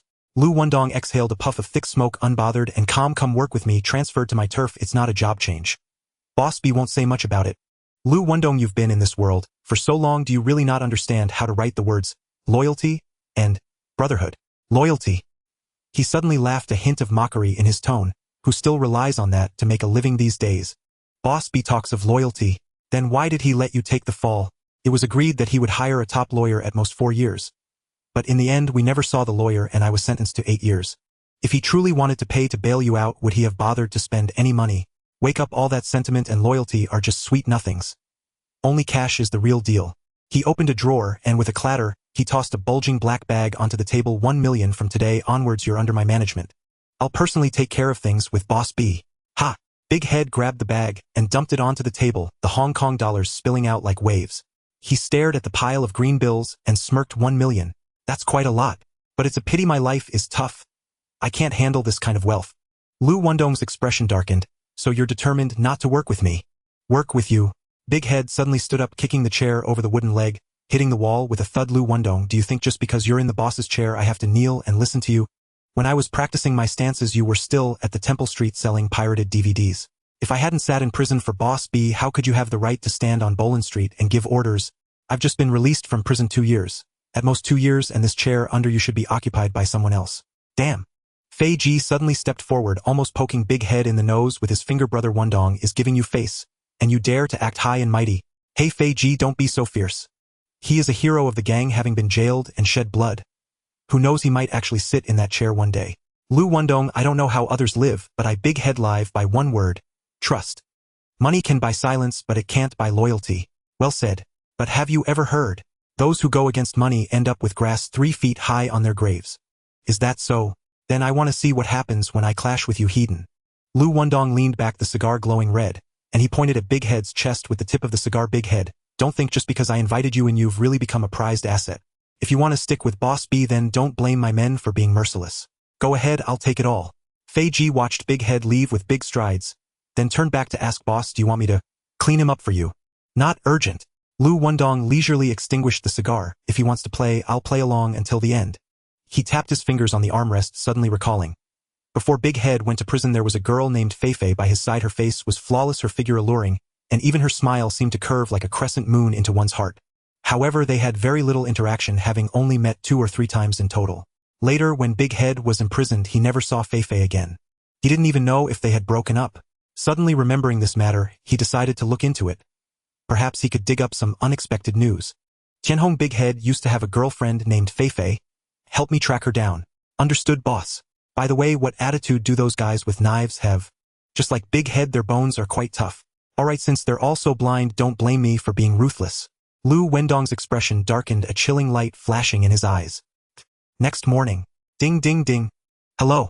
Liu Wendong pressed down on Xiaodong's head with one hand, while picking up the phone with the other. Boss, we found out. After Big Head went in, Fei worked as a cashier at the Baida Gold Store on Changlu Street. She changed her number, and is now renting a small apartment in Tsuanwan. Additionally, I heard Big Head is also looking for her. Understood. Liu Wendong hung up the phone, threw off the blanket, and rolled over to pin Xiaodong beneath him. Several hours later. Changlu Street. Liu Wendong had just stepped through the glass door of the Baida Gold Store, when the manager rushed over. Brother Wendong, you're here. Anything you need, just say it. Now the entire Changlu Street was firmly under his control, and every shop along the street had to pay their dues on time, and the gold store was no exception. Thus the neighborhood merchants saw him and either nodded and bowed or held their breath in silence. Liu Wendong glanced at the counter and casually asked, do you have someone named Fei here? Fei, I'll get her right away. The manager turned and dashed towards the changing room, just as he bumped into Fei, who had just finished changing into her uniform and was walking out in high heels. Fei. Quick, Brother Wendong is looking for you. Fei frowned slightly. When Big Head was still out and about, she had only a nodding acquaintance with Liu Wendong, or after Big Head was arrested, she hadn't seen him at all. Now with Liu Wendong suddenly visiting, she was unsure whether it was a blessing or a curse. Brother Wendong, you're looking for me. Liu Wendong looked her up and down, unable to deny this woman was becoming more and more alluring. The salesperson's plain uniform failed to conceal her charm. Instead, it accentuated her slender waist and long legs, her graceful neck flowing like jade, resembling a freshly picked peach, juicy and sweet. More alluring than before. I want to pick out a piece of jewelry. Do you mind accompanying me to take a look? Ah! Fei was momentarily stunned, her mind still catching up. The manager hurriedly leaned in and whispered, what are you dazing for? Quickly take him over. Oh, okay. She had no choice but to lead Liu Wendong to the main counter. The glass case shimmered with gold and jewels. Liu Wendong lifted a finger and pointed at a necklace priced at 328,000. What about this one? The latest model, one of a kind in the world, only available in our store here in Hong Kong. What do you think? Who wouldn't like it? More than 300,000, enough to buy a house. She smiled, her tone half serious, half joking. If you like it, just wear it. He directly opened the cabinet door, personally fastening the necklace around her delicate fair neck, admiring it for a moment, and sincerely said, it truly suits you. Indeed, a beauty adorned with fine jewels instantly radiated brilliance. As the cold gold touched her, she brightened up, her gaze enchanting. Actually, I came today mainly to invite you to dinner. Are you free? I need to change into something else. She dared not refuse, fearing trouble for herself and the store. All right, I'll wait for you in the car at the entrance. Moments later, Fei changed into a floral dress and sat in the passenger seat. As the car started, she turned her face sideways, her voice soft yet direct. Wendong, I don't understand. What exactly do you want from me? Can't you tell yet? I want to pursue you. Pursue me. She was taken aback. We have hardly spoken 10 words together. The last time we met was before the 2 incident. Are you sure you really like me, or are you just looking for a thrill? Who says you have to genuinely like someone to be moved? If you're moved without even meeting, isn't that just lust? She was left speechless. For someone like Liu Wendong, wanting any woman was merely a matter of a word. If he had to grow fond first before pursuing, that would be truly rare. Lust is the most common opening line in this circle. To be honest, I was still hesitating before coming here. But the moment you put on that necklace, I changed my mind. You must be mine. A woman as radiant as you, if not mine, would be a waste of beauty. You really don't beat around the bush, do you? Fei shot Liu Wendong a sidelong glance, her eyes swirling with 3 parts teasing and 7 parts helplessness. What ordinary woman could withstand the whim of such a powerful figure? That glance was enchanting. Liu Wendong swallowed hard, his foot pressed down, braking sharply. As the car came to a halt, he leaned in, gripping Fei's neck and kissed her passionately. She did not shy away, her eyelashes fluttering like a weary bird folding its wings, too lazy to resist. A few seconds later, he released her, his fingers caressing her earlobe, his gaze piercing into her eyes. There was no hesitation, only a soft, assured warmth. In the following days, Liu Wendong waved his hand grandly, a luxurious apartment on Chonglu Street. A limited edition sports car, all sorts of treasures piled up before her. 2 days later, as Liu Wendong held Fei stepping out of the mall, they coincidentally ran into Datu, who stood by the roadside like a heated iron rod. He spotted the two of them being intimate and felt his head buzz. He rushed forward and firmly gripped the car door. Liu Wendong, are you stealing my girl? Datu. Liu Wendong raised an eyebrow. Girl. Now you should call her sister-in-law. Fei was slightly taken aback recognizing him, but unable to recall when he had dropped out. However, that thought passed quickly. Her heart was set now, no longer wavering. She tightened her hold on Liu Wendong's arm, her voice bright. Datu, I'm Liu Wendong's now. You better watch your mouth. We've been done for a long time. I'll chop you up. Datu roared, raising his hand to slap her face. Smack! Liu Wendong's hand clamped down like a vice, locking his wrist. Then he shoved him back, followed by a swift slap that sent him staggering. Datu stumbled and fell, his eyes bloodshot, looking like a mad bull that had been stabbed, glaring fiercely at Liu Wendong. Liu Wendong, do you really think you can walk all over everyone just because you have some money? Sorry. Liu Wendong spread his hands, smiling nonchalantly. Money can indeed allow you to walk over others. I'll kill you. Datu howled as he drew a dagger from his waist, the cold light flashing, as he plunged it straight towards Liu Wendong's heart. Crack! Liu Wendong caught his wrist with one hand, unmoving like an iron gate blocking a torrent. Kill me. He scoffed, his gaze turning icy. First weigh your own bones. Crack! The sound of breaking bones echoed painfully. Oh! Datu howled in agony, kneeling, his whole arm hanging limply, the dagger clattering to the ground. Liu Wendong bent down, picked up the knife, and raised his arm to thrust. The tip of the knife pierced his chest right at the heart. Ugh! Datu's pupils constricted sharply, unable to believe as he looked down at the bloody knife handle in his chest, his lips quivering without a word. Thud! He crashed heavily to the ground, twitching twice his breath, extinguished faster than a blown-out candle. Liu Wendong leisurely took out a handkerchief from his suit pocket, meticulously wiping the blood from his fingers, then turned to the nearby plane and said, Find someone to take the blame. 1 million as a settlement, not a penny less. Also hire the best lawyers in Hong Kong. The lighter the sentence, the more reward. If it can be turned into an acquittal. He paused, the corner of his mouth lifting. Money is open to negotiation. Yes, big brother. Back then, when Dalaobi made Datu take the blame, he talked a big game about hiring top lawyers and providing 200,000 for a settlement, but what was the result? The lawyers were nowhere to be found, and only 100,000 made it through. Liu Wendong never made empty promises. If his men were willing to risk their lives for him, he would dare to pile mountains of gold and silver on their graves. 10 million. To him, it was merely an extra zero on the ledger. Night fell, silence enveloping everything. Fei leaned against the floor-to-ceiling window, the glass reflecting her tall silhouette. She glanced back with a smile, the corners of her eyes lifting slightly. You and Datu were in the same circle, doesn't that count as seducing my sister-in-law? Liu Wendong reached out and slapped her on the backside, the force crisp and clean. What's seducing my sister-in-law? This is called hiding a beauty in a golden house. Starting tomorrow, you won't need to go to the jewelry store anymore. I just opened a shop in Mong Kok. You'll be the store manager there. Fei lifted her heels, her toes tapping the ground, her waistline, tightening, her smile radiating from the corners of her eyes to her lips. Causeway Bay. Bang! Dalaobi kicked over the rosewood tea table, shards of porcelain, flying veins bulging on his face. He never expected Liu Wendong would really dare to act and moreover dare to take a life. You have to know Dalaobi had just pulled Datu out of jail, and Liu Wendong turned around and killed him right at the street corner, clearly a public display of cutting off his arms and diminishing his power. What cuts deeper is that Datu and Liu Wendong share the same master and lineage. Yet he shows no mercy, killing indiscriminately. It's simply ruthless and inhumane. Liu Wendong, if you insist on heading down this path of no return, don't blame me for turning the tables. The mighty figure felt a surge of killing intent within, but he had no intention of getting personally involved. Since Liu Wendong can order his subordinates to kill Datu in broad daylight, he can likewise use others to do his bidding, letting other gangs take care of Liu Wendong for him. As for who to collaborate with, the mighty figure B had yet to decide. However, this time he was determined to keep his lips sealed. The recent incidents had already made him suspicious of having a mole planted by Liu Wendong among his ranks. For this operation, he didn't even plan to let his most trusted subordinates in on the details. Ding the host has seduced the second sister-in-law and is keeping De2 girlfriend Fei Fei. Ding the host has harmed a fellow disciple by killing De2 in broad daylight. Ding, congratulations to the host for acquiring a boxing gym. Ding, congratulations to the host for winning a underground gambling den. Liu Wendong glanced at the system notifications. While the rewards weren't particularly generous, they were all quite practical, especially that gambling den. It was equivalent to stepping into a new line of business. It was indeed the fastest and most lucrative business gambling. The gambling industry in Xiangjiang is illegal, and the police crack down hard and fast. Moreover, with the booming gambling scene on Audiobook, it takes merely 2 hours by boat, making it an easy round trip. Thus most gamblers would rather make the trip to Audiobook than try their luck locally. However, this does not imply that the Xiangjiang gambling market lacks profit. On the contrary, with high barriers to entry, the profits are even greater. Underground gambling dens that can stabilize their footing in Xiangjiang rake in gold daily, with their ledgers burning hot. Where there are people, there are gambling addictions. Who would want to take a boat in the middle of the night?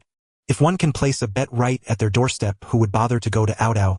That boxing gym could serve perfectly as a base of operations. Business is business, and the underworld is the underworld. Some things and some matters can't be discussed or resolved in an office. Clarifying boundaries early on is not only cleaner but also more efficient. For him, it was like adding wings to a tiger. In the following days, Liu Wendong threw himself into business planning and identity rebranding. After Dongfang Construction Company acquired that renovation company, he swiftly reorganized the structure and adjusted personnel quickly, following up with a grand ribbon-cutting ceremony for Dongfang Construction. He took the lead, assuming the position of general manager of Dongfang Construction Company. This was his true, dignified identity after being rebranded. A run handed over the gold shop completely to Fei Fei, while he himself took the position of vice general manager of Dongfang Construction. Gao Jin wasn't idle either. He directly managed the security department of Dongfang Construction, bearing a heavy burden. To wash his identity clean, Liu Wendong put in a lot of hard work. First, he invited Xiao Tong for an in-depth interview, and the magazine specifically published a special cover issue. Then, in his capacity as general manager, he made a generous donation to the Wanchai police station. With the backing of cash power, he quickly became familiar with several police high-ranking officials and district council members. Therefore, on the day of the ribbon-cutting ceremony, the Wanchai Police Chief Superintendent Luo and Council Member Liu, from the Wanchai district along with many other dignitaries, all came to show their support. Not only did Xiao Tong's magazine team attend, but he also invited several television stations to live report the event. His generosity was extravagant, with thick red envelopes stuffed into the hands of every reporter. Overnight, the former leader of the Hung Hing gang on Poland Street transformed into Xiangjiang's hottest rising entrepreneur. With the title of general manager of Dongfang Construction and the prestigious label of young entrepreneur as a foundation, his business thrived and expanded. A few days later, late at night, mighty figure B sat alone in his study, his fingers subconsciously tapping the armrest, his brow furrowed tightly, sitting in silence for a long time. Finally, he dialed the phone number of Dong Fatty, the leader of the Lianhe Society, deciding to pull him into the fold to jointly eliminate Liu Wendong. He had a good relationship with Dong Fatty, and the two partners owned a restaurant on Hu High Street in Mongkok, which was quite grand, and was one of the most significant income sources for mighty figure B. What was more critical was that Dong Fatty was a member of the Lianhe Society, while Liu Wendong had uprooted the Lianhe Society from Poland Street, leaving him severely weakened. Not to mention that Liu Wendong had also eliminated Dong Fatty's trusted aide Xian Shi. This grudge had long been burning in Dong Fatty's heart. "Hey brother B, it's been a while since we last contacted each other. This sudden call, you're not bringing a big gift, are you?" "Of course there's a big gift. How about the territory of Poland Street? Is it weighty enough? But Poland Street has long been taken over by your subordinates. Are you willing to give the territory to me?" "I never said I'd give it. Come on, are you joking with me? Liu Wendong is the #1 figure on Poland Street. Touching him is like poking a hornet's nest. If you can eliminate Liu Wendong, I will gladly hand over the territory of Poland Street." "Is this for real?" "Absolutely true." Dong Fatty's eyes flickered, immediately becoming energized. "Tell me, how do you plan to do it?" "I'll give you Liu Wendong's whereabouts, and you find someone to do the job. Once it's successful, I'll cover you on the Hung Hing side, and we'll split Poland Street 50-50. Brother B, if you use me as a tool, I'll accept it. But if I only get half of the territory after it's done, that's a bit too unfair, isn't it?" "Then, how much do you want?" 60%. "Deal." Mighty figure B agreed without hesitation. Compared to the profit from Poland Street, he hated Liu Wendong even more. Moreover, Poland Street originally had no stake of his, and now he gets a windfall of 20% in profit, which is already a guaranteed win. Dong Fatty hung up the phone, his lips curling into a smirk, his gaze icy, as if it had been tempered in ice. Liu Wendong had eliminated his most capable subordinate Xian Shi, and uprooted the Lianhe society, driving them out of Poland Street. He had operated in that street for many years with nightclubs, gambling dens, and rental shops. At least 7 or 8 venues. All destroyed overnight. He had long kept a thick ledger of this debt in his heart, only lacking a pretext and a knife. Now mighty figure B had personally handed him the knife. If he kept shrinking back, it wouldn't be caution but cowardice. Li Huahua stood outside the study with a cup of water. As soon as she finished speaking, her fingertip trembled, spilling half a cup of water, and her face suddenly turned pale. Fearing to alert the person inside, she held her breath and tiptoed back to the bedroom, placing the cup on the nightstand while her hands continued to shake. Mighty figure B had moved into the study to sleep alone after his discharge from the hospital, even changing to a new blanket. That night, Li Huahua stayed awake until dawn, her heart feeling like it was pressed under a piece of red-hot iron. She wanted to call Liu Wendong, but her finger barely touched the receiver before retracting. Afraid of being monitored, afraid of being discovered, afraid of implicating him. Finally, she endured until the next morning, and as soon as mighty figure B drove out, she grabbed the phone and dialed that familiar number. "Hello? Wendong, come over quickly. Now. Immediately. There's something urgent." Hearing the tension in her voice, Liu Wendong asked no further questions, grabbing his car keys and rushing out. Bang, bang, bang. He banged on the door heavily. "Sister-in-law, open the door. It's me, Liu Wendong." "Shoo." As soon as the door opened, Li Huahua hurriedly placed her finger to her lips. Liu Wendong paid no mind to this, scooping her up by the waist and directly placing her on the dining table. He hadn't eaten breakfast yet, so this meal would serve as an appetizer. Li Huahua pushed him while gasping urgently, "Wendong. He wants to kill you. Brother B wants to kill you." He hesitated for a moment, but his hands didn't stop, casually unbuttoning the first button of her garment. "Who told you that?" "Last night he called Dong Fatty. I heard everything. They've made a pact. A Yong is providing intel and Dong Fatty is sending someone to ensure you're eliminated. Once it's done, Poland Street will be divided 2/3 to one person. Wendong, believe me, hurry and leave. Get out of the country first, then come back when the storm has passed." She held his face, her eyes red, her voice breaking. "Rest assured, the one who can take my life hasn't even sprouted grass on his grave yet." He lowered his head and kissed her forehead, lifting her effortlessly in his arms, heading straight for the bathroom. With a rush, hot water cascaded down, the rising steam quickly enveloping the mirror tiles and their sweat-drenched shoulders and necks, gradually shrouding the entire space in a hazy mist. He cupped her chin, capturing her slightly parted lips, kissing her slowly and deeply, filled with comfort yet possessing an unyielding strength. After all, a young woman understands the human heart, or emotions, when warmed by daily intimacy, can ignite a genuine flame. After a long moment, the sound of a key entering a lock and the faint creaking of the door could be heard from outside. The big boss B pushed the door open, striding directly to the sink, scooping up a handful of cold water to splash on his face. In the cramped bathroom, 3 people stood silently opposite each other through a layer of misty frosted glass. Liu Wendong's ears perked up and he gave her bottom a light yet firm pat. Li Huahua grasped his wandering hand, biting her lower lip, and asked in a lowered voice, "Ayong, why are you back?" "Oh, I dropped something and came back to look for it."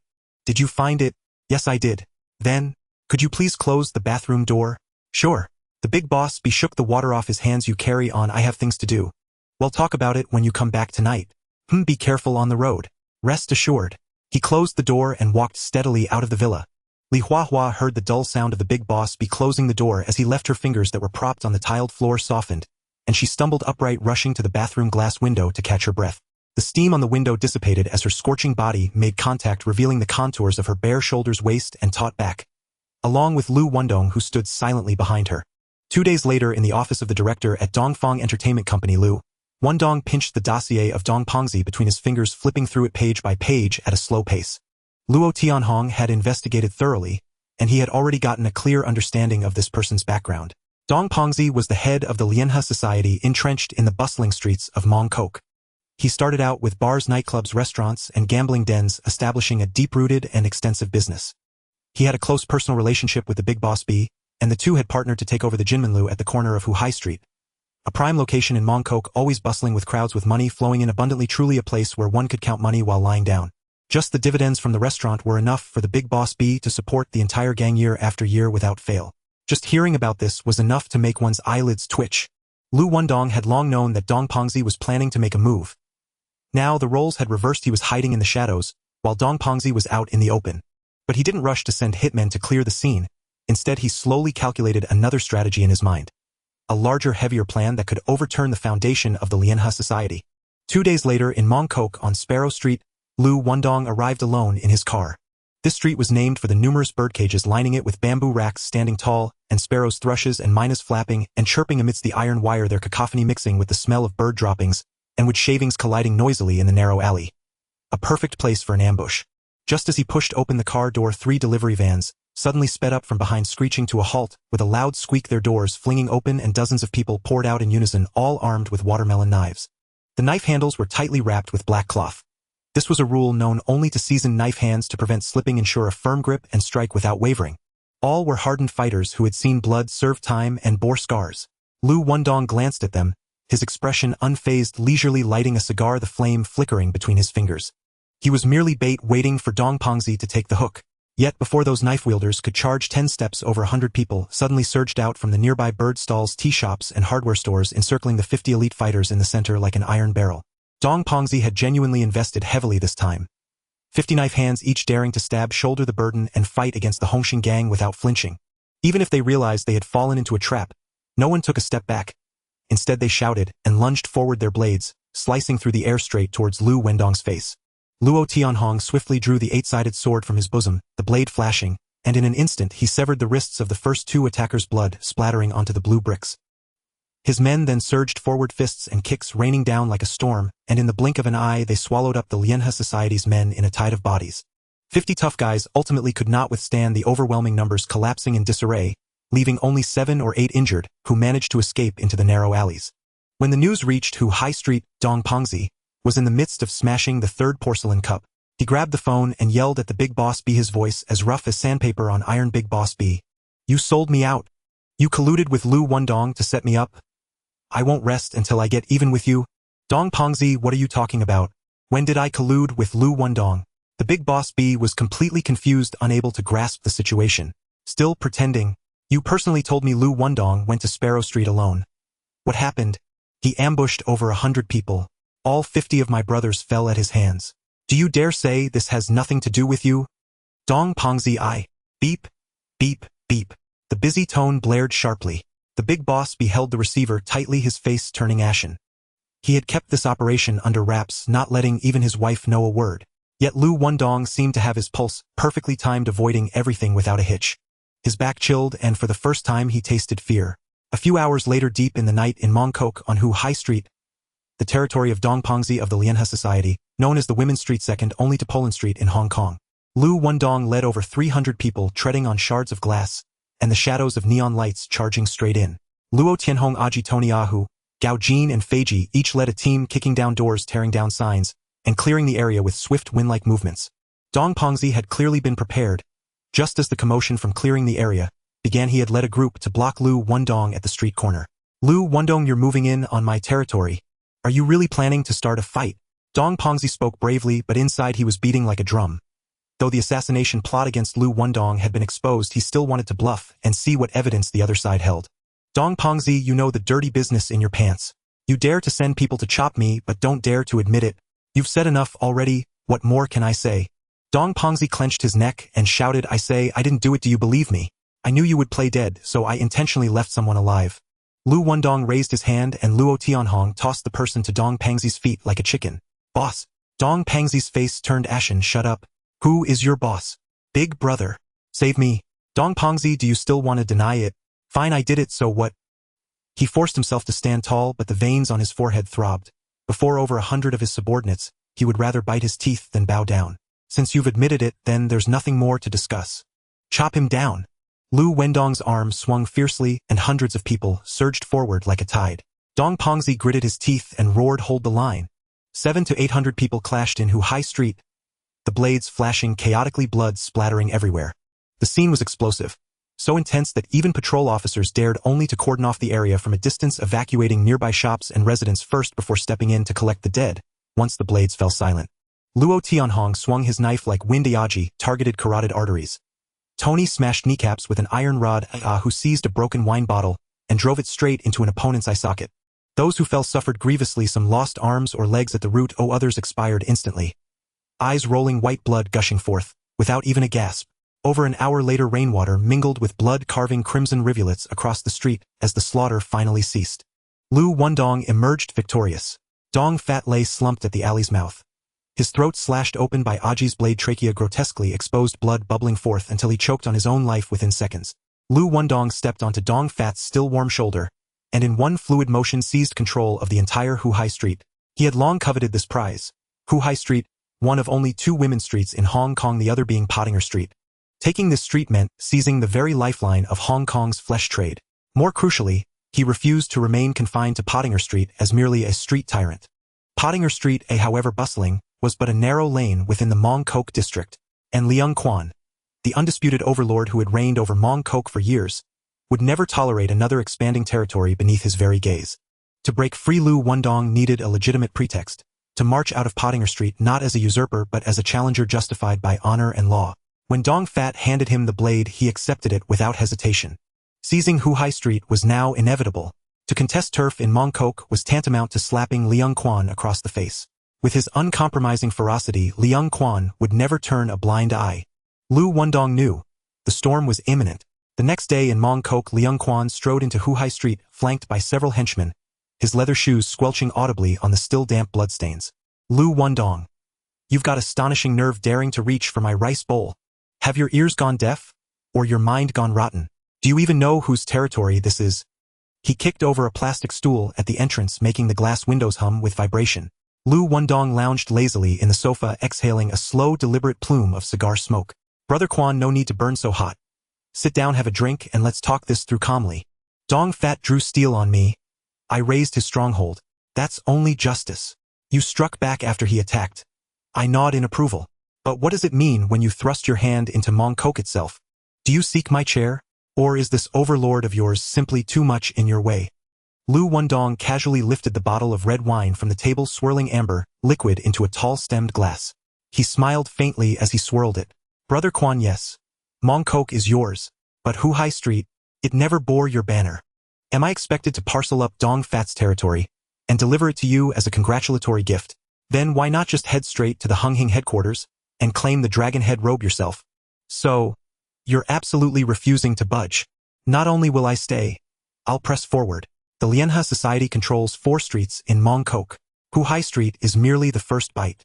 He crossed his legs, eyes clear and resolute. You, the Mong Kok overlord, can't swallow it whole. So why not join forces and share the feast?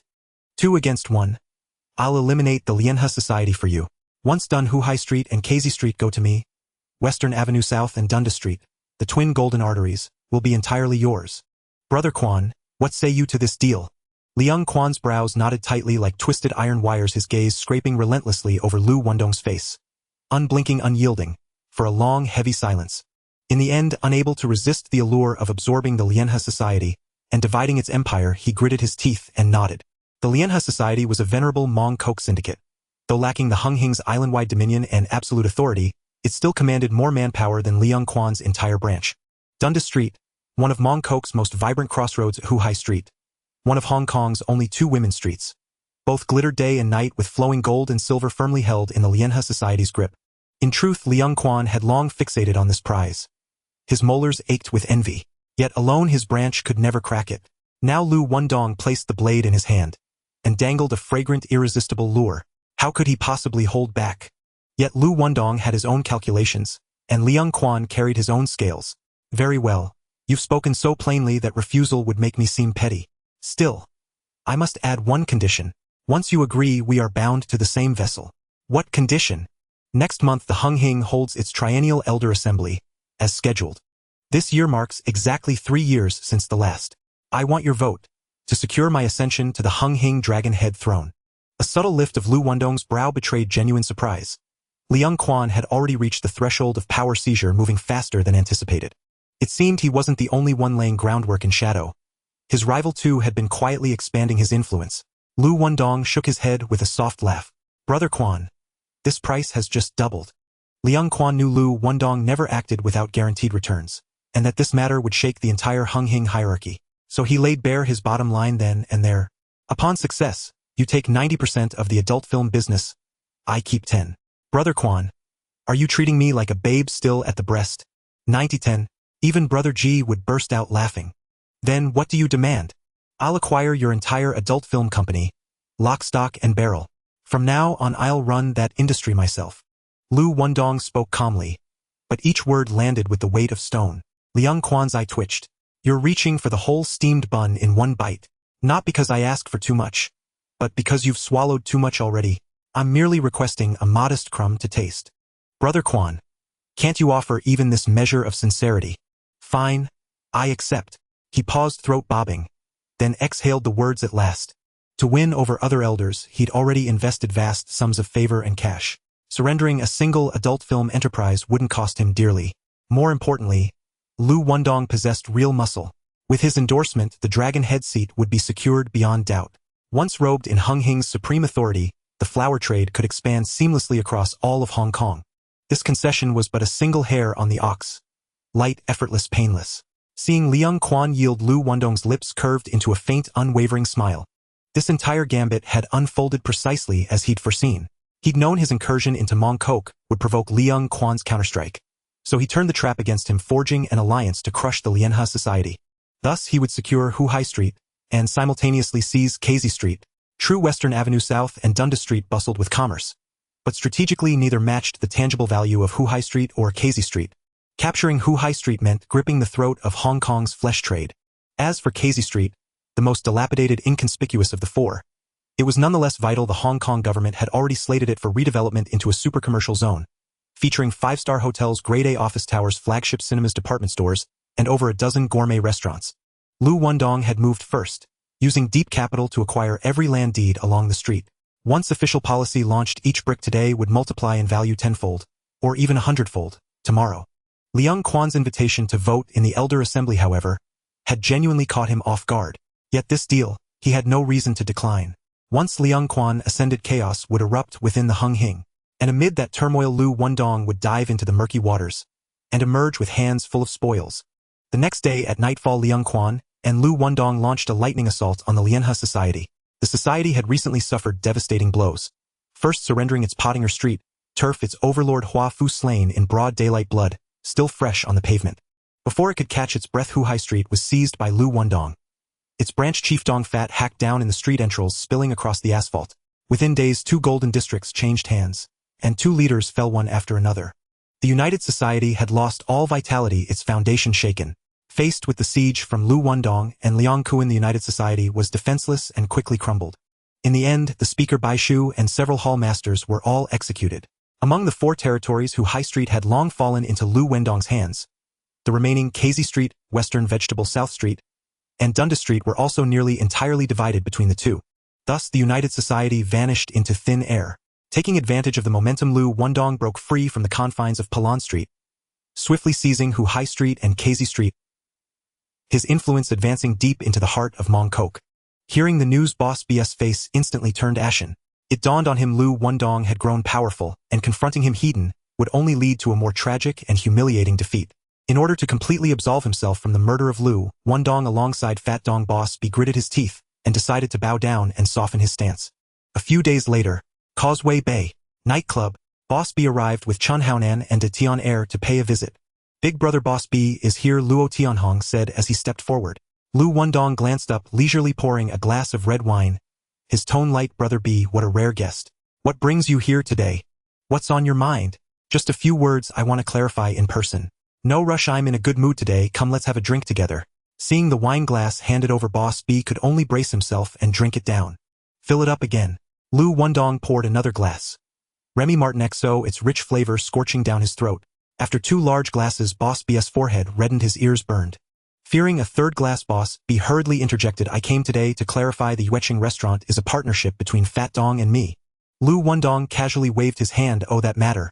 I'm not familiar with business, Brother B, you can take the lead from now on. We should negotiate together, that's how things get done. Boss B knew this was just a formality, but his intention was not to discuss the restaurant. He merely wanted to clear himself from the assassination matter involving Fat Dong. So he turned to Inspector Luo and said, Wendong, we have some misunderstandings between us. Since Inspector Luo is present, why not clear the air today? What misunderstandings? Haven't we always been tight? Inspector Luo, don't you think so? Indeed. See, we're all family. Boss B had intended to pull Inspector Luo in as a witness to pressure Liu Wendong, but Inspector Luo clearly stood on the opposing side, rendering this move completely futile. Liu Wendong refused to yield an inch, pouring another glass of wine, filling it to the brim. Brother B, since we're brothers, 3 glasses of wine shouldn't be too much, right? Come, cheers. That's enough. If I drink more I'll really collapse. Just kidding. Brother B was never drunk even after 1,000 cups. Could it be that, with age, your drinking capacity has also diminished? Fine. Unable to escape, Boss B grabbed the wine glass, closed his eyes, and gulped it down. Suppressing the rising alcohol, he forced a smile, while holding the empty glass. Wendong, from now on let's each guard our own territories, and keep our waters separate. What? Afraid I might invite you down one day? Liu Wendong smirked coldly. No wonder you brought a few limping ones to prop up the scene. Boss B's face stiffened. Don't say it like that. They used to have a life-and-death bond with you, and upon hearing you were here they specifically came to see you. Oh right, we're all people brought up by Brother B. Actually, if Brother B had given a word, a phone call would have sufficed. No need for you to come personally. The atmosphere suddenly turned heavy as Liu Wendong's gaze sharpened like a knife, piercing Boss B's eyes. So you really are afraid I might go after you? Then you shouldn't have hatched such a venomous scheme, inciting Fat Dong to come after me. Ha! Now you can't even chop me down, and instead you've frightened yourself to death. Brother B, you weren't this timid back then. What, afraid to touch the wine?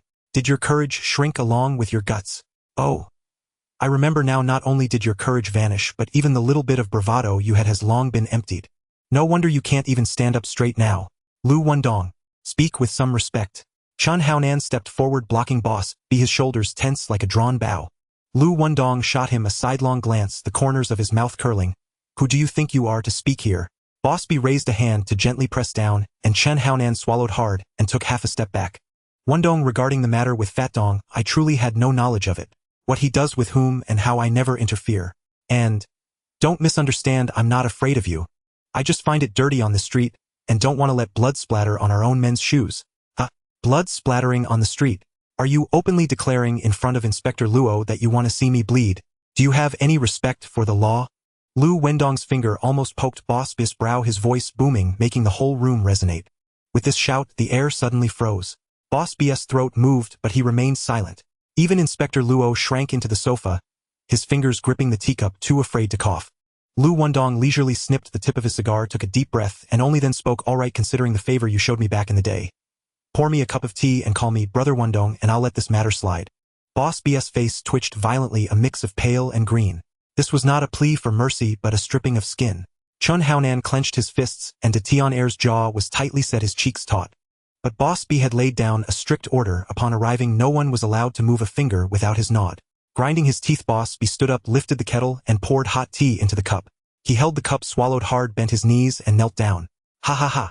Just kidding. Liu Wendong laughed heartily, pulling him up easily, taking the tea and drinking it down.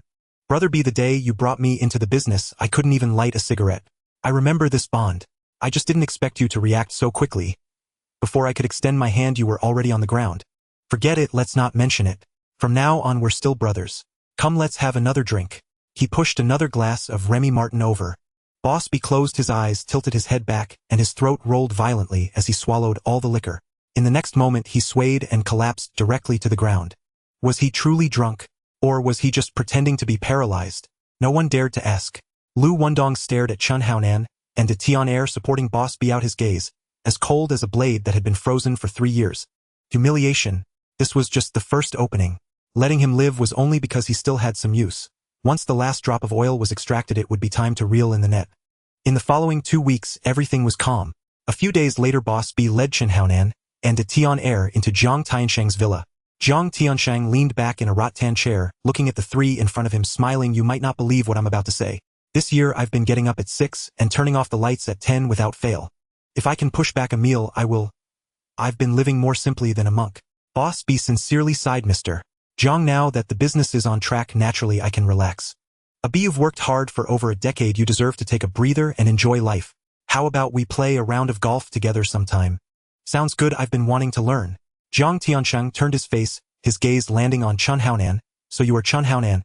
Yes, Mr. Jiang. I heard that Liu Wendong gave you quite the beating. Mr. Jiang Haonan has been with me for over 10 years. He works steadily, keeps his mouth shut, and has strong principles. Boss B interjected, his tone certain. Jiang Tianshang nodded and shifted the conversation, saying, the gambling joints on Audao have always been under our control at Hung Hing. This year an unknown figure emerged, stealthily inserting themselves, taking 30% from every table, even harsher than the taxes collected by the Macau government. What movements are happening with the gangs outside? Chen Yao asked. I don't care how they plot. The backbone of Hung Hing cannot be broken. Keep a close eye on this matter, and make sure to get rid of this thorn in our side. Mr. Zhang, I understand. Jiang Tiansheng slightly nodded, his gaze filled with approval. Yao, all firearms and equipment will be managed by you. If you can settle this matter with the unknown figure, the position of leader will be yours. Thank you for your cultivation, Mr. Zhang. After hearing this, Boss B felt a weight lift from his heart. Though he had resolved not to confront Liu Wendong directly in his heart, he had already regarded Chen Haonan as the successor to nurture, so that in the future when he took that position he could smoothly take over the burden of Hung Hing. Bolin Street, at the entrance of the boxing gym, incense smoke wafted gently as Liu Wendong presided over the ritual of opening the incense hall and gathering his trusted subordinates. Recently people had been flocking to him, and he simply took advantage of this momentum to carefully select one of the most composed and reliable among the gangsters, taking him as his trusted aide. While others flaunted their apprentices trying to recruit as many as possible, Liu Wendong only recognized one principle: one who can handle affairs dares to handle affairs, and truly can handle affairs. Mediocre individuals can be hired with money. Having worshipped and bowed does not mean they are tough or tight-lipped. Rather than piling up numbers and nurturing hidden dangers, it is better to carefully select a few die-hard loyalists, which not only saves worry but also sets a living example for those beneath. Whoever has the capability sits in the main position. Sang Bo knelt on one knee, holding the tea with both hands and lifting it to eye level. Big brother. Liu Wendong extended his hand to steadily receive the teacup, his gaze heavy upon Sang Bo's face. From now on you are my Liu Wendong's man. Remember one thing when going out to handle affairs: it's my name that is shown and my sign that is smashed. Rest assured, big brother. I Sang Bo will not bend or break, and I will never bring you shame. Liu Wendong's lips curled slightly as he tilted his head to drink the hot tea. After finishing the tea, the title was firmly established. Tianhong. Luo Tianhong stepped forward in response, handing over a thick craft paper bag. 100,000, take it to get yourself some decent clothes. The gambling joint at Miao Street will be under your command from now on. Thank you, big brother. Don't be in a hurry to thank me. Liu Wendong raised his hand in a gesture of dismissal. Miao Street is in the Yao Ma Ti area where all sorts gather and local snakes are more numerous than flies. I have no foundation there, just this one place. Now that it's in your hands. If you can't hold it, you can present your head. If you can hold it, you earn your own future. I can. Big brother, I guarantee with my life that not a single nail will be lost in this place. Sang Bo's voice was not loud, but every word struck the ground. With this promise, it's enough. Liu Wendong patted his shoulder heavily. Big brother, lawyer Sandy has arrived. At this moment the door opened and Sandy walked in. She was specially invited by Liu Wendong to defend the big shot who was taking the blame. You all may step back. Liu Wendong waved his hands to the sides. As soon as the crowd dispersed, Sandy stepped into the room. Mr. Liu, hello. Miss Sandy, I've long admired you. Liu Wendong looked her up and down, his gaze pausing slightly, revealing a hint of imperceptible brightness. She had a neat bob haircut with slightly curled ends highlighting her bright and beautiful features. She wore a white shirt buttoned to the top and a well-tailored women's suit with the waistline perfectly fitted. The lower half consisted of a fitted pencil skirt, and she wore 5-centimeter black high heels. Not too high, not too low, neither flirtatious nor cold, walking steadily and gracefully. Unlike the stiff lawyers commonly seen in court, she resembled a law professor at a university who speaks eloquently, radiating elegance and sharpness. Mr. Liu, your gaze just now does not quite conform to professional etiquette. I apologize, Miss Sandy, I was rude. It's just a bit unexpected. Unexpected about what? You don't look like a lawyer who defends others from criminal charges. Instead, you seem like a scholar writing judgments. A calm, restrained, and exceptionally charming female scholar. Sandy's eyes curved as a smile appeared on her lips, the tension she had been holding on to dissipating quietly, and her impression of Liu Wendong gradually warming. Originally this case should have been handled by her colleague, but that person happened to take a leave of absence and the case fell into her hands. Miss Sandy, please take a seat. Mr. Liu, I have read the case twice. Now I want to hear your true thoughts. What exactly do you want to achieve? I hope for the lightest sentence possible. Ideally, he could be acquitted on the spot. Mr. Liu, your subordinate killed someone in the street. Getting less than 10 years would be considered a bargain. Want to go for a not guilty plea? That's absolutely impossible. Why is it impossible? Because the other party drew a knife first and we have witnesses. Sandy did not even lift her eyelids, directly piercing through. All the witnesses are your people. The judge won't even listen. At present I can suppress it to a minimum of 5 years, at most 8 years as an outcome. This is already the limit. Liu Wendong leaned back, taking a cigar and lighting it with a flick of the flame. Miss Sandy, if I only wanted 5 or 8 years, I could just grab any lawyer off the street. I specifically requested you to come out because I believe you have the ability to bring someone out of the iron bars intact. Thank you for your trust, but I do have a breakthrough point. You might want to listen. Liu Wendong interrupted. The deceased was sentenced to 8 years for carrying a weapon and causing death, and logically should have served the full term. And what happened?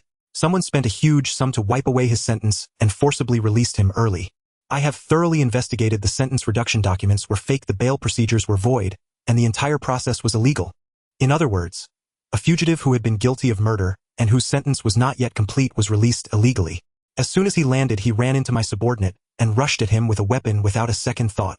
My man was forced into a corner and only then drew his gun in self-defense. Tell me, against a madman who is killed, is fighting back not considered justifiable self-defense?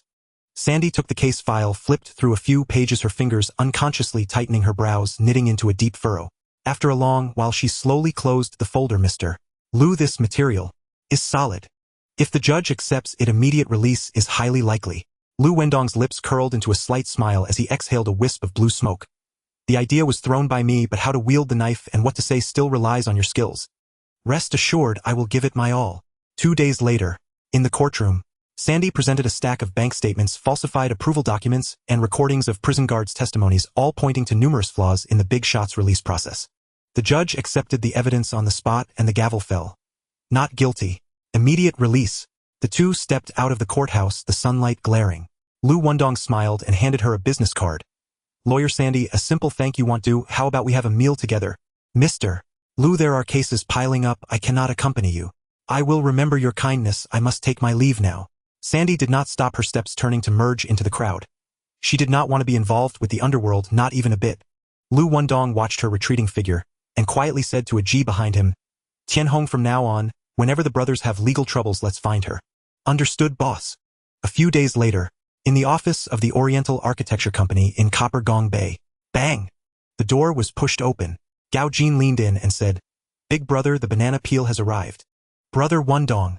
Banana peel bent forward, following closely behind, beads of sweat forming on his forehead. Liu Wendong glanced up and gestured with his chin towards the chair in front of him. Sit down. Thank you, brother Wendong. Is there something? Chun Haonan just sent word. There's a problem in Macau. The Hung Hing needs to take a 30% cut from each gambling table. Mr. Zhang has spoken. He sent a few of us over to handle it. Once it's settled, we'll support Chun Haonan in taking the position. Liu Wendong paused his fingers and asked, how many people did Boss B send in total? 7. Haonan Mi de Tian Air, plus the newcomers Abao Adong Mantis and Yong Zai. Alright, I understand. Keep a close watch. If there's any movement, call me immediately. Liu Wendong's gaze suddenly darkened, falling on Banana Peel's lowered face. What's the matter? Do you have something else to say? Wendong bro, I don't want to do this anymore. What do you want to do? I want to leave to go abroad. Alright. Liu Wendong showed no hesitation, opened the drawer, pulled out a bulging brown paper bag, and placed it on the table with a thud. You've taken on a lot over the years, and there's no other gift to offer. 1 million as travel expenses. Thank you, brother Wendong. Truly thank you, brother Wendong. Banana Peel trembled as he took the bag, his eyes turning red. He didn't expect that he could really leave this time and even take money with him to start anew. Liu Wendong raised his hand to cut off Banana Peel's unfinished words. Banana Peel, I'll let you go. But before you leave, you have to help me with one thing. You'll need to keep an eye on this. Wait until Chun Haonan returns from Macau before you can set off. If you slip away now, he'll immediately become suspicious, and you'll never have peace for the rest of your life. So help me just this once more.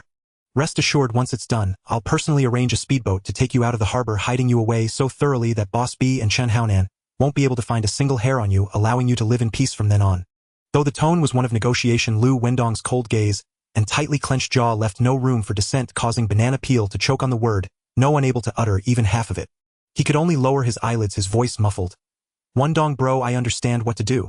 After saying that, he stood up, shoulders slumped, and walked out of the Oriental Architecture Company's door with heavy steps. Gao Jin watched his silhouette disappear outside the glass door, stepped forward, and asked in a low voice, brother, should I take care of him while I'm at it? No rush. He's still useful. Choose someone discreet and quietly pass a message to the problem at hand. Once this is settled, you can personally send him off. Understood. 2 days later, Macau Island. Chun Haonan, accompanied by de Tian Air, Banana Peel, and the 6 others arrived by boat, docking at the Taipa Pier. Chen Yao had already prepared the car and equipment and told Chen Haonan directly the problem was currently at a bar by the pier with only 5 or 6 lackeys around. The group immediately made their decision and charged over. As the car drove onto the type of bridge before it could even descend, 2 heavy trucks loaded with sand and gravel came rumbling heeding, blocking the road completely. Chen Haonan's eyelids twitched violently. His instincts honed in the heat of battle alerted him to impending danger.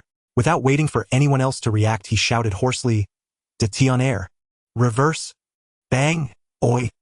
Before his voice faded, the bridge behind them erupted into a cacophony of screeching brakes. 3 gray vans rushed in like hungry wolves, slamming into the back of their vehicle, causing it to tilt violently, and everyone was thrown around their heads, banging against the window frames. The car doors flew open and dozens of dark figures jumped out wielding machetes, iron rods, and steel pipes, wildly smashing at the car, shards of glass raining down. "Get out of the car!" Chen Haonan kicked the door open, the iron chain at his waist rattling as he dashed into the crowd. The cramped interior of the car, with more enemies than allies, was akin to waiting for slaughter, or fighting back might just create a chance for survival.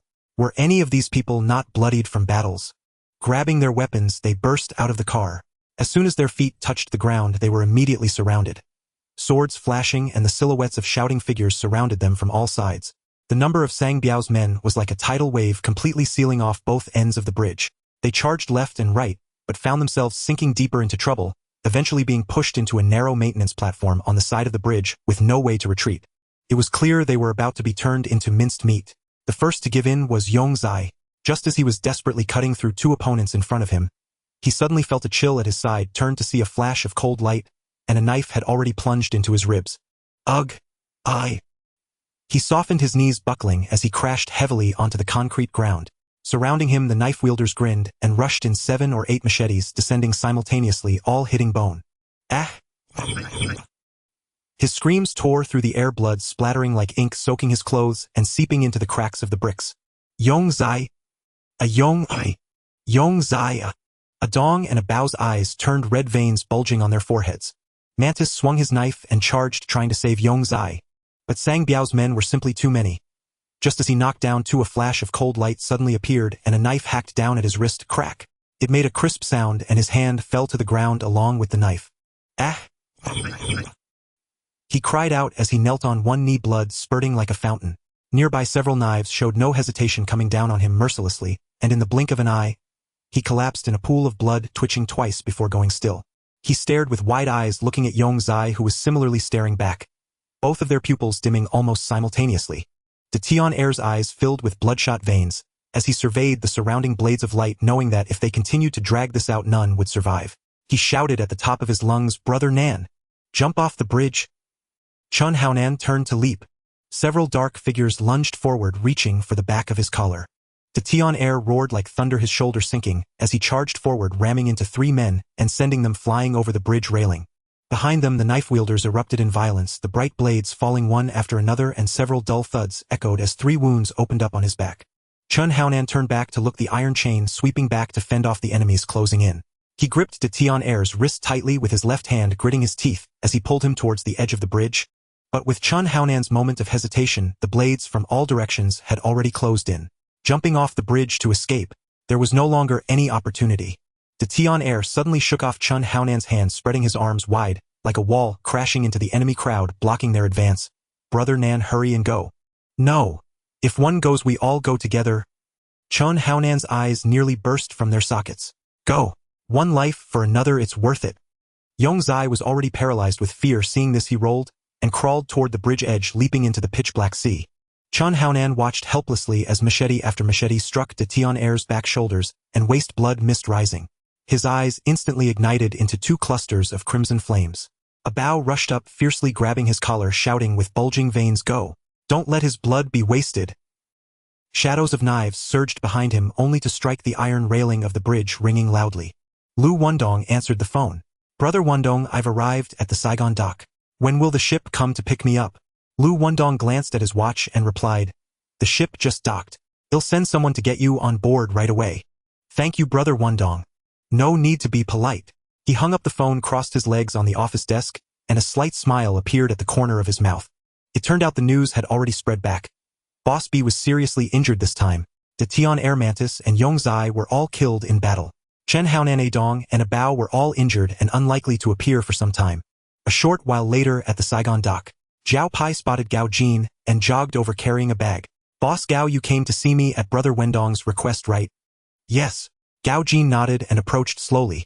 Brother Wendong asked me to see you off for the last time. What? Zhao Pei's face changed drastically and he turned to flee. With a swift motion, Gao Jin grabbed him by the back of the neck, and with a flash of cold light a dagger pierced his heart. Brother Wendong provided enough travel expenses, so it's time for you to hit the road. Puff, puff, puff. The blade flew and struck with precision. In an instant Zhao Pai fell heavily to the ground, his limbs stiffened and he no longer moved. Gao Jin leisurely wiped the blood from the blade and turned to his subordinate, giving orders. Prepare a cement barrel and sink it into the open sea. Yes, boss. Liu Wendong kept his word and truly arranged for a ship, ensuring he would disappear forever from the fragrant harbor. Boss B couldn't find him, Chun Haonan couldn't seek him out, not even the wind could reach him. Peaceful. It was too peaceful. 3,000 miles beneath the sea, not even the waves disturbed his slumber. Ding, the host, betrayed Chun Haonan, leading to the ambush and death of De Tian Air Mantis and Yong Zai. Ding, the host instructed Gao Jin to execute Zhao Pai. Ding, congratulations to the host for acquiring a commercial residential building. Ding, congratulations to the host for obtaining a licensed law firm.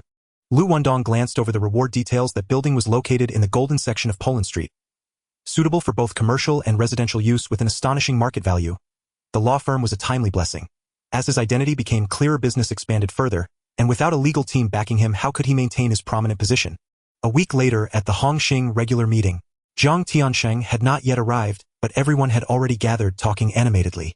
Brother Ji was beaming, grinning as he said, "Last time I went to Aodao with a few old friends. As soon as I landed, we headed straight for the nightclub and picked a few girls with curves to bring back to the hotel. Those girls were quite something, and then we stormed into the Prince Disco, where we immediately hooked up with a foreign girl. This foreign girl was even more exciting. Her waist was so slim you couldn't grasp it with one hand, but her hips made it hard to stand still. And there's more. She had golden hair. Tell me, isn't that thrilling?" Just as he was speaking animatedly, Liu Wendong entered with two subordinates. The lively chatter in the room suddenly halted and everyone forgot to smoke. Although Liu Wendong occupied the top position, his reputation in the hall was not particularly favorable. Especially after the brutal confrontation with Boss B, everyone remembered his ruthless nature. Domineering, cold, and unyielding in his strikes. Yet he seemed utterly unconcerned. With numbers and wealth on his side, he could do as he pleased, whose expression was worthy of his attention. Brother Ji, thick-skinned as old leather, took advantage of his business ties with Liu Wendong and immediately approached with a smiling face. "Brother Wendong, your pace is truly swift. You're just in time. The host hasn't even made an appearance yet. If I had known, we could have played a couple of rounds of mahjong to warm up. Mr. Jiang is the pillar of support. He can comfortably stay in the room waiting for the meeting, unlike us who are risking our lives every day running around. That's right. He enjoys the air conditioning while we're suffering here. Quite the deal. Mr. Jiang." Before he finished speaking, Jiang Tianxing had already strolled out from the back door. "Thank you for waiting, everyone. Sorry for being late. Oh, we just stepped in." Brother Ji rolled his eyes and immediately changed his face. Just a moment ago he was grumbling about Jiang Tianxing, and now that the man appeared, his words dripped with honey. No wonder he was the #1 fence-sitter in Hung Hing. Wherever the wind blew, he would lean that way. "Anyo, the Tun Mun venue has been quite lively lately. Is the boxing ring still hot?" "It's going well, Mr. Jiang. Whenever you're free, let's have a couple of drinks and enjoy a good meal." Right, Mr. Jiang Anyo often mentions. "It's hard to find skilled people. It's quite lonely." "Uncle Xing, I heard your son graduated. A high-achieving law student in our company is in need of such talent. Can we have him come help us in the future?" "Of course. Uncle Xing, your son wouldn't happen to be one of us, would he?" Brother Ji joked, raising his eyebrows. "How could that be? Could he be an undercover agent planted by the police? If he really became an officer, you'd be the first to be arrested." "Ha ha ha. Ha ha ha ha." Everyone burst into laughter and even the air felt lighter. All right. Jiang Tianxing raised his hand, gesturing for silence. "Now that all the leaders from District 12 are here, let's get straight to business and start the meeting." Chun Yao scanned the room and spoke in a deep voice. "The brothers we sent to Macau last week ran into trouble. There were casualties." Boss B's face turned ashen, and he interjected, "Mr. Jiang, I need to clarify this matter in person. When the boss gave the order, the people below executed it at the cost of their lives, but what? If it fails, do you find excuses?" Liang Kuan interrupted with a cold smile. "Are you afraid someone will hear you?" "Mr. Jiang, I suspect there is an insider leaking information, otherwise my people would never. If I took action, the Hung Hing would lose not a single shred of face." Liang Kuan interrupted again. "In the end, wasn't it me who personally dealt with the problem?" Liang Kuan, what do you mean by that? B, how can you lead your men if you can't handle such a small issue? Have you had enough of the noise? Jiang Tiansheng's gaze sharpened, coldly fixing on Liang Kuan. Kuan, are you trying to create a hierarchy among us? Boss B was his trusted aide whom Jiang Tiansheng had promoted. He immediately took the blame for him. I am just stating the facts. When the boss orders an assault, shouldn't it also be recorded as a merit? No matter how high the stakes, mistakes must still be borne. Speak your mind. Jiang Tiansheng glanced sideways, his tone indifferent. Brother Shang, this chair you sit in every year. Indeed, Hung Hing has been sailing smoothly these past few years. A nearby leader chimed in. But I am not smooth. So, let's have a re-election. To be frank, Liang Kuan has indeed earned quite a bit for the company over the years. There are merits and there are hardships. Several leaders secretly allied with him chimed in to support him. Liang Kuan, Jiang Tiansheng's gaze was sharp as a knife. Do you really want to sit in my position? Liang Kuan did not take the bait, slowly throwing out the rules. Hung Hing's old practice is to rotate every 3 years. This year, is there a chance to push forward a newcomer? Brother Yao, what do you say? Chun Yao nodded. Everyone knows the blood I've shed, and the hardships I've endured for the company over the years. Brother Chao, we've grown up together since childhood, 8 to 9 years of friendship. That battle in Lantian taking down the Longxing crew made a name for us. Do you remember? I remember. In 83, the company ordered to eliminate Shopee and reclaim the fish stall in Xianging. I was the one who handled it. In 85, I went straight to Tsim Sha Sui and personally killed Chan Chi. Afterward, I took the blame for the company and spent 3 whole years in jail. When it comes to merits and rewards, this position is mine to hold. Moreover, every time brothers asked for help, I never let anything slip. Yes, Kuan has always been steady and ruthless in his work. Over these years, he has indeed shouldered a large part of the burden. Everyone nodded in agreement, their faces filled with recognition. Clearly, they had been well fed by Liang Kuan. Brother Shang, you sit in an air-conditioned room and press a remote. Of course it's cool. Out there we risk our lives for the Triad, bearing burdens day and night. Who isn't exhausted? Seeing Liang Kuan advancing relentlessly, Jiang Tianxing spoke plainly. Since you're determined to run for leadership, let's follow protocol. Open voting, fair resolution. If the brothers have another candidate in mind, I'll step aside willingly. No hesitation, no equivocation. Senior Brother B slammed his palm onto the rosewood table, so hard that teacups leapt into the air. Liang Kuan. You betrayed me. I swallowed it, but now you even scheme against Mr. Jiang. Have you lost your mind? Silence. I haven't settled accounts with you over that Macau mess yet. The Macau fiasco was my failure. Plain and undeniable. And I alone bear full responsibility. Neither my boss nor Mr. Jiang bears the slightest blame. Chen Haonan stepped forward, spine taut, voice calm and steady. You must shoulder this, boy. That night, Liang Kuan had eyes only for Jiang Tianxing. No patience left to tangle with Senior Brother B or Chen Haonan. Brother Yao, you'll hold this gathering together. Mr. Jiang, every hall chief and elder present tonight holds voting rights. Correct. Chen Yao turned slightly toward Jiang Tianxing. Correct. I'll give everyone 2 minutes to decide. Brothers, if you support Liang Kuan, raise your hand. Uncle Xing, between us we command half of Hung Hing. Does it truly matter whom we choose? We'll follow the tide. Exactly. That's precisely how I see it too. A low hum rose from the crowd, thick with cigarette smoke and murmured whispers. Seeing no one take the lead, Qin Yao raised his right hand without delay. I'm the first to endorse Liang Kuan for this seat. He speaks sense. The Hung Hing leader should always be the most capable. Liu Wendong lounged lazily, legs crossed, and lifted his hand with languid grace. Once Liu Wendong showed his hand, no one dared hesitate. Arms shot upward in rapid succession. Liu Wendong and Liang Kuan were Hung Hing's 2 unshakable pillars. No one wished to provoke either side. Senior Brother B's eyes burned crimson. His finger nearly jabbed into the face of the man before him. How has Mr. Jiang treated you all these years? Lower your hands now. All of you. Liu Wendong shrugged his foot, swaying lightly, a wry twist lifting one corner of his mouth. Mr. Jiang spends most of his time overseas. We barely lay eyes on him. What loyalty could possibly exist? You raised your hand first. You'll lose that finger before I'm done with you. Though Senior Brother B dared not touch Liu Wendong, his fury erupted squarely upon Chen Yao. Jiang Tianxing's face had paled to ashen gray. His authority irretrievably shattered. Slowly he raised a hand and pressed it downward towards Senior Brother B. The message unmistakable: say no more. Since this is a public vote, I accept it. Liang Kuan, you take the dragon throne. Brother Shang, I hold you in deepest respect. But this is the will of the brothers. I cannot oppose it. Though Liang Kuan's words dripped with deference, his body moved with swift, decisive grace. sliding smoothly into the carved dragon rosewood chair, not a tremor disturbing his posture. From today onward I am the voice of Hung Hing, and the rules shall shift accordingly. His gaze snapped sharply toward senior brother B. Ah B. What of that mess with Sang Biao? The Triad entrusted you with resolving it, and you turned it into a festering swamp. How do you intend to clean it up? That blunder rests on my shoulders, not brother B's. I Chun Haonan accept full consequence. Good. Those were your own words, spoken under teeth clenched tight. You led 6 men on that mission. 3 dead, 2 returned broken, and 1 vanished without trace. That last is almost certainly a traitor. You promoted him yourself. Will you carry this burden? I will. To admit fault cleanly and endure punishment without flinching. That makes you stronger than Abi. Liang Quan snatched up a short dagger with a buffalo horn hilt and slapped it down onto the table edge with a sharp crack. 3 cuts, 6 wounds. Is that justice enough? Liang Quan. When a junior brother fails once you carve 3 cuts and 6 wounds, then who among us dares serve the Triad again? Senior brother B brought another thunderous blow to the table, trying desperately to shield Chen Haonan. Before he claimed the dragon throne, he'd already refused to bow to senior brother B. Now that he sat atop it, he wouldn't even deign to glance his way.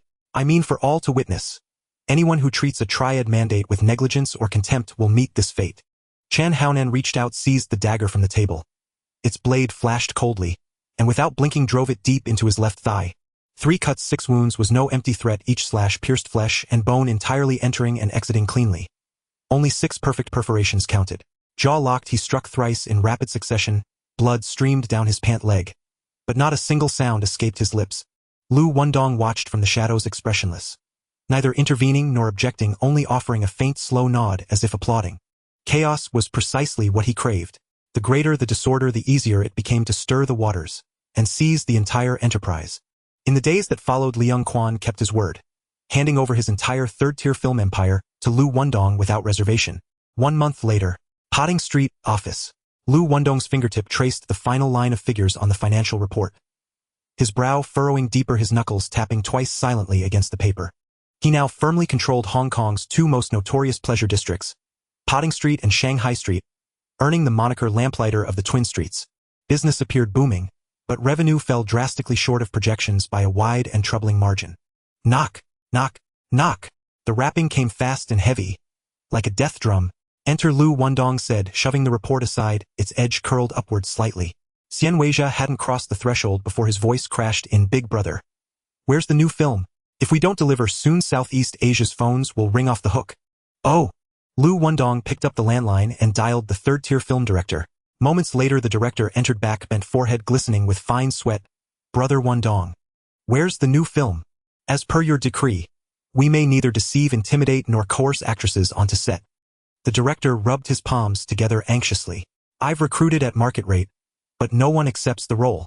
To this day, the lead actress's application form remains blank. Liu Wendong closed his eyes and pressed gently at the bridge of his nose. This ironclad rule had been his own making. In Liang Quan's era, films were made through coercion, bribery, and entrapment. Liu Wendong, though operating in the same trade, held fiercely to one boundary: no compulsion, no coercion, no ruin of futures. Xian Weijia edged half a step closer, voice dropping to a strained whisper. Big brother, if supply dries up, our channels will collapse. Competitors flood the market with reels, while we can't even produce a preview. Liu Wendong leaned back, the leather chairside heavily beneath him. This trade lived in shadow, unless cornered by desperation, who would don costume and perform that shameful, lucrative charade. Just as tension peaked, his gaze swept across the financial report on the desk, and froze, pupils contracting, then flaring with sudden clarity. I've got it. He picked up the phone and summoned his most seasoned madam. Soon after, Sister Hong strode in on stiletto heels, her Chong Sam slit revealing a sleek-toned calf. Boss, what do you need? Spread the word. Effective immediately, the company begins filming third-tier features. All hostesses may volunteer. Payment $200,000. Once the film succeeds, she'll no longer take random clients. Exclusively high-end bookings only. By the way, the new building across the street just handed over keys. Whoever becomes the breakout star chooses her unit. 10 years rent-free. Sister Hong paused, throat bobbing, once then nodded.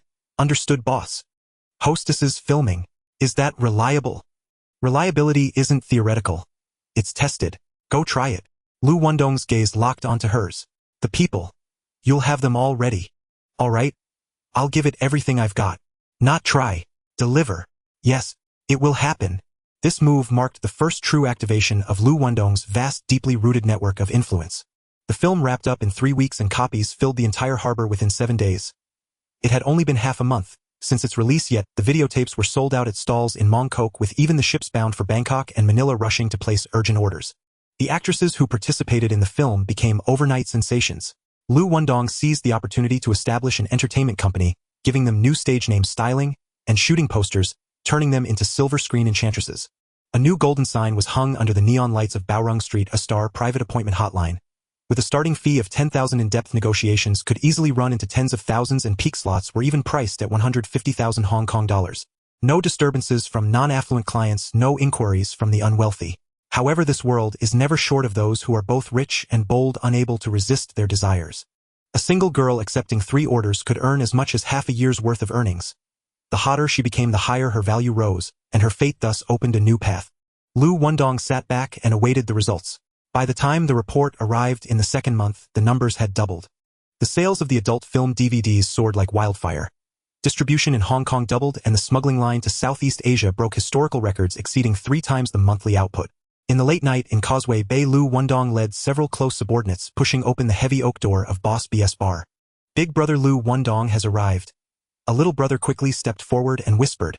Upon hearing this, Boss B immediately stood up to greet him. Wendong, want to have a few drinks? Let's liven up with the brothers. Liu Wendong glanced around, grinned, and joked. Brother B, seeing how quiet it is, it looks like business is about to cool off, right? Should I call someone to help you boost the atmosphere?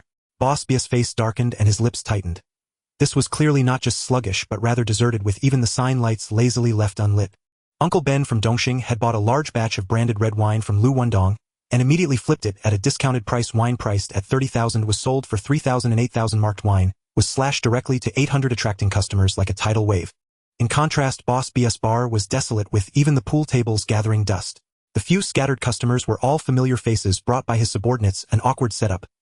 If no one supported them, the staff might outnumber the customers. That Uncle Ben, that son of a gun, I don't know where he dug up so much wine, it's ridiculously cheap. Boss B gritted his teeth and spat. All the loyal customers in Causeway Bay have been poached by him. How can my place survive? I should have hung a banner saying clearance sale long ago. Liu Wendong leisurely swirled his glass. Brother B, to be honest, all of Uncle Ben's wine is smuggled in through the water routes from Thailand. The costs are significantly lower than yours that go through proper customs. He can make a profit even at 800. How can you compete with 2,000 worth of goods? Boss BS eyelids twitched. He certainly knew that Liu Wendong's goods also came from smuggling. Last time in Bangkok, he was nearly set up by him, almost falling into the hands of customs. Later, several leaders like Brother G and Brother Xian directly connected with him to do this kind of red wine business. Just as the thought arose, Boss B blurted out, Wendong, how about that route you have in Thailand? Stop right there. Liu Wendong raised his hand to block, smiling blandly. Brother B, you wouldn't want me to help you, would you? Last time I brought you on board, you turned around and wanted to swallow my share clean. This time, do you still expect me to reach out? Boss B swallowed hard, remaining silent. Did he really want to back down? But if this dragged on, he would lock the door and wouldn't even be able to pay the rent. He took a deep breath and laid his cards on the table. You give Brother G and the others a price, I will add 10%. Is that acceptable? 30%. Liu Wendong didn't even blink. 20%. 30%. All right. Boss B closed his eyes and conceded. Liu Wendong chuckled lightly, and before his smile faded, a glint flashed in his eyes. Uncle Ben was thriving in Causeway Bay, and Liu Wendong was indeed pocketing a considerable amount from selling branded wine. But this little money was hardly enough to satisfy his appetite. He had already plotted his course, still selling red wine to Boss B, allowing him to lower prices and grab customer flow. Uncle Ben, seeing this, would definitely not give up easily. He would certainly exert all his strength to push down the prices. 1,000 per bottle. Then it would be 500, can't hold 500. 300 or 100 would do. As long as it was cheaper than Brother B, customers wouldn't run away. By the time Brother B couldn't hold on and closed his doors, whatever Uncle Ben had invested would be doubled in return. But if Brother B held on to the smuggled red wine, he wouldn't just sit around waiting for closure. As soon as Uncle Ben lowered his price, he immediately followed suit even more ruthlessly. You sell for 500, I sell for 400, you for 400, I for 350. Both sides fought to the death while Liu Wendong. He supplied Uncle Ben with goods from his left hand while stuffing goods to Boss B with his right, comfortably reaping both sides' price differences, acting as the steady fisherman. When this battle reached its peak, his earnings would not just be a few bottles of wine. Brother B, our collaboration has actually been quite smooth all along. Liu Wendong affectionately wrapped an arm around the other's shoulder, speaking casually. Speaking of which, those previous grievances were mostly stirred up by Chen Chezi behind the scenes. By the way, where has Igier been hiding lately? I haven't seen him for several days. Wendong, the rules remain unchanged this time. Money in one hand, goods in the other. Tomorrow at 9, the usual place. Boss B quickly took over the conversation, clearly unwilling to get involved with Chen Chezi and Igier. Liu Wendong nodded indifferently. All right, tomorrow at 9. By the way, since you have no customers here, call out the girls, let me pick a few to drink with me. Bao, bring 2 girls to keep brother Wendong company. Got it, boss. Liu Wendong picked 2 slender girls with long legs and lively eyes settling beside him on the sofa to clink glasses and drink. As the door curtain lifted, a woman in a dark green velvet dress walked in her steps, unhurried, directly stopping in front of the knife-wielding Bao. Who is that woman? Liu Wendong turned his head to ask the drinking companion Denai. Bao, guess girlfriend Ai Wei. Oh.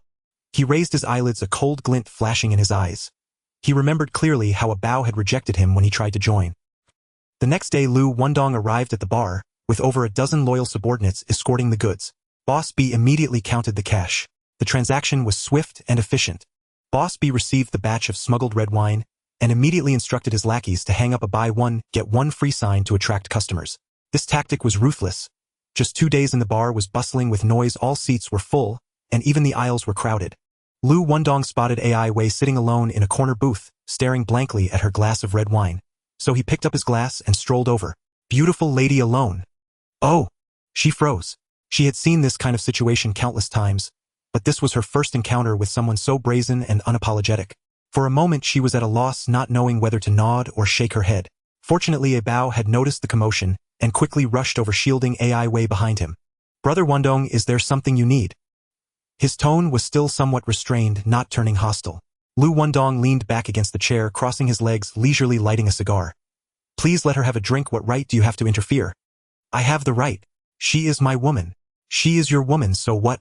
Bao pressed his brows together, his voice deepening. What do you want? Since she is your woman. He shook the Hennessy in his hand, pouring a full glass. Let's drink a toast and we'll consider this matter settled. Don't you push your luck. Is this what you call overstepping? Before he even finished his sentence, his expression changed suddenly, and with a loud bang he slammed the table. If it spills and you don't drink, are you intentionally slapping my face? Surrounded, the little brothers stood up in unison, forming a circle that pinned Bao firmly in the center. Ai Wei clenched her fists and gritted her teeth, saying, I will drink. Don't drink. Bao shouted angrily and swatted the cup out of her hand. Liu Wendong, if you have the guts, come at me. Don't take it out on her. Oh, so fiery.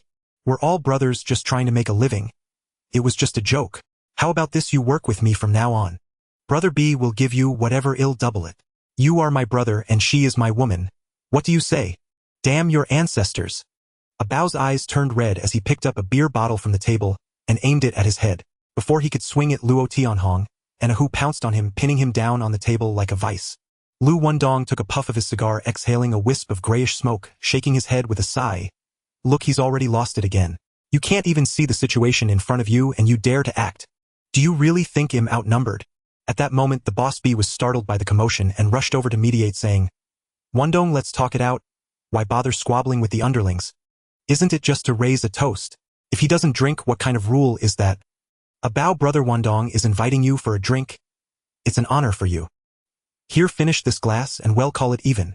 Brother B personally poured a glass and held it up to Bao's lips. What's a glass?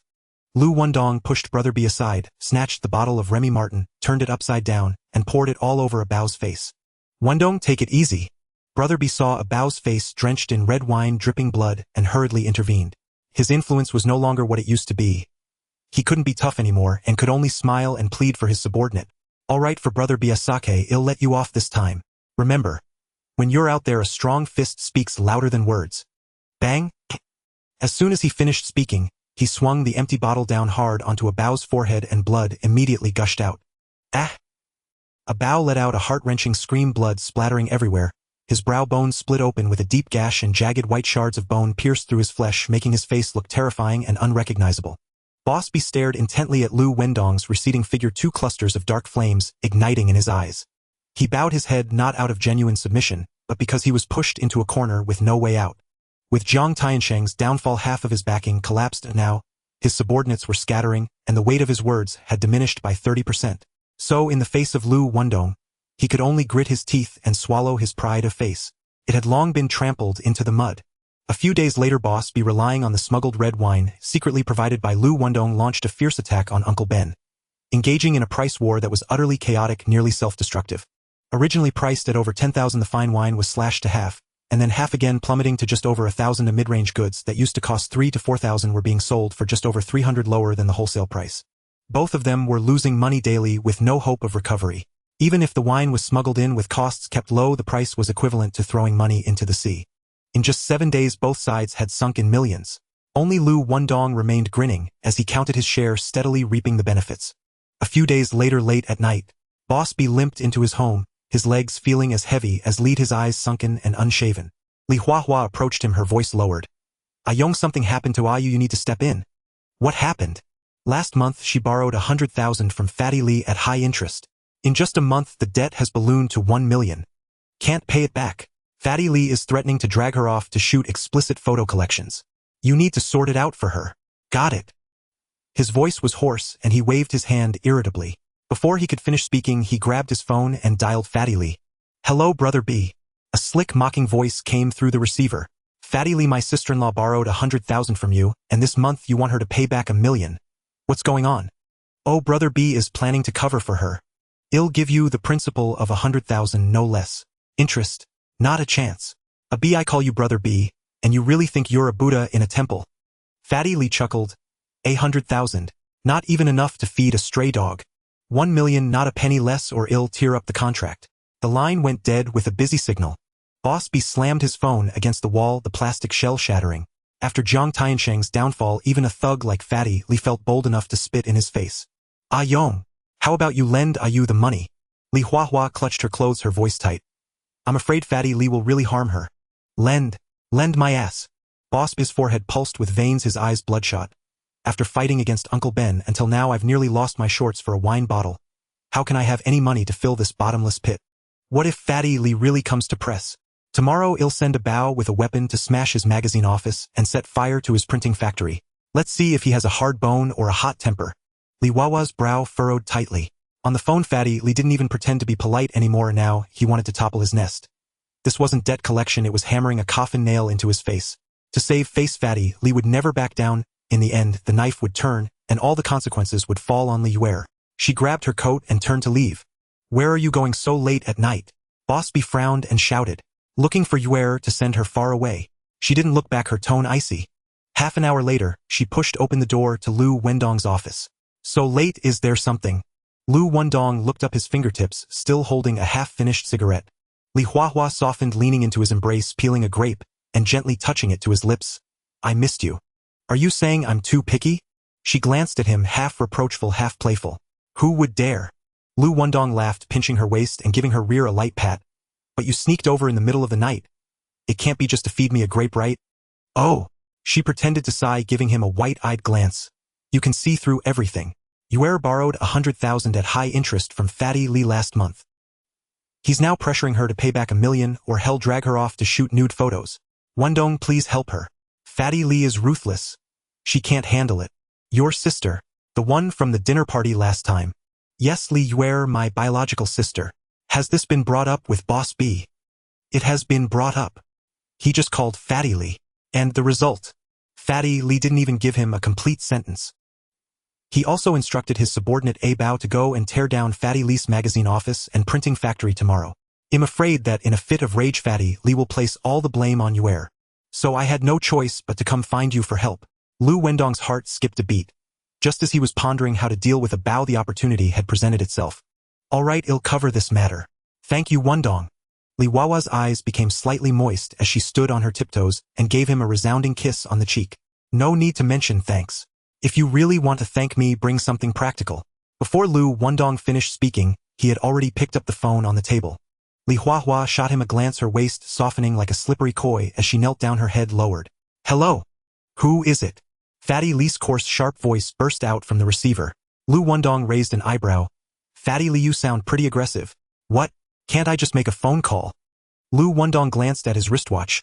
"Meet me on Pottinger Street in 2 hours. I've got a major deal for you." The call ended. He reached out and gently ruffled Li Wawa's glossy black hair. "I'm off to have a word with Fat Leo. Once that's done, the matter is settled. MMM. Her voice was muffled, her throat constricted. She dared only whisper two faint, breathy affirmations. 2 hours later, on Pottinger Street, Liu Wendong pushed open the door and immediately spotted Fat Leo sprawled across the sofa. Left foot propped atop his right knee, idly gnawing into an apple while flicking the core onto the carpet. Brother Wendong, the deal you mentioned. Fat Leo sprang upright in one fluid motion and hurried forward. You're bringing me into your third-tier film distribution network. Isn't that taking me under your wing? Absolutely. More than absolutely. Fat Leo's eyes lit up. Liu Wendong's films dominated Hong Kong. Screenings were booked 3 months in advance, and even theater owners had to queue 3 days early just to secure copies. From now on, you'll source your stock directly from me. Sell as much or as little as you like. I take 30%. Any objections? None. Whatever Brother Wendong sets is law, etched in gold. By the way, Big Brother BS younger sister, didn't she borrow 100,000 in high-interest loans from you? A flicker of frozen hesitation crossed Fat Leo's face. Liu was under Big Brother BS protection. B himself would intervene on her behalf. Fat Leo had anticipated that. But Liu Wendong's sudden unprovoked mention sent a chill down his spine. He hadn't heard a whisper of any connection between Yuer and Liu Wendong. He nodded reluctantly. Yes, Brother Wendong. That's correct. Word just came in, Big Brother B is sending men tomorrow morning to smash your weekly magazine office and torch your printing plant. You'd better weigh your options carefully. Fat Leo's expression darkened instantly. She owed the money, but it was the mountain behind her who turned hostile, smashing the magazine sign, reducing the factory to ash. Not debt collection but public humiliation, a boot grinding his face into the mud. Oh, one more thing. That Bao Hole be leading the crew. Liu Wendong exhaled a plume of cigar smoke. Break his teeth. Snap one rib. Leave no witnesses. A lightning flash of realization struck Fat Leo. Liu Wendong and Bao had history. He immediately thumped his chest. Rest assured, Brother Wendong. I'll oversee it myself. Guarantee he spends the rest of his life leaning on a cane and sipping kanji. Liu Wendong slowly crushed out his cigar. Keep the commotion contained. Shatter a few windows, burn a stack of scrap paper. That's enough to assert your authority. Understood. Fully understood. Fat Leo grasped it instantly. This was instruction in leveraging power to strike back with perfect legitimacy. Moments later, a subordinate handed him a crumpled promissory note.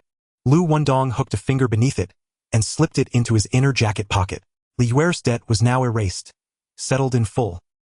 The next day at noon, Bao entered North Point with 2 henchmen. Crouching low, they slipped into the Banana Weekly office. While the night watchman dozed, they swung baseball bats wildly, shattering glass, demolishing typewriters, pulverizing proof copies until shards littered the floor. Then they surged straight toward the printing plant, doused it in gasoline, and struck a match. Flames leapt half a foot high, when suddenly the factory gate crashed open. Fat Leo stood framed in the doorway, arms akimbo, voice booming so fiercely the roof tiles trembled. Who dares torch my factory? Beat them to death. No mercy. Dozens of dark figures erupted from the shadows.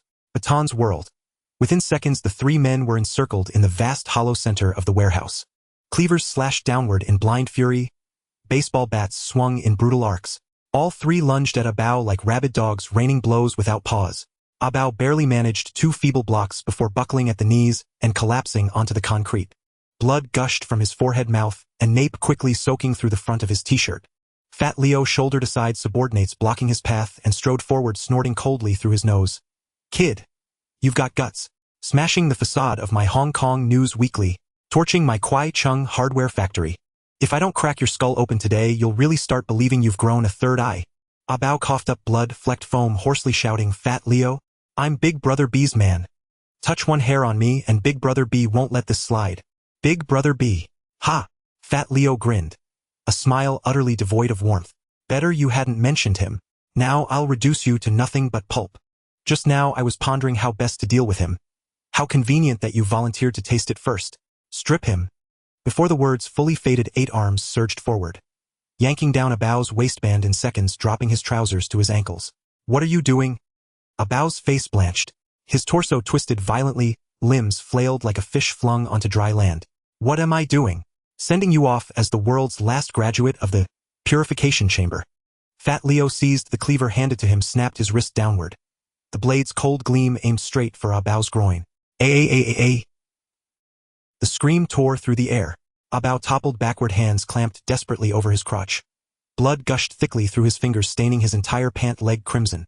Drag him into the rear storage room. Lock it tight. Fat Leo tossed aside the cleaver, pulled out a white towel and wiped his hands with unhurried precision. Then fixed his gaze upon the two remaining henchmen, trembling uncontrollably. Go tell Big Brother B. I've detained him. Ransom 2 million. Plus the 1 million his younger sister owes me, 3 million flat. Paid within 3 days. No extensions. Fail to deliver and I'll sever his brothers. Feed them to the dogs.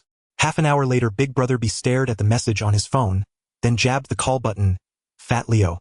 Have you lost your mind? Ah B. Fat Leo reclined lazily in his executive chair, tone as casual as discussing the weather. Are you still living in the era when Jiang Tianqing ruled as Dragon Head? He packed his bags and fled the Hung Hing society long ago. And you, who are you? A dog once obedient to Jiang Tianqing, now barking louder than thunder. Let me be clear, if you can't raise 3 million, a bao will never walk out of my factory gates again. He smashed my press office. Torched my plant. 1 cut is all I need. And I'll slam my fist on the table at the Hung Hing Elders Council. If I don't teach him a lesson, the name Fat Leo will be written backward from now on. You. Beep, beep, beep. The dial tone began. And in that instant, Big Brother B kicked over a solid wood coffee table, splintering it into shards. Fat Leo. This ends only when one of us is dead. Boss, what do we do now?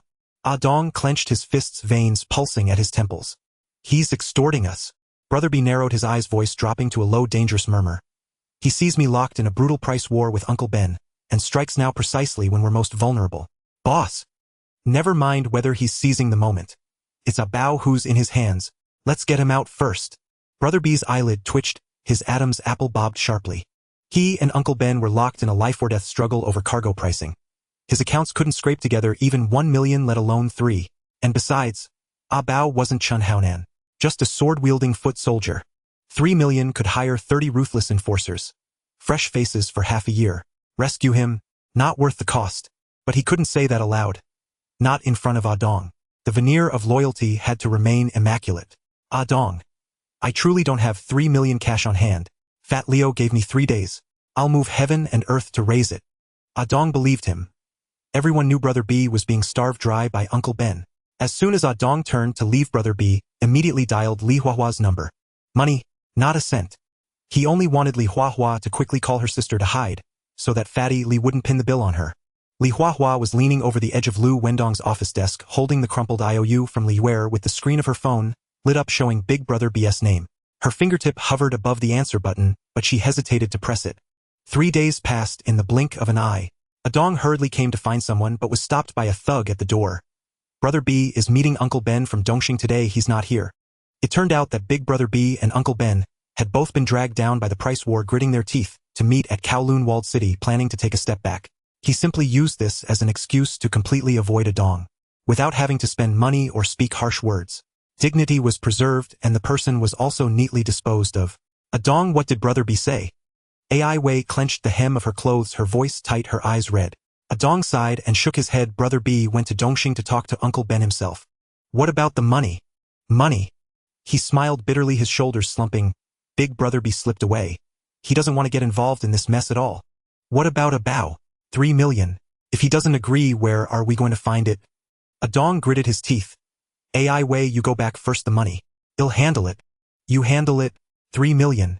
It's not just $3.50. Her voice suddenly rose, her fingers trembling. I will meet Fatty Li, I have to at least pull him out. Ai Wei watched Ah Dong's hurried retreating figure, her legs going weak, and she had to grip the railing tightly to avoid sliding down to the ground.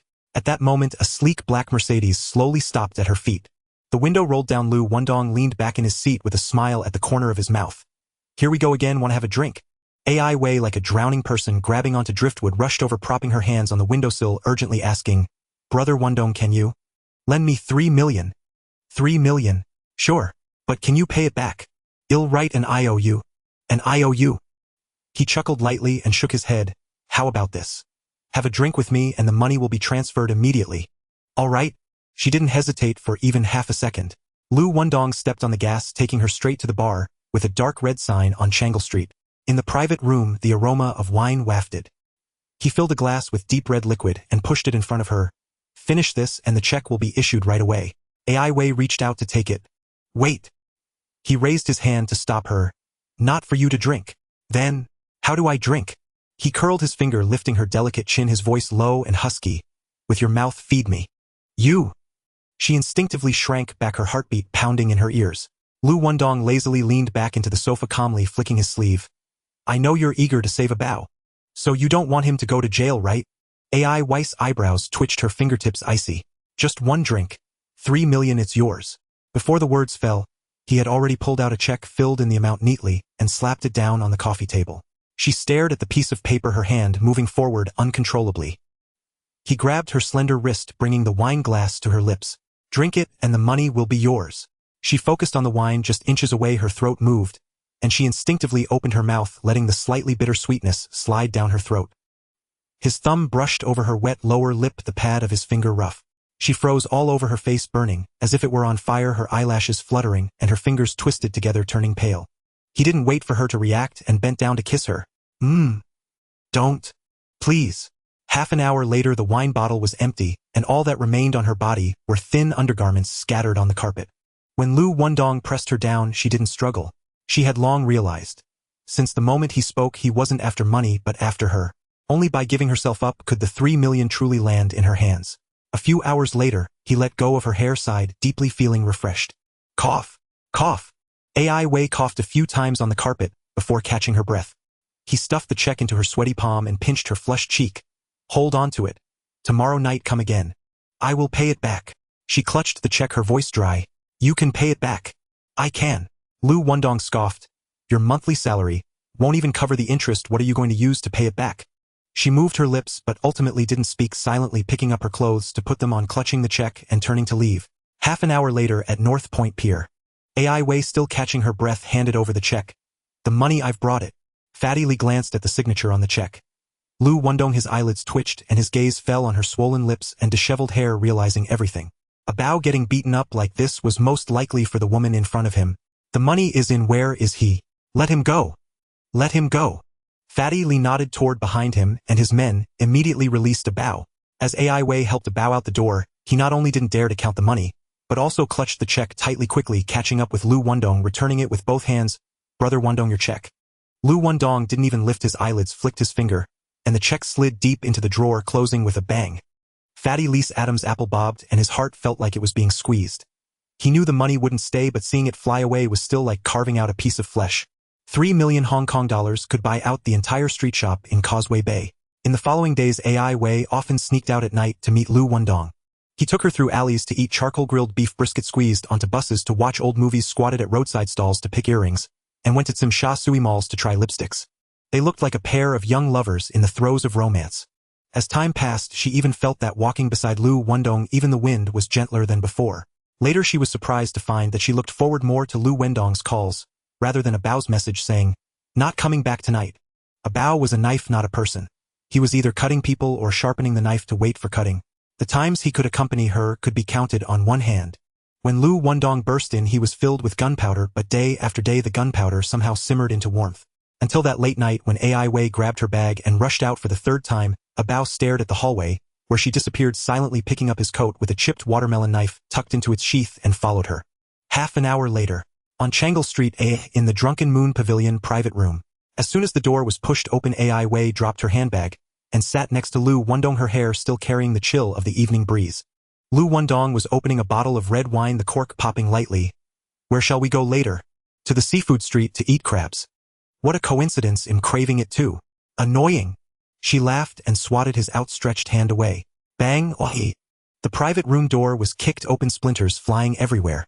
Bao's eyes were bloodshot, the watermelon knife raised high above his head, roaring, Liu Wendong. You are screwing my woman, I will chop you up. Ai Wei instinctively opened her arms to shield Liu Wendong. Bao, put down the knife. Listen to me. Listen. Listen to you putting a green hat on me. Get lost. If you stop me, I'll chop you up too. Liu Wendong pulled her waist back, facing the cold glint of the knife, his tone as calm as if he were asking about the weather. Bao, I hate it when others use knives to threaten me. If you stop now, you can still breathe. If you take another step forward, he paused, his gaze sweeping over the blade. You won't have the chance to breathe again. Fuck your ancestors. Bao went completely mad, the blade tearing through the air, striking directly at Liu Wendong's crown. Ah! Watch out! Ai Wei screamed as she lunged forward to block. Bang! Liu Wendong's fingers like iron pincers gripped Bao's wrist, his knee striking hard into his abdomen, sending him crashing against the brick wall like a sack. Wow! A mouthful of thick blood spattered against the wall as he curled on the ground coughing and trembling. 2 ribs were broken and his internal organs quaked. Big brother! Dong Gu! The sound of hurried footsteps approached from outside the door. Liu Wendong waved his hand, preventing his brothers from entering. He looked down at the convulsing Abeo on the ground, his voice low yet piercing. What did I say last time? Oh right. Those who are with me, my wife is one of them. Now let me rephrase, you no longer need to hang out with me, Aiwei is my woman. Today I will draw a clear line with you. From now on she is Liu Wendong's person. Let's go. He took Aiwei's hand. Abeo knelt up, propping himself with a knife, staring fiercely at the 2 departing figures, and suddenly lunged with his knife, aiming for Aiwei's neck. Bitch, go die. Aiwei's pupils constricted, the wind from the knife had already stung her cheek. Liu Wendong twisted back, dislocating Abeo's wrist with a crack, and the knife clattered to the ground. He picked up the knife, his wrist, twisting, the blade flashed like lightning, cleanly slicing across Abeo's neck. Boom! The corpse thudded to the ground, blood seeping through the cracks in the tiles. Abeo stared with wide eyes. The last thing he saw was Liu Wendong's hand resting on Aiwei's hip, their silhouettes walking away, filled with unwillingness, shock, and a lingering taste of shrimp paste, all condensed in that patch of darkness. Ding, the host manipulated Fatty Li to set up a trap to capture Boss B. Ding, the host instructed Fatty Li to disable Abeo's lower body. Ding, the host struck up a relationship with Abeo's girlfriend Aiwei. Ding, the host killed his fellow disciple Abeo. Ding, congratulations to the host for obtaining a dark apartment building. Ding, congratulations to the host for acquiring a Glock 17 handgun. Ding, congratulations to the host for acquiring a bulletproof supercar, the Cadillac CT5V Blackwing. Ding, congratulations to the host for unlocking advanced firearm specialization. Liu Wendong stared at the system prompts popping up the corner of his mouth, curling up as he casually pressed Aiwei's head onto his shoulder. This batch of rewards arrived just in time, especially that Cadillac. Entirely matte black armored steel plates embedded into the car's frame with puncture-proof tires, bulletproof glass, a self-sealing fuel tank, and even a soundproofing fire-resistant layer on the exhaust. His recent prominence had attracted too many enemies. Among the lists handed to him by his subordinates, 3 groups had already set their sights on his life. If someone dared to go all out, bullets would not discriminate. This car was his second backbone for survival. More important than a handgun, more crucial than marksmanship. Of course, that Glock and his exceptional shooting skills were equally vital. With a gun in hand and perfect accuracy, even if the opponent lay in wait on a rooftop or hid in an alley, he could still turn the tide himself. But in Hong Kong, knives were the tongue of the underworld, while guns were the daggers that pierced the heavens. Let alone ordinary gangsters, even seasoned killers would likely only carry knives. Short blades hidden in sleeves, machetes at their waists, and pointed knives pressed against the back of their necks. This was the local custom. Those who truly dared to touch guns were few and far between. Only tough characters like Xiao Zhuang, a retired Special Forces soldier, would dare to wield a Glock like chopsticks. The reason was simple: gun control in Hong Kong was as strict as iron law. Aside from desperate criminals committing armed robbery, almost no one in the underworld dared to touch firearms. Once a gun was fired, the nature of the case would immediately change. Using a knife to injure someone, intragang conflicts could be investigated and suppressed by anti-triad units. At most, it would be considered a gang affair. But if a gun was fired, the Serious Crimes Unit would be on high alert. Overnight, the Anti-Corruption Agency would also keep tabs, and even the Chief Executive's office would intervene. The difference in sentencing was stark. A knife wound leading to death could be classified as manslaughter, and one could be released after serving 5 to 4 years. However, in the case of a shooting, even if no one died, just pulling the trigger could start at 20 years, set in stone. Thus, gangsters work for their organizations, preferring to take 3 knife wounds rather than even touch a gun. When the bosses deploy their forces, they would never resort to firearms unless absolutely necessary. That would be forcing the government to reveal its true cards. In Causeway Bay at the 12th boxing gym, Boss B wore a grim expression, staring intently at Abeo's lifeless body on the ground. Chun Haonan had somehow stood behind him, still dusty from his travels, the hem of his shirt still smeared with dust from Ben Shu's bar wine cellar. It turned out he had been tracing the source of the red wine for the past few days, only to peel away layers all pointing to Liu Wendong. Liu Wendong was not merely conducting business. He was clearly casting a net to fish. He sold the same type of red wine with one hand to Ben Shu and the other to Boss B, intentionally undercutting the price by 3 cents, forcing the two to fight each other. He hid in the shadows, counting the money until his hands went numb. At this moment, the blood had not yet dried, but the truth had burned through the last layer of window paper. Boss B finally bit down on his teeth. Between him and Liu Wendong, there was no longer room for negotiation, only a life-and-death struggle. Liu Wendong, I will fucking chop you up. Before his words fell, the watermelon knife had already sliced into the mahogany square table, with chips flying as the knife hummed and trembled. Big brother, leave this to me. Adong stared at the slashed cut on Abeo's neck, gulping his voice low as if it emerged from the ground. Boss B did not respond or shake his head. Adong understood. Silence was consent and not stopping was approval. But Big Brother knew clearly going to confront Liu Wendong alone was like using tofu to strike granite. Liu Wendong's underlings were numerous as cattle, with just a glance able to summon 30 guns and 50 knives. Adong stood alone with less than a 50% chance of success. But he had wagered his life on the table. Not for survival, but to ensure that when Abeo closed his eyes, he could hear the sounds of his enemy's bones breaking. 7 days later, Causeway Bay, the night was deepening. Liang Kuan swayed in with a fan squeezing beside Liu Wendong. Wendong, I heard you made a fortune shooting pink films. Kuan Gu, you're joking. I'm just pouring tea and serving water for a little bit of pocket money. How could I compare with you? Heh, since your words are sweet, then brother can't be stingy. I have a batch of goods, wanna run them through your place covering the expenses. If it goes well, we split the profits 70-30, you 3 I 7, how about that? Kuan Gu, I never touch flour. Liu Wendong didn't even raise his eyelids, flatly refusing. Who said you touched it? You don't have to worry at all. If the sky falls, it'll take the hit. Just count the money. Liang Kun's gaze was sharp, locking onto Liu Wendong, a smile on his lips that brooked no argument. Wendong, you have to give me this face, right? Liu Wendong lowered his gaze, glancing at the close Liang Kuan, his heart steady, but his mind was racing to dismantle the current predicament. His current strength far surpassed Liang Kuan. If things got rough, calling Luo Tianhong or Aji to take action would be a mere flick of his hand to deal with Liang Kuan. But to go hard, not worth it. He had not yet squeezed the last drop of oil from Liang Kuan. Just then a brilliant idea struck his mind. He immediately raised a smile and readily responded, all right, since Kuan Gu is speaking, how could I not support it? However, since we're going to do it, let's just overturn the entire card table. Playing small games is too boring. Oh! Liang Kun's eyes brightened, leaning slightly forward. How do you plan to overturn it? He had always respected Liu Wendong's cleverness. Simple. I have many shops under me and a wide territory. If we join forces, all the goods from Diegua will be ours to handle in the future. You hand over the routes from Diegua to me, I supply the goods, and we split the profits 70-30 I 7 you 3.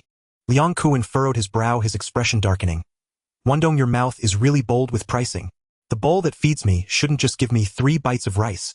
Is there such a deal in the world? Then tell me how much would be satisfactory. Half? 50-50. Liu Wendong pondered for a moment, nodding with a smile. All right, 50-50 is no problem. But for the first batch of goods, you must advance half the capital. You give me the channel and you still want me to pay. The channel is yours and the seller is your close buddy. I'm putting in real money. If you two put on a show and run off with the money, who will I cry to? Kuan Gu, 80 million isn't pocket change, I'm just being cautious, isn't that too much to ask? Liang Kuan paused. He and Liu Wendong were not the types to adhere to righteousness. Their caution was only to be expected. For the first batch, how much do you want? I put up 80 million, you put up 80 million as well. That much? Liang Kun's eyelid twitched. 160 million was no small sum. If we're doing it, we do it properly. It must shake the whole harbor. Fine. The DU goods, I'll hand them to you. Liu Wendong leisurely clipped the cigar's end and tapped his glass. Pleasure doing business. Pleasure doing business. Liang Kuan laughed aloud and drained his cup. With a figure like Liu Wendong joining in his flower trade was bound to skyrocket. A faint smile played at Liu Wendong's lips, but cold light flashed behind his eyes. Once that money slipped into his pocket, there would be no leaving alive. They sealed the deal and drank their fill. A few hours later, Liang Kuan swaggered out of the bar with his men, while Liu Wendong, surrounded by his own goons, slid into a sedan. The taillights had barely lit when a motorcycle engine thundered to life behind them. Adong chased recklessly alongside the car, reached into his jacket, drew a gun, took aim and pulled the trigger. Bang! Bang! Bang! 3 shots ripped the night. Bullets slammed into the car window but left only white marks. Not even a web of cracks had formed. Liu Wendong's heart tightened. The bulletproof supercar the system had just provided was finally coming in handy. He jerked the wheel, the car slewing sideways and smashing into the motorcycle's flank. Adong didn't even have time to pull a second trigger. Man and bike were hurled into the air. The helmet saved his life, yet the impact blacked his vision, and a metallic sweetness rose in his throat. Liu Wendong didn't stop. He shifted, stomped the accelerator, and the tires roared as they ground over Adong's struggling body. A spray of blood exploded, a torn fabric, and broken bones spattered a lamppost, leaving a long dark red smear across the asphalt. The next morning, the boxing gym. Liu Wendong and his crew strode in dress shoes on the wooden floor, sounding like drumbeats. "De Lao Bi, your men ambushed me last night. How do you intend to settle this?" Liu Wendong put that act away. De Lao B's face was expressionless, his voice like an ice pick on stone. When it comes to explanations, you owe me one. The batch of red wine for Dongxing's Ben Shu's bar. You sold it to him yourself. By selling to him, you forced me into a price war with Ben Shu letting you profit from both sides while you watched. And what of it? Liu Wendong arched an eyebrow and spread his hands almost provocatively frank. Which rule of the syndicate forbids selling to Dongxing? Or better yet, why don't you stand up at the Hongxing assembly and expose this in front of all the decision-makers? Let's see who will back you. Jiang Tiansheng has bowed out. No one can shelter you now. Yes, I'm teasing you. What can you do to me? Liu Wendong, you betray your own stab brothers in the back, consort with a brother's wife. Do you really think no one can touch you? Heaven's been watching all along. Heaven's watching. Then it should take you first.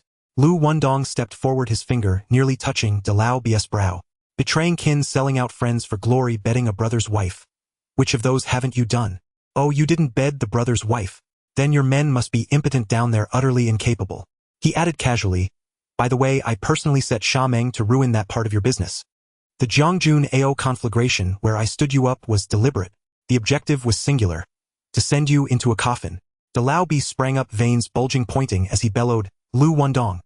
From this day forth it's you and me until death. I may not beat you now, but one day I'll crush you with my own hands. Ha ha ha. Liu Wendong threw his head back and laughed, cigar smoke thick and acrid. He flicked ash, it drifted down. That line has flavor. So do I. Now that's satisfying. Ha ha ha ha. De Lao B stared at Liu Wendong's retreating figure, ice in his gaze, and a murderous intent that flowed cold as water through his throat. How Nan move as planned. From today on, don't let a single bottle of his red wine leave Kowloon. Understood, big brother? A few days later at the Portland Street office, Jimmy burst through the door, his voice taut. Big brother, there's trouble. De Lao B's men hijacked our shipment en route. How much? Liu Wendong didn't even lift an eyelid, his voice steady. A whole truckload, Ben Shu's order.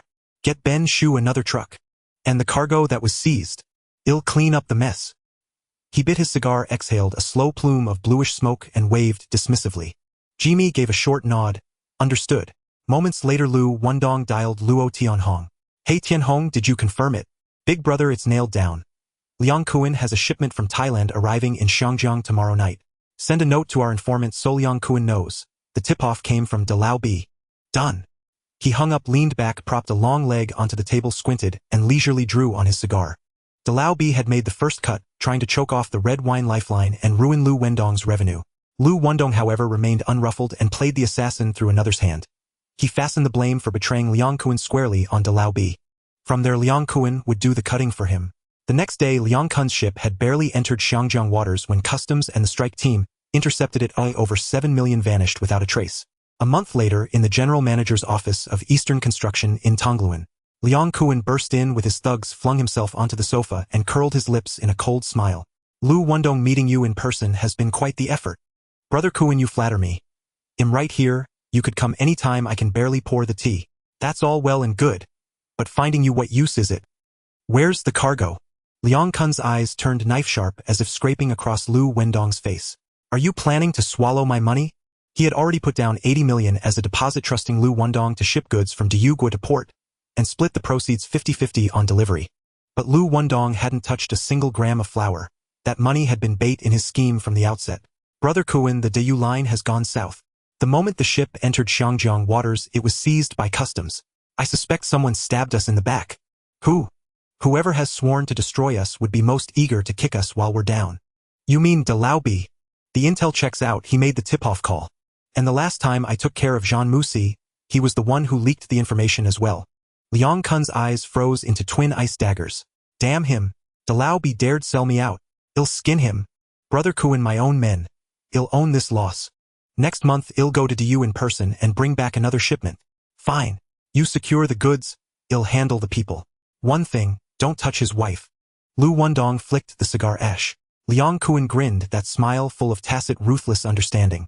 Wendong, you really are merciless. A week later, Boss B strolled leisurely down the street with Xiao Chun. A black car suddenly screeched to a halt by the roadside, and Sha Chong poked his head out of the window, grinning.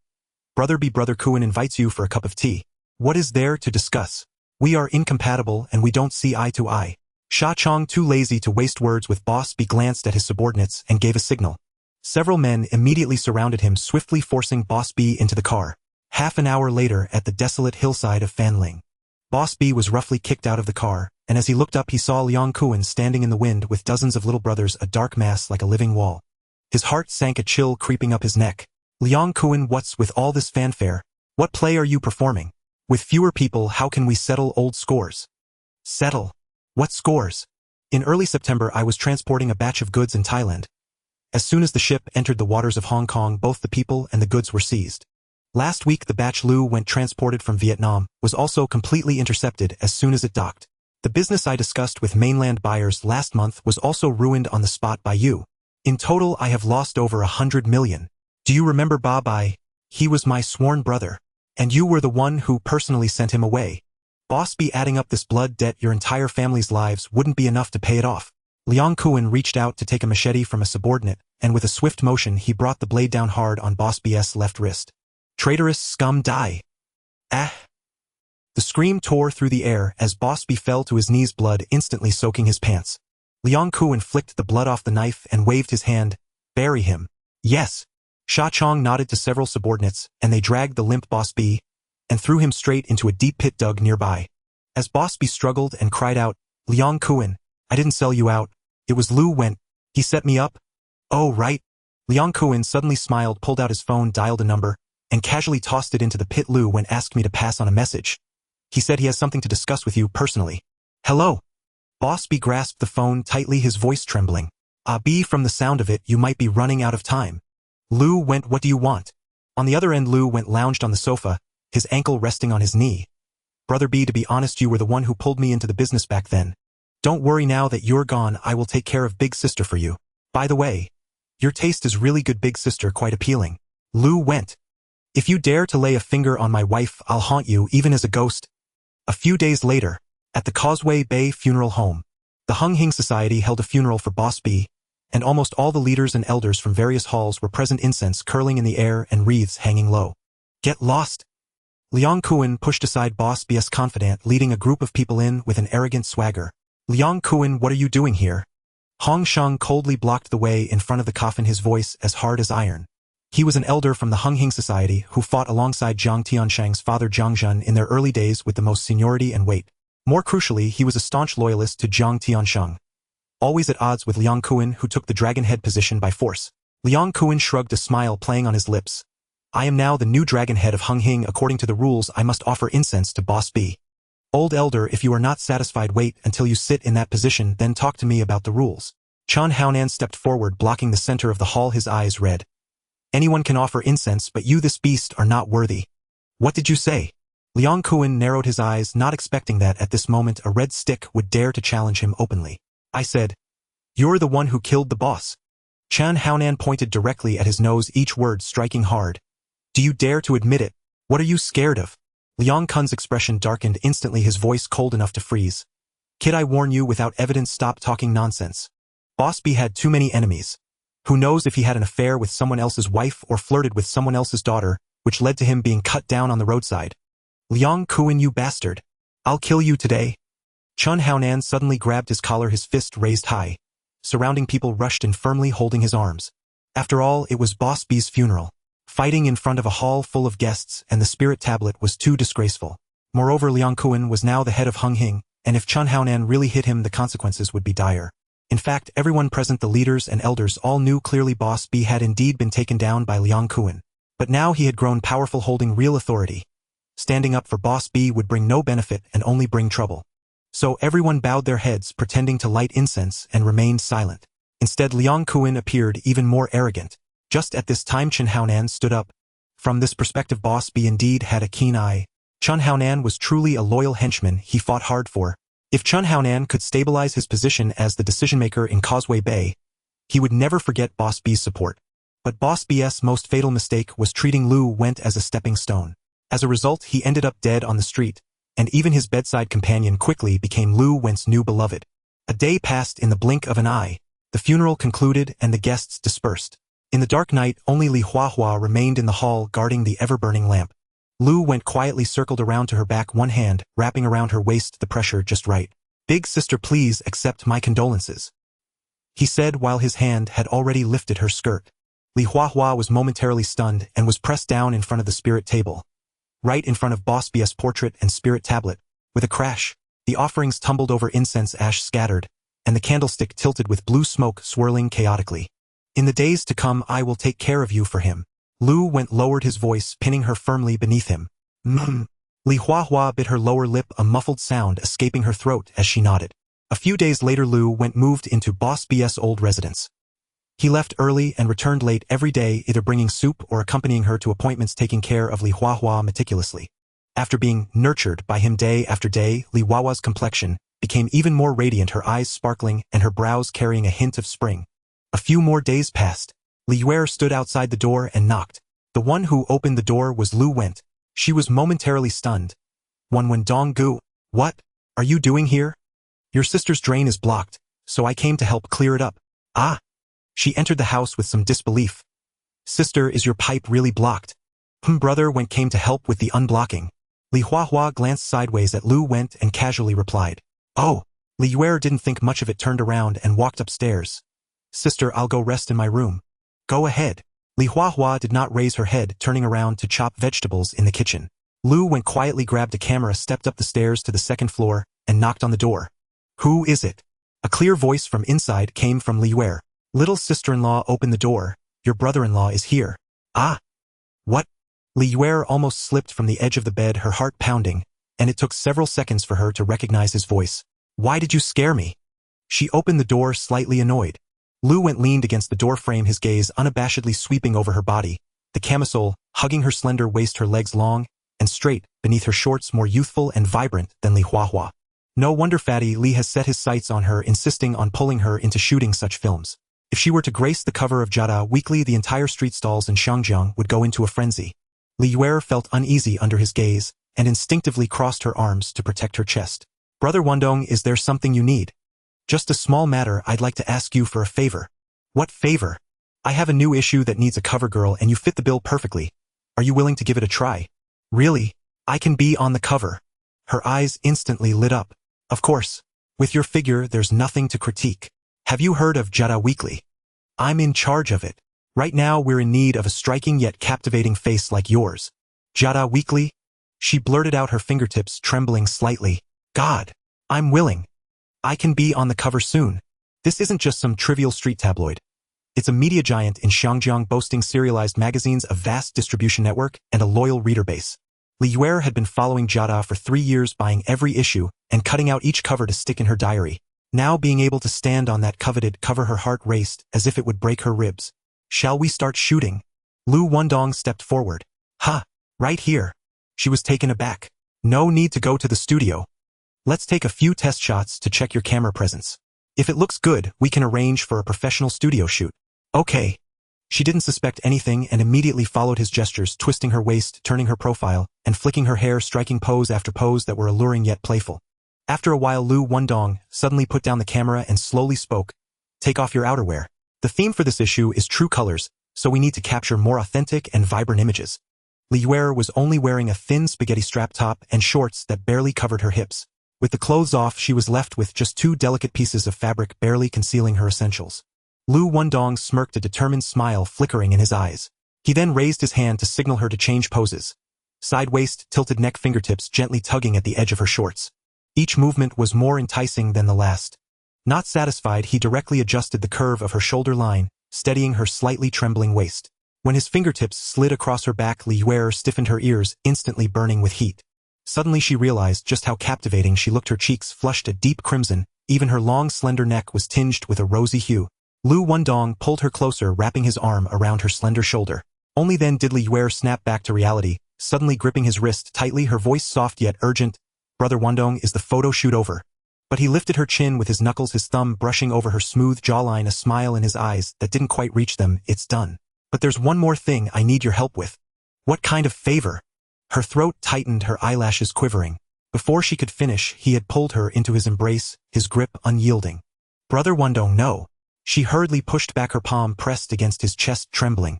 But he held her chin firmly with a gentle but undeniable sense of pressure. Last time Fatty Li forced you to repay $1 million in loan shark debt. It was your sister Li Huahua who asked me to intervene to suppress it.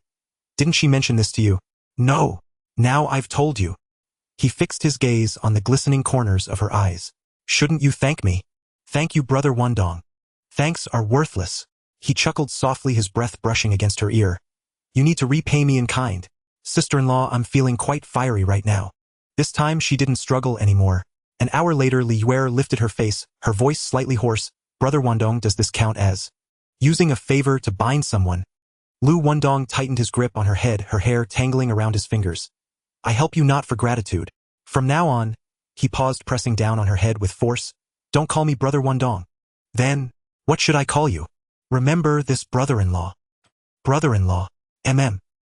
He released his grip, his brows relaxing as he nodded in satisfaction. Initially, he didn't spend a penny to settle the issue with Fatty Lee. But did he do it for nothing? There's no such foolish account, especially when faced with Liu's innocent yet enticing face. He never held back on the benefits that came to him. 7 days later, Oriental Construction Company General Manager's office. Knock, knock, knock. Gao Jin entered, his voice crisp. Big Brother Chen Yao is here. Liu Wendong set down his pen and looked towards the person at the door, a slight smirk on his lips. Yao Gu, the sun must be rising from the west today. This is the first time you've taken the initiative to come to me. Get to the point. Chen Yao didn't rush to speak, waiting for Gao Jin to close the door tightly, and only then took half a step forward, lowering his voice. Brother Wendong, Mr. Jiang asked me to ask you, do you support him in taking over Hung Hing? Ha! Liu Wendong laughed heartily, leaning back into his leather chair. Yao Gu, who doesn't know in Hung Hing that you're the most perceptive fence-sitter? Even Bai Gu can't compare to how quickly you turn sides. When Big Brother B bribes you, you cheer for him. When I provide benefits, you immediately stand with me. The moment Liang Kuan hands over a cigarette, you turn around and shout, Kuan Gu is mighty. This time, how much is Jiang Tianshang offering you? Chen Yao shook his head with a bitter smile. Brother Wendong, I'm just a fan trying to make a living. The matter of Hung Hing ultimately rests with you leaders to decide. Just say it, Mr. Jiang wants to take back Hung Hing. What price are you opening up? Price? Liu Wendong tapped his fingers on the table. Liang Kuan hasn't even settled in yet, and Jiang Tianshang wants to snatch the leader's seat. Have the rules been thrown out the window? It's precisely because the rules have been broken that your nod is more needed. Chen Yao stepped forward half a step, his voice lowering. Nowadays, who doesn't know that the strongest leader in Hung Hing is you, Liu Wendong? As long as you stand up to support him, that leader position will be within easy reach, won't it? Liu Wendong shook his head, laughing lightly. Yao Gu, don't put a crown on my head. If I had that ability, I would have sat on it a long time ago. Let's not beat around the bush. If Jiang Tianshang wants to turn things around, there's only one way: eliminate Liang Kuan, and then re-elect him. I can take action for him to ensure his rise to power. But there's a condition. What condition? Once it's done, Liang Kuan's territory belongs to me. Mong Kok. Chen Yao's brows suddenly furrowed tightly. I need to call Mr. Jiang immediately. The Yaotsim Mong district is the hottest area in Shangjiang. Liu Wendong's demand for the entire Mong Kok. This isn't a cooperation talk, it's clearly a bloodletting deal. Chen Yao, merely a desk worker, how could he dare to make such a decision? He had no choice but to call Jiang Tianshang to ask him to make the final decision. On the other end of the line, Jiang Tianshang was silent for a long time, but eventually relented and agreed to Liu Wendong's terms. He wanted to reclaim the leader's position in Hung Hing. Without Liu Wendong's nod, it would be a pipe dream. Liu Wendong was not only Hung Hing's strongest fist, but also crucially supported by a group of leaders and veterans deeply rooted and capable of maintaining authority. If he continues to refuse to nod, even if Jiang Tianshang puts on a grand show and gathers his people, he still might not be able to secure that chair. To achieve his goal, Jiang Tianshang can only lower his head and grit his teeth to swallow this bitter fruit. Wendong, Mr. Jiang has agreed. Pleasure to cooperate. Pleasure to cooperate. The moment their hands touched, the agreement was finalized, marking the official alliance. Liu Wendong watched Chen Yao leave, sinking into the leather chair. As he cut and lit a cigar, the swirling smoke wrapped around him, and he began mentally rehearsing a complete set of strategies to deal with Liang Kuan. A few days later, Causeway Bay at the never-ending night bar. Liang Kuan strode in with 7 or 8 henchmen, directly confronting Liu Wendong. Brother, I sent you to deliver goods back to Hong Kong, and it's either a typhoon or a heavy rain delaying for a whole 2 months. Did you think I came to listen to the weather forecast? Liu Wendong was clinking glasses with his subordinates, lazily leaning back into the sofa as he spread his hands. Kuan Gu, is there any sea voyage without encountering wind and waves? I haven't blamed you yet. An ill omen has attached itself to me and the ship capsized, and now you're laying the blame on me. Liang Kuan, unwilling to beat around the bush, directly revealed his trump card. That batch of goods is worth 80 million. If you give it up, this matter will be settled. 80 million? Do you think I'm a money-printing machine? The goods were already seized by Boss B along with everything. Boxes and people were taken. Are you asking me for money? Who should I cry to? Boss B stepped forward, almost poking Liu Wendong's nose with his finger. Liu Wendong, don't play dumb. I just confirmed with Diegua that you never even went to pick up the goods. Quite ambitious, trying to swallow my money. You should first assess how thick your throat is. Liu Wendong didn't even raise his eyelids, instantly countering. He's your man. You two are in cahoots to set me up. Am I wronged? Hey, are you really not going to admit it? Money. It has nothing to do with me. If you want to collect your debt, why not go to the Underworld and ask Boss B for it? Before his voice faded, his subordinates had already surrounded him. The atmosphere was tense and Liang Kun's face turned dark. Ultimately, he waved his hand and left with his men. Liu Wendong sneered the corners of his mouth, lifting his eyes filled with contempt. Back then he was the one who insisted on pulling himself into the flower business, and now the money had gone into his pocket, yet he was the one panicking. Unfortunately, there is no turning back in this world. Once the meat is in Liu Wendong's mouth, he never spits out the bones. Half a month later, Liang Kuen's subordinate Shiqiang presented a golden invitation card with great respect to Liu Wendong. Brother Wendong, next month Kuen guest mother is celebrating her 60th birthday at the Yuman restaurant, and you are specially invited to attend. It's not my own mother's birthday, why should I join the fun? Liu Wendong casually tossed the invitation, which spun and flew far away. Brother Wendong, Kuen Gu said that you must be present. I'm just delivering the message, dare not ask more. Alright, got it. He waved his hand, dismissing Shiqiang like swatting a fly. As soon as Shiqiang left, Luo Tianhong immediately lowered his voice. Big brother Liang Kuen is making a strong effort to invite you. He's probably planning to make a move at the birthday banquet. Very clear. He's still fixated on those 80 million. He should wake up from his dreams by now. Liu Wendong leisurely traced the cold spine of a butterfly knife with his fingertips, his eyes darkening as his mind was made up. Since Liang Kuen intends to set a trap at the birthday banquet, why not play along and make the trap even more severe? However, with guests in attendance, cameras rolling, and reporters watching, if a real fight breaks out, the evidence would be too obvious. Moreover, he is currently holding the title of general manager of Dongfang Construction Company, with a clean record and no criminal background, a completely legitimate person washed clean. If he were to tear his face in front of everyone, it would be a wasted effort. Too much of a loss. He needs a scapegoat. A figure flashed through his mind: Chen Haonan. The next day, Causeway Bay in the boxing gym. Ever since Boss B fell, Chen Haonan has been holed up in this small space, not stepping out. Liu Wendong entered with several subordinates, the heels of their shoes clattering against the cement floor. Chun Xiangzi hiding in the boxing gym like a rat, living quite a peaceful life. What? Afraid to step outside, worried Liang Kuen might shoot you in the head. Chen Haonan didn't even lift his eyelids, his tone cold and hard. If there's nothing, just scram.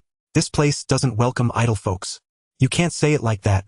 I'm at least someone who came up from here. What exactly are you plotting? Liu Wendong's gaze was like a nail, directly piercing Chen Haonan's face. Chen Haonan, do you want to seek revenge for Boss B's blood debts? Next month, Liang Kun's mother is holding a birthday banquet, which is the golden opportunity to strike. If we team up, we can bring down his stage right there and give Boss B an explanation. How about that? Chen Haonan threw off his boxing gloves, stepping forward with heavy strides, his voice low and deep. Liu Wendong, after these years of following you, I've only learned one ironclad rule. Never team up with you again in this lifetime. So you're saying you don't plan to stand up for Boss B anymore? I have my own way, it's not your place to inquire. Take care, no need to see me off. He grabbed the boxing gloves and turned to plunge into the pile of sandbags, each punch more forceful than the last. Liu Wendong furrowed his brow, filled with doubts. Where did Chen Haonan get the guts to say he could go solo? Now he has no one usable under him, his pockets are cleaner than his face. And with a right leg dragging an old wound, how can he expect to overturn the situation? It's pure wishful thinking. He stepped out of the boxing gym and quietly told his subordinate beside him, Tianhong, keep a close watch on Chen Haonan. I want to see who gave him the courage to think he can take on Liang Kuen alone. Understood, big brother. Luo Tianhong drove around to the back alley of the boxing gym, hiding in the dark, keeping a close watch for several days without leaving a step. Chen Haonan's every move, eating, drinking, and socializing, was all meticulously noted by him. A few days later, in the top conference room of Dongfang Entertainment Company, Luo Tianhong pushed a stack of photos in front of Liu Wendong. Big brother, it's all here. Shan Ji has returned, bringing a group of unfamiliar faces, each of them looking fierce. Jigu Xian, Gunyo Lao, and A Xian all went into the same tea restaurant with Chen Haonan and Shan Ji. They came out back to back, leaving in the same black car. Most likely for a secret meeting.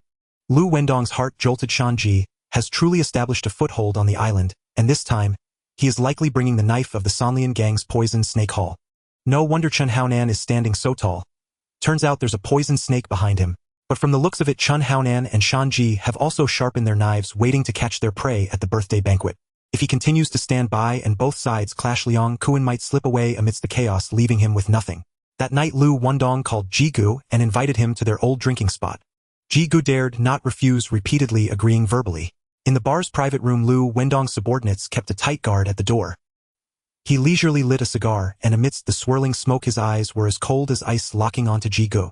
Jigu felt a chill run down his spine and hurriedly smiled, pouring wine. "Brother Wendong, please moisten your throat first." "You drink." "All right." Jigu tilted his head back and gulped down the drink. Before the liquor even settled in his stomach, Liu Wendong had already picked up a full bottle of Remy Martin, slamming it down into a large glass, and pushed it in front of him. "Carry on." Just after finishing one cup, the second cup was pushed up. As soon as the second cup was swallowed, the third cup was already in front of him. Brother Ji dared not play tricks and could only brace himself to swallow. 3 cups of strong liquor scorched his throat, and he finally couldn't hold on, hurriedly covering the rim of the cup as his voice trembled. "Brother Wendong, what have I done to upset you? Just say it, I accept my punishment." Liu Wendong then set down the bottle, leaned back on the sofa, crossed his legs, and asked casually, "What have you been busy with lately?" Brother Ji, timid as a mouse, fearing that lying would expose him, simply spilled the beans. "Shan Ji has returned. He is now the leader of the Poison Snake Hall of the Sanlian gang in Wan Island, bringing along dozens of men.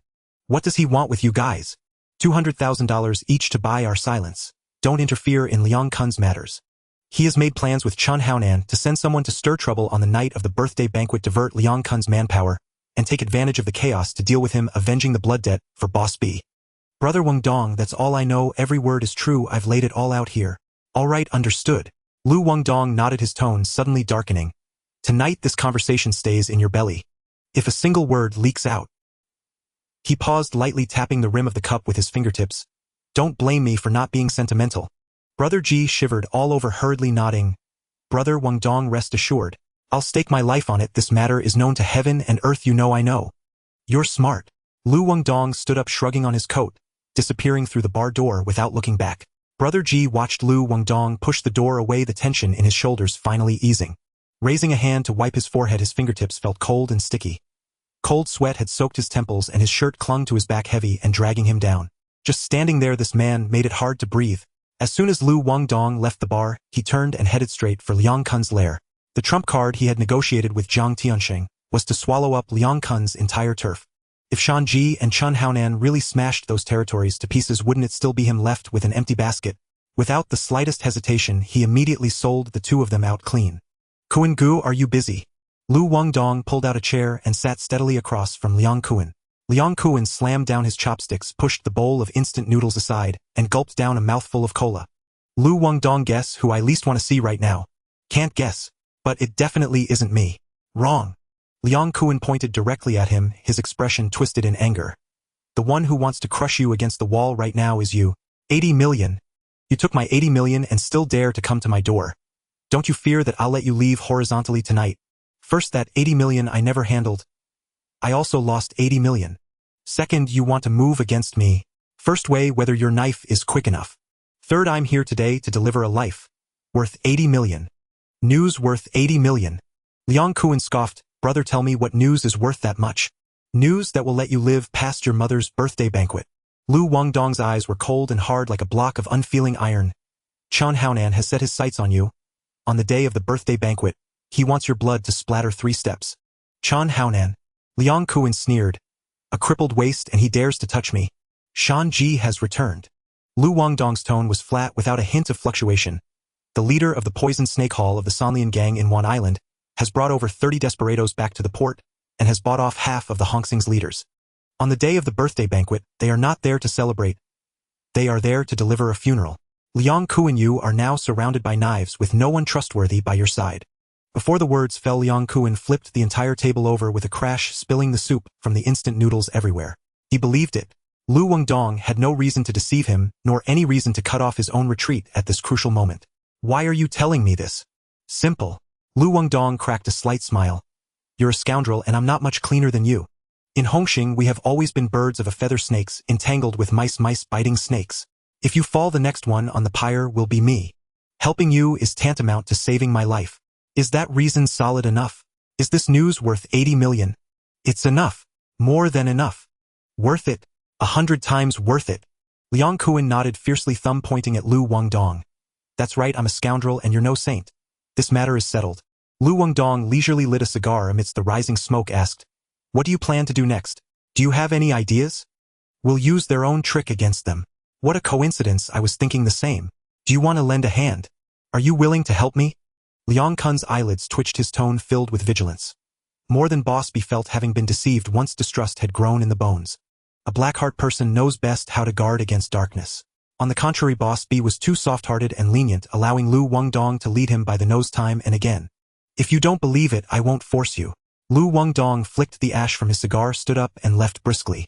He had initially wanted to take the opportunity to set a trap, but as Liang Kun wouldn't take the bait, he lost interest in wasting words, and turned to exit the venue. As for how to deal with Chen Haonan and Shan Ji, that was Liang Kun's job. Liu Wendong pondered how to take advantage of the chaos to bite off the territory in Mongkok from Liang Kun. He had been eyeing that place for far too long. More than 10 days later, Yuman Restaurant. Liang Kun, along with a group of underlings, was throwing a lively birthday banquet for his mother. At the same time, Shan Ji's men wielding machetes and iron rods kicked open several venue doors, rushing in to prepare to clear the scene. But as they burst into the bar, the overhead lights suddenly exploded, and a dozen shadows surged out from the dark. The glint of knives split through the dim light, leaving behind streaks of white, while the shouts of battle rattled the glass, vibrating with a buzz. Although Shan Ji brought many men, as soon as they clashed with Liang Kun's ambush prepared in advance, they were immediately thrown into disarray. No matter how many people there were, they couldn't withstand the blades coming from all directions. In just 10 minutes the ground was already littered with bodies, and the remaining few turned to flee, not even bothering to pick up their knives. On the side of Yuman Restaurant, Liu Wendong parked the car steadily at the entrance, his fingertips sliding to dial the phone. Hello, is this the Serious Crime Unit? Someone is hiding drugs at Yuman Restaurant. I am reporting it under my real name. After hanging up the phone, he leisurely pushed open the car door, the heels of his shoes clicking against the concrete floor, one by one at a slow pace. Across the street, Luo Tianhong nodded at him, the corner of his mouth lifting. Everything had been arranged. About 10 minutes later, Liang led a team of plainclothes officers crashing into the restaurant, their leather boots thudding against the tiled floor. Hey, what's going on? Shuang Chong immediately blocked the front, his back bristling with several underlings. Police are conducting an investigation, clear the way. Liang Kun stormed over, his brow furrowing tightly. Get lost. Today is my mother's 60th birthday. What are you investigating? Where's your search warrant? Suspected drug-related activities in the venue. This is a search warrant issued by the court. Liang raised the paper, his voice cold and hard as iron. Search every corner, we can't miss a single speck of dust. Liang Kun stared at the black and white paper, his face suddenly stiffening, alternating between blue and white. Hey, do you really think I'm easy to provoke? Today is my mother's birthday. If you dare to cause trouble, I'll fight you to the end. Officer, a packet of white powder was found in the old lattice handbag. Officer, there is the same stuff stuck in a freezer compartment in the kitchen. Officer, Liang Kun's Mercedes trunk. An entire package of high-purity white powder. Another officer pulled a sealed bag from Liang Kun's coat pocket. Inside was a handful of snow-white powder. Liang Kun's whole body chilled to the bone. He had never even seen this stuff before.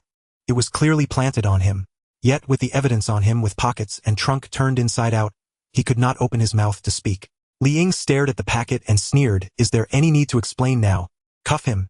The handcuffs clattered. Just as they were about to close on his wrists, Liang Kun shoved Sha Chong aside and bolted for the kitchen's back door. Stop. Run again and you'll be shot dead on the spot. Liang shoved Sha Chong aside and sprang into pursuit.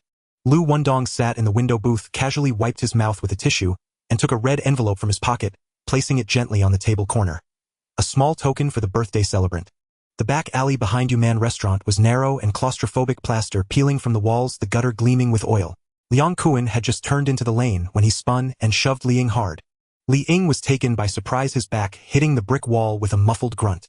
He ignored the pain and ran on, but saw Liang Kun racing for the alley mouth. The car was parked on the curb. If he could burst out, there might be a slender chance to escape. Liang dropped to one knee to steady himself, raised his gun, and aimed, his voice cracking the stale air like thunder. If you run again, I'll shoot. The ringing in Liang Kun's ears only sharpened his pace. Rather than slow, he drove off the ground harder, like a desperate beast pushed to its last refuge. Bang! The shot ripped apart the afternoon silence.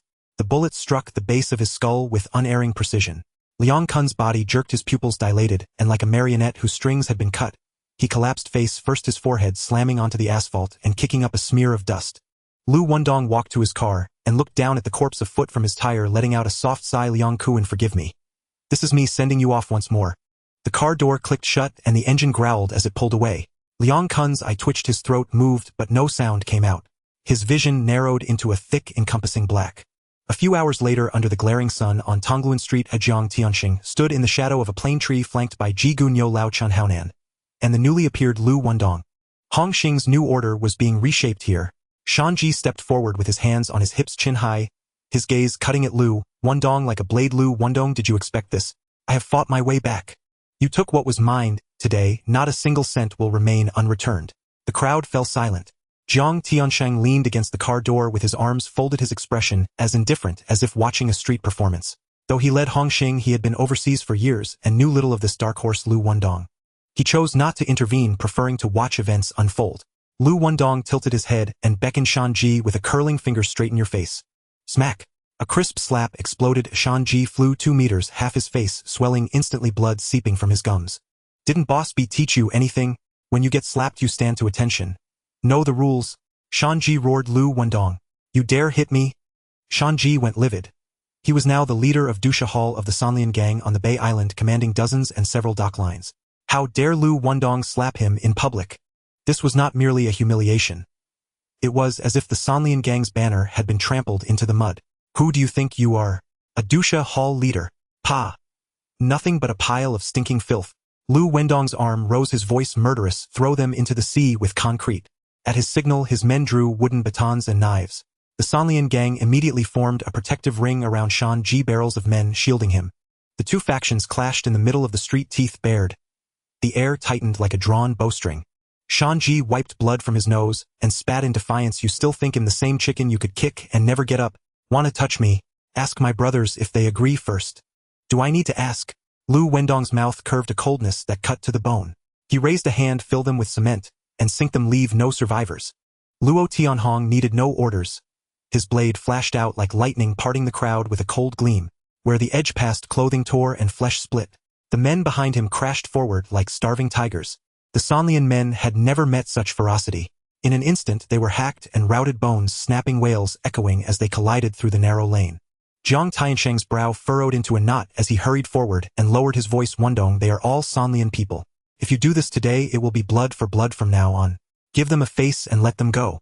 Oh. Liu Wendong slanted him a look, then turned and raised his voice to his men. Did you hear me? Take every single Sanlian man, the barrels and men alike. Seal them with cement and dump them into the high seas.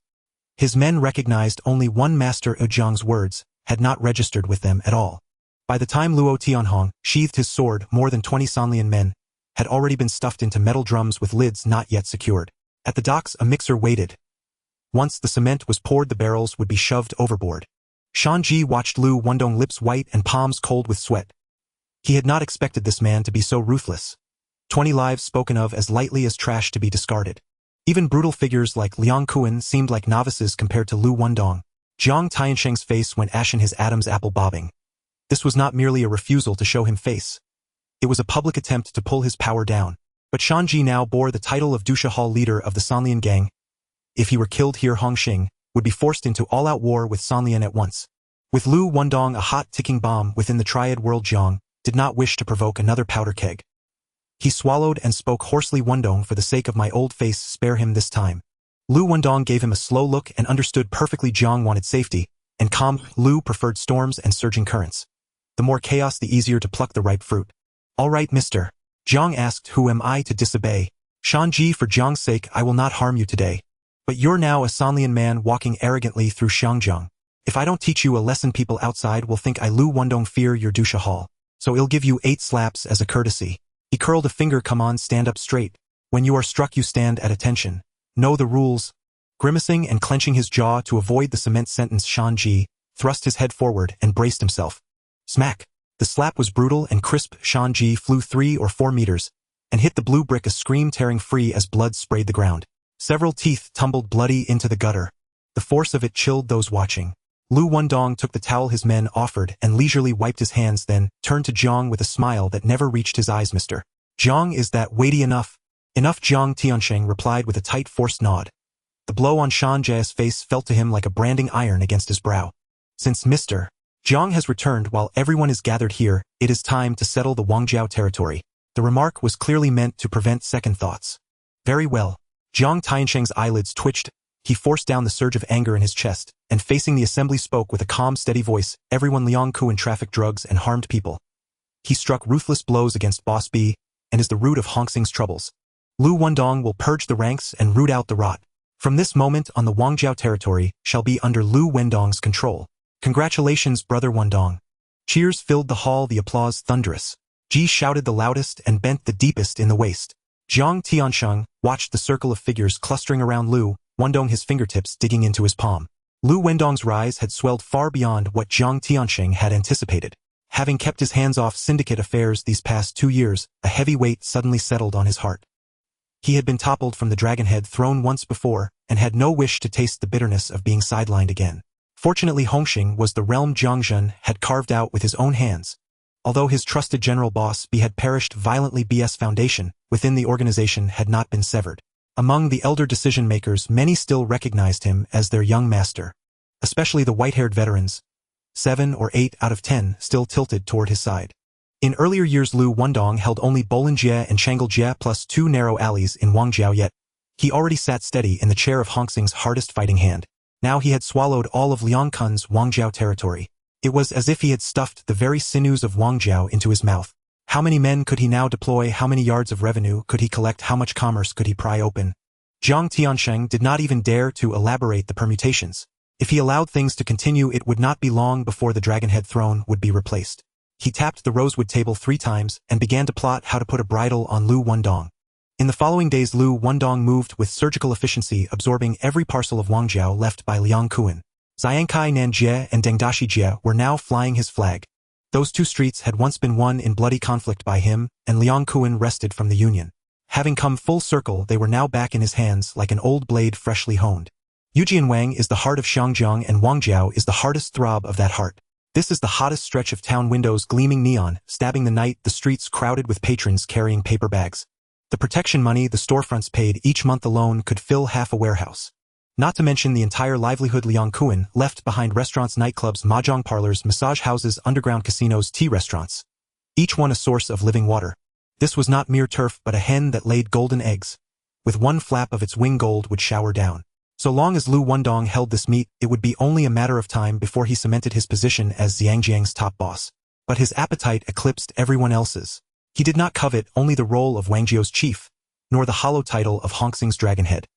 He wanted all of Xiangjiang, from the hills to the docks, from neon avenues to shadowed alleys, every corner answering to his command. When Liang Kuan fell, Liu Wendong moved swiftly to assume the Wangjiao chief's seat. Ming, the Hung Ji Wangjiao boss who had been close to Liang Kuan, took the initiative to ask Liu Wendong for a meeting. To show goodwill, Ming chose Yumati as the meeting place. Far enough from Wangjiao, yet respectable. At 9 that night, Liu Wendong entered the old bar in Yumati with 2 trusted men. Brother Ming rose immediately to greet him. Behind him, Ai Lian and several lieutenants snapped to attention, posture straight and proud, their faces all deference. Liu Wendong extended his hand in greeting and sat down with the motion. Brother Ming calling me out at this hour is surely not merely to offer a drink. Brother Wendong, I asked you here tonight to lay a few matters out plainly. Ai Lian saw Ming falter and took the words herself. We and Liang Kuan were only partners in business. He is gone, and what becomes of those stalls? Liu Wendong cut her off, raising a hand. Ai Lian, I have gone over your accounts with Liang Kuan. When it came to restaurants and nightclubs, he took 60% and you took 40%. From today onward, it will be 70 to 30. Yes or no? One word. Brother Ming's face tightened. Wendong, when Liang Kuan was alive, it was 60-40. We provided the men, the turf, the capital. Which of those was not the lion's share? Liang Kuan was Liang Kuan. I am myself. Liu Wendong's gaze darkened, and his voice chilled like ice. If you truly wish to cling to old loyalties, you can go burn incense for him now. Ming began to protest. Sister Ai Lian pressed his wrist and interjected before he could speak. Brother Ming, Ming did not mean that. 30 to 70 we accept. From now on our cooperation will be wholehearted. Liu Wendong glanced at Ming and shrugged. That is right. Sister Ai Lian, you are sensible. I will not let you take a loss. I will give you a 10% stake in our batch of imported wines. How does that sound? Sister Ai Lian lifted her glass in thanks, and with a delicate motion she bumped Ming's elbow under the table. Ming recovered his composure and hastily raised his cup. Thanks, Brother Wendong. Liu Wendong raised his own glass, eyes skimming Ming before settling on Ai Lian. Brother Ming's woman is formidable. Ai Lian, from now on the Wangjiao business will be under your helm. Rest assured we'll prosper together. Ai Lian said with a smile, a weight lifting from her chest. Ming had just opened his mouth and stepped into the most dangerous of minds. Now that Wang Jiao answered to Liu Wendong, Ming's mention of Liang Kuan was tantamount to pointing a gun at his own head. Liu had only just settled into the Wang Jiao chief's seat, hardening rules and building authority. To oppose him now would be to hand him the knife with which to cut you down and cow the others. Thankfully, Ai Lian's quickness in taking the thread of conversation prevented the powder keg from igniting on the spot. Brother Ming's phone suddenly exploded with alerts. He snatched it up. What? People from XNG smashed my place. Before he finished, he slammed the phone shut, rose in a flash, and bowed to Liu Wendong. Brother Wendong, my place has been hit. I must go at once. Liu Wendong waved him off. Business matters you discuss with Sister Ai Lian. If she nods, that is my nod. Zijin, go. He barked toward the door, and with his chief, Lieutenant Zijin, Ming swept out like a gust of wind. Liu Wendong watched Ming's retreating figure sank slowly into the sofa and crossed his legs. He lit a cigar with a snap and through the haze of smoke asked, "Is Brother Ming always so quick to act?" "He is quick-tempered, Brother Wendong, please excuse him." "Ai Lian, you are too polite." Another voice said, "Come, a toast to you. To success." They clinked glasses and drained them. From the exchange earlier, Liu Wendong had already taken his measure. Ai Lian was not mere decoration. Her mind turned swiftly, her methods ran deep, and her scheming outstripped Ming's by tenfold. In contrast, Brother Ming of Hung Ji was blunt and reckless, his bravado propping up the front. If Ming had managed to stand his ground in Wangjiao, it was 9 times out of 10 because Ai Lian had been pulling the strings behind him, reading the pulse and setting the stage. Liu Wendong regarded them both with cool calculation, understanding that while Ming provided the muscle, Ai Lian provided the mind that truly kept a foothold in that part of town. "Brother Liu Wendong, excuse me for a moment, I need to use the restroom." "All right." Sister Ai Lian rose and left her seat. Liu Wendong waited for a long while, but her figure had disappeared. Just as impatience began to stir, a commotion rose from outside. "What is happening?" he asked, frowning at the men beside him.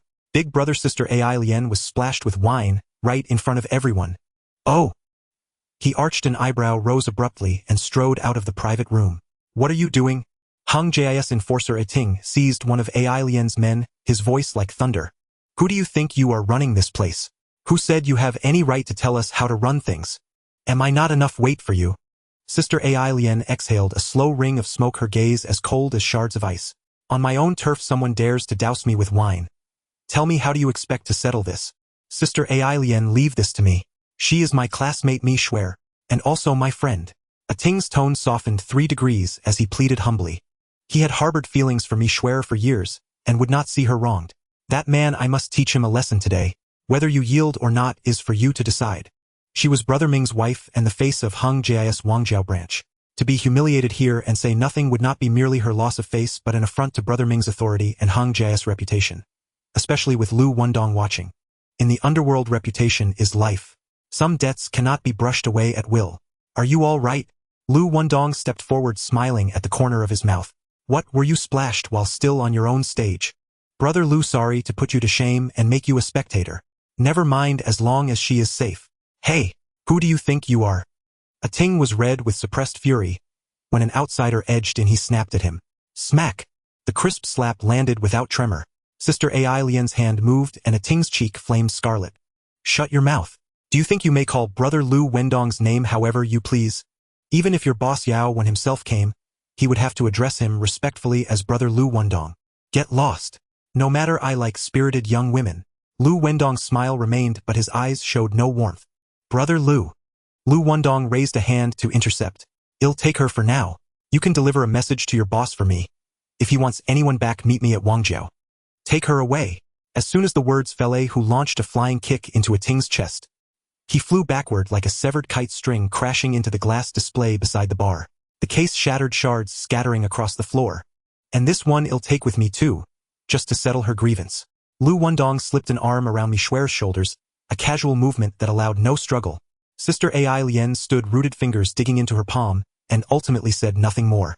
Ting was not under her direct command yet, he was of the same Hung Ji family. There was no escaping this upheaval. With Ting hauled off by Liu Wendong, she returned alone to her association, unable to report properly. "Brother Liu." Liu Wendong did not glance back. With a brisk lift of his hand, he made himself clear. He would not release them. Ai Lian's lips trembled, but she remained silent. Half an hour later, at the Wangjiao Street corner, Mi Shuer sat opposite Liu Wendong, her fingertips growing cold. He leisurely cut open a cigar, the flame leaping and illuminating half his face. Bold aren't you to splash AI Lien in the face? You really don't know who her man is. Hung Js Wangjiao Enforcer Brother Ming. I'm sorry. It truly was not intentional. Mi Shuer came from privilege and had been used to taking liberties. Yet now through the glass she watched a Ting suspended and beaten in the alley, and her heart skipped a fierce beat. If I had not intervened today, she would have had you dragged into that back alley and finished properly. With a face like yours, I doubt even foundation makeup would mask the bruises. Thank you. Her voice was as light as a feather. Save your thanks. I never help others expecting anything in return. Especially for a beauty like you. Oh, I heard you're a university student. She nodded. Xiangjiang University. University life treat you well. Quite well. Is that so? I rather fancy sampling it. Ah. A campus experience to sample a university student. Not the university, but the university student. Perhaps I could try. Heat rose to Mi Shuer's ears. Her fair cheeks flushed crimson. She dropped her lashes and twisted the hem of her skirt in nervous bewilderment. I've shielded you from a thunderclap. Would you do me a small favor in return? Ah? She faltered. Didn't you just say you expected no reward? Helping someone and negotiating terms are not the same thing. Liu Wendong leaned in his arm, settling naturally across her shoulder, his palm warm. I am short a secretary. A top student from Hong Kong University, sharp-minded and beautiful. Nothing could be more fitting. Come work for me. What do you say? Her throat tightened. She wanted to refuse but dared not. To accept felt like stepping deeper into a snare. Her mind blanked. His fingertips brushed the silky skin of her shoulder. He chuckled softly. It's settled then. Be here at 9 sharp tomorrow morning to report. Ah! What is that, too soon? His tone cooled and his brows lowered a fraction. Her Adam's apple bobbed. At last she yielded in a soft voice, all right? All right. A few hours later, in Yumati, Hung Jis brother Yaowen strode alone into Liu Wendong's territory without escort. Oh, brother Yaowen, one man and a cigarette, and you dare cross my threshold? Brother Liu Wendong, I offer you face. The mistake was my man's. I will apologize on his behalf. Yaowen bowed, slightly lowering his posture to the utmost. Bring him. Ahu dragged a Ting from the wall, his clothes torn and his mouth bruised. Yaowen glanced over, brow tightening. Brother Liu, if you must make a show, there is no need to beat my man to half-death. A flash of surprise crossed Liu Wendong's eyes. This man could see through his plans at a glance. He laughed aloud. As expected of Yaowen, the blade forged in Yumati. This is all old business. May I take him now? Hold on. Liu Wendong leaned back. Brother Yaowen, wait. I have a proposition I would like to discuss with you. Sorry, no interest. Yaowen hoisted a Ting and turned to leave. Liu Wendong's expression cooled abruptly. He had expected the other to yield. Instead, he found a spine of iron. The red wine smuggling route into Yumati was now entirely sealed. If no face could be given, then this account would have to be settled outright. But Yaowen's stronghold lay in Yumati. What Liu Wendong now had to chew on was the hard kernel of the entire Wangjiao district. Half a month later, Wangjiao had been wholly brought under Liu Wendong's banner, and Jiang Tianxing finally made his move. Hongxing's 12th district now remained with only Tongluan unresolved. He decided to elevate Chen Haonan to helm Tongluan. At the same time, he called in Hongshang's son Hongfei, formally transferring him into Tongluan. Though Hongfei was of elder lineage, he bore another identity. He was the direct disciple of Boss B. His blade skills had been taught personally by Boss B. The bond of master and disciple was real and weighty. Thus Boss B personally endorsed it send Hongfei out to support Chen Haonan and steady Tongluan's footing. With these two bold, fearless young men combined with his own connections, Tongluan's dominion would surely expand swiftly. Moreover, Chen Haonan has always been loyal and trustworthy, and Jiang Tianxing had no worries about him going back on his word. Thus he arranged early meetings with several influential figures in the halls and the ultimers of the society to lay everything out clearly. He was just waiting for the topic to be raised at the Hongxing meeting, allowing them to support Chen Haonan in unison. After all, the land in Causeway Bay was rich and had many docks and nightlife venues. Who wouldn't want a piece of it? With interests at stake, no one would willingly back down. Fortunately, Jiang Tianxing had paved the way in advance, otherwise it would have been difficult for Chen Haonan alone to suppress those old wolves eyeing the prize. A few days later, the Hongxing meeting commenced. Brother Ji threw an arm around Chen Haonan's shoulders and exclaimed, Anan, the West End and North Point have always been a solid triangle with Causeway Bay. No one should even think about breaking it apart. Rest assured, Brother Ji will be the first to raise his hand. No one else but you should lead.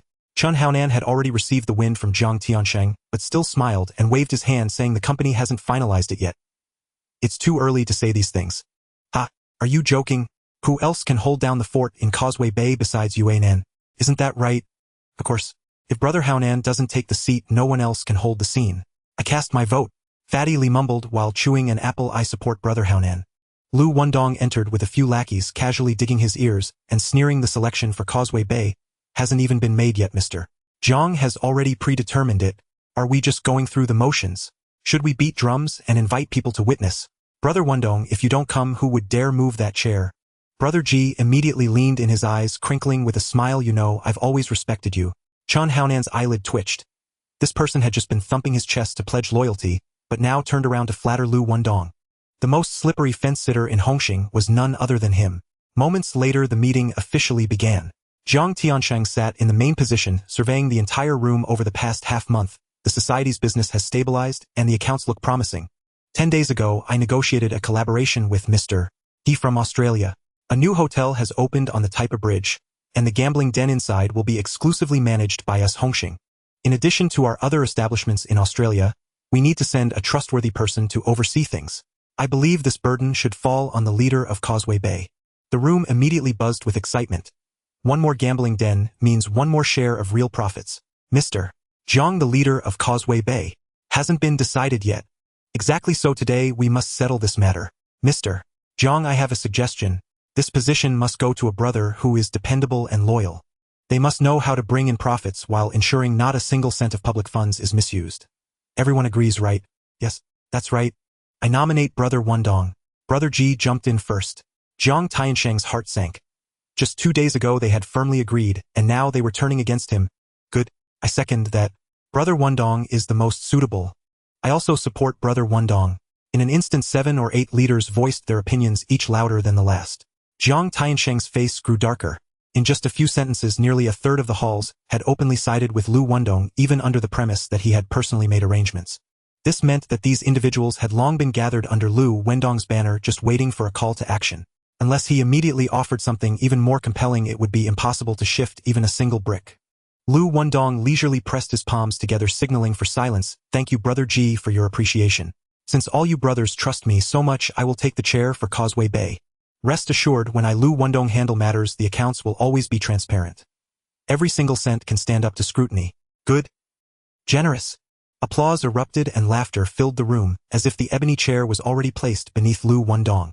Jiang Tiansheng forced a smile, but his face felt stiff. Wendong, the brothers are really supporting you wholeheartedly. What can I say? It's all about being respected by our own brothers. Liu Wendong shrugged, tilting his chin slightly, his eyes gleaming with undisguised pride. Jiang Tiansheng slowly turned around, scanning the room. All right, everyone, speak up. Are there any other opinions? Mr. Zhang, I have a suggestion. Chen Haonan taking on this task in Causeway Bay is the best fit. In a critical moment, Chen Yao from the white paper fan remained steady and pushed Chen Haonan to the forefront. Right, I second that. That's right, Haonan is always clear-headed and reliable. Exactly. When the big boss B passed away, everyone was shrinking back, and only he dared to stand up for AB. He can hold down this position. I also cast my vote for him. Even those who originally supported Jiang Tiansheng like Yuan Long and several old leaders began to change their tunes and lean towards Chen Haonan. Both sides were suddenly at a standoff, one side strongly supporting Liu Wendong, while the other firmly backed Chen Haonan, creating a palpable tension in the room, as if it had divided into 2 camps. Enough! Jiang Tiansheng slammed the table, his voice rumbling like thunder. Everyone jolted, immediately silencing themselves. Even their breathing became lighter. Wendong has his strengths and Haonan has his weight. But I must speak the truth. Wendong is currently the dual leader of Mongkok and Portland Street. This is unprecedented in Hongxing. Changle Street is also territory he personally fought to seize. If we hand Causeway Bay over to him, that would mean 3 territories in his hands, with him ruling them all. Let alone whether he can handle these 3 venues or not. Just the fact that he occupies 3 areas, can he still manage the business over in Australia? More importantly, what will the brothers below think about one leader controlling 3 halls? They are all fighting hard, but do they still have hope of rising to the top and sitting in the leader's seat?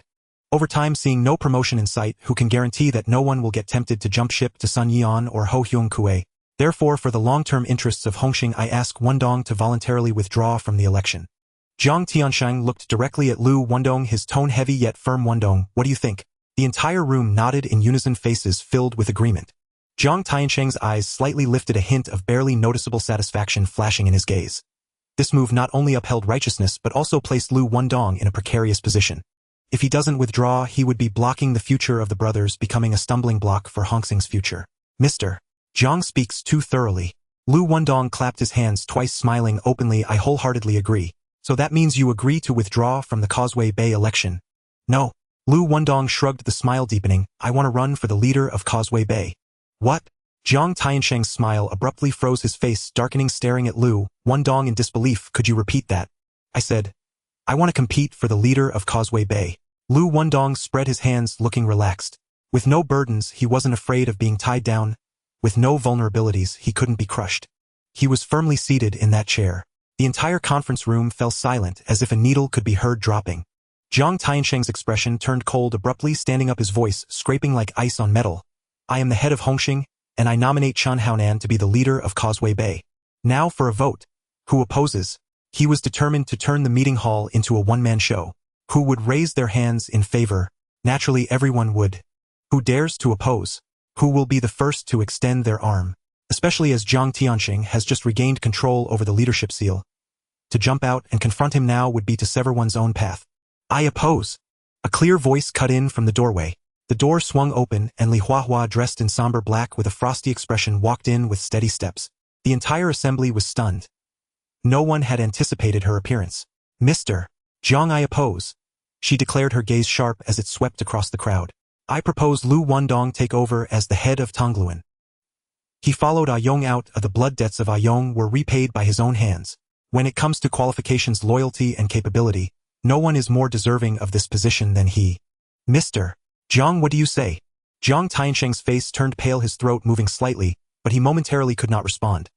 Li Huahua was the widow of the powerful Boss B, and her words carried heavy weight. Wendong is indeed qualified. But qualification is enough. Li Huahua turned to face the crowd, her tone crisp and decisive. Let's vote now. Those who support Liu Wendong, please raise your hands. She raised her arm, her right hand lifted first. Brother J's eyelids twitched, and he immediately followed suit.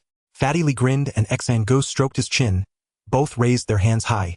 Jiang Tiansheng's expression darkened like iron, a surging rage brewing between his brows. His meticulously planned scheme had been casually overturned by a woman's few words. With Liu Wendong assuming the role of the Kowloon spokesperson, it was like an arrow already knocked. There would be no further obstacles. Jiang Tiansheng's mind raced, and within 10 seconds a new plan had formed. Since there are those supporting Liu Wendong, there are also those backing Chen Haonan. Then let's split Kowloon in half. Hennessy Road, Gloucester Road, Galilean Hill Road, and Bade New Street will be managed by Liu Wendong. Leighton Road, Shek Pai Road, Chowter Road, and Quan Chai Road will be assigned to Chen Haonan. Mr. Jiang, what about the gambling den on Outao? Who will it belong to? Brother Ji hurriedly interjected. Jiang Tiansheng turned his face, his gaze sweeping to Chen Yao. Yao, how many establishments did Abi have under his control in Kowloon during his lifetime? On paper, there are 6 nightclubs and 4 gambling dens. Good. Jiang Tiansheng slammed the table edge. These 6 nightclubs and 4 gambling dens will be split, each person taking half. You have 1 month. Whoever earns more will take the gambling den on Outao. Haonan, do you agree? I agree. Liu Wendong, what about you? Liu Wendong nodded, a slight smile at the corner of his mouth, yet his gaze remained calm. He understood that this was the last bit of ground Jiang Tiansheng could concede. Jiang Tiansheng would never allow Kowloon to completely fall into his hands. Liu Wendong also understood the terms, agreeing immediately. The two retreated half a step, each breaking the stalemate and reshuffling the board. For Liu Wendong and Jiang Tiansheng, this was the most practical and stable resolution at the moment. Only Chen Haonan felt bitterness rising in his throat. They had agreed to let him take over the leadership, but now half of the territory was taken away. Even the lucrative Outao stake would require his life to fight for. All right, no objections. The meeting is adjourned. Jiang Tiansheng stood up and left his robe billowing in the wind. Yao, come with me. Chen Yao immediately got up to follow. Clearly this best outcome was nothing more than a temporary patch in Jiang Tiansheng's mind. He intended to start anew, with Chen Yao laying out a new strategy. Liu Wendong exited with his men, walking briskly, surveying the crowd and laughing loudly. Tonight I'll treat everyone. All brothers of Kowloon, let's have a drink together. With Brother Wendong hosting, who dares to not cheer?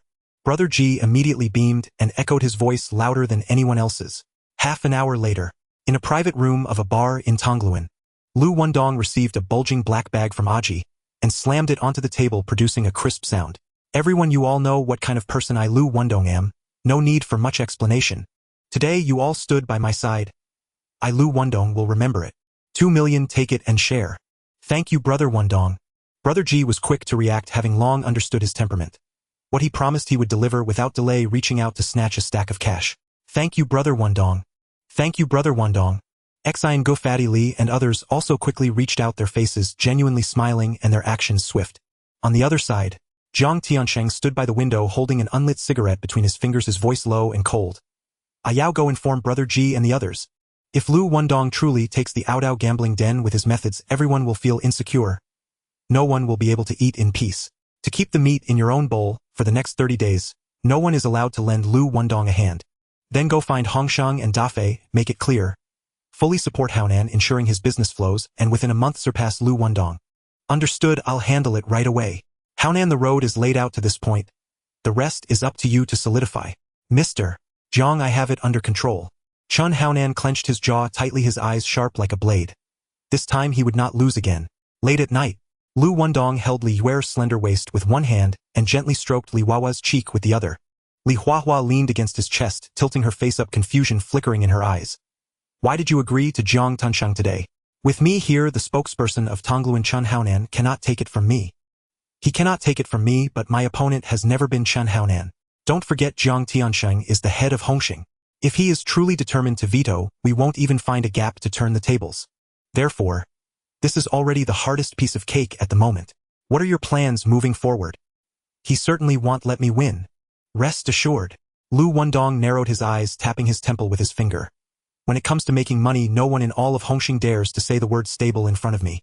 I believe you. Li Huahua stood on her tiptoes and gave him a loud kiss on the cheek. Over the next few days, Jiang Tiansheng mobilized all of Hongxing's connections to support Chun Haonan. Dafei sent all the top female entertainers from his nightclubs to Chun Haonan's nightclubs in one go. Although Hongsheng had already lost his territory, having mixed in the underworld for over 20 years, he had old acquaintances everywhere who he had toasted with at banquets and shared money at gambling tables. He called each one, drawing in those wealthy patrons to Chun Haonan's casinos. In no time, a long queue formed outside the nightclubs, and the casinos were shrouded in smoke, chips flying, with even the aisles packed with people. In just a few days, Chun Haonan had made a fortune, his account book so thick he could barely flip through it. Yet Liu Wendong was unperturbed. He first transferred 3 well-known adult film stars from Bolan Street to take charge of his bar in Kowloon. Next, the nightclubs launched a Bionegituan free promotion on red wine and half-price deals for whole boxes. The casinos were even bolder. Just by stepping through the door, regardless of winning or losing, patrons were immediately offered imported red wine, worth tens of thousands, opened and ready to drink with no limits. Faced with this combination, Chun Haonan's business visibly wilted. After Boss B and Liu Wendong fell out completely, both sides severed the supply chain for smuggled red wine. Did Chun Haonan want to replicate this tactic? He simply had no goods to press. He couldn't even gather empty bottles. Late at night, Kowloon, in a nightclub's private room, Chun Haonan, Dafei, and Hongsheng sat in a circle, the ashtray nearly overflowing. Father and son Hongsheng and Hongfei had always been at odds. As soon as Hongsheng showed up, Hongfei simply didn't enter through this door. Who among them was unaware of this situation? They had seen it all before. The most senior Hongsheng spoke first. Haonan, Mr. Jiang entrusted us to help you. Whatever ideas you have, feel free to share. Those who can lend a hand will not hold back. Chun Haonan frowned, took a drag on his cigarette, and slowly exhaled. Liu Wendong's red wine is all smuggled and costing ridiculously low. Cheaper than the regular import price by more than half. Competing on price. As soon as we raise our hands, we'll cut our wrists. Moreover, those hostesses he employs are all popular faces plucked from Bolan Street. Not only do they have striking appearances, but their names are also quite renowned. When customers specifically ask to see them, it's precisely for that brand image. In these two aspects, we can't compete. Simply relying on the nightclub and casino won't allow us to win against him. So what do we do? Hongsheng asked. Chun Haonan shook his head. He wasn't from a business background, and in the face of this deadlock, he truly felt powerless. Are you just going to shake your head? By your reasoning, we might as well kneel and submit. Dafei abruptly extinguished his cigarette, flicking it away. Being with you is frustrating. If we can't outsmart them in business, let's settle it with our fists. That's nonsense. Coming from the same school, fighting over a few bottles of liquor, don't you fear being the laughing stock of the underworld? If that's not a solution, then at least say something sensible. Dafei tossed the hot potato directly to Hongsheng. Hongsheng opened his mouth, but ultimately remained silent. Chun Haonan took a deep drag of his cigarette, the ember flickering for a long time before he slowly spoke. Brother Fei is right. If we can't win, then we can only confront them directly. Mr. Jiang won't approve. Hong Shang immediately interrupted. Chun Haonan shook his head. In the past, Brother B, and Bai Tu Wang from Dongxing fought over territory, and Bai Tu Wang used discounted red wine to snatch customers away. At first Brother B couldn't withstand it. It was Liu Wendong who proactively approached him claiming he had smuggling channels, and was willing to supply wine at a low price. Later Brother B sent me to investigate and I kept an eye on them for 2 months. On the surface it looked like Liu Wendong and another smuggler were running their own businesses. But that person was actually one of his underlings with the warehouse key hanging from Liu Wendong's belt. In other words, the entire red wine operation was orchestrated solely by Liu Wendong. Since he could disguise his subordinates as outsiders and fool everyone, then we can steal the goods meant for his outsiders. He can't just jump out and cry foul, can he? Hong Shang's eyes suddenly lit up and he slapped his thigh. Brilliant. Haonan, you really are ruthless. Now Liu Wendong's supply of red wine is cut off, selling it at a discount. There's no way. Even if he guesses we took action, he can only swallow his anger and keep quiet. De Fei finished picking his nose and slapped the table. We can't delay, we strike tonight. Hong Fei isn't here tonight, what if? We wait until tomorrow to act. Hong Shang frowned, his hand resting on the hilt of his knife, his tone steady yet cautious. He never trusted the uncertainties of the night. Brother Hong, Brother Fei is right, the fire is urgent. We can't wait any longer. The longer we wait, the more dreams we will have. We act tonight, and I will personally lead the team. Chun Haonan, finally I see you standing tall. De Fei slapped his chest, grinning. Don't panic. I have the numbers, this matter is on me. With the decision made and the personnel prepared, Chun Haonan and De Fei immediately gathered over 40 strong men heading straight for the hidden red wine warehouse near the old dock owned by Jimmy. Half an hour later, outside the warehouse, 5 to 4 dilapidated vans charged in like leopards, tires screeching to a halt, kicking up clouds of dust. De Fei kicked open the van door, holding a watermelon knife in his left hand with his right hand still smeared with a bit of snot. He shouted, "Chop them up!" The younger brothers behind him roared in response, swinging sticks and flashing knives surging toward the iron gate. The guards at the gate didn't even have time to react before they were knocked down, screams mingling with groans, and in the blink of an eye a group had fallen. Brother Fei! Brother Fei! A sweaty young man rolled and crawled into the warehouse. Something's happened. A major incident has occurred. Someone's come to wreck the place. Fei's face darkened and he grabbed the collar of the young man, his knuckles whitening. Call Jimmy right now and have him come over to put out the fire. Before his words fell, he grabbed a short knife from the wall, pushed aside the brothers blocking his way, and strode outside to fight. Outside, De Fei's men had already crashed through the iron door and rushed in. Without a word, Fei swung a knife sideways, immediately taking down one opponent. Another person swung a baseball bat, aiming for his head. Fei dodged to the side, locking the bat with his left arm, while his right hand wielded the short knife like a venomous snake, stabbing fiercely into the opponent's stomach. Once, twice, 3 times. 7 or 8 times in total, each thrust reaching the bone, the knife buried deep in the abdomen, and when it was pulled out, blood sprayed out, dyeing both of their clothes dark red. Before the blood mist dissipated, he took another step forward, the knife tip aimed directly at the throat of the henchman who had just poked his head out. That person didn't even make a sound before falling backward. The people behind him crowded together, knives and sticks descending. Fei grabbed the collar of the henchman he had just stabbed down, his elbow firmly pressing against his back as a shield. His right hand wielded the short knife, targeting the reaching wrists, forearms, and knuckles with deadly precision. Each strike eliciting a shrill scream. He himself had already taken hits. His left shoulder was struck by a bat, and his right rib had a 3-inch cut from the watermelon knife. 2 deep gashes on his back were oozing blood, half of his body soaked, the stench of blood overwhelming. Yet he stood at the door, not retreating an inch, solidly nailing that broken door with his flesh and blood. De Fei watched from behind, his eyes bulging with anger, cursing, "Damn it, a bunch of fools! Can't you just climb through the window when the door is blocked? Use your pig brains." As soon as he finished speaking, 7 or 8 henchmen immediately rushed to the side wall, stepping on metal boxes to climb in through the window. As a few shadows landed, they crouched and pounced towards Fei's back. Fei suddenly released his grip and quickly retreated, grabbing the nearest person's neck while retreating and stabbing. Thud, thud, thud. All 4 knives plunged into the chest, blood spraying out before he threw the body aside. The other 3 took this opportunity to surround him and swung their knives to strike. Fei didn't dodge or avoid taking a blow on his shoulder. Without a grunt, already gripping the collar of the current opponent, the knife tip thrusting upwards, fiercely piercing the throat. Blood shot out 3 feet, splattering the henchman next to him all over his face and eyes. That person froze in place, his hand holding the knife, shaking like a withered branch in the wind. But Fei had already spun around, sweeping his knife across, and slashed another person's throat. The third person had just raised his knife when he was unexpectedly knocked off balance and stumbled forward. He was hit by Fei, who had lowered his head and charged into him. Before he could steady himself, 2 knives had plunged into his ribs, and he collapsed directly. This series of movements was so fast that only shadows remained from breaking the door to taking down enemies. It took barely 10 seconds.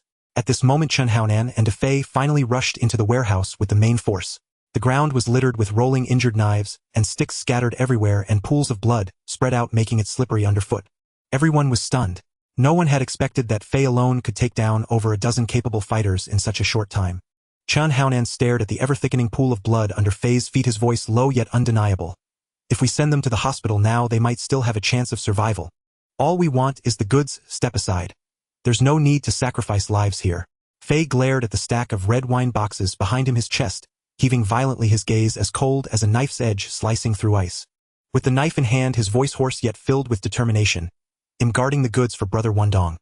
Whoever dares to come forward, I will chop off their hand. The plane wiped the blood from its face and roared, "Come on, cowardly softy, who will die first?" The crowd exchanged glances, holding up their knives, their hands shaking fiercely, afraid that if they charged they would become the third body on the ground. Trash. A bunch of people raised on shit. Defei raged, grabbing a machete and preparing to take matters into his own hands. Ah! Kill! Chop him! Split him for me! The cries of slaughter suddenly exploded from the back door, vibrating the glass into a buzzing sound. A younger brother rushed in breathless and exclaimed, "Boss, Liu Wendong's people have arrived. 10 or so cars are all blocked at the alley entrance." What to do? Defei and Chen Haonan's faces changed drastically. They had only been in for 10 minutes, barely finishing a cigarette, and Liu Wendong's reinforcements had already reached the door. Retreat! Chen Haonan gritted his teeth and whispered, turning to leave, while his underlings scattered in a flash, disappearing without a trace. The tension in the plane's spine relaxed slightly. Its knees buckled, and it collapsed heavily to the ground, gasping like a broken bellows. Moments later, Jimmy and his men crashed through the warehouse door, and upon seeing the blood-soaked plane, he immediately flared up, "Quick! Call an ambulance! Now!" Immediately. Half an hour later. Hospital ward. Liu Wendong entered with his men, his gaze sweeping over the plane, which was wrapped tightly, exposing only a pair of eyes. He turned to ask, "Jimmy, who did this?" Chen Haonan and Defei. Chen Haonan. Defei! A cold light flashed in Liu Wendong's eyes as his mind raced. Chen Haonan was clearly determined not to recognize that this batch of goods belonged to Jimmy, daring to seize it openly. If it weren't for the plane risking its life, the goods would have been taken away long ago without even the need for an explanation. But he overlooked one point: Liu Wendong never accepted being taken advantage of, and would never allow others to step on him to establish their authority. Tianhong Aji, you two take people and smash all of Chen Haonan's places. Tony Ahu, tonight I want a Fei's territory turned into a pile of scrap metal. Jimmy, go teach Hong Shang a lesson. Let him know that meddling in other people's business can cost him his legs. Yes, boss. The crowd responded and stepped out, their footsteps heavy as if beating a drum. That night it was destined that no one would be able to close their eyes. Luo Tianhong and Aji led the charge to sweep through Chen Haonan's gambling venues, nightclubs, and underground boxing arenas. Tony and Ahu led their men in successive raids on Defei's bars, car dealerships, and warehouses. Jimmy crouched on a street corner for nearly 2 hours until Hong Shang's car slowly exited the parking lot. He stepped on the gas and followed the two cars trailing closely behind each other, heading straight for Jordan Road. As the red light at the intersection turned on, Hong Shang's car had just come to a halt. Jimmy slammed on the gas, crashing the vehicle into the back of the car. Bang! The entire car soared and rolled, flying more than 10 meters away before crashing heavily into a roadside flower bed. Inside the car, Hong Shang's head hit the windshield, causing his vision to go dark, nearly passing out. The younger brother in the passenger seat struggled to unbuckle his seatbelt. Just as he pushed open the car door, he was met with a baseball bat swinging across his temple, sending him flying 3 meters away with a thud. Hong Shang turned in fear, only to see Jimmy had circled around to the driver's side, yanking open the car door and dragging him down by his hair. "Old man, Brother Wendong asked me to come and say hello to you." "What? What do you want?" Hong Shang's voice trembled. Before he could finish speaking, the baseball bat came crashing down with a whoosh. Bang! Crack! Ah! His kneecap shattered instantly, and Hong Shang curled up on the ground, clutching his broken leg, with both hands howling in anguish. Jimmy stepped on the remnants of his kneecap, the sole grinding against the bone fragments, and sneered. "If you dare say another word, your son will be limping around tomorrow." "No, I won't say anything. I was wrong." Hong Shang wept. "From now on I won't lift a finger regarding Chen Haonan's matters. Please, don't touch my son." "Looks like you understand the situation." Jimmy spat and turned away, striding off. The next day, Hongxing conference room. Jiang Tianxing sat at the head of the table, his face ashen, a heavy atmosphere of resentment pressing down between his brows. Last night's turmoil had already sparked widespread gossip among the various halls. Every boss in the room lowered their heads, resting their hands on their knees, their backs as stiff as tightly drawn bowstrings. No one dared to raise their eyes, let alone speak, afraid that even a whisper could pull them into this boiling powder keg. The conference room was eerily silent. Even the low hum of the air conditioning seemed to have its throat choked. The younger brothers in the back were sweating profusely at their temples, their collars completely soaked, swallowing cautiously, fearful of making even the slightest sound. After a long time, Liu Wendong stepped in his leather shoes, making a steady sound on the floor, followed by several sharp-eyed lackeys. Jiang Tiansheng's gaze was like a knife piercing through as he said, "Liu Wendong, are you truly planning to play deaf and mute regarding last night's events? What am I pretending about?" Liu Wendong carelessly dug at his ear, flicking away a speck of debris. "Your people smashed Chunhaonan and defaced territories. Where do you expect Hung Hing's face to be?" He scoffed, casting a sidelong glance at Jiang Tiansheng, casually snipping the end of his cigar. As the flame licked the cigar body, he slowly raised his hand, waving the tip of the cigar around. "Whoever supports Chunhaonan, I don't care. But rules are rules. Whoever dares to reach out and mess around, I'll overturn the entire table. My underling is still lying in the ICU with tubes in him. If he doesn't wake up." He paused, the smoke slowly dispersing from his nostrils. "Your lives will also follow suit." Jiang Tiansheng snorted coldly from his nose. "Good. I won't interfere with Chunhaonan's matters. But for Hong Yes' broken leg, there should be an explanation, right? I smashed the place. Hong Shang getting beaten has nothing to do with me. How do I know whether he was squatting and forgot to wipe or was acting wild in the street and got his bones kicked in?" Jiang Tiansheng suddenly turned sharply, fixing his gaze on Hong Shang in the wheelchair. "Hong Yi, who was the one who attacked last night?" Hong Shang sat there, his gaze sweeping over Jimmy, who was quietly standing behind Liu Wendong. His throat rolled slightly, and he finally shook his head gently. "I don't recognize that person." Liu Wendong shrugged, ash falling from his cigar. "Mr. Jiang, I advise you to figure out the details before speaking. Without evidence, don't make sweeping statements. And don't use the gang meeting as a death threat. The money I make in a minute is enough for you to hold 3 months of meetings. I want to accompany you." Jiang Tiansheng's face suddenly turned gray, his knuckles turning white. He had considered countless possibilities, but never expected Hong Shang to turn against him on the spot. This sudden blow caught him off guard, leaving him slightly unsteady. "By the way," Liu Wendong suddenly smiled, the cigar flickering between his lips. "Now that Chunhaonan's territory is cleared, should the competition continue?" Jiang Tiansheng's expression remained unfazed as he glanced at him lightly. "Currently there are 2 heads in Causeway Bay, and the business on Aodao naturally needs to be split into 2 portions. The new casino at the Taipa Bridge belongs to you. The old venue will be left for Chunhaonan. Are you in or out?" "All right." Liu Wendong's mouth curled up, a smile that didn't reach his eyes. This was not a division of power, but clearly a damage control strategy after Jiang Tiansheng had been humiliated. Although he didn't swallow the entire Aodao, securing the new casino at Taipa Bridge was already a guaranteed profit. It should be noted that opening a legitimate casino in Aodao is 10 times more difficult than secretly operating 10 underground gambling venues in Xiangjiang. Permits, connections, and barriers are all treacherous hurdles. Liu Wendong stood up to leave, and as he exited the Hung Hing conference room, he turned to Luo Tianhong and instructed, "Tianhong, go invite a few top accountants. The price is negotiable. I only require one thing: the accounts of the Aodao casino must be spotless. Not even a fly can find a place to land." "Understood, boss." Luo Tianhong nodded in response. A month later, Mong Kok office. Liu Wendong was sunk into a genuine leather sofa, a cigar burning halfway with blue smoke curling around his brows. At this moment, Bay Island. Lei Gong sat behind a large desk, looking at the man in front of him, casually saying, "Shanji, arrange a meeting with Jiang Tiansheng for me. It's been a while since I've had a drink with him and talked about something substantial." "Sure thing," Shanji replied with a smile. On Ao Island, in a nightclub's private room. "Boss Lei." Jiang Tiansheng entered with Chunhaonan extending his hand proactively, his smile warm yet devoid of true warmth. "Hello." Lei Gong suddenly stood up, stepping forward 2 paces to shake hands firmly. "Long time no see." Their palms pressed together. Jiang Tiansheng's gaze swept over Lei Gong's face. Then he raised a hand, patting his shoulder familiarly. "Mr. Lei, you look even more robust than before." "You too." Lei Gong laughed heartily. "Who doesn't know that Hung Hing is the strongest gang in Xiangjiang? It's all thanks to your strong leadership. Please sit down." As Jiang Tiansheng took a seat, he softly said, "Boss Lei, how can I compare to you? You are elected as a legislator every year, advocating for the people. I truly admire you from the bottom of my heart." "Oh, no need to flatter me." Lei Gong waved his hand, his smile slightly restrained. "Advocating for the people? To put it bluntly, it's just paving a path for myself." "Mr. Lei, let's not beat around the bush. As the old saying goes, no visit to the 3 treasure hall without a reason. I'm here in Xiangjiang specifically to see Mr. Jiang? There's an important matter to discuss. Of course, as long as it's within my capabilities, Jiang Tianxing will never decline.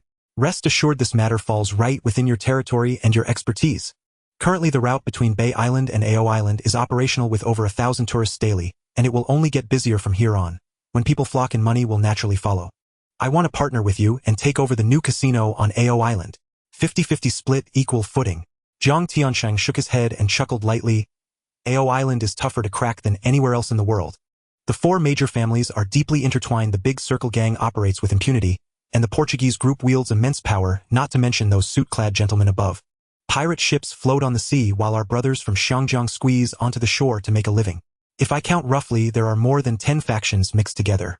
Mr. Lei, with just your word to invest once the Bay Island Sanlian gang lands, won't Ao Island become a powder keg? Whoever lights the fuse suffers the consequences. Lei Gong sensed the hidden meaning, his expression turning serious. There's no such thing as a free meal, I understand. He glanced at the side. Bodyguard Gao Jie stepped forward, immediately bringing a black leather case that he opened with a snap, laying it on the coffee table. The case was filled with brand new bills neatly stacked and exuding the scent of ink. Lei Gong pointed. A small token, a meeting gift. As for the 50% equity, I appreciate your help in paving the way. Mr. Lei, judging by the setup, are you dead set on taking a bite of this piece of meat? I never engage in battles without clear calculations. Unfortunately, this time you might have made a wasted trip. Jiang Tianxing's tone darkened. The key to the new casino has already been handed over to Liu Wendong, the boss of Mongkok. Who calls the shots now? It's him. Even if I negotiate a stake for you, you may not be able to overpower him. Lei Gong's gaze suddenly turned cold. Oh, is it the same Liu Wendong who wiped out over 20 members of my Sanlian gang in one go? That's him. Jiang Tianxing pushed a person forward to block the bullet. Yet Lei Gong did not take the bait, instead smiling. Mr. Jiang, I heard that you two don't even bother to pretend to be polite. Are you trying to use me as a knife? All right, since I'm asking you for a favor, let me break the deadlock. He sat up straight, speaking clearly. You just ensure that the 50% stake is recorded.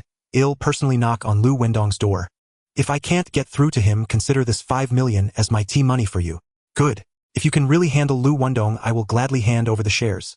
Both of them were sensible, and there was no need to go around in circles. Jiang Tianxing nodded in agreement. In the past, if Lei Gong wanted to intervene in the Ao Island casino, Jiang Tianxing would have refused outright. But now that the casino had fallen into Liu Wendong's hands, he was worried about how to leverage this new momentum to cut down on this rising force. Lei Gong's visit was like handing him a sharp knife. Regardless of whether Lei Gong could topple Liu Wendong, or if the two would engage in a deadly struggle or remain in a stalemate, the outcome for Jiang Tianxing would be a win-win. The undercurrents between Hung Hing and the Sanlian gang quickly transformed into an overt clash between the Sanlian gang and Liu Wendong. External troubles had not yet arisen, but internal worries were first thrown out. If Lei Gong indeed knocked Liu Wendong down, Jiang Tianxing could reclaim the management rights on the grounds of not being able to control the venue. Regaining control of the Ao Island casino would naturally follow. 3 birds with 1 stone, not a drop wasted. A few days later, Ao Island. Liu Wendong entered the nightclub's private room with several close brothers. Lei Gong had long stood to welcome him, his smile firm. Mr. Liu, I've heard a lot about you. The two shook hands and Liu Wendong took a seat, raising his eyes to ask, Boss Lei, if you're looking for me, please speak directly. Jiang Tianxing nodded. I'm taking over the new casino on Ao Island. Hung Hing and the Sanlian gang will split the profits 50-50. From now on, the venue will be managed by our Sanlian gang. Therefore today I ask Mr. Liu to withdraw your people from the casino. Liu Wendong raised his brow slightly. As the saying goes, a strong dragon does not suppress a local snake. But Liu Wendong was never a snake. He was a dragon coiled on the streets of Mongkok, ready to soar at any moment. Lei Gong dared to step into his territory, claiming he would drive him away. Liu Wendong's first reaction was to raise a hand to rub his ear, doubting whether he had misheard. Lei Gong, the old saying goes that a strong dragon does not suppress a local snake. I know whether I'm a snake. But do you really think you're the dragon soaring through the clouds? What do you mean by that? Lei Gong's brow furrowed, his face suddenly darkening like iron. The meaning is very clear. Go back where you came from. This isn't Bay Island and you have no right to dictate here. Is that so? Lei Gong's eyelids flicked as he signaled to the side. Gao Jie let out a sharp whistle, and from all directions of the nightclub, a dense crowd of little brothers surged in, surrounding Liu Wendong and his men tightly in the center, not even allowing a fly to escape. Lei Gong suddenly stood up, his finger poking directly at Liu Wendong's nose, his gaze fierce as if laced with poison. Kid, from now on, I'm the one calling the shots. The bill for the 20-plus brothers you took out not long ago hasn't been settled yet. Tonight you nod, you live. If you don't nod, you still have to nod. The old and new debts will be settled together. Gao Jie tore open his suit with a loud sound, the gun point firmly pressing against Liu Wendong's chest. As long as Liu Wendong uttered a half-hearted no, the bullet would immediately pierce through. Yet Liu Wendong did not retreat an inch. Instead he laughed mockingly. Lei Gong, are you trying to scare me? Scare? Yes, that's exactly what I'm doing. Do you think I'm bargaining with you? Tonight, if you agree, there's a way out. If you don't agree, you'll still have to agree. Otherwise, I'll send you down to accompany those 20+ members of the Sanlian gang. Liu Wendong straightened up leisurely, lighting his cigar with a snap and taking a deep drag. I'm leaving now. If you have the guts, pull the trigger. If a single hair of mine goes missing, you can forget about stepping out of AO Island for the rest of your life. Before his words fell, he had already taken large steps towards the door. Do you really think I can't pull the trigger? Lei Gong's pupils constricted, his cold face turned slightly as he shot a sharp glare at Gao Jie. Gao Jie immediately stepped forward, the gun barrel pressing hard against Liu Wendong's heart, the metal cold and piercing. At that moment, a young subordinate stumbled in, urgently whispering into Lei Gong's ear. Boss, the outside is completely sealed off by Hung Hing's men. As far as the eye can see, there are at least 1,000 of them. Lei Gong's throat rolled, his expression changing drastically. After a 2-second silence, he slowly shook his head towards Gao Jie, signaling him to let them go. Liu Wendong noticed Gao Jie step aside, but instead of leaving, he tilted his head and spat out a thick white smoke ring, which landed squarely on Gao Jie's face. Gao Jie frowned and turned to dodge, but unexpectedly Liu Wendong slapped him backhanded, the sound cracking like thunder. The slap was fierce and powerful, causing Gao Jie to topple sideways, his brow hitting the floor with a thud, blood instantly covering half of his face. You don't even dare to pull out a gun. What are you showing off for? You're asking for death. Gao Jie roared as he flipped over and jumped up. Another slap came crashing towards him, precisely hitting his left cheek, and his already supported knee buckled, causing him to fall to the ground once more. Liu Wendong stepped on Gao Jie's face, the burning tip of his cigar almost touching his eyelid. His voice was low, but each word struck the eardrums of everyone present. Audao, I am in command. If you dare to aim a gun at me again, I will sink you to Macau's pier to feed the fish. You! Lei Gong's whole body tensed, veins bulging on his forehead, his eyes red as blood, his face twisted in horror. This was the first time in front of all his subordinates that he was slapped in the face. Gao Jie covered his swollen, deformed face, his eyes fixed on Liu Wendong's retreating figure, resentment boiling within him, almost dripping with blood. Big brother! Big brother! Big brother! Liu Wendong stepped out of the nightclub where Luo Tianhong Aji and who had already gathered with the crowd. Over 1,000 subordinates parted to the sides, creating a straight path. He exhaled a puff of smoke and turned to Luo Tianhong, speaking calmly. Keep a close watch on everyone from the Sanlian gang. Anyone who dares to disrupt our territory, kill without mercy, throw them into the sea. The sharks will have their fill. Yes, big brother. Audao. Casino. Office. Liu Wendong leaned back in his leather chair, the cigar flickering, smoke swirling. He was well aware this game was set up by Jiang Tiansheng himself, pushing him into the fire pit. Otherwise, how would Lei Gong have the guts to directly force him to relinquish power? The two of them had likely already established contact in secret. The only troublesome obstacle between them was Liu Wendong, holding the 3 major territories of Mongkok, Causeway Bay, and Portland Street, the sharpest knife in Hongxing. He understood better than anyone at this moment Jiang Tiansheng wished for his immediate disappearance. However, Liu Wendong's roots ran too deep and his influence was too great. In Hongxing, his word held more weight than the boss token. Thus, Jiang Tiansheng could only set up schemes in the dark, gradually eroding Liu Wendong's foundation. As the leader of the Sanlian gang and holding the title of legislator, Lei Gong was the most informed. Once the routes to Hong Kong and Macau opened, the profits from Aodao's casino would immediately double or more. With such immense profits at stake, how could Lei Gong sit idle? He was determined to push his way into Hongxing's newly established Aodao casino. But Liu Wendong stood in the way, completely blocking this path. Thus, overnight, Liu Wendong became the thorn in the side of both Jiang Tiansheng and Lei Gong. Under this double threat, Liu Wendong sank into the sofa, took a drag from his cigar, slowly exhaled, stared at the ceiling for a long time, and finally finalized his strategy to break the deadlock. Right now, although Jiang Tiansheng wished he could skin him alive and pull out his tendons, he was restrained by their shared affiliation with Hongxing, fearing that if he moved against him, it would shake the foundation of the gang, making him cautious. However, Lei Gong had no such concerns. Had it not been for Liu Wendong's early preparations, he would have been drenched in blood last night. Instead of waiting to be schemed against, it was better to take the initiative. As long as Lei Gong fell, and the blame was perfectly pinned on Hongxing, their private feud would immediately escalate into a life-and-death battle between the two gangs. Moreover, this move could also provide Hongxing with a formidable adversary, making external threats ever-present and unending. Additionally, with Liu Wendong frequently stirring up trouble internally and obstructing Jiang Tiansheng at every turn, Hongxing would inevitably fall into a quagmire of internal and external troubles. Liu Wendong, ambitious, could take advantage of the chaos to extract more benefits from Hung Hing. Therefore, the most straightforward and clean solution right now was to send Lei Gong on his way. As long as the death was clean and the framing was well executed, he could retreat unscathed, stepping outside the game board to reorganize and reap the benefits. All that was needed was a foolproof plan. As for the scapegoat, Chun Kezi would be the most suitable. Chun Haonan and Shanji were in cahoots, and Shanji was currently holding the power of the Sanlian gang's Poison Snake Hall. In this way, the act of Shanji colluding with Chun Haonan betraying and killing Lei Gong would appear plausible and convincing to anyone. Of course, he couldn't pull this off alone. He needed to drag someone from the Sanlian gang into the mess to make the situation murkier. The candidate had long been settled in Liu Wendong's mind. The sharpest knife by Lei Gong's side was also the most restless woman, Ding Yao. In the deep night Dao on the Taipa Bridge, Liu Wendong looked at Ding Yao, before him a slight smile on his face. I never expected that the strategist of the Sanlian gang's Lei Gong would be such a charming beauty. Mr. Liu's words are hotter than a cigar. Ding Yao laughed lightly, covering her lips, her eyes sparkling with charm. You called me out so late, surely it can't just be to flatter me. Cut to the chase. I want to team up with you. Liu Wendong flicked the ash from his cigar. Eliminate Lei Gong and frame Hung Hing. Once successful, I will spare no effort to support you to the position of Sanlian gang leader.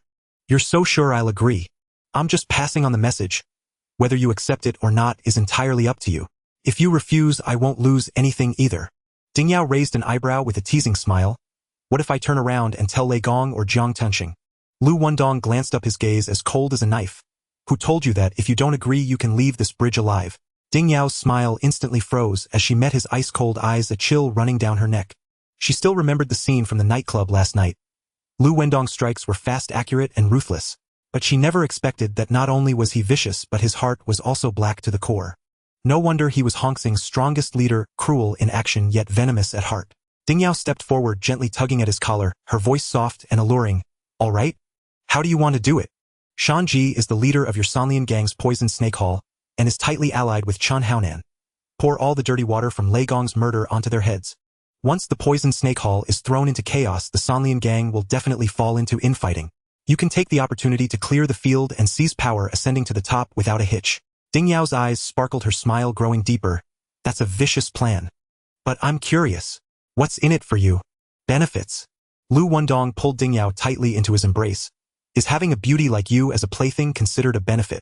Sure, if you can really help me ascend to the Sanlian gang leader's throne, you can do whatever you want with me. Ding Yao lightly lifted her toes, leaving a bright mark on Liu Wendong's collar. The next day, Ding Yao found Shanji and pretended that Lei Gong urgently summoned Chun Haonan for a discussion, urging him to bring the person quickly. The two arrived at Lei Gong's seaside villa and waited downstairs for a moment, but seeing no one, they went straight up the stairs.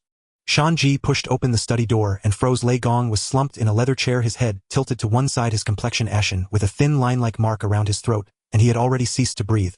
Help! My brother has been harmed. Ding Yao's shrill cry suddenly erupted from outside the door.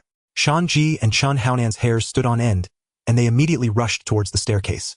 But just as they reached the corner, Lei Gong's subordinates surged up from downstairs like a black tide, blocking their escape. The two had no choice but to break open the side window and leap down. Even before the gunfire erupted behind them, footsteps were already close behind. The two grabbed two motorcycles from the courtyard and sped off in different directions. Shanji slammed the throttle to shake off his pursuers, and just as he caught his breath, AG drove a black van out from the side, crashing into him and flipping both him and the motorcycle against the wall with a loud bang. The airbag exploded with a bang, and Shanji's forehead hit the steering wheel, causing him to lose consciousness on the spot. A G kicked open the car door, grabbed him by the nape of the neck, and dragged him out forcefully. When Shanji opened his eyes again, he found himself in Liu Wendong's territory. An old warehouse filled with the smell of rust. It's you? Indeed, it's me. Shanji pushed himself up from the ground, his face cold as ice, staring fiercely at Liu Wendong. Did you kill Lei Gong? Not completely brain-dead, a bit better than Chun the Lame. Liu Wendong slapped a magazine on the table and crossed his legs while looking at Shanji on the sofa. But let's be clear. It wasn't me who did it, it was Ding Yao. Liu Wendong. You betrayed us and colluded with outsiders to kill our own brother. Wrong. Dead wrong.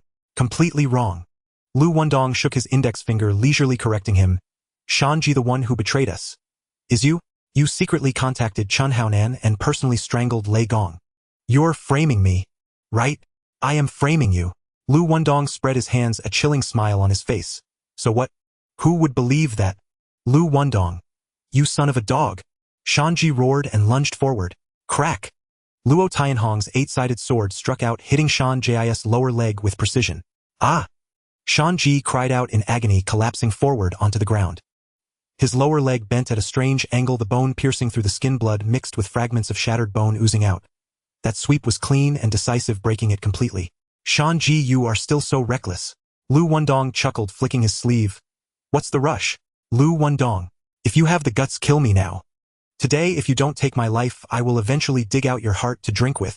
Shan Ji gritted his teeth and roared, his eyes bloodshot, veins bulging on his forehead, resembling a trapped beast pushed to the edge. Fine, I will grant you that. Out of respect for our shared past in Hung Hing, I will give you some face. Pick the biggest diesel barrel and sink it to the bottom of the darkest and coldest part of the sea. By the way, AG, fill it with 95 cement. After all, Shan Ji is the leader of the Poison Snake Hall in the Sanlian gang. We can't let it be shabby. Understood, boss. Liu Wendong. I curse your ancestors for 18 generations. Shan Ji's face was covered in blood, his eyes gleaming with rage, staring intensely at him, each word dripping with venom. Even if I become a ghost, I will crawl out to tear you apart. I heard that. Drag him away, fill the sea. Liu Wendong waved his hand, casually picking up the magazine on the table and flipping a page, his expression as indifferent as if he were ordering a cup of tea. Ji stepped forward, grabbing Shan Ji by the nape of his neck, securing his throat with one arm. With the other hand, he produced a dagger, pressing the tip against Shan Ji's chest, dragging him out while mercilessly stabbing him. Stab, stab, stab. After a dozen stabs, each one hitting bone. It wasn't until they dragged him outside the iron door that they stopped. A pool of blood spread beneath Shan Ji, soaking his clothes, winding along the ground, splattering the walls, door frames, and concrete floor with patches of crimson. Liu Wendong lounged lazily on the sofa, crossing his legs, casually flipping through the pages of the magazine. On the cover, there was a prominent image of Jiang Tiancheng's girlfriend Fang Min, her skirt slightly lifted, her smile cool. His subordinates moved quickly, picking up a bucket of water and grasping a mop, methodically cleaning up the dark red stain on the floor. In the blink of an eye, the ground was spotless, not even a trace of the bloody smell remained. The previous bloody storm seemed to have been completely erased by an eraser. Half an hour later, Ji pushed the door open and entered, his tie slightly askew. Big brother, it's all set. It's sunk deep enough and 3 ballast stones have been added. Next time, choose a different location. After all, he is the leader of the Poison Snake Hall in the Sanlian gang. We can't let him share space with the fish. Understood. The next day, Xiangjiang. Chun Haonan had just returned from Aodao, still dusty, and headed straight to Jiang Tiancheng's office. Mr. Jiang Lei Gong is dead. What? Jiang Tiancheng suddenly stood up, his expression changing drastically. What happened? Shan Ji said Lei Gong wanted to meet with me. But when we arrived, he was already cold. Ding Yao framed me and Shan Ji. Mr. Jiang, you must believe me, I truly didn't do it. After hearing this, Jiang Tiancheng furrowed his brows, tightly pressing his fingertip heavily against his forehead.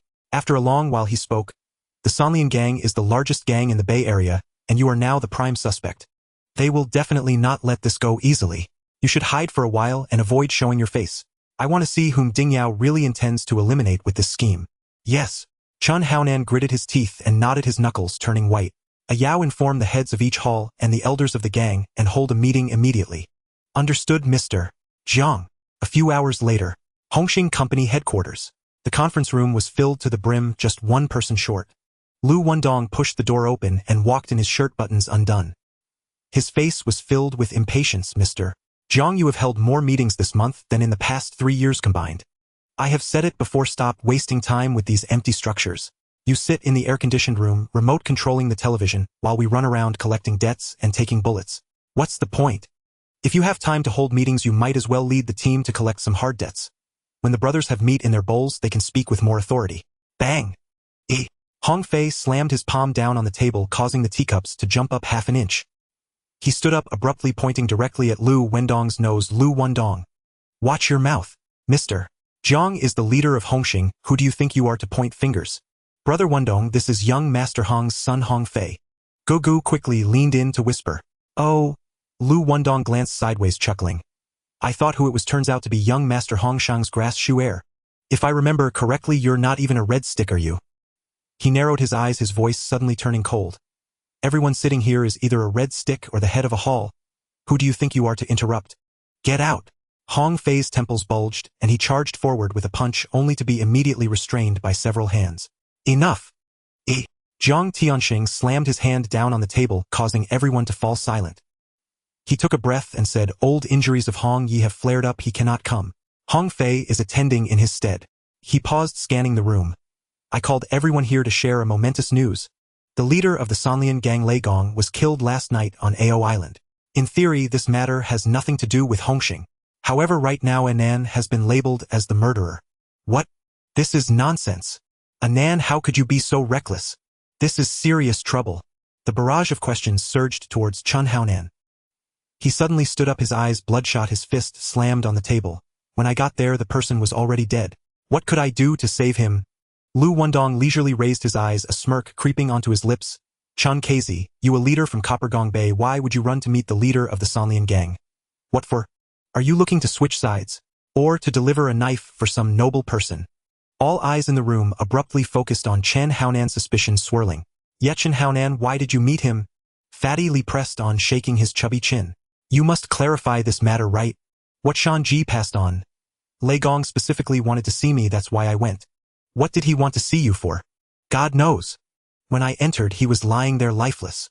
Alright, you always find a pile of excuses, so what is there to argue about? Stop it.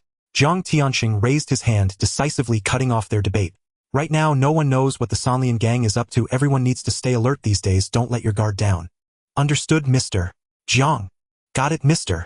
Jiang. Everyone nodded in unison, responding clearly. As the Hongxing meeting dispersed before the chairs even left the ground, people began to rise and head for the exit. However, Liu Wendong suddenly stepped forward, blocking Hong Fei firmly. Hong Fei, right? Get out of the way. Any dog in the way must be avoided by the master. Hong Fei raised his hand to push, but before his arm could fully lift Tony, and who had already clamped down on his wrist like iron pincers. So fast that even a shadow couldn't shake free. Smack! A loud slap struck his face. Hong Fei's head snapped to the side and 5 finger marks instantly appeared on his left cheek. You dare to slap me? His pupils' constricted voice trembling. Throughout his life, he had fought smash scenes and stepped on countless heads, but no one had ever dared to slap him in the face, let alone in public, with such force and sound. Liu Wendong let out a cold laugh, his fingertip nearly poking Hong Fei's nose. Let me teach you what boundaries are. Don't think that by being close to Jiang Tianxing you can treat heaven as a roof and people as grass. Remember, before the loyalty and righteousness hall, those kneeling are called brothers, and those standing deserve to be called masters. This first slap was to remind you of your place. Smack! With a reverse hand, another slap followed his right cheek, instantly swelling painfully, his gums bleeding. This time it's slapping you for overstepping your bounds. A grass shoe dares to bare its teeth at me. Today I will personally deal with you, this blind fool, on behalf of Hong Sheng. Withdraw. Hong Fei stared at Liu Wendong's retreating back, his right hand slowly reaching into his sleeve, fingertips touching the cool knife handle, a glint of cold light flashing in his eyes, murderous intent surging. Don't harbor any crooked thoughts. Chun Haonan tightly grasped his forearm, his grip heavy as iron. Once the knife is drawn, there will be no place for you in the Jianghu. Hong Fei gritted his teeth, ultimately twisting his wrist, fiercely stuffing the short knife back into his sleeve, his nails digging deep into his palm. On the other side, Ao Island International Airport. Ding Yao had just transmitted the news of Lei Gong's death back to Wan Island, and the heads of the Sanlian gang's various factions rushed over with their subordinates. She then convened an emergency meeting in her capacity as acting leader. During the meeting, Ding Yao took out a pre-prepared will, her gaze sweeping across the room. Everyone, our gang leader Lei Gong was recently ambushed by traitor Zhao Shanhe in collusion with Hongxing's Chun Haonan, dying in a foreign land. The late leader Lei left a will. If he dies or encounters danger, all affairs of the Sanlian gang will be temporarily managed by Ding Yao. All legal documents will be handled by lawyer Liang Ziho. After the triannual Sanlian gang meeting, a new leader will be elected according to the rules. Effective immediately, I will temporarily assume the position of gang leader. The crowd exchanged glances, no one spoke, and Ding Yao thus steadily took over the authority of the Sanlian gang. With power in hand, her tone suddenly turned severe. Leader Lei was killed by Zhao Shanhe and Chun Haonan working together. Therefore, at any cost, we must root out Zhao Shanhe, skin him, and dismember him to honor our leader. Miss Ding, wait. Kuji Hua, the leader of the Black Panther Hall, stepped forward frowning. Shan Ji is my cousin.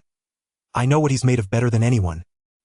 He would never betray us, nor would he dare touch a hair on Mr. Lei's head. Could there be another hidden truth in this matter? Ding Yao's gaze sharpened, her lips pursing slightly. Hidden truth? Are you implying that I am framing Shan Ji? No, no, no. Kuji Hua repeatedly waved his hands, beads of sweat forming on his forehead. Miss Ding, that's not what I meant.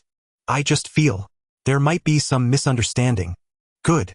Ding Yao stared at him, each word deliberate. Since you say Shan Ji is innocent, then you will personally bring him to me. As Kuji Hua was about to refuse, he met Ding Yao's cold, emotionless gaze. Swallowing hard, he had no choice but to nod. Alright Miss Ding Ai. We'll definitely handle it. It's not handle it, it's get it done. Kuji Hua, if I find out that you let him off easy just because he's your cousin, then don't blame me for turning hostile. Moreover, Chen Haonan dared to take action against Lei Gang. There's no way Jiang Tianxing didn't give the nod. Who would believe it? If they strike first, we will retaliate doubly. From tonight onwards, Hongxing will be our target. Yes. Everyone responded in unison, their voices deep and synchronized. The night was dark. The forces of the Sanlian gang quietly landed in Xiangjiang. The blade of revenge had already been drawn. The leader of Hongxing, Brother Xian, was flirting in a VIP box at a bar when a group of armed thugs kicked in the door. Bullets flying. A Brother Xian fell to the ground on the spot, blood splattering on the crystal cups. Elder Xing of the gang had just stepped out of the nightclub when a black car rushed onto the sidewalk like a ghost, knocking him violently away, his body flipping in the air before crashing against a streetlight. The negotiator of the West Ring, Brother Ji, was in a hotel suite about to lift the blanket for some fun when the door was kicked down. 3 machetes and 2 handguns aimed at him. Brother Ji reacted quickly, pushing the woman beside him towards the door to shield himself from the blades, then turned and crashed through the glass window, leaping from the 3rd floor. His head grazed the concrete ground, but he rolled into the greenery, saving his life. In one night, several leaders and elders of Hongxing lay dead in the street's blood, still warm, the wind already cold. The next day, Hongxing headquarters meeting room. Brother J's head was wrapped like a steamed bun, spitting with excitement. If I hadn't jumped down Barriest last night, I'd be down there with Elder Xing and Little Long pickling eggs and brine right now. Fatty Lee's brow was knotted. Brother G, this matter reeks of evil. Those people from one island are clearly targeting us. Hongxing. Liu Wendong shot a sideways glance at Chen Haonan, lazily responding, I don't think it's aimed at Hongxing, it's aimed at a certain person. You caused a huge mess yourself hiding under a woman's skirt to catch your breath, and now Uncle Xing and Xiao Long have to take the blame for you. Jiang Tianxiang raised his hand to cut off the conversation, preventing Liu Wendong from speaking further. Gee, does your head still hurt? Mister Jiang, my old bones can withstand a few hits without falling apart. The most frustrating thing is, having provoked no one yet being treated as a target. Before Brother Ji could finish, his gaze was like a nail piercing into Chen Haonan, with hatred clearly visible on his face. The Sanlian gang has long sharpened their knives in the shadows.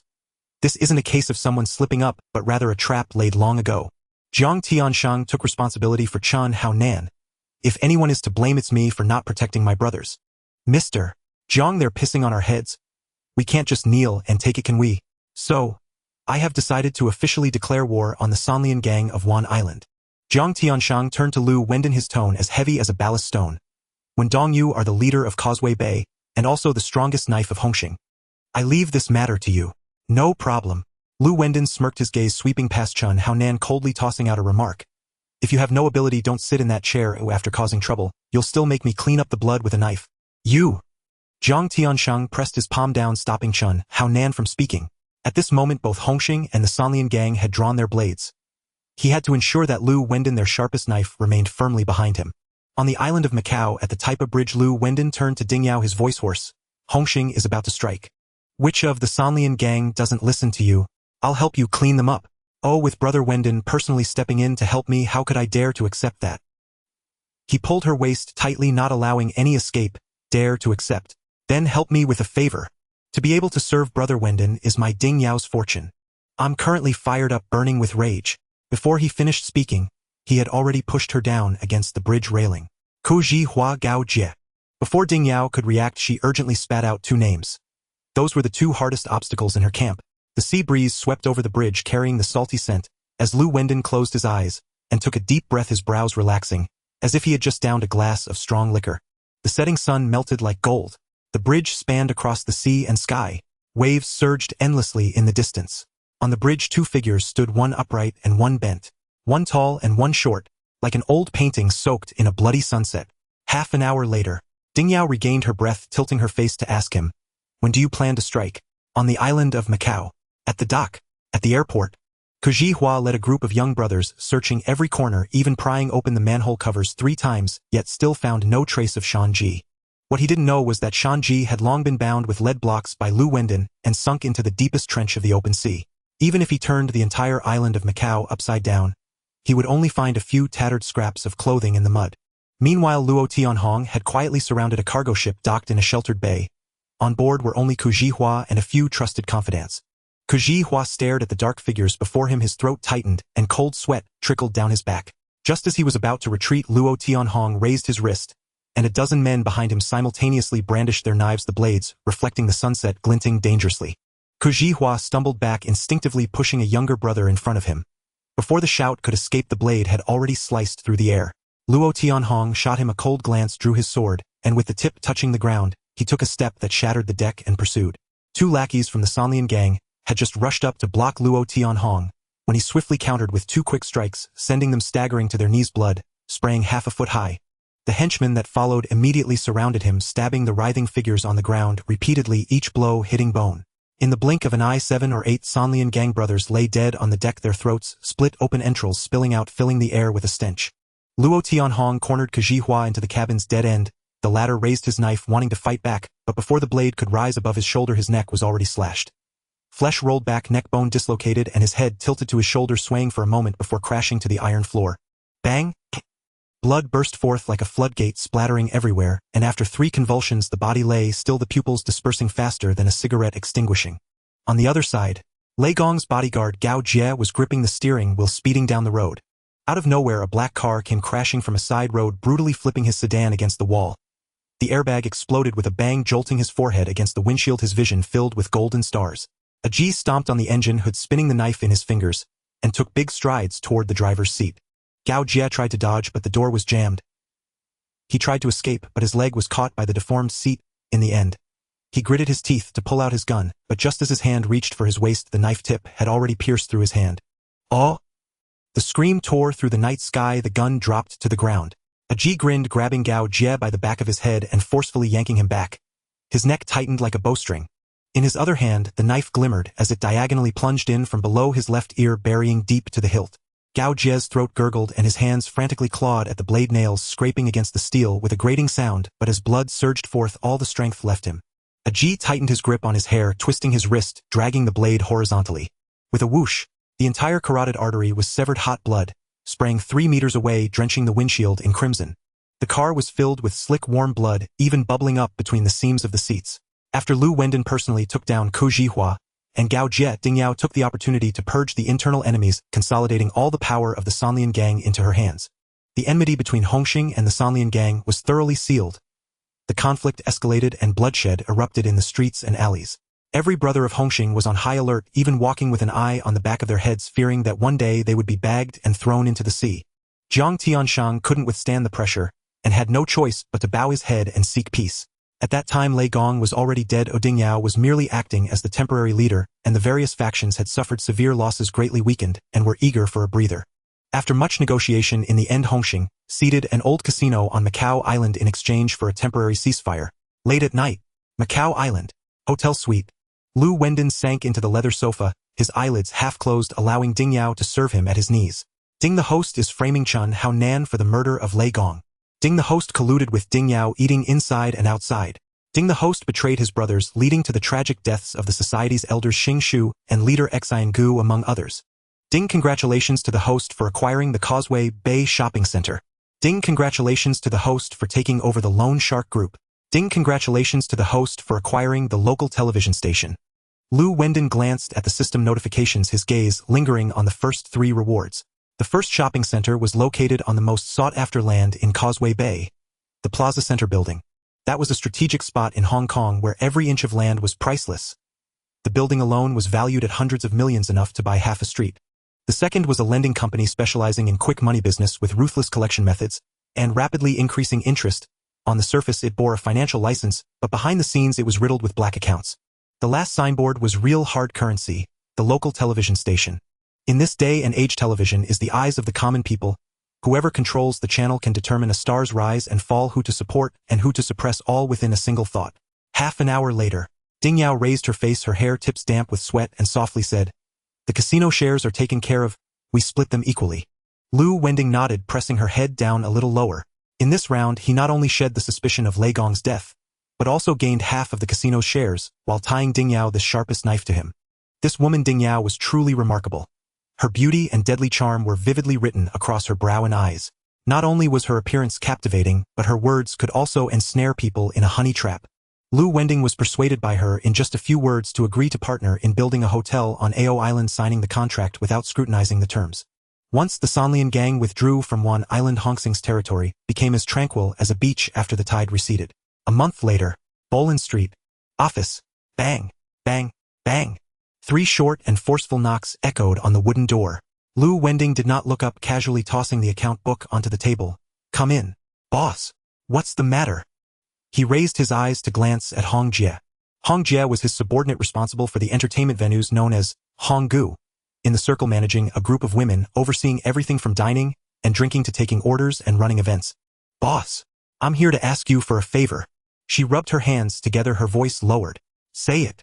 My daughter is in film, and I heard you have Dongfang Entertainment, which is starting a new project. Could you help her get a role? She has a solid foundation and the director has praised her several times. As she spoke, she pulled out a photo from her bag and handed it over. What's her name? Liu Wendong took the photo, his fingers pausing.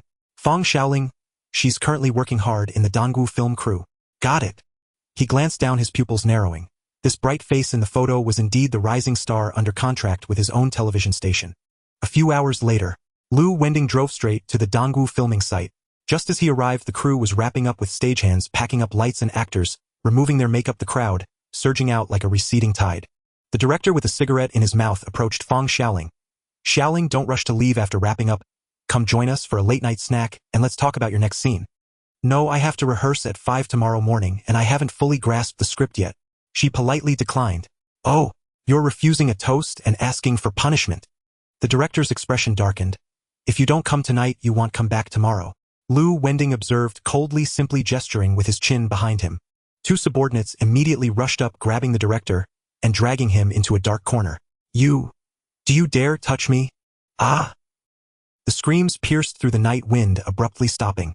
Liu Wendong stepped forward and gently placed the photo in Fang Xiaoling's palm. Fang Xiaoling. Who are you? She instinctively recoiled, her fingers gripping the hem of her skirt tightly. The boss of Dongfang Entertainment. Your mother asked me to bring you a message. I paused for a moment. Your acting has spirit, and the company needs someone like you. Are you willing to switch over? Can I really? Her eyes suddenly brimmed with warmth.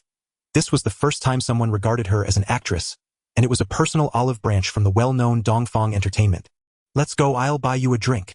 Okay. She nodded gently, her throat tight. In the old bar in Causeway Bay, the lighting was soft and warm. Liu Wendong pushed a glass of orange juice over. She picked it up and took a sip, the tension in her shoulders gradually easing. The two began to engage in a lively conversation, their laughter becoming lighter. Just then a G slipped in by the door and leaned down to whisper, Big brother. Liu Wendong frowned. If it weren't urgent, a G wouldn't barge into his drinking session. What's wrong? Ben Shu has taken over a storefront next door and opened a new bar. He's robbing customers, stealing parking spots, even trying to take over valet services. Should I go tear down his place? A G bit down on his back teeth. Liu Wendong didn't answer, his fingers slowly tracing the rim of his glass. He understood why a G was furious. After securing his position as the boss of Causeway Bay, he had handed over all the territory to a G. Previously, a G had only one venue less than what Luo Tianhong had, and certainly less than Tony or a Hu. But he never complained, working diligently without uttering a word of grievance.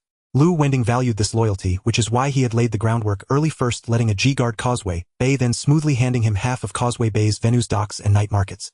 Now a JIS territory had far surpassed Tony, and the others, even leaving Luo Tianhong in the dust. But with Ben Shu stepping in, it was like slapping a G publicly. How could he not harbor murderous intent? Liu Wendong didn't blame him. Ultimately, this was still his own fault. To take Bolin Street A, he had personally handed over the bars and nightclubs in Causeway Bay to Ben Shu. After Ben Shu withdrew from Bolin Street, Liu Wendong immediately reorganized the entire street, thoroughly clearing out the noise and solidifying it into a cohesive unit. Now that he had firmly established himself as the boss of Causeway Bay, he had instead encircled Ben Shu's old establishment into his territory, making it a glaring thorn in his side. This was akin to lifting a stone to smash one's own foot, and it was no injustice. Miss Fong, I apologize, but I have an urgent matter to attend to. Liu Wendong stood up, his tone, even a G. Send Miss Fong home. Also adjust personnel to deliver a generous gift to Ben Shu's bar. Understood, boss. A few minutes later, Liu Wendong led a crowd of 300 to 400 people swarming into Ben Shu's bar next door. Ben Shu was pouring drinks for guests when he noticed the crowd coming in and greeted with a smile. Wendong, you're here. Sit. Liu Wendong didn't even lift his eyelids, brushing aside Ben Shu's outstretched hand. Ben Shu opening a shop right next to mine, robbing customers so blatantly. Wendong, it's business. Oh, harmony brings wealth. We can all profit together. Causeway Bay is so big with just our 2 shops, how much can we share? Liu Wendong's expression was as cold as water. Ben Shu, I won't stop you from making money, but you've crossed the line. Ben Shu's smile froze and he replied, what do you want? Close your doors. I can't close them. Then I'll send people to support you every day. Hundreds of brothers taking turns squatting at your door. Wendong, are you really going to tear the face? Tear face. Liu Wendong jabbed a finger at Ben Shu's chest. You're the one who barged into my territory and planted your flag first. Ben Shu slowly exhaled a puff of cigar smoke, his gaze suddenly freezing. I'm going to plant my flag in Causeway Bay, what can you do about it?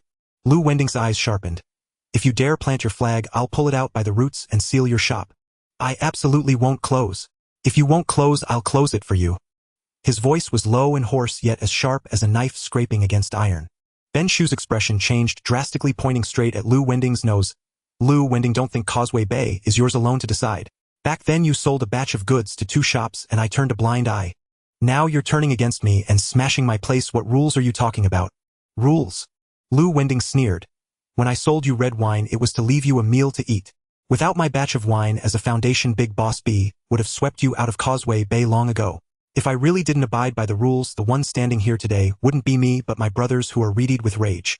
You still bring up rules. You opened your shop right under my nose and you dare to talk about rules. Ben Shu gritted his teeth, staring at him word by word. So you're dead set against me opening. If you can open today, I, Liu Wendong, will write my name backward. Good. You've got guts. Ben Shu slammed his cigar to the ground, sparks flying. Let's go. He ultimately backed down, not because he feared Liu Wendong. Yet tonight the opposing side was numerous and overwhelming, leaving him gasping for breath. If it were he who brought enough men, he would never allow a single step forward. A Bao clenched his fists, his temples bulging with veins. Ben Shu snorted coldly. He is heartless, do not blame me for being unkind. A Bao, Kowloon, you too. Handle him. Yes, boss. The 2 responded in unison. The next day, Liu Wendong drove Fang Xiaoling to the Dongfang Entertainment Company, waiting at the intersection for the red light. Suddenly 2 motorcycles roared in, the riders' fully armed helmets obscuring their faces, stopping beside the driver's seat. The 2 swiftly drew their guns, aiming directly at the interior of the car. Liu Wendong glanced up and recognized them. Their eyes locked and the atmosphere instantly tightened. Eh! Fang Xiaoling screamed, curling into a ball and clutching Liu Wendong's thigh tightly. Liu Wendong, however, leisurely picked up a cigar, a spark igniting as he took a deep drag. Kowloon and A Bao's eyes were as cold and hard as iron, their fingers squeezing the triggers without hesitation. Bang! Bang! Bang! Bang! Bang! Bang! Bang! Bang! Bang! Bang! Bang! Bang! The 2's pupils constricted as dozens of bullets struck the car windows, leaving not even a scratch on the glass, pristine as before. Retreat! Kowloon growled, slapping A Bao's shoulder. A Bao released the brakes and twisted the throttle, the motorcycle darting out of the intersection like an arrow. Liu Wendong did not get out of the car nor pursue. He simply pulled out his phone and pressed a shortcut key. Hello, big brother. A JIS voice came through the receiver. A G, get Kowloon and A Bao for me. His voice was calm, yet it struck like a hammer on ice.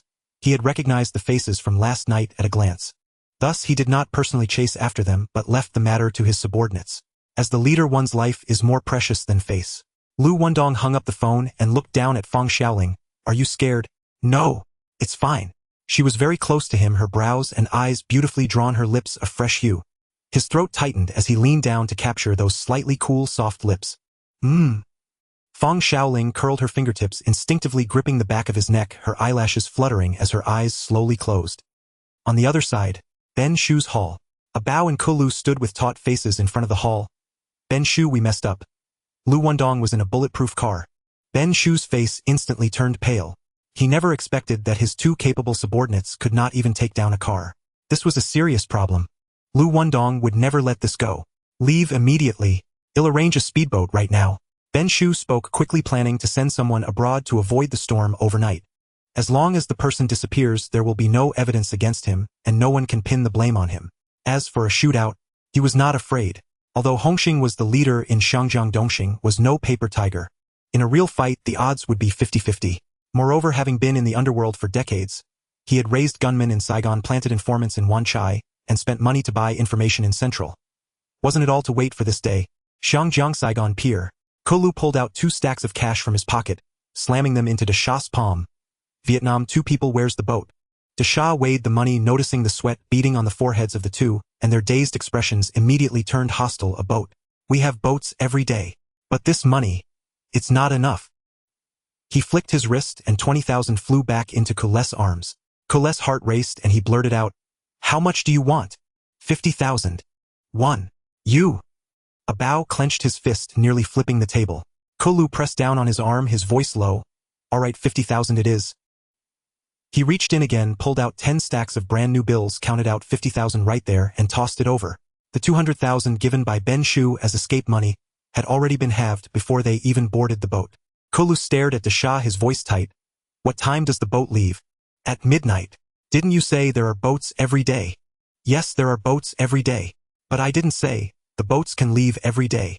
Brother, if you want to die, I want to accompany you to the grave. Set sail before dark. The maritime police can catch you in 10 minutes, believe it or not." A Bao was about to retort, but Kowloon raised his hand to stop him. "Fine, midnight it is. Let's find a place to rest first.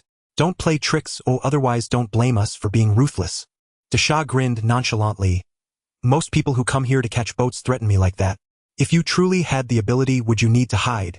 A safe resting place is 10,000, do you want it?" Kowloon hesitated briefly, but still pulled out 20,000 and pushed it onto the table. "Mingzi, take them to See Conk House." "Follow me." Mingzi turned and walked away. Kowloon and a Bao exchanged glances and followed. Once the two figures disappeared around the corner, Desha picked up the Big Brother phone from the table and dialed a number. "Hello." Liu Wendong's voice came through the receiver. Desha instantly put on a fawning smile, cradling the phone in both hands, bending slightly at the waist. "Brother Wendong, the person is in my hands, very secure. Rest assured, I'll send someone to keep a close watch. Not a single hair will be lost."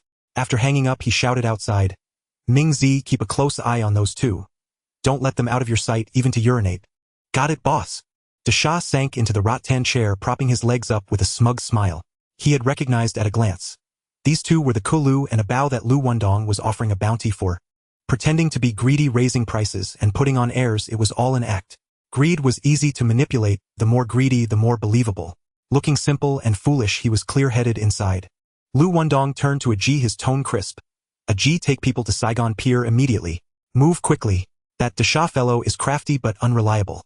If you arrive late, the person will evaporate." Liu Wendong was indeed right. Desha sending his underlings to tail Kowloon and a Bao caused the situation to become utterly chaotic. Both Kowloon and a Bao were seasoned veterans, their vigilance as high as a taut bowstring. Mingzi, who was loitering outside, had just peeked his head into the corridor when the two simultaneously sensed something was off. "A Bao, something's not right." "What's not right?" "Someone's watching us." A Bao shot up his right hand, instinctively reaching for the back of his waist, where a heavy handgun was tucked. Kowloon took a step forward, grabbing his wrist. "Don't alarm the snake. Let's use the window." The two didn't even touch their luggage on the table, turning and darting into the bathroom. Mingzi saw the luggage still piled on the table and thought they were in a hurry, not suspecting anything at all. Moments later, a G stormed in with a group. "Where are the people?" "Inside the room." Desha rushed ahead to lead the way, nodding and bowing as he guided a G inside. The door was kicked open and the room was empty. "Where are the people?" A J's voice suddenly dropped, exuding a chilling aura. Desha was pressed by that murderous intent, his knees going weak, as he nearly knelt, hurriedly turning to shout at his subordinates. "Where are they? Where are they? I saw them go into the bathroom. How long have they been inside?" A G grabbed Mingzi by the collar, his knuckles turning white. 5 minutes. A G released his grip, casting a cold glance at Desha. 5 minutes. Can't escape from Saigon. Your men cast a net immediately. Rest assured. Desha pounded his chest to assure. As long as those two are still in Saigon, I will dig 3 feet into the ground to find them. A G did not respond, only shot him a sidelong glance. Liu Wendong was not wrong. This man was all talk and no action. Desha, deeply rooted in Saigon, pinpointed the two's whereabouts in less than half an hour. Aji jumped into the car, the engine roaring as he charged forward with his men. Upon seeing the approaching vehicle in the distance, Kale immediately lowered his voice and urged Abayo, split up. The main stronghold of the Great Yu Kingdom. Good. The two of them swiftly changed direction, each heading down a different alley. Aji scanned the surroundings sharply, turned the wheel, floored the accelerator, and pursued the closer Abayo. Hearing the engine roar ever closer, Abayo instinctively drew his gun and turned to fire in a flurry. Bang, bang, bang, bang. The bullets struck the car body, sparking and creating several dents. Instead of dodging, Aji hunkered down, pressed the accelerator to the floor, and charged forward like an iron beast. Abayo never expected his opponent to dare to crash into him. He sidestepped but was just a moment too slow, slamming hard into a low wall. Only knee-high the car's front collided with his abdomen, leaving his legs stuck in the gap beneath the chassis. Though his bones were not broken, his lower body was unbalanced, causing him to collapse to the ground like a marionette with its strings cut. Aji leaped out of the car, and as Abeo struggled to raise his gun, Aji kicked his wrist, sending the weapon flying far away. Run. Why aren't you running now? Aji's shoe pressed heavily onto the back of Abeo's hand. Half an hour later, in a dimly lit bar in Mongkok, Liu Wendong swirled his drink, looking at the dragon Abeo slowly filling a glass. Abeo, in such a hurry to leave, are you going home to visit family? Do I need to report to you even for a family visit? Abeo gritted his teeth tightly. Suit yourself. Liu Wendong nodded. Whether it's a family visit or a getaway. Just tell me where Kaylay is and I'll let you go. His legs are on him. How am I supposed to find him? Not going to say. He chuckled. Fine enough. They'll kill one of you two, that's the deal. It doesn't matter who you kill. He turned to Aji and said, aren't you going to visit family? Throw him into the sea. Let him swim back. Understood. Aji waved his hand and two subordinates stepped forward to drag Abeo out. The dragging marks were glaring, leaving two winding trails of blood on the ground. I'll speak. Abeo finally couldn't hold back his voice hoarse. I can call him. The phone. Liu Wendong replied succinctly. Aji took 2 steps forward, rummaged through Abeo's pocket, and pulled out a black screen phone. Abeo took it, his fingers trembling, as he opened the contacts and dialed Kaylay's number. Hello, Abeo. Are you okay? The familiar voice came through the phone. Abeo glanced around, nervously gulped, and finally closed his eyes to speak. I'm safe right now. Kaylay, where are you? I'll come find you right away. Upon hearing this, Kaylay's hairs stood on end. You're safe. Then there's no need to come. All the money is in your pocket. If I don't come find you, how can I get out? Only then did Kaylay suddenly remember the cash Uncle Ben had given him still tucked in his pants pocket, and he instantly believed about 70 to 80% I'm at the tea house across from Chongping Street intersection. Alright, I'll rush over immediately. Abeo hung up the phone and turned to Liu Wendong. The person is at Chongping Street. Aji, go bring Kaylay back. Understood. Now, can you let me go? Abeo pressed urgently. Liu Wendong shot him a sidelong glance, a cold smile curling at the corner of his mouth. With both your legs broken, even if I untie you, can you crawl out of this door? Hang him up. Beat him to death. Not a single bone should be left intact. Smash every last one. Liu Wendong, you can't go back on your word. Abeo shouted hoarsely, twisting in midair. Desperately, you promised not to kill me. I only said I'd let you off this time. When did I promise to spare your life? Don't worry, I'll keep my word. I truly will let you off this time. Hit him. Beat him to a pulp. The subordinates quickly bound Abeo's hands, tightly pulling the rope to suspend him in midair. 2 hard wooden bats took turns striking down, the dull thuds echoing louder and louder. Ah! Agara! The wails cut through the bar walls like knives, making the glass vibrate with a buzzing sound. Meanwhile, Kaylay had just hung up the phone and his right eyelid began to twitch. Feeling a chill in his heart, he stared at his phone for a long moment, finally reaching into his pocket to pull out the stack of cash, slamming it down on the table. He then turned and slipped into the dark corner across the street, shrinking into the shadows and remaining still. After a long while, Aji burst into the tea house with his men.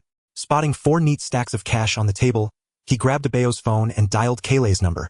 Simultaneously, he scanned the surroundings, his eyes sharp, glancing back and forth at the street corners. Unfortunately, he was a step too late. Kaylay had already spotted several figures in black entering the intersection.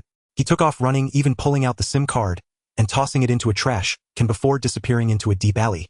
At that moment, he truly let out a breath. Thankfully, he hadn't wasted that little time to look again. If he had been 3 seconds later, he would have been pinned to the ground. Half an hour later, Aji returned to the bar. Big brother, the person has long disappeared. Liu Wendong waved his hand, seemingly unbothered, his gaze landing on the bloody, mangled body on the ground. Aji, drag it away for the old man. Understood. A moment later, outside the Dongxing bar, a white delivery then screeched to a halt, the tires screeching against the ground. Before the parking attendant could react, Aji had already flung open the door and kicked. Abeo's stiff body tumbled down the steps, hitting the concrete ground heavily. Uncle Ben. Uncle Ben. Big trouble? The parking attendant rushed into the bar, rolling and crawling, his voice breaking. What's the hurry? Uncle Ben frowned and looked up. Abeo. Abeo. The attendant pointed at the door, his lips trembling, unable to form coherent words. Uncle Ben's face darkened as he followed the direction of the finger. Several subordinates were carrying in a shapeless corpse. Flesh-torn limbs, twisted cheekbones caved in, eye sockets sunken like a skull, the entire face swollen and deformed to the point that even a mother would hesitate for half a second to look. Clearly having undergone brutal torture. Uncle Ben stared at the heap of flesh, his knuckles turning white. No need to guess. It could only have been Liu Wendong who did this. Uncle Ben. Suddenly a voice came from behind. Uncle Ben jumped in surprise, turning around to see Kaylay finally letting out a slow breath. Didn't I tell you two to run away quickly? Why are you back? Liu Wendong's men are searching for us all over the city. Kale panted, his voice weak. Abeo and I were sold out. We had nowhere to hide, so we could only come back to ask you for help.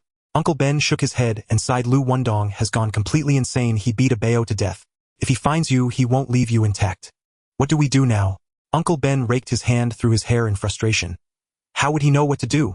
The original plan was for Kale and Abeo to eliminate Liu Wendong once and for all. Who would have thought that the two not only failed but also exposed themselves, directly bringing the fire onto their own heads? Ding ding ding. The phone suddenly exploded with ringing. Hello? Uncle Ben pressed the answer key. Uncle Ben, we need to talk. Liu Wendong's voice came from the receiver, steady, as if discussing the weather. Uncle Ben furrowed his brows. Talk about what? You sent someone to assassinate me. How will we settle this bill? Liu Wendong, I don't understand what you're talking about. Uncle Ben didn't even lift his eyelids, his tone as hard as a piece of beef tendon frozen for 10 years. Liu Wendong grinned widely, saying, Since you refuse to acknowledge, I have no choice but to send someone to break your old bones one by one. I want to see. How many knives can your skin withstand before you relent? Uncle Ben's face suddenly turned pale. What exactly do you want to do? It's simple. I want to make a bet with you. A bet? A bet on what? Underground boxing. The wager is your territory in Copper Bay. Isn't Cola quite powerful? I'll send someone to fight him. If I win, you leave Copper Bay, not leaving behind a single venue. And if you lose, this matter will be forgotten as if it never happened. Uncle Ben snorted coldly. Liu Wendong, your calculations are practically falling on my face. You think you can swallow my 6 venues in Copper Bay with just one boxing match? So how do you want to bet? 1 match for 1 venue. Sauna, nightclub, bar, all counted. You can't use the same person. The winner and loser must have fresh faces. Do you dare to accept? Sure, if you want to play, I will accompany you to the end. Liu Wendong's fierce subordinates were not afraid of Uncle Ben's bluster. Then let's set it for 7 days later. See you at the underground boxing arena. No problem. A few days later, on Poland Street, an old boxing gym. Luo Tianhong rushed in with quick steps. Brother, I just heard. Bai Tuan has brought back some tough characters from overseas. Oh! Liu Wendong's brow twitched. No wonder the fight was postponed until next week. It turned out he went abroad to gather reinforcements. Should we invite some tough guys as well? Liu Wendong pondered for a moment and asked, How many venues does Bai Tuan have in Copper Bay? 1 sauna, 2 nightclubs, 3 bars. He quickly considered there are only 5 of his subordinates who can handle things, Luo Tianhong, Aji Toniahu, and Gao Jin. As the leader, he couldn't personally step into the ring. He still needed 1 more. Winning all 6 matches was essential to completely uproot Uncle Ben from Copper Bay. He turned to Luo Tianhong. We need to find another top-notch fighter. Understood. Luo Tianhong nodded. In the following days, he scoured Hong Kong to recruit fighters. But Uncle Ben was 1 step ahead, signing all the well-known fighters in the area under his own banner, just waiting to see Liu Wendong flounder. A few days later, Luo Tianhong finally found a gem backstage at the Peking Opera Troupe. Boss, I found someone. Do you want to see for yourself? What kind of fighter? A national martial arts champion. Is he just for show? Liu Wendong frowned. Real skills, someone who has put in hard work. Take me to see. They entered the backstage just in time for a performance of 3 Crossroads. Liu Wendong locked his gaze on a young man on stage, who moved like a leopard, striking like lightning, nodding directly. This is the one. Luo Tianhong stepped forward straightforwardly. Brother, are you willing to fight underground? Sorry, I don't fight. Liu Wendong walked over, his voice low. What is your surname? Gao Gang. Work for me as a bodyguard with a monthly salary of 50,000 plus bonuses. No thank you. Liu Wendong didn't persuade him further. He simply turned and focused on the most eye-catching girl in the backstage. You come with me. What for? She instinctively took a half step back. To have a drink. He pulled out a stack of cash from his pocket, swiftly slid a few bills into her palm, then nodded at Gao Gang. If you change your mind, come find me anytime. The girl looked down at the 3,000 to 4,000 Hong Kong dollars in her hand, biting her lip, her throat moving, but ultimately she still clutched the money. In the private room, the light was dim. Liu Wendong took off his suit jacket and draped it over the chair, casually picking up a bottle of Remy Martin. What should I call you? Mr. Liu, just call me Xiao Su. Xiao Su, how's your alcohol tolerance? Just a little. Then well, take it easy. He poured half a glass and handed it over. Xiao Su tilted her head back for a sip, suddenly choking, coughing so hard her shoulders shook, the liquor sliding down the corner of her mouth. Cough, cough, cough. Liu Wendong reached out to pat her back, applying just the right amount of force. Are you all right? I'm fine. Sorry, Mr. Liu. It's all right, this drink is too strong. If you can't handle it, just have juice. Thank you, Mr. Liu. Xiao Su quickly nodded, her voice carrying a hint of sincere warmth. Liu Wendong took the opportunity to wrap his arm around her slender shoulder, his fingertips lightly brushing against her warm neck. I heard that those who sing Peking opera have particularly steady breath control. Mr. Liu, please don't do that. I have a boyfriend. What a coincidence, I also have a girlfriend. Before his words fell, he had already pinned her against the wall, lifting her chin with one hand, his fingertip tracing along her slightly trembling jawline. Just one drink and no one will ever know. He leaned down and kissed her glistening lips, his breath hot. To verify the saying about steady breath control, he pressed her to lower her body. Half an hour later, he concluded with satisfaction, people who sing Peking opera indeed have extraordinary lung capacity and endurance. Meanwhile, on the other side, Tian Li from the Peking opera troupe accidentally overheard Liu Wendong's conversation with Gao Gang. She immediately made an excuse to take Gao Gang out for hot pot. As the steaming pot was just placed on the table, Tian Li picked up a piece of tripe, tilting her head, asking, Gao Gang, why don't you go fight underground? If I fight underground, I can never go back to the martial arts team. I want to win more championships and become the second Li Lianjie. No matter how many medals you win, can they be eaten? People casually say it and just hand Xiao Su a few $1,000. You don't fight, but you can still be a bodyguard for him. As long as I can earn money, isn't that enough? Gao Gang smiled lightly, not replying, only lowering his head to dip meat into the pot, the red oil boiling reflecting his calm face. After a while, the two of them were full. Tian Li took out a buy one, get one free coupon to settle the bill, but the waiter stopped her. Miss, this coupon needs to be reported before ordering or it's invalid now. Ha! What do you mean by that? If you don't have money, then don't come to eat. Who says I want pay? I'm going to complain about you. Her voice rose, drawing the attention of diners around. Gao Gang's face flushed quickly, standing up, emptying all the cash from his pocket. Is this enough? The waiter glanced over and nodded. All right. Tian Li reached out to snatch it back, but Gao Gang grabbed her wrist, half pushing, half pulling her out of the restaurant. As the night breeze blew, Tian Li stood firm, staring directly at Gao Gang. Gao Gang, when you're poor, your words carry no weight. Even a waiter can give you a hard time. If we had money in our pockets, would we have to gnaw on the bottom of the pot over an expired coupon? If I were a man, I would have already gritted my teeth and stepped into the ring, forging my own path with my fists. Gao Gang's throat moved, but he remained silent. Tian Li immediately stepped forward. How about we go take a look first? Even if you don't fight, being a bodyguard is fine. All right, he finally agreed. The two quickly arrived at Liu Wendong's gym. Just then Xiao Su came out of the office, her complexion pale, her voice strained. You guys are here. Tian Li was taken aback, staring at her hoarse voice, as if sandpaper had rubbed it. Xiao Su, how did your voice become like this? It's nothing. She waved her hand, her voice dry. Mr. Liu is waiting for you, hurry in. Okay. The two pushed the door and entered. Mr. Liu. Mr. Liu. Liu Wendong sat with his legs crossed on the chair, looking up with a smile. Have you made up your mind? I just want to take a look first. Gao Gang's eyes were downcast, his tone still somewhat hesitant. I need a skilled fighter to take part in an underground fight for me. Agree to it and he'll pay you 200,000 Hong Kong dollars. Win or lose, it's all the same. He opened the drawer and tossed 2 bundles of cash into Gao Gang's arms. If you don't want to do it, that's fine. This 20,000 will be for my friend's tea. 200,000. Gao Gang and Tian Li both froze, their eyes wide with disbelief. The largest denomination of Hong Kong dollars is 1,000, with 10 notes in a bundle, making a full 10,000. He casually tossed out 20,000 without batting an eye. Meanwhile, the two had just shared a hot pot meal and were on the brink of tearing their pockets. Gao Gang stared at the money in his arms, silent for a few seconds, then gently placed the 2 bundles back on the table. I can't accept it without working. Liu Wendong did not insist, saying lightly, it's fine if you don't want to fight. I need a bodyguard with a monthly salary of 20,000. Gao Gang agreed to him. Tian Li urged anxiously. Gao Gang stared at the corner of the table for a long time before finally uttering a single word. Okay. Next. Liu Wendong picked up the 2 bundles of money from the table and tossed them to him. Take this and buy yourself some decent clothes. Thanks. Gao Gang took the money, pulled Tian Li, and rushed straight to the mall, sweeping up bags and packages. They then ducked into an exquisitely decorated restaurant and sat down to enjoy a proper meal.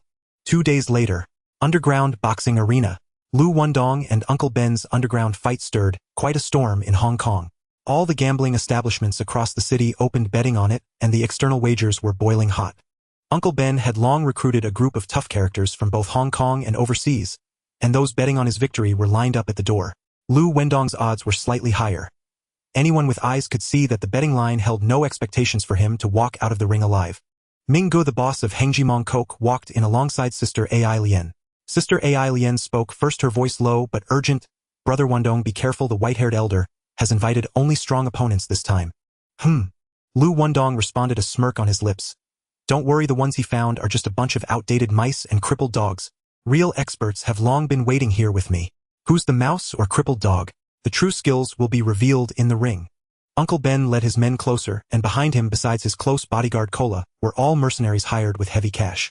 The most eye-catching among them was the #1 warrior from Sakura country, K1 champion, the Demon King of Tian. This trump card of Uncle Ben cost 5 million Hong Kong dollars to acquire.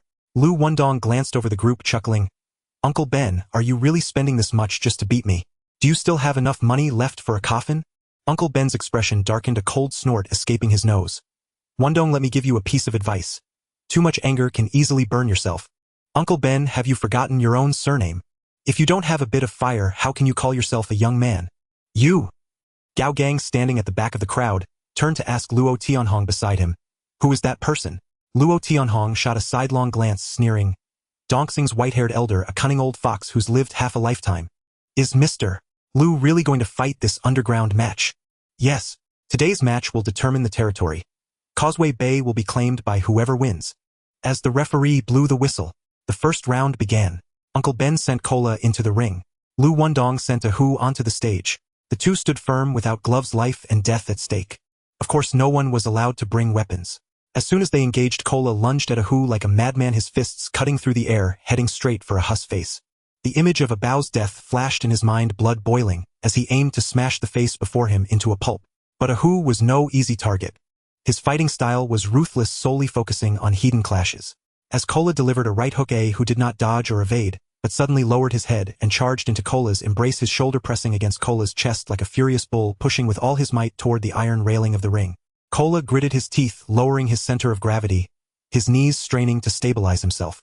But a Hu's strength was astonishing, letting out a roaring shout that lifted him off the ground entirely. With his feet dangling in midair, unable to exert force, Kola panicked and countered with an elbow strike aimed fiercely at a Hu's back. Bam! A Hu stood firm, taking the hit, and with the momentum he forcefully slammed Kola against the railing. In that instant, when his spine collided with the steel frame, a dull crack echoed and Kola collapsed on the spot, writhing in pain. Uncle Ben's eyelids twitched violently, his face turning ashen. His best fighter Kola was knocked to the ground in less than 2 minutes. Ah! Eh! Kola roared as he pushed himself up, bowing like a leopard charging at a Hu's waist. That spot was the core of human power. A successful hit could incapacitate someone. A Hu laughed coldly, not even lifting his eyelids. You didn't fall just now, which means you have some resilience. Now you still want to turn the tide. As soon as he finished speaking, he twisted his waist and leaped into the air, delivering a spinning kick that landed solidly on Kola's lower abdomen. That was the most vulnerable area of the human body. Kola's eyes rolled back and he fell backward like a marionette with its strings cut, his consciousness instantly fading, leaving only the whites of his eyes completely motionless. But this was underground fighting, not a boxing match. There were no referees to call a halt, no countdown timer. Only one iron rule: no mercy, no surrender. A Hu did not rush to deliver a finishing blow. He bent down, grabbed Kola by the collar, and dragged him across the scattered paper and ash, pulling him all the way to Uncle Ben's feet.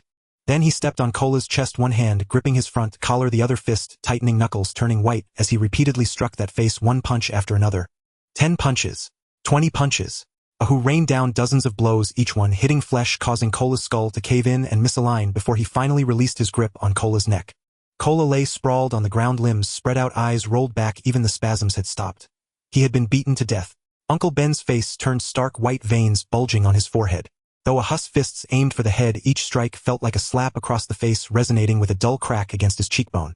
The first round ended, the outcome clear. The two sides immediately switched fighters for the second round. Uncle Ben's eyes were as cold as ice as he glanced behind him. That one from Thailand, take him out. Understood. The Thai boxing expert stepped onto the ring. His opponent was a G. This man had swept through 28 matches in the underground black market of Bangkok, never tasting defeat. Uncle Ben had splashed $1 million to get him to support the event. But within less than half a minute of engagement, he was already being pushed back by a G, his nose crooked, mouth torn, stumbling and retreating endlessly. A G gave him no breathing room, delivering a straight punch that struck his throat, causing the man to drop to his knees, choking, clutching his neck tightly. A G swiftly locked his neck from behind, exerting force through his waist, and with a crisp crack he brutally snapped his cervical spine. Several bodyguards behind Uncle Ben gasped in unison, their hands instinctively moving to their waists. This money was likely to cost lives. The next fighters Luo Tianhong Tony and Gao Jin each were quicker than the last, finishing their opponents in a single move. Uncle Ben's expression grew increasingly grim, his knuckles whitening.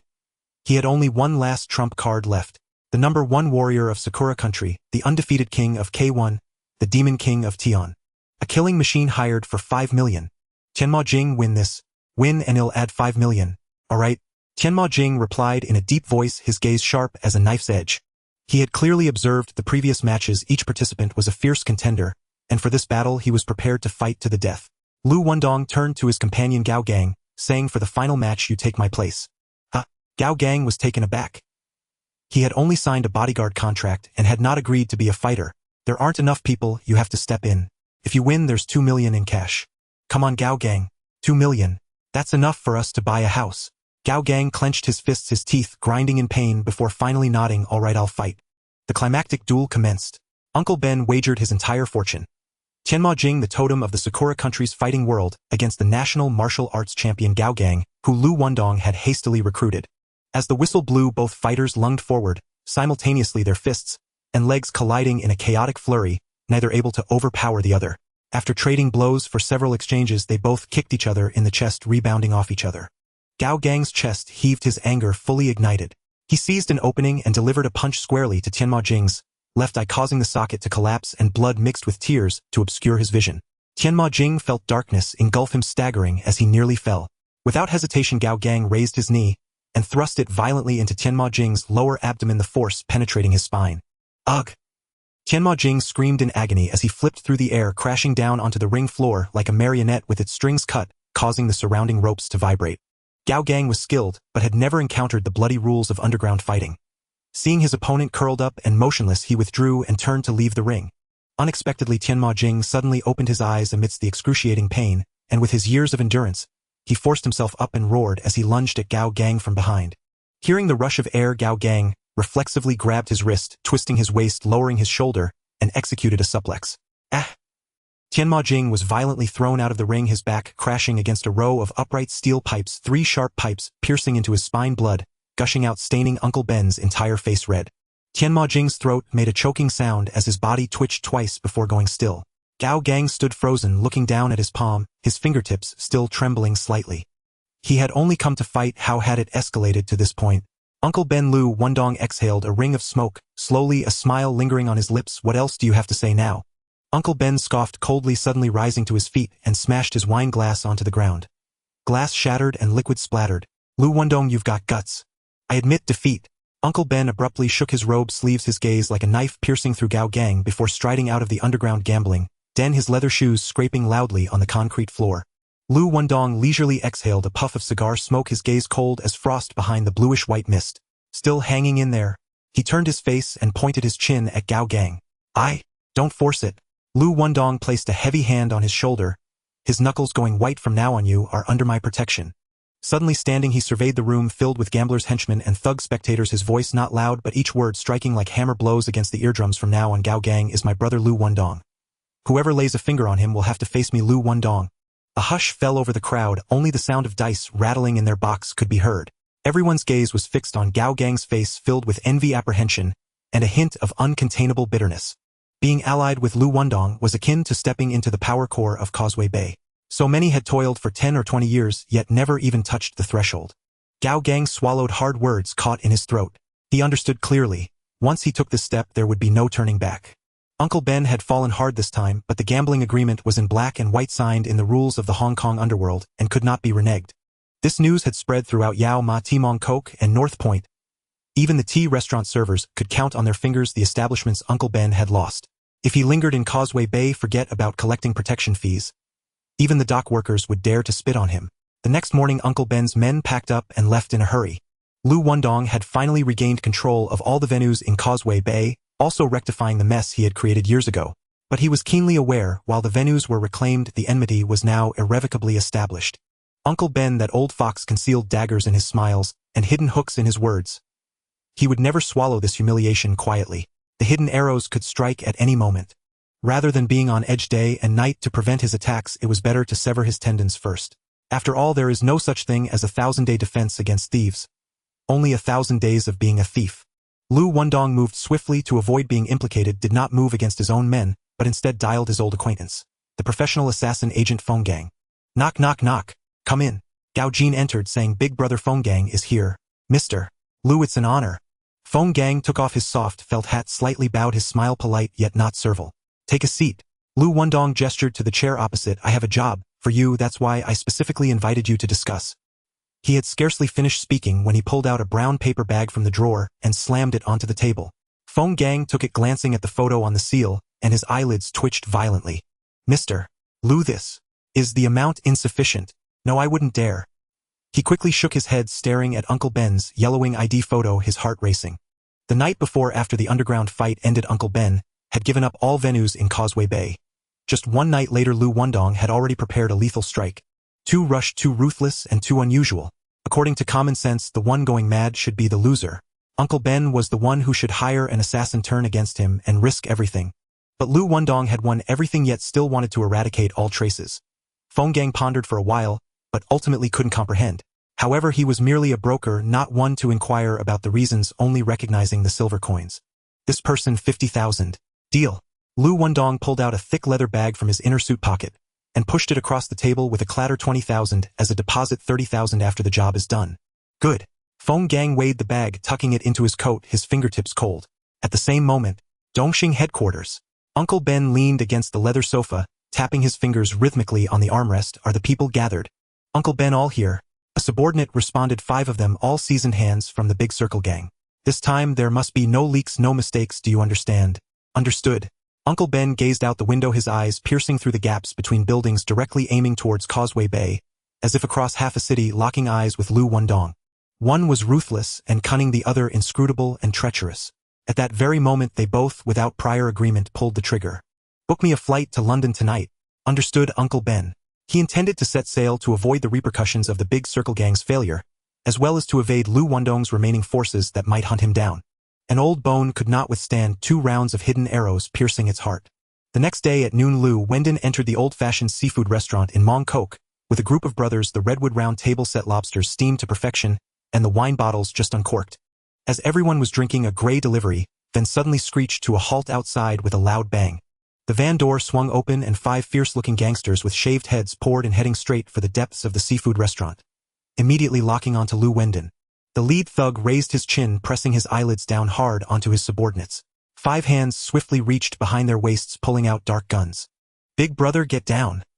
Aji had just come out of the restroom when he caught sight of the movement, and a shout erupted from his throat. Liu Wendong reacted like lightning, kicking the table leg with a forceful strike, flipping the entire round table over the wooden board carrying the food and drinks, crashing forward. Bang bang bang bang bang. Bang bang bang bang bang. The bullets all struck the sturdy tabletop, splintering, wood flying everywhere, flames erupting chaotically. Aji had already used the momentum to leap into the air, shoulder-checking one person in the back, causing him to stumble and fall to his knees. He quickly grabbed a half-empty beer bottle from the bar, swinging his arm down hard. Crack!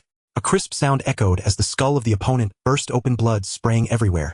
The shards of glass were sharp as knives. Aji gripped one tightly in his hand, aiming for the man's neck and thrusting it in with all his might. Ugh! The wretched scream was abruptly cut off, the body slumping down. Another gangster suddenly tore open his backpack, withdrawing an AK-47 with a whoosh, raising the barrel and unleashing a rain of bullets. Da-da-da-da-da-da. Da-da-da-da-da-da. Tian Li had just stood up to dodge, when her left abdomen suddenly erupted with a searing pain, causing her to topple to the ground. Xiao Tian. Gao Gang yelled as he rushed over, pressing his hands firmly against her bleeding wound, warm crimson seeping between his fingers. Gao Gang. Tian Li's lips moved, her voice faint as a whisper. Before she could finish, the gun-wielding gangster had turned the gun towards Gao Gang, the dark barrel aimed directly at his forehead. Liu Wendong drew his Glock, raised his arm, aimed, and fired. Bang! Bang! 2 short explosions echoed. One shot pierced the heart and the other penetrated the brain. The gangster fell back, twitching twice before becoming still. Gao Gang stared at the gradually cooling body of Tian Li in his arms, his eyes bloodshot, suddenly snatching up a shiny fruit knife from the ground and charging madly towards the remaining 2 men. The other 2 assassins had just turned their guns when Gao Gang was already upon them. Blade flashing, slicing open the throat, blood gushing out 3 feet. The second man's finger had barely touched the trigger when Gao Gang closed in, twisting his wrist, the knife's edge slicing diagonally. Shoo! The opponent's right hand was severed at the wrist, tendons and bones laid bare. Ao! I! The assassin howled in agony, dropping the gun with a clang. Gao Gang immediately seized his arm, twisting the joint back, the knife point stabbing relentlessly, opening 7 or 8 bloody holes in his chest in an instant. The last gangster turned to shoot at Liu Wendong, but Luo Tianhong's cold glare flashed by the steel knife, slicing deeply into his neck, half of his head, drooping down, blood splattering against the walls. The 5 desperate men sent by Ben Shu were all eliminated, lying dead in this chaotic seafood restaurant. The floor looked as if a whole bucket of red paint had been spilled. Bodies sprawled in all directions, some missing ears and eyes, others with their intestines exposed, and some with necks barely held together by skin. Liu Wendong and his group were unscathed except for Tian Li, who was knocked down by a stray bullet and never opened her eyes again. 10 minutes later, Li Ying, the head of the serious crime unit at the Mongkok police station, burst in with a team, surveyed the scene, and without a word cuffed everyone and took them back to the police station. At the same time at Hong Kong airport, Ben Shu, surrounded by 4 bodyguards, walked steadily toward the departure hall. Suddenly, woo! The engine screamed, tearing through the air. Xiao Zhuang was driving a black sedan, flooring the accelerator, charging straight into the crowd. Ben Shu, get down! The bodyguards shoved him aside. Bang, bang, bang, bang. As the car door sprung open, Xiao Zhuang leaned out, firing several shots, and 4 bodyguards fell like cut straw. Ben Shu rolled and crawled into the hall, shouting for help while running. Police! Help! Xiao Zhuang jumped out of the car, raising his gun to give chase. Bang, bang, bang, bang, bang. All 5 shots hit Ben Shu in the back, causing him to fall near the revolving door, his neck and spine exploding into a messy mass of flesh and blood. At the interrogation room of the Mongkok police station, Li Ying stared at Liu Wendong, his face as cold as ice. Mr. Liu, the scene has been inspected. There was a gangster who was hit twice, 1 shot to the skull, 1 shot through the heart. The ballistic comparison has been done, and it wasn't fired from their own guns. This means there is a gun that was fired from your side. Where is that gun? What gun? Liu Wendong shook his head, his tone calm. Inspector Li, I truly do not know. I'll only speak once my lawyer arrives. Mr. Liu, please cooperate with the investigation. Inspector Li, I ask you to change your line of inquiry. I am currently being hunted. You should be capturing the mastermind behind this, not interrogating me about a gun that doesn't even exist. After a while, Li Ying's subordinate pushed the door in. Boss, Liu Wendong's lawyer has arrived. Before he could finish, Sandy strode into the police office, the sound of her high heels clicking sharply. Hello, I am Mr. Liu Wendong's attorney, Sandy. I am here to handle the bail procedures for Mr. Liu and the 3 companions. Boss, the surveillance hard drive from the seafood restaurant has been taken away. A subordinate hurriedly approached, speaking in a low voice. Li Ying raised his eyes to meet Sandy's gaze, his tone steady. Liu Wendong can leave, but the other 3 will be temporarily detained. Though Luo Tianhong Aji and Gao Gang acted in self-defense, they did cause death. According to current regulations, the police have the right to detain for 48 hours, during which bail cannot be granted. Sandy was at a loss, having to first complete the procedures for Liu Wendong, Tony, and Ahu. As Liu Wendong stepped out of the Mongkok police station, he extended his hand towards Sandy against the night wind. Thank you, Miss Sandy. Mr. Liu, if there's nothing else, I'll take my leave. Sure, I'll treat you to a meal another day. All right, I'll wait for your invitation. This time Sandy did not decline, nodding with a smile, turning to get into her car, the engine roaring to life as she sped away. Liu Wendong watched her taillights disappear around the corner before hopping into his own car and dialing Feng Gang's number. Hello. Feng Gang's voice immediately came through the receiver. Mr. Liu, it's me. Feng Gang, a group of gangsters attacked me today. You're the one who deals with hitmen. Find out who hired them for me. Understood, I'll handle it right away. Feng Gang could hear the tension in his voice. 2 hours later. Ding, ding, ding. Hello. Liu Wendong answered. Mr. Liu, we found out. People were hired by Tu Wang. They are currently holed up at 87 Chung Fat Road. Liu Wendong raised an eyebrow. Ben Shu was indeed cunning, even timing the attack so precisely. Though the person had been eliminated by his own hands, the outside world remained unaware of the details. Let alone that girl Gao Gang, she also disappeared. He must retaliate with full force. Tony A. Hu. Tonight take out all the venues of white-haired old man. Got it, boss. The 2 responded succinctly and turned to leave. As night fell, Tony and Ahu led a team of capable subordinates, piercing through Dongxing's territory like a sharp knife, leaving no survivors from oilseed land to Sham Shui Pa. In just one night, the operations that white-haired old man had painstakingly managed were all overturned. With Uncle Ben's body barely cold, the others from Dongxing could not sit idle and immediately counterattacked, vowing to repay blood with blood. Thus, a personal grudge quickly escalated into an all-out conflict between the Hongxing and Dongxing gangs. Over the next 7 days, both sides took turns sweeping through, leaving traces of chaos in the streets and alleys, dragging both Dongxing and Hongxing into the eye of the storm. Once Luo Tianhong and the others were released. Liu Wendong immediately turned his guns on the territories of various hall leaders in Dongxing, striking quickly and ruthlessly. This fierce battle continued for 14 days, leaving both sides severely weakened. Jiang Tiansheng and Luo Tuo could finally no longer sit idle and decided to meet face to face. A few days later at the Hongbai restaurant, Hongxing and Dongxing personnel were lined up on both sides, a dark mass filled with a chilling atmosphere. The entire long street outside the restaurant was packed with people no less than 1,000. Some were there to maintain order and others were preparing for a brawl. Just in case the talks inside fell through, a fight would break out immediately. Inside the restaurant, Luo Tuo's face was as hard as iron as he stared at Jiang Tianxing. Mr. Jiang, you destroyed 103 of our venues. How will this debt be settled? Mr. Luo, we also lost 98 venues to your sweep, Jiang Tianxing replied calmly. Why not each take a step back and let this go? Let it go. Wu Ye suddenly slammed the table and stood up. Brother, I can't swallow this. Sit down. Luo Tuo shot him a sidelong glance. At the negotiation table, he had no right to speak. Mr. Jiang, you struck first and we retaliated. Now you say let it go. Isn't that too easy? Moreover, about Uncle Ben you must give me an explanation. Explanation? Liu Wendong suddenly let out a cold laugh, his gaze sharp as a blade. Should I also give you an explanation about the flesh in your wife's belly? Hey, what are you talking about? Luo Tuo exploded on the spot, slamming his palm on the wooden table, causing it to tremble, pointing directly at Liu Wendong's nose. Young man, do you believe I will chop your hand off right now? Both sides immediately closed in. The smell of gunpowder was thick and it seemed a fight was about to break out. However, Liu Wendong calmly stood up, a cigar pinched between his fingers as blue smoke swirled around him. He raised his hand and pointed at Luo Tuo's face. Luo Tuo, white-haired old man's downfall has nothing to do with me. If you have the guts to say it was me, bring out the evidence. Can you bring it out? Even the flying tigers searched for 3 days and found not a shred of solid proof. Let's talk. You don't want to settle old scores with me, do you? All right, I want to ask. Uncle Ben sent a hitman to ambush me. How will this debt be settled? My brother's girl was found dead in the street. How will you settle that? What do you mean? Wu Ye suddenly slammed the table and stood up, his eyes wide with rage. Uncle Ben wants to kill you. Where's the evidence? If you can't bring out the evidence, don't blame Dongxing for continuing to sweep through Hongxing's venues, leaving none behind. All right, you want evidence? I'll provide it. Bring him up. Luo Tianhong responded and turned around, grabbing Uncle Ben's subordinate, who usually handled the big circles, dragging him out from behind the screen. Liu Wendong flicked his cigarette butt and pointed at the man. Dongxing's own person, you all can interrogate him yourselves. Boss, save me. It really has nothing to do with me. It was Uncle Ben who forced me to find a hitman to take him out. Luo Tuo's face instantly turned ashen. He never expected Uncle Ben to be so sloppy, leaving Liu Wendong with such a vital point. Dongxing was immediately trapped in a quagmire, unable to move. Luo Tuo gritted his teeth. Fine, this time it was Dongxing's mistake. Uncle Ben is already gone. I have no way to bring him back to confront you.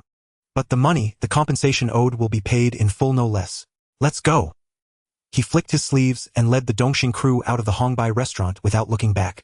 This fierce struggle between Hongxing and Dongxing, which lasted for half a month, finally ended with Dongxing bowing down and paying compensation. Liu Wendong thus removed this thorn named Uncle Ben, but the feud between him and Dongxing only deepened.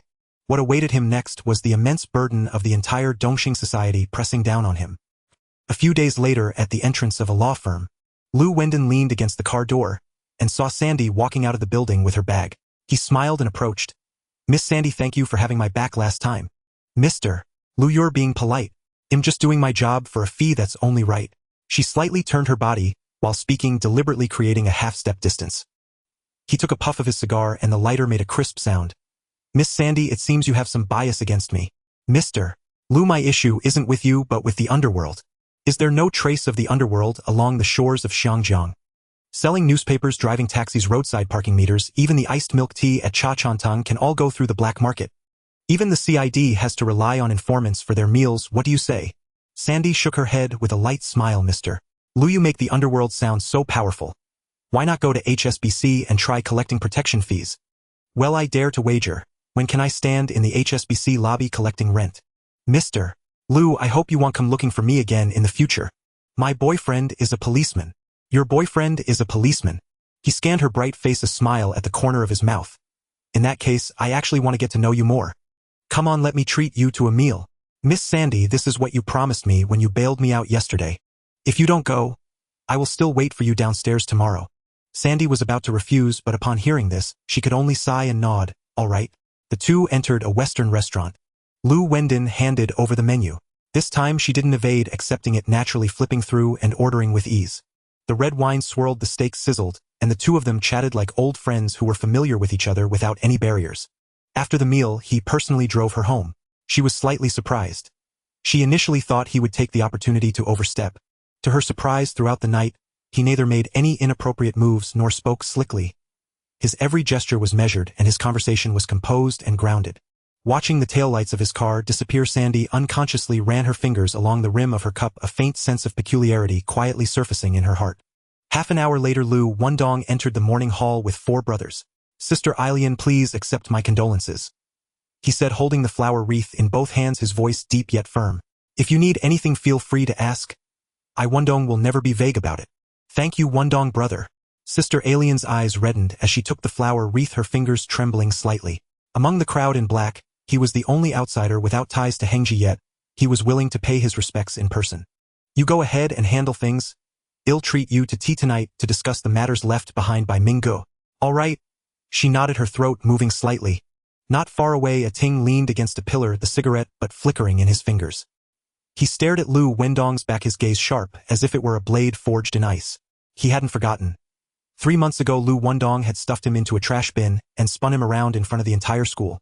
Now he had personally dealt with Minggu, stepping over the corpse to rise to the position of Red Stick, his subordinates, numbering over 300, calling him Brother Ting, his posture straighter than ever. He crushed the cigarette into the concrete and led a group of young men in black suits striding towards Liu Wendong. "Where is Mi Shuer?" Liu Wendong glanced at him sideways, the corner of his mouth curling up slightly. "Little brat, that was 800 years ago. Your beloved girl's sleeping posture is something I taught her now." A Ting's face drained of color at those words. He and Mi Shuer were from the same year at Hong Kong University.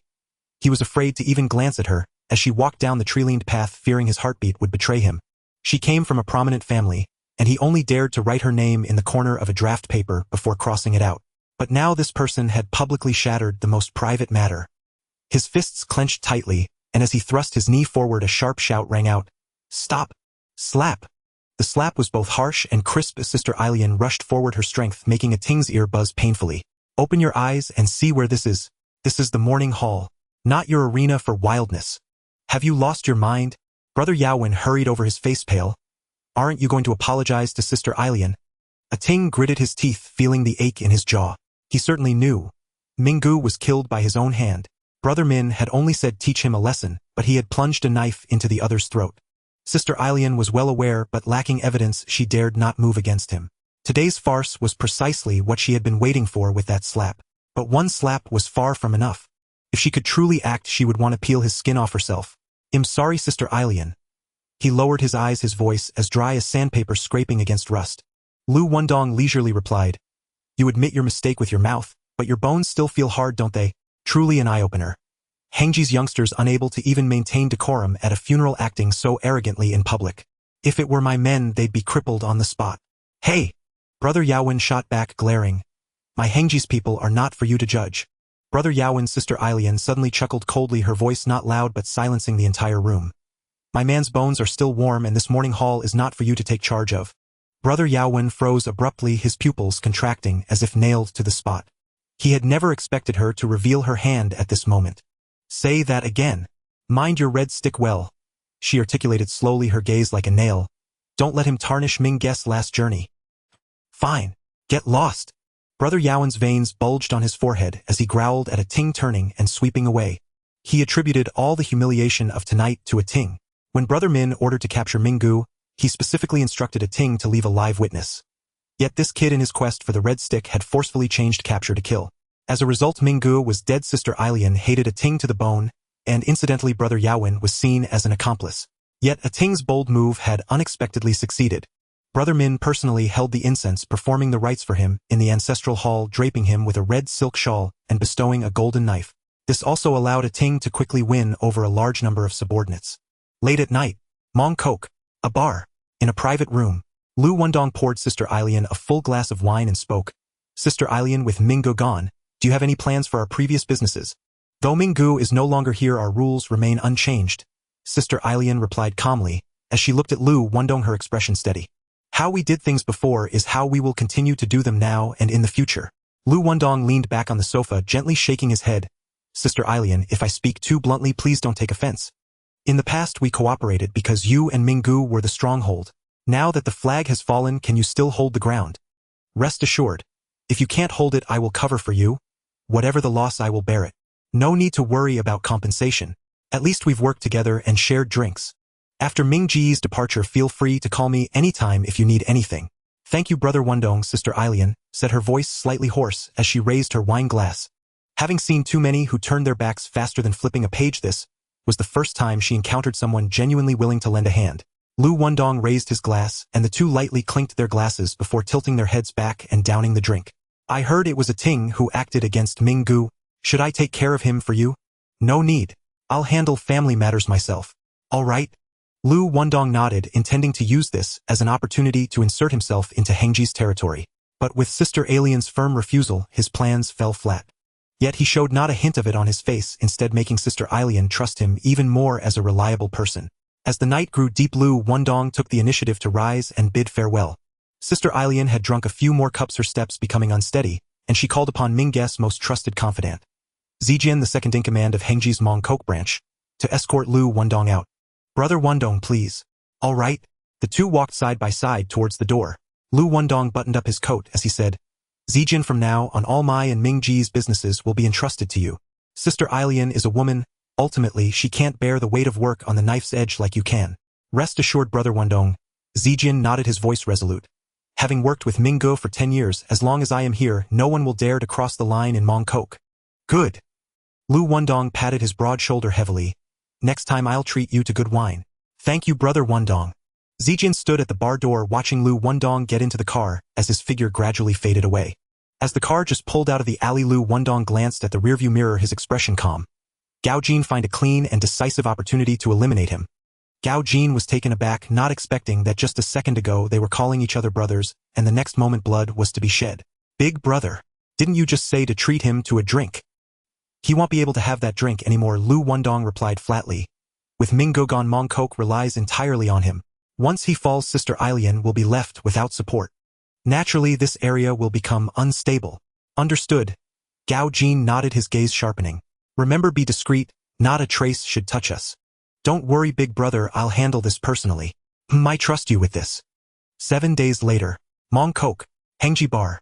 Zijian walked out the door with two lackeys swaying slightly. Gao Jin sat in a car across the street, watching from a distance, not rushing to take action. He leisurely lit a cigar. A luxury imported gift from Liu Wendong, rich in flavor and high in price.